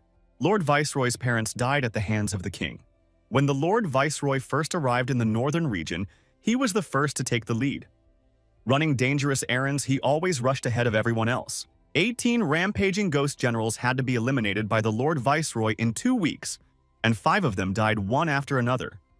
Even the king's most valuable general had been destroyed. The young man couldn't believe that the Lord Viceroy was so brave. He looked completely different now. When the 5 were annihilated, the king went into a rage and personally massacred the Lord's family. After that, he became what he is. He hates the king with all his soul. If the young man destroys the king, he can choose expensive resources for himself. The inspector said that the young man no longer needs to come to the magistrate's office so as not to attract attention. He should investigate the pleasure house and complete the task. The young man remembered Inspector Zhao's story. The tragedy of Lord Viceroy's family reminded him of that. It was his duty to protect the people in his district. From time to time, the young man has to fight demons and evil spirits. Even if he himself is not afraid of them, he still has to be careful of what they can do to the people around him. The young man decided to increase Liu Hanyang Yiwanwan's strength as quickly as possible. Miss Liu asked why the young man had returned so early today. The young man said that there wasn't much work to do today, so he decided to come back early. The young man asked the girl if she went to the store today. Liu said she went, but she came back early. The boy gave Mrs. Liu a hairpin, and the girl was surprised. She asked why he was giving her a gift all of a sudden. The man was surprised. "What's wrong with it?" Li Mu said. "But if she doesn't want it, he will keep it." The girl snatched the hairpin from him and told him not to blackmail her. The young man walked over to Wang Wan and said he had a present for her too. The young man gave the girl the jewelry box. He said he hoped she would like it. Wang Wan said of course she would like the young man's gift. The girl opened the box. There was a hairpin in it. She thought it was a hairpin even prettier than Madam's. Wang Wan thought that the best gifts should be her mistress's. Wang Wan went to her mistress and gave her the hairpin and said that this gift was for her. Liu said that this hairpin was given to her, so it was her gift. The girl thought that her mistress's hairpin looked too simple. Wang Wan was happy that she got such a beautiful gift. Xiaobai also wanted to wear beautiful clothes and jewelry. She wanted to transform as quickly as possible. Ellie Mu invited the girl to go out of town with him. He left the fox and the maid to guard the house. Mrs. Liu said they hadn't eaten yet. The young man said, Mrs. Liu's hairpin is different from Wang Wan's hairpin. Liu said she knows the hairpins are different. The young man likes Wang Wang and Li Qing, so he gives them the best. And she gets the rest. After all, she's not a good fighter like Master Li and not obedient like Wang Wang, and she is not his type. The young man was surprised that Liu remembered those words. He said it was just a joke. The boy said that the girl has versatile talents. She is good in the kitchen, beautiful, rich, advanced in cultivation. He likes her very much. Liu Hanyang asked if the young man really thinks so. The boy said he was willing to swear with all his heart. The girl said no one asked him to swear. Li Mu asked, She's not jealous, is she? The girl said that she doesn't know such feelings at all. The young man thought that he was blind before. Mrs. Liu is just as nice as Wang Wan. The girl asked why he brought her to such a remote place. The boy said, There's no one here, so she can get her hairpin. The young man reminded her what kind of barrettes were different, but it wasn't what she was thinking. The young man began to recite a spell. The barrette turned out to be a magical weapon. The young man said, Now she could see it was no ordinary hairpin. The girl blushed, pinched the young man, and told him not to talk about it anymore. According to Li Si, when a woman stops avoiding physical contact, it is a sign that they have taken a big step towards each other. The young man thought that he and Madame had taken a big step towards each other. The young man said that he would first teach the girl how to use the seals, and then he would teach her Taoist techniques. If she practiced, she would be able to defend herself in case of danger. Liu Hanyang agreed. The girl was learning how to launch the hairpin. The young man told her to think about the direction the hairpin was traveling. The young man warned, if that hairpin hit a person's heart or brain, it would kill them in one blow. Even if it was a practitioner, but untrained, the hairpin would go through the vital organs, and he would die on the spot. Liu asked the young man where he got it from. The boy said he was awarded this hairpin at the magistrate's office. The girl offered to exchange the hairpin for something else. She thought that he couldn't have chosen this hairpin just for her. The young man advised her to concentrate on practicing. The young man looking at Mrs. Liu's practice thought that women are contradictory. The boy said that he would now teach her a different technique. Combined with what she has already learned, she will be able to destroy the soul and body of a third realm practitioner. First, the enemy's body is destroyed, and then, the soul is destroyed. Li Mu said that under normal circumstances, the enemy wouldn't even have time to react to her combined attack. Liu got tired and sat down. She said that she can't do it anymore. She was running out of energy. The guy reminded her that Taoist technique, although it doesn't consume a lot of energy, you can't practice it for long. It's best to start with shooting. The girl asked why he hadn't told her about it before. Liu said that her legs are weak. She doesn't know how she will get back. The guy said he has 3 ideas. 1, he will support her on the way back. 2, he'll carry her. The third, she could crawl back on her own. The girl said that men don't offer the third option. Liu Hanyang stated for the young man to pick her up and carry her home. The girl said he clearly did it on purpose. He, on the other hand, asked her to practice more. The boy said he doesn't want to carry her at all. She's very heavy. The girl said a healthy woman should weigh at least something. The young man thought that this was pure truth. If a woman weighs little, it means she either has small breasts or is not tall. The boy said it was his first time carrying a girl. The girl said that no one had ever carried her before either. The sun was slipping toward sunset. The young men took their time moving around. Liu asked. The young man said that in 2 years, if he is not married, she is not married, they will be together. Is this true? The young man stopped and said it was true. The young woman asked. He said she was not his type. The young man said he did like her. It was a joke. And asked if she was okay with them being together in 2 years. Liu said she'll see how he does. The guy said he would try his best. The girl stated she has one condition. The guy said he would do his best. Liu said that she could never break up with Wang Wang. The guy asked why she brought up Wang Wan. The girl replied that the young man understood everything perfectly. He had planned it this way from the beginning when he seduced her with his food. The guy said that he didn't have the slightest idea about her at that time. He thought the idea of bringing home both mistress and maid came later. The girl remarked that at that time he was fascinated by his head Li Qing. The guy said that this topic could be skipped and inquired when they could start the real dual cultivation. The girl rolled her eyes dreamily. She said that it would only be after their wedding. The guy realized that true dual cultivation would only begin on the wedding day. He was satisfied that he had managed to divert his attention away from Li Qing. The young man reached Liu Hanyang's house. The young man put Mrs. Liu to rest and said that he wanted to talk to Wang Wan. The young man recalled that the girl's eyes possessed a very rare spiritual sight. He had sealed her ability back then, but now that she possessed the energy, he would remove the seal, and she could develop her eyes as he had taught. The young man remembered that old man Wang had given him a book on cultivating spiritual sight. The girl rejoiced and said that it was wonderful. The young man's memory contains information about cultivating spiritual sight. This is just what will help Wang find the right path to cultivate. The young man said that the girl could now open her eyes. Wang opened her eyes and looked intently at the young man. The young man noticed that his mind was blurred for a moment. Wang had only refined 2 souls, and her unconscious use of spirit vision made his mind shake. Once she learned how to use this talent, it wouldn't be difficult for her to control her enemies. Ghosts and demons would obey her. The young man said that the girl could now go to bed. If he doesn't make an effort, she will soon learn to suppress him. He would have to choose a magic weapon for Wang so that no one would think he was prejudiced against her. The next day came. With the help of the Shu family, the 2 stores were successfully opened. In a month's time, a bookstore and a tea house would already be open. The music square and the opera house are not in the plans yet. While walking, a young man noticed that he found himself near a pavilion with girls. The young man decided to pay attention and see what was unusual about this pavilion. It was part of his service assignment. The guy thought that all the customers of this establishment are quite ordinary people. There is no ghostly or demonic aura around. This is the most ordinary pavilion. The girl suggested the young man to come in and have some fun. The young man said that he wasn't like that, and made a facial expression as if he had eaten a lemon. Liu Hanyang told the young man that they were leaving this place. The young man thought it was a waste that he didn't come here alone. Liu asked, "Does the young man really think they look good?" The boy said they are dressed like ghosts and he doesn't like them at all. Liu wondered why he was staring at them intently. The guy said he used to stare. He couldn't say anything about his assignment because it was secret. The girl stated that he was staring very intently there. All men are the same. The girls held the young man's hands tightly and would not let him go. He asked them to let him go. There were people staring at them. The young man looked and saw Li Si not far in front of him. He was with a girl. Li Si had a sad look on his face.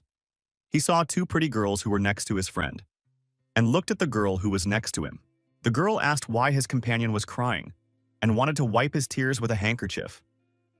The young man said, "It's all right.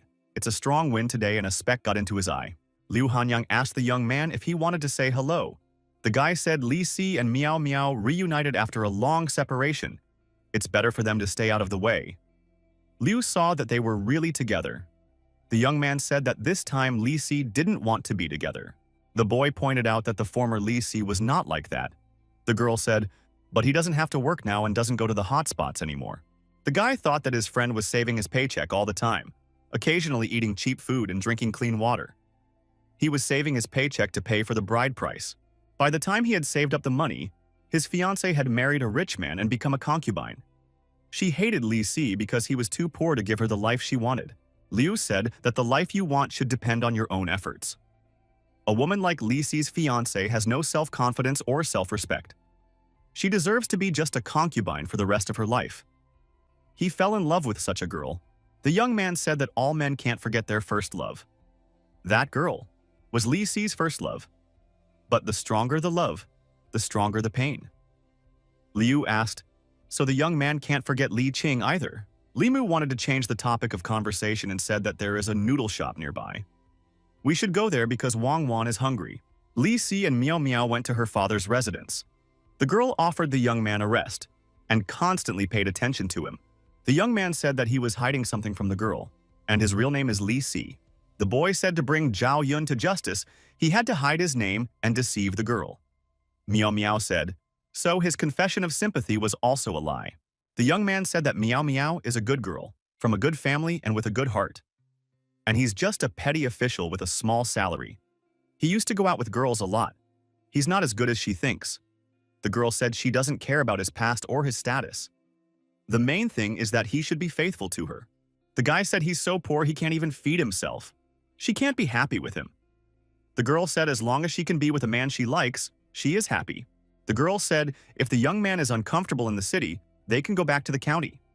If the young man can't support her, she will support him. She has enough money to last a lifetime, and he can start his own business. The young man remembered his first love. She told him that he was just a petty official and could not achieve anything in life. She wouldn't be able to be happy with him. Li Si thought that not all women are like his fiancée. Maybe he should start over again. The guy told Meow Meow that he was just being honest with her. The girl said she was willing to go through all the hardships with him and cried. Lisa said that he couldn't let the girl suffer with him, so they will stay here. 3 days passed. The young man saw Li Si. He looked different. Li Mu thought that in just 3 days, Li Si had cleansed 3 souls. He really decided to stay with Mrs. Meow Meow. Li Si said that he had thought it over. Meow Meow is a good girl and he can't let her down. The young man said that his friend has taken the right path and congratulated him. Li Si said that he has to grow to the level of spiritual sight. These are his father-in-law's conditions. The young man remarked that his father-in-law is willing to spend a lot of resources for the young man to become compliant. Li Si asked how his friend is doing with Mrs. Liu. The young man said that it's a matter of time. Sooner or later they will fall in love anyway. Li Si told the young man to cherish what is in front of him, and will think about the future later. The young man passed by a hot spot. Li Mu turned his attention to the girls. Li Si asked, "He's not interested in this place, is he?" The young man said that he is not. It's just that he has a secret mission related to this pavilion, and he doesn't see anything unusual about it. Li Si said that the woman in this pavilion is not the real hostess. Lisa said that the first day he came here, they charged him money, although he was just talking to them about life. Li Mu said, "So there really is something wrong here," and headed inside, told his friend that they would meet later. The young man was greeted by a woman and said hello to him. The woman asked what kind of girl the gentleman was looking for. She realized that she had a new client in front of her and decided that he should be served properly. The woman invited 3 girls to the young man. The woman said that these 3 girls are the best in their pavilion. They are good at chin, chess, calligraphy, and painting. They should all please the young man. The young man looked at all of them intently and said he was choosing this one, and pointed his finger. It was Wrong Wrong. Wrong Wrong said that she would escort the young man out. The young man thought that the hostess's attitude towards the guests here was indifferent. He remembered a friend telling him that hostesses in such places used various tricks to attract customers. Wrong Wrong seemed cold-blooded to him. The guests who choose her must be a little strange, and they must like the cold type. The young man asked if the girl knew how to play the piano, flute, or pipa. The girl denied knowing how. The young man asked, "Then why did she come here?" He was promised that girls could do everything. He told her to go down to the landlady and she would bring another who knew how to play. The girl went down to the woman and called her mother. She called the young man sick. He just wants to listen to music. Who comes here for the sake of listening to music? The woman said that there are people in this world with all kinds of hobbies. The woman said for Chow Chow to go up to the young man. The girl went up and told the young man that she was coming in. The girl came in with her musical instrument. The guy told her to play what she knows. The young man saw the girl undressing. He stopped her. Or Mu asked the girl why she was undressing. She wondered, does he really want her to play with her clothes on? The guy said for her to just play and not take her clothes off. The girl decided that this guy was very strange. The girl mused and thought that she had never met such a person who came here just to listen to music. The young man pointed out that this girl's skills are at a beginner's level. Her music is bland. The girl pointed out that the young man had fallen asleep while listening to her music. She lit incense. The girl watched the young man sleep. The fragrance enveloped the entire room. Cao Cao noted that the young man was very handsome. He would be able to charm any woman in the country. Why did he come to a place like this? The girl had pity for such a handsome man. The guy thought that this pavilion was secretly sucking people's yang energy. He didn't know where the yang energy absorbed by the incense burner went, but he would become a regular customer here for a while. If he had time to leisurely explore the pavilion, the secret of King Chu within this pavilion would be revealed. The guy thought that this lust, at least some good for today. He had almost pulled it all out. He was afraid this woman might figure it all out. The boy opened his eyes. Quite beside him was this girl. She said the young man was awake. She offered to bathe him. The young man said he just wanted to take a nap. He hadn't slept well for a few days, but after listening to the music, he felt better. He said he'd come back. The woman put a bill on the bill. The young man thought it was expensive. The woman said it was a bargain. Something like that would cost more at the theater. The girl was surprised and said the young man was very strange. He just listened to the song and fell asleep. The woman said not to worry. After all, she hadn't forgotten anything, had she? The girl said that everything was fine. The young man thought that a normal man going to a place like this just to listen to music might make the people around him suspicious. But it was hard for Limu to pretend to be a real man and lose 19 years of his source of manhood for one mission. It's a terrible thing to do. He was saving everything for Liu Hanyang. Liu Hanyang saw a young man coming out and a dubious establishment quite by chance. Shan said that he didn't see anything like that. The young man came to Mrs. Liu's house and said that he had returned. He was greeted coldly. Liu sternly asked where did he go at noon today. The boy thought, this is a failure, and said he didn't go anywhere. What happened? The girl said she'd seen him leaving a dubious establishment with her own eyes. The boy wanted to explain himself. The girl interrupted him and said, don't tell him he went there just to listen to music. The boy didn't think he'd be caught doing a secret errand, but he wasn't supposed to say anything. But if he didn't tell now, his future wife would probably run away. Guy said, she probably wouldn't believe it if he said he was just listening to music. Xiaobai can confirm everything. Foxy said it was just as the Lord says. And he didn't do anything wrong there. Liu said the fox is protecting him. Xiaobai said she wasn't protecting him, and it can all be seen. The fox explained that it was a gift from their clan. Mistress's virginity is still with him. The mistress misunderstood the young man. The young man said that he only went on a secret mission today, listened to some music and came back. He didn't even touch the girls. Liu asked, what was the other secret mission? The guy said he was disappointed because she didn't trust him. The young man got upset, turned around, and walked away. Liu figured he was angry and didn't know what she should do. Wang Wan told the girl to catch up with him. The girl found the young man sadly sitting on the bed. She said she made a mistake and for him not to be upset. Liu said that she should trust the young man. The boy said did she really think an apology would be enough? The girl plopped the young man on the bed. The guy blushed, asking what was all that about. Liu kissed the young man on the lips. Liu Hanyang was also red with embarrassment. She said she gave him his first kiss. Is he still angry? The young man gently told her to make mistakes more often. The girl asked if that was his first kiss too. The young man said she was the first person he kissed. The next time, the young man came to the greengrocer's pavilion as a job and said he had his usual. The young man thought that today's kiss was too quick. The excitement did more damage than good. It was a good thing Liu had caught him. Now he wouldn't have to worry about her anger when he came here to investigate. This time, it was the same as the last time. The young man listened to music and fell asleep. The girl lit incense again and left. The boy let the paperman follow her. The paperman was originally a secret technique of the talisman sect. It helped them explore dangerous places. The boy wanted to follow where the girl went.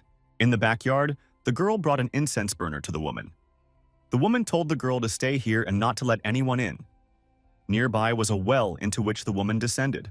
The young man noticed that the hostess of the establishment was too far away from him, and the paperman could hear nothing. There would be no way to trace it, but he couldn't just dismiss the evidence at hand. He wanted to track down something else. The young man walked out into the backyard holding his stomach. The girl asked what was the matter. The young man said he had an urgent need to go to the bathroom.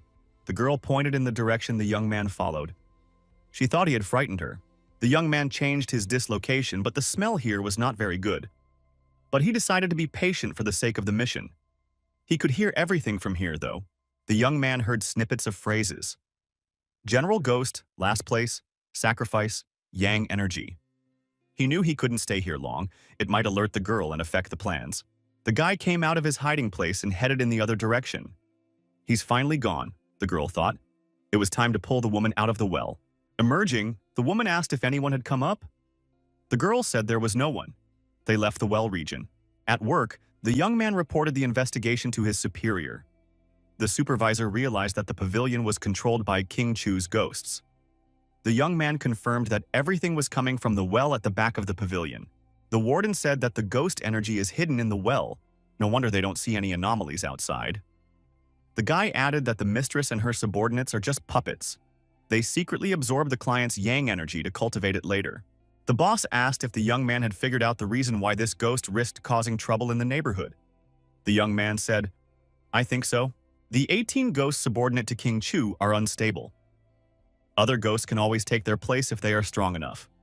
The king has set strict rules for the 18 ghosts. Those who do not advance into the soul-sealing realm within a certain amount of time will become victims. Their minds will be wiped and they will be sacrificed." The ghost at the back of the pavilion was the last in line. She was trying to escape the sacrifice. The boss said that King Chu had come up with an ingenious way to encourage his subordinates to train hard. The master asked if the young man had any knowledge of their secret. The young man said no. If the king has a secret, the lower demons don't know about it. The master told the young man to keep investigating and to report back as soon as there is news. The young man said it was costing him a lot to visit this pavilion. He's already spent $12. He can't pay anymore. He needs a traveling allowance. The master said the young man has a rich girlfriend and they live in a big mansion. The young man asked, "Who is spreading such rumors?" The master said he had only heard about it recently, but the magistrate will pay all the expenses. He will give a command to the treasury. The man gave the young man $30 and told him when he ran out to ask for more. The young man was pleased and said he would order 2 girls at once, and it would be an orchestra. The master gave the young man a twig and said that he could take this with him too. The young man was surprised. The master said it was called a soul-beating whip, and it was made from a 1,000-year-old willow branch. When you use it, ordinary ghosts die and dissipate, even if they are evil. It's not easy for an evil spirit to take a hit with this. The man continued, "If you use this whip to hold a ghost for a moment and send a message, help will arrive immediately." The young man thought he had gotten a good thing. The boss was upset and said that it was only temporary, and after the task was completed, the young man would have to return it. If he lost it, he would have to pay for it. The young man showed up at the dubious house again and said that this time he would order a duet. The woman rejoiced and sent 2 girls to the young man. This time, the young man put the paper man under the silver and applied another layer of silver powder. This time, the sound was much clearer than last time. The woman, just like last time, went down the well. She stood in front of the Lord. The woman brought incense and said the Lord could use it. The Lord said she did a good job this time. She said the woman could bring no more burner and the one in the room could be put away already. The woman said her mistress finally broke through. The mistress said it was too late. In 3 days, His Majesty will gather all the ghost generals. After the young ghosts die, she is next in line. If she doesn't pass into the soul compaction realm in 3 days, she will be sacrificed to His Highness. Madam said that she is fortunately only 1 step away from the goal. If she sucks out the souls of all the men in this building, she will break through immediately. The woman said if she does that, the magistrate will know about it immediately. The lady said that these heartless men who only think with their lower body deserves to die. After absorbing souls, she will be covered. The young man opened his eyes. The girl asked if she had heard him. The young man said that now he wants to sleep alone and for the girls to leave. The boy called for backup, but thought it would take time. But he was afraid that the woman in the well could ruin many lives. The young man had no time to hesitate. He must hurry up and stop all this outrage. Limu went downstairs. A woman asked why he went downstairs. Was he not well served? The young man saw another woman and thought it was Mrs. Chu. She looked ordinary, but there was a dangerous energy emanating from her. The young man said that he felt like he wanted something else today. The woman said that the young man could get one he liked. The boy pointed his finger at Chu and said he wanted her. The hostess of the establishment wanted to object. Chu said if the young man wasn't embarrassed by her age, she was willing to escort him. When the young man was alone with the woman, she told him to have mercy on her and began to emit a magical fragrance. The young man thought that the lust he sucked out would soon be enough to condense the last of his soul. The woman couldn't understand why this man's yang energy kept flowing. And why does she feel weaker? The young man thought that the woman suspected something. The young man took out his service whip and used it. Miss Chu realized that the practitioner in front of her. She realized that the young man had powerful energy and quickly escaped through the window. The young man saw Lord Viceroy and other people below. He realized that reinforcements had arrived. The chief said since the young man himself was able to chase her, she wouldn't be able to escape. The young man noticed that Captain Zhao was part of the reinforcements. The captain asked, why did the young man hitch a ride with her? Did she really find out? The young man said that King Chu was summoning all the ghosts in 3 days, and she didn't want to be sacrificed, so she was going to suck the souls of all the people in the pavilion. He had no choice but to lure her into the room and send a message to the magistrate at the same time. Captain Zhao said that the young man had done a good job, and he would be rewarded when they returned. The whip he could already return. The young man noticed everyone in the pavilion being taken prisoner. The captain said these men have been bewitched for a long time, and the magistrate's intervention is required before they can return to normal life. The girls of easy virtue attacked the young man and shouted that he had ruined their mistress. The young man excused himself and said that he was a guard and he was on duty. The passers-by thought that the magistrate had arrested someone again. They say there were demons in this pavilion. The young man was again caught completely by accident.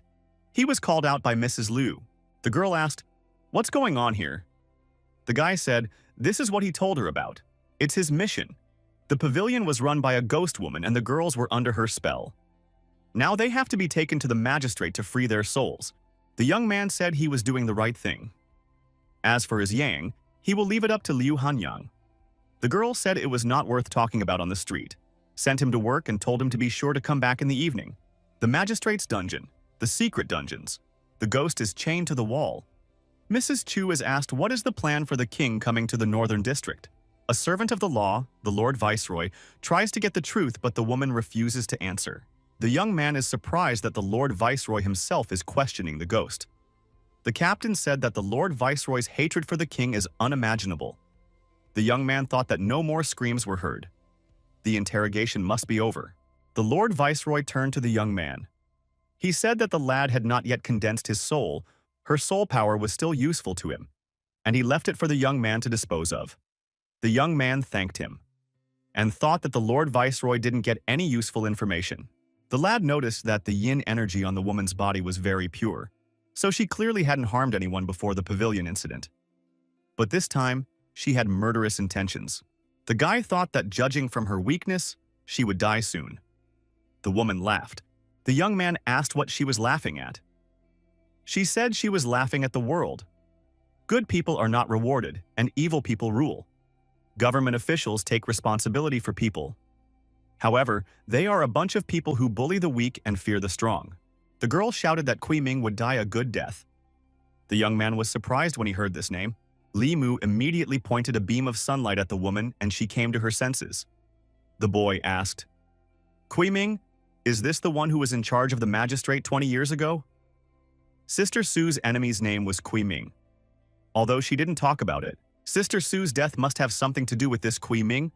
The woman asked who Kui Ming was to the young man. The boy said, "An enemy." The young man asked, "Does the woman have a grudge against him too?"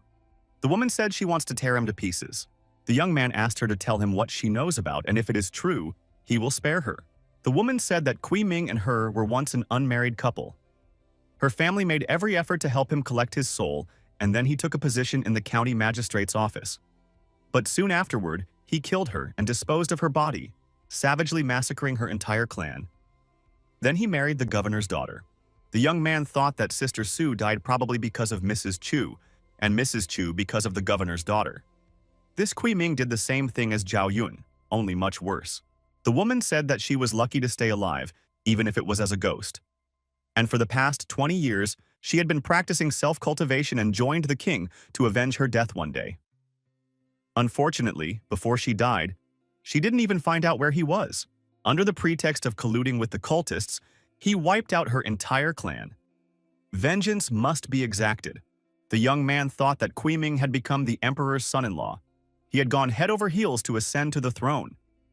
If such an unfaithful and heartless man ended up in power, it was no wonder the madam felt such emotions before her death. The woman said that she would not rest until he was dead. She was willing to become a sword spirit and serve the young man from now on. The boy thought that if the sword had a soul, she would be able to control it herself, which would give him extra strength in battle. And she would be able to lend him her power in critical moments.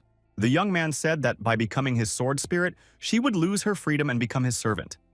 Would she really agree to that? The woman said that with her own strength, she will never be able to take revenge in this life. She just hopes that one day she will see Ming die by that sword. The young man said that he would not leave this rascal's crimes unpunished. Captain Zhao asked if the young man had decided everything. The viceroy allowed him to choose 2 treasures. Does he really only want to exchange them for a whip? The young man thought. He chose the soul whip and got a few more pieces of spiritual jade, and gathered the soul lust and subdued the ghost woman who will enter the soul realm as a sword. He is willing to fulfill such an errand once more. The young man came to Mrs. Liu's house. She said that it was just in time. The young man said that he received some jades from the magistrate and gave them to the girls.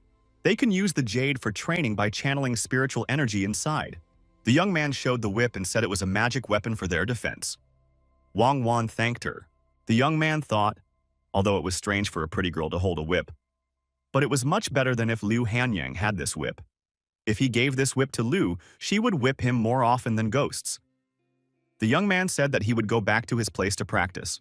The young man thought that raising Miss Chu's cultivation to the level of the soul realm was like getting extra help from the third realm. It would be better to give her that soul power first. Chu emerged from the sword and asked, "What does master need?" The young man gave the girl a jade and said that it was a bit for the soul power he had gathered and asked her to refine it as soon as possible to advance to the soul realm. The young man pointed a beam of light at the woman and said that he had healed her wounds and she could train. The young man noticed that he was much better at healing wounds now.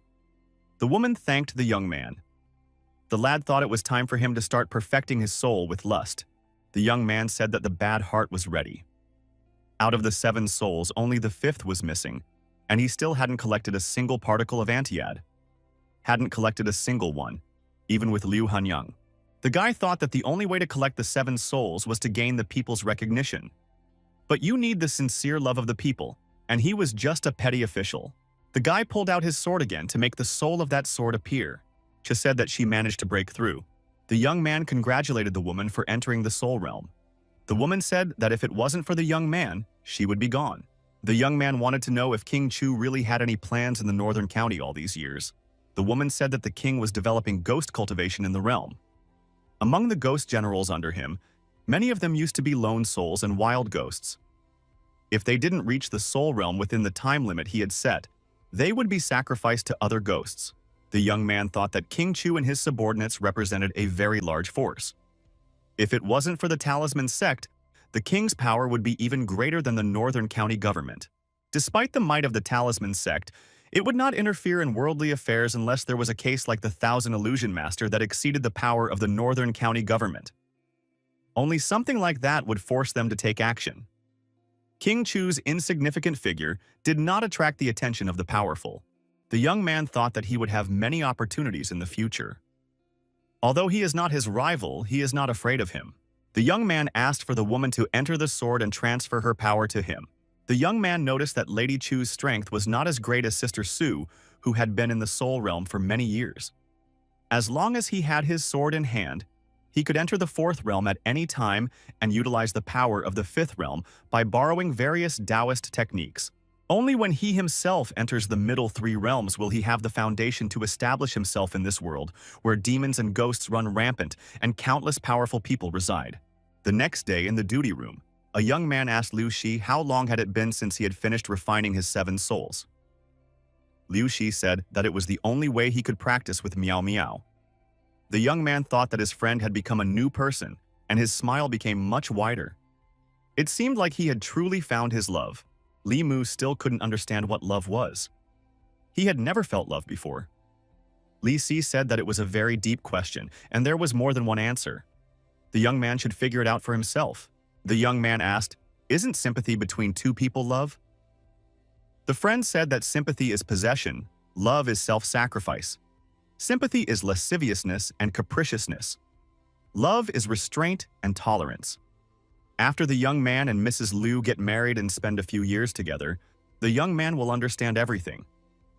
At first sight, it's a crush, but only after a few years does it develop into love. The boy said he understood and headed for the exit. He said he was going to find Mrs. Liu to nurture his love. There were not many people in the tea house. The young man asked what was wrong. Liu inquired why he was here. The girl said she was worried. The tea house market has long been divided among influential people. Very few customers come to their pavilion, and she is losing money every day. The young man said that she would have to rely on him at the critical moment. The girl remembered that he was the one who brought regular customers to their tea shop, telling unheard stories and annoying tales. The young man said, how could she talk like that? The young man objected. They were great stories. He risked his life for them. Liu said he should do something. If this keeps up, she won't be able to afford to support him. The boy said he would take care of it. 5 days passed. The tea house was much more crowded. A very interesting storyteller appeared. Limu told various tall tales and made-up stories. Everyone was interested in listening to him. Mrs. Liu's tea house became a profitable establishment. Visitors who stayed to listen to the storyteller's stories made more orders and left their money here. The young man told stories about those who do good. They suffer poverty and live short lives. Those who do evil enjoy wealth and longevity. Heaven and earth fear the strong and intimidate the weak. What is the earth if it does not distinguish between good and evil? And heaven, what is heaven? The storyteller continued his stories. The audience forgot their business. There was a very original plot, and everyone was wondering how it would end. The narrator continued. In fear, the magistrate ordered the executioner to immediately execute the main character. The blood of the unfortunate one flowed in rivers. The blood of the heroine spilled directly onto the white silk. Not a drop fell to the ground. The visitors of the tea house listened to the storyteller in silence. After the story ended, the visitors began to leave the tea house. It was pouring rain outside, and people saw an old beggar sitting in the rain. There was a girl next to him. The old man smelled very stinky. The girl told her father to go away. It was raining heavily. The old man said that the father was not cold. Someone offered the old man some tea to keep him warm and said it was free. Limu handed the girl some money and told her to buy something to eat when the rain ends.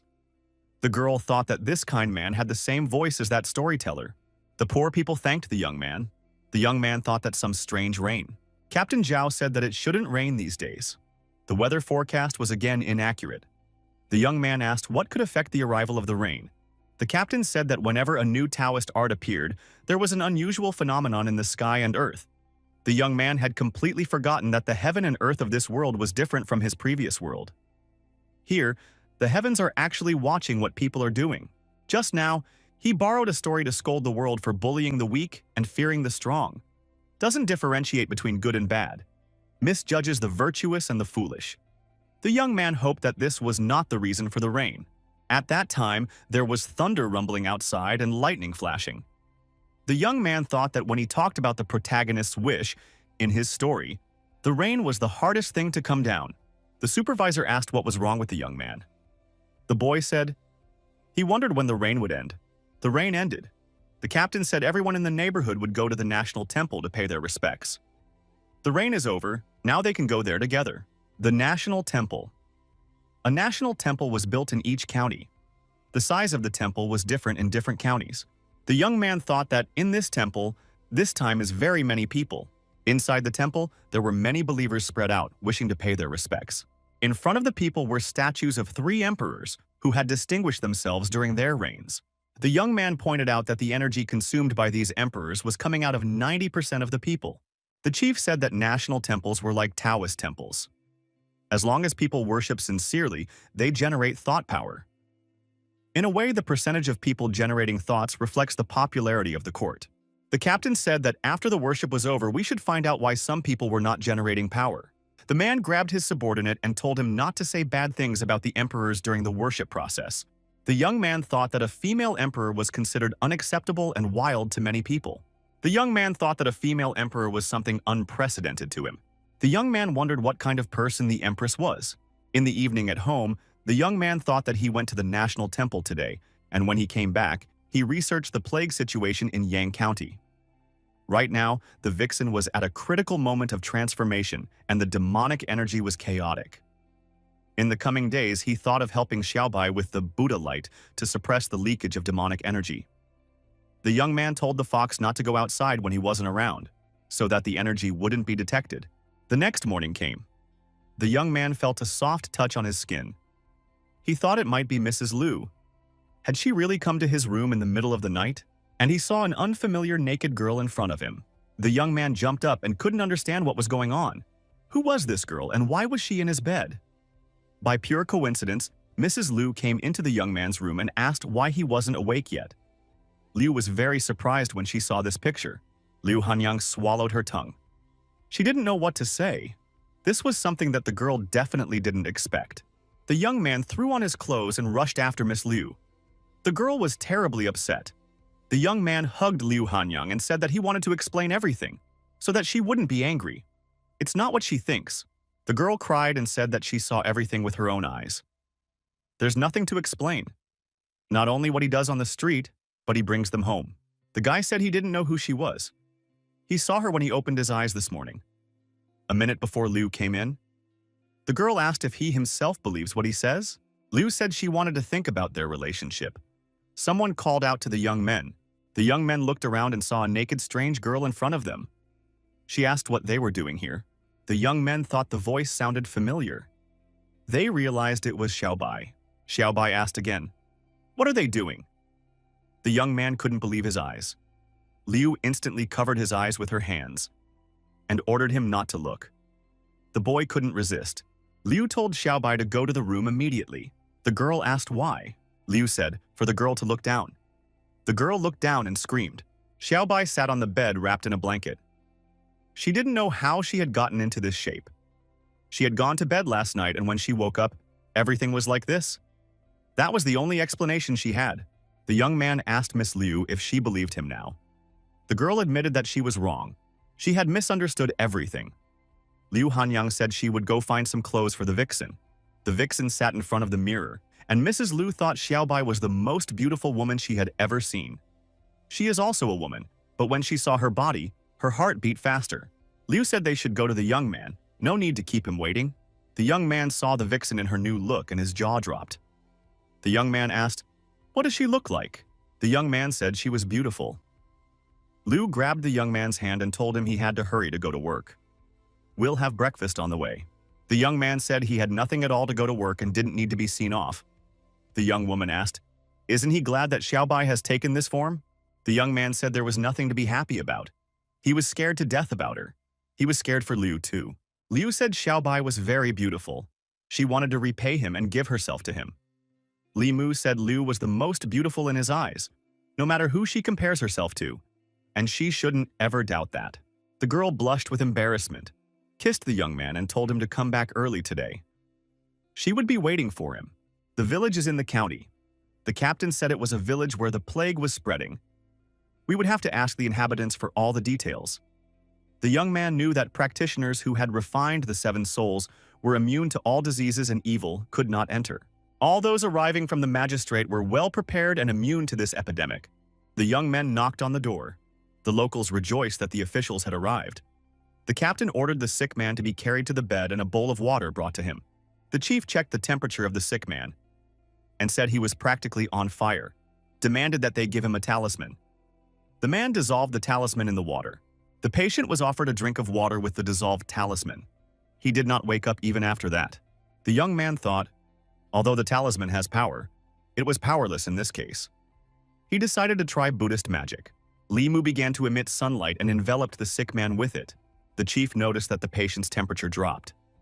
The young men noticed that the sick man's eyelids darkened.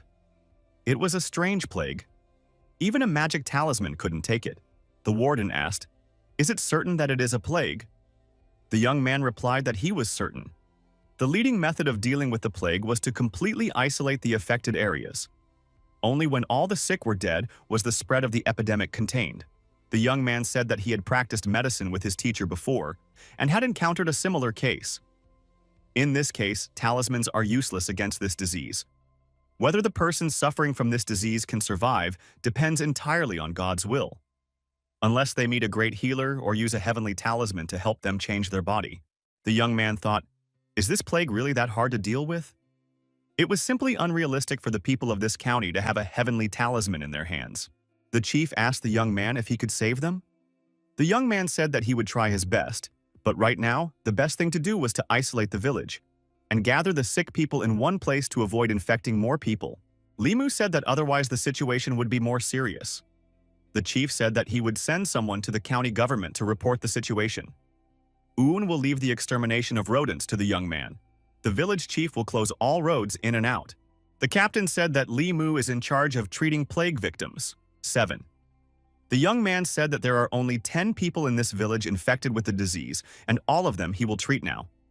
As long as he washes their bodies with the Buddha's light, the disease in this village can be dealt with. The young man was curing the sick. They were thanking him. The young man thought his energy was being used up too quickly. He knew that the plague doesn't kill infected people in a short period of time, so it's not that dangerous. The young man just needed some more extra energy. However, by saving people, he speeds up his improvement. The young man cured the last injured person as well. He said that Buddhist and Taoist sects only need to erect a few statues or steles and can attract the mind power and merit of people to worship. The young man said he felt dizzy. He needed to rest. The young man was offered sleep. Masked men approached the villagers and said that they must leave this village in exchange for the safety of the entire county. The old man said that there were dozens of families in the village and they did not take care of the sick. They just isolated the village. And they condemn everyone to death. The county official said for these people to leave.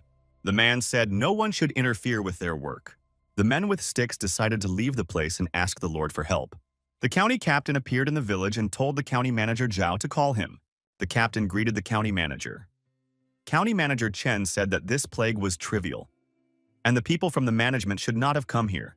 The captain said if it wasn't for him, those people would have blocked the people of this village.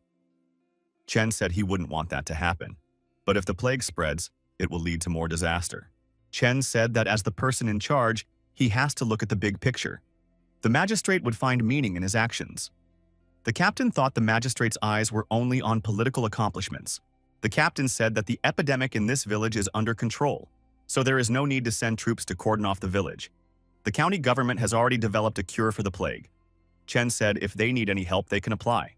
The captain thought that the establishment of such an official in the county had done a lot of harm to the people.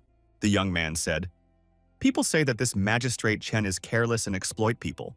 The young man thought that with such unfriendly officials, this county does not produce much strength. The captain said for the young man to rest for a while. They will go to another village. Li Mu said that saving lives is very important, and the villagers say that the plague came from that village. The young man suggested that it was even worse in that village. The servants arrived at the village of the Zhou family. There was no sign of plague in that village. How so? The captain noticed that the villagers were no longer tense and panicked like they were during the plague, and they were all organized. What on earth happened here? The old man said that half the village was sick, but thanks to the miracle healer who said it was the plague, he gave them a prescription that they followed, and they were all cured. The old man said that that healer cured the sick, even in other villages. The young man asked to try this medicine. The young man did not understand how this mixture could be a medicine. It is an ordinary soup to break a fever. The captain asked, "How can one know all medicines? If it cures, then it is a good medicine." The young man felt the fluctuating power of merit. Someone else here must be practicing merit power. The young man saw someone leaving. The villagers asked why the doctor was leaving. The doctor said that the plague here has been cured. Other people's lives are also at risk. He must go to other villages. The villagers said they had collected some money as a token of appreciation and wanted the doctor to accept it. The doctor said he doesn't need gratitude like that, and the people should take back their silver. The villagers said, then they would all bow to the doctor. All the villagers bowed to the doctor and thanked him for saving lives. The young man remarked that there is a lot of merit. This healer saves lives. He is not paid, so he is content with gratitude. He uses his power to cultivate. He must be a practitioner as well. The young man noticed that this healer is surrounded by a clear and pure demonic aura. Is he really a demon? He's a cultivator of the 4th level. The youth can see his demonic aura, but it's hard for him to see his body. The young man grasped his sword with his hand and asked Miss Chu to lend him some of her strength. What the young man saw really startled him. In front of him was a rat demon. It turns out that the healer who cured the plague was a rat demon. The young man realized that there was something wrong with that healer. The young man said, if those herbs could cure the plague, then the great epidemics wouldn't have killed so many people. The captain asked if these people were not cured. The young man tested these people. They are indeed healthy, but they were not cured because of this mixture of medicine, but because of something else. It's not as simple as it seems. Limu said that they should wait and see even if the healer is fine. If the plague comes back, they will have to treat them again. They can't take it too lightly. The captain said to gather information about the miracle doctor. The young man thought that tonight was the most appropriate night to thicken his soul. He had gathered enough merit and power during the day to use it for soul thickening. The young man began to recite the sutra. The young man's soul condensed above him. It was the germ of light. After he had refined the soul germ of light, he had reached a new level of power. And now, he would be able to fulfill the third of the 9 true words. The young man took out his sword and began to use the battle art. He didn't realize what was happening. He could now smoothly use all these techniques together. The young man was confident that now, even in a sword fight, he would confidently win against his opponent. The power of the do technique is not visible, but it can push one's fighting instincts and awareness to the limit. From that, the benefits would increase exponentially. The young man thought that if it wasn't for the merit he had absorbed today, he wouldn't have been able to refine his first spirituality so quickly. The power of merit was also very useful for cultivating with demons. The young man thought, although this rat demon is pure, this plague is strange. If it's a show put on by a demon to suck out people's merit, then you can't blame them for being ruthless. The healer is in the forest gathering herbs. He made a cut with a knife on his hand, and blood dripped onto the flowers. He thought that there were still a few more herbs left to gather before he went to the next village. In the next village, the villagers saw that a healer was coming to them. The people got excited. The villagers began to say that they were finally saved. The healer came to them. The healer told them to take their time and do as he said. They should follow this recipe and add these herbs. The healer said the people should make a decoction, drink it, and they would be cured. There were rats in this village who saw the healer and ran away. The healer was in the forest meditating, and the rats gathered around him. He thought that this should be enough. The man saw someone approaching him. He wondered who it was. The healer was approached by representatives of the law. The captain said he was spreading the plague and was pretending to be a healer and fooling people. Fooling them and sucking their energy. And he was good at it. The captain said he was a rat demon. The healer said he did all that, but he didn't harm a single life. The warden said the healer's behavior had upset the stability of the county, and he would have to go to the magistrate with them. The healer said he would turn himself in, but later. Right now he has more important things to do, and they shouldn't stop him. The captain said he wouldn't run away. The healer noticed he was surrounded. He yelled for them to get out of the way, and he started to turn into a big rat. The lawman threw chains at him. The healer repeatedly told them to get out of the way. The man accelerated and broke all the chains they threw on him. A young man grew in front of the healer. Limu said that he would not pass, and he bared his sword. The huge rat said if they don't want to do it the good way, they will regret it themselves. He's doing it the hard way now. The young man said to be careful. The rat demon disappeared. The civil servants felt that they were getting sick. They thought they were affected by the spiritual poison. Limu thought that this rat demon was moving very fast. The young man bare his sword and said that Mrs. Chu could act. The woman grabbed the sword and engaged in a combat confrontation with the rat demon. The woman skillfully dealt with her opponent. The rat's blood dripped on the ground. She asked what they were going to do with this demon. The young man realized that they had weakened it badly. The boy told her to grab it without hurting it. The young man felt 2 more people with demonic energy approaching them. They must be the rat demon's helpers. The boy thought that the mistress wouldn't be able to handle so many demons. The young man said they couldn't leave the sheriff and the others here. The lad made a decision, fight to the death, and prepared himself for the confrontation. The young man saw some old acquaintances show up. They asked what Brother Lee was doing here. The healer asked, "What are they doing here?" The man said, "They came here to take the healer back. They already know what he has done." The healer said he just wants to gain strength to save her. When she's better, he'll personally go surrender himself. The man shouted, "How can he save her by tricking some mind power?" The healer sat on the grass and cried. He kept repeating that it was impossible. The men apologized and said it was their fault for causing trouble for the magistrate. The young man said his co-workers needed to be rid of the poison. The man said he would now detoxify them. A month ago, the 4th brother's wife was badly injured and knew she wouldn't live long. So she made up the lie that the power of the mind could heal her, to give him a ray of hope in her final days, so that he wouldn't drown in sorrow. The young man thought that this rat demon reminded him of that couple. The warden came to his senses. The man pulled out his sword and said that there were 2 more demons in front of them. Li Mu said that these 2 were harmless, and for the sheriff to calm down. The demons apologized to the sheriff and said that their brother made a mistake. After a while, they will bring him to the magistrate to plead guilty. They need a little time, the man thought, though they bowed their heads. They would like to catch this rat demon today. Why did only demons of this level appear in this county? Is it really possible for this to happen? He asked. Are they the White Demon King's men? The demon confirmed this assumption. The young man thought, only a level 5 practitioner demon can be called a king. The White Demon King is different from the evil Chu King. He not only restrains his people from committing crimes, but also prevents other demons from causing harm. He has contributed a lot to the stability of this county. The demon said that it was not his brother's intention to make such a mistake.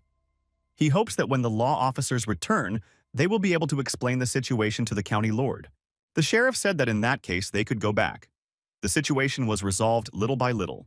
The young man said that he would like to see the condition of the healer's wife. There might still be time to save her. The man wondered, did Brother Lee really have a way to save her?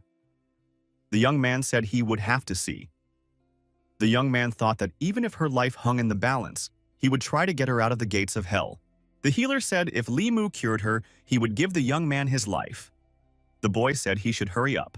The healer brought the young man to his wife and asked him to save her. The young man felt that she could still maintain her transformed state, which meant it was not too late. His Buddha light could repair the damage to her soul. The young man noticed that her soul power was beginning to stabilize. The healer thought that the young man might be able to do it. The girl opened her eyes. The man rushed over to his wife and asked how she was feeling. The girl said she was much better, and he could take it easy. The young man noted that he could feel the same energy inside this woman as he felt in Grandma Xiaobai's body. The young man looked at the couple and thought that they were so in love. The healer said that from now on, he is the young man's eternal debtor. The young man said that he would like to ask his wife something. The young man asked the girl, was it the human practitioner who had injured her that day? The girl created an image and showed the young man what the human practitioner who had wounded her looked like. The boy realized what he looked like. The healer said he was a little demon and didn't know how to thank the young man, and asked him to accept the power. The young man said he would accept it gratefully. The lad decided that the conflict between him and the rat demon was over. The young man suggested that the sheriff return to the magistrate's office. The young man sensed 3 powerful demonic auras in front of them. The young man thought it was them. The snake demons wondered, how did the young man end up here? The boy thought that the enemies were meeting on a narrow path. The young man thought he had sucked so much energy out of that green snake last time that it was barely standing on its feet. And he'd also gotten it in the neck. She's not going to let him go now. The green snake lunged at the young man and said that she would deal with him now. The young man didn't attack her, but dodged her blows. The snake shouted that the young man could only attack from ambush, and offered to fight fair and square. The boy thought that everyone has a limit to his patience. The green snake keeps attacking him. Eventually, he might not be able to stand it. The green snake was screaming that it was about to destroy him. The boy said he let her suck the human life force out of him. The older snake stated that the green snake had herself to blame. She was taking other people's energy and now she was looking for an excuse. The young man thought that the older sister had a very positive outlook. How could such a kind girl have a sister who didn't know what was right and wrong? Green turned to the man and said that Daddy doesn't help her either. The man said she should apologize to this young man. The man said she should practice hard and should not harm people. She sucked out human life force, that's already a mistake, also attacked the employee. She doesn't realize what she's done. The green snake approached the young man and said that she was wrong. The young man asked what she was wrong about. The girl said that she should not have taken the man's life force and should not have attacked him. The girl shouted that she was wrong. He shouldn't be too strict and should listen with his heart. The young man bowed to the man and said that he was glad to meet the White Demon King. The king said he thanked the young man for sparing his daughter last time. And this time, he saved his brother and sister, and he is indebted for that reason. In addition, the guy is adept at treating the wounds of the original spirit. The young man said he was proficient, but not much. The king wanted the young man to cure his sister. The demons and humans went up into the mountains. Kroll said for everyone to wait near the cave. The young man pointed out that it was very cold in the cave. The king asked the young man to look, and showed him where his sister was lying. Kroll said that 10 years ago her original spirit had been badly damaged.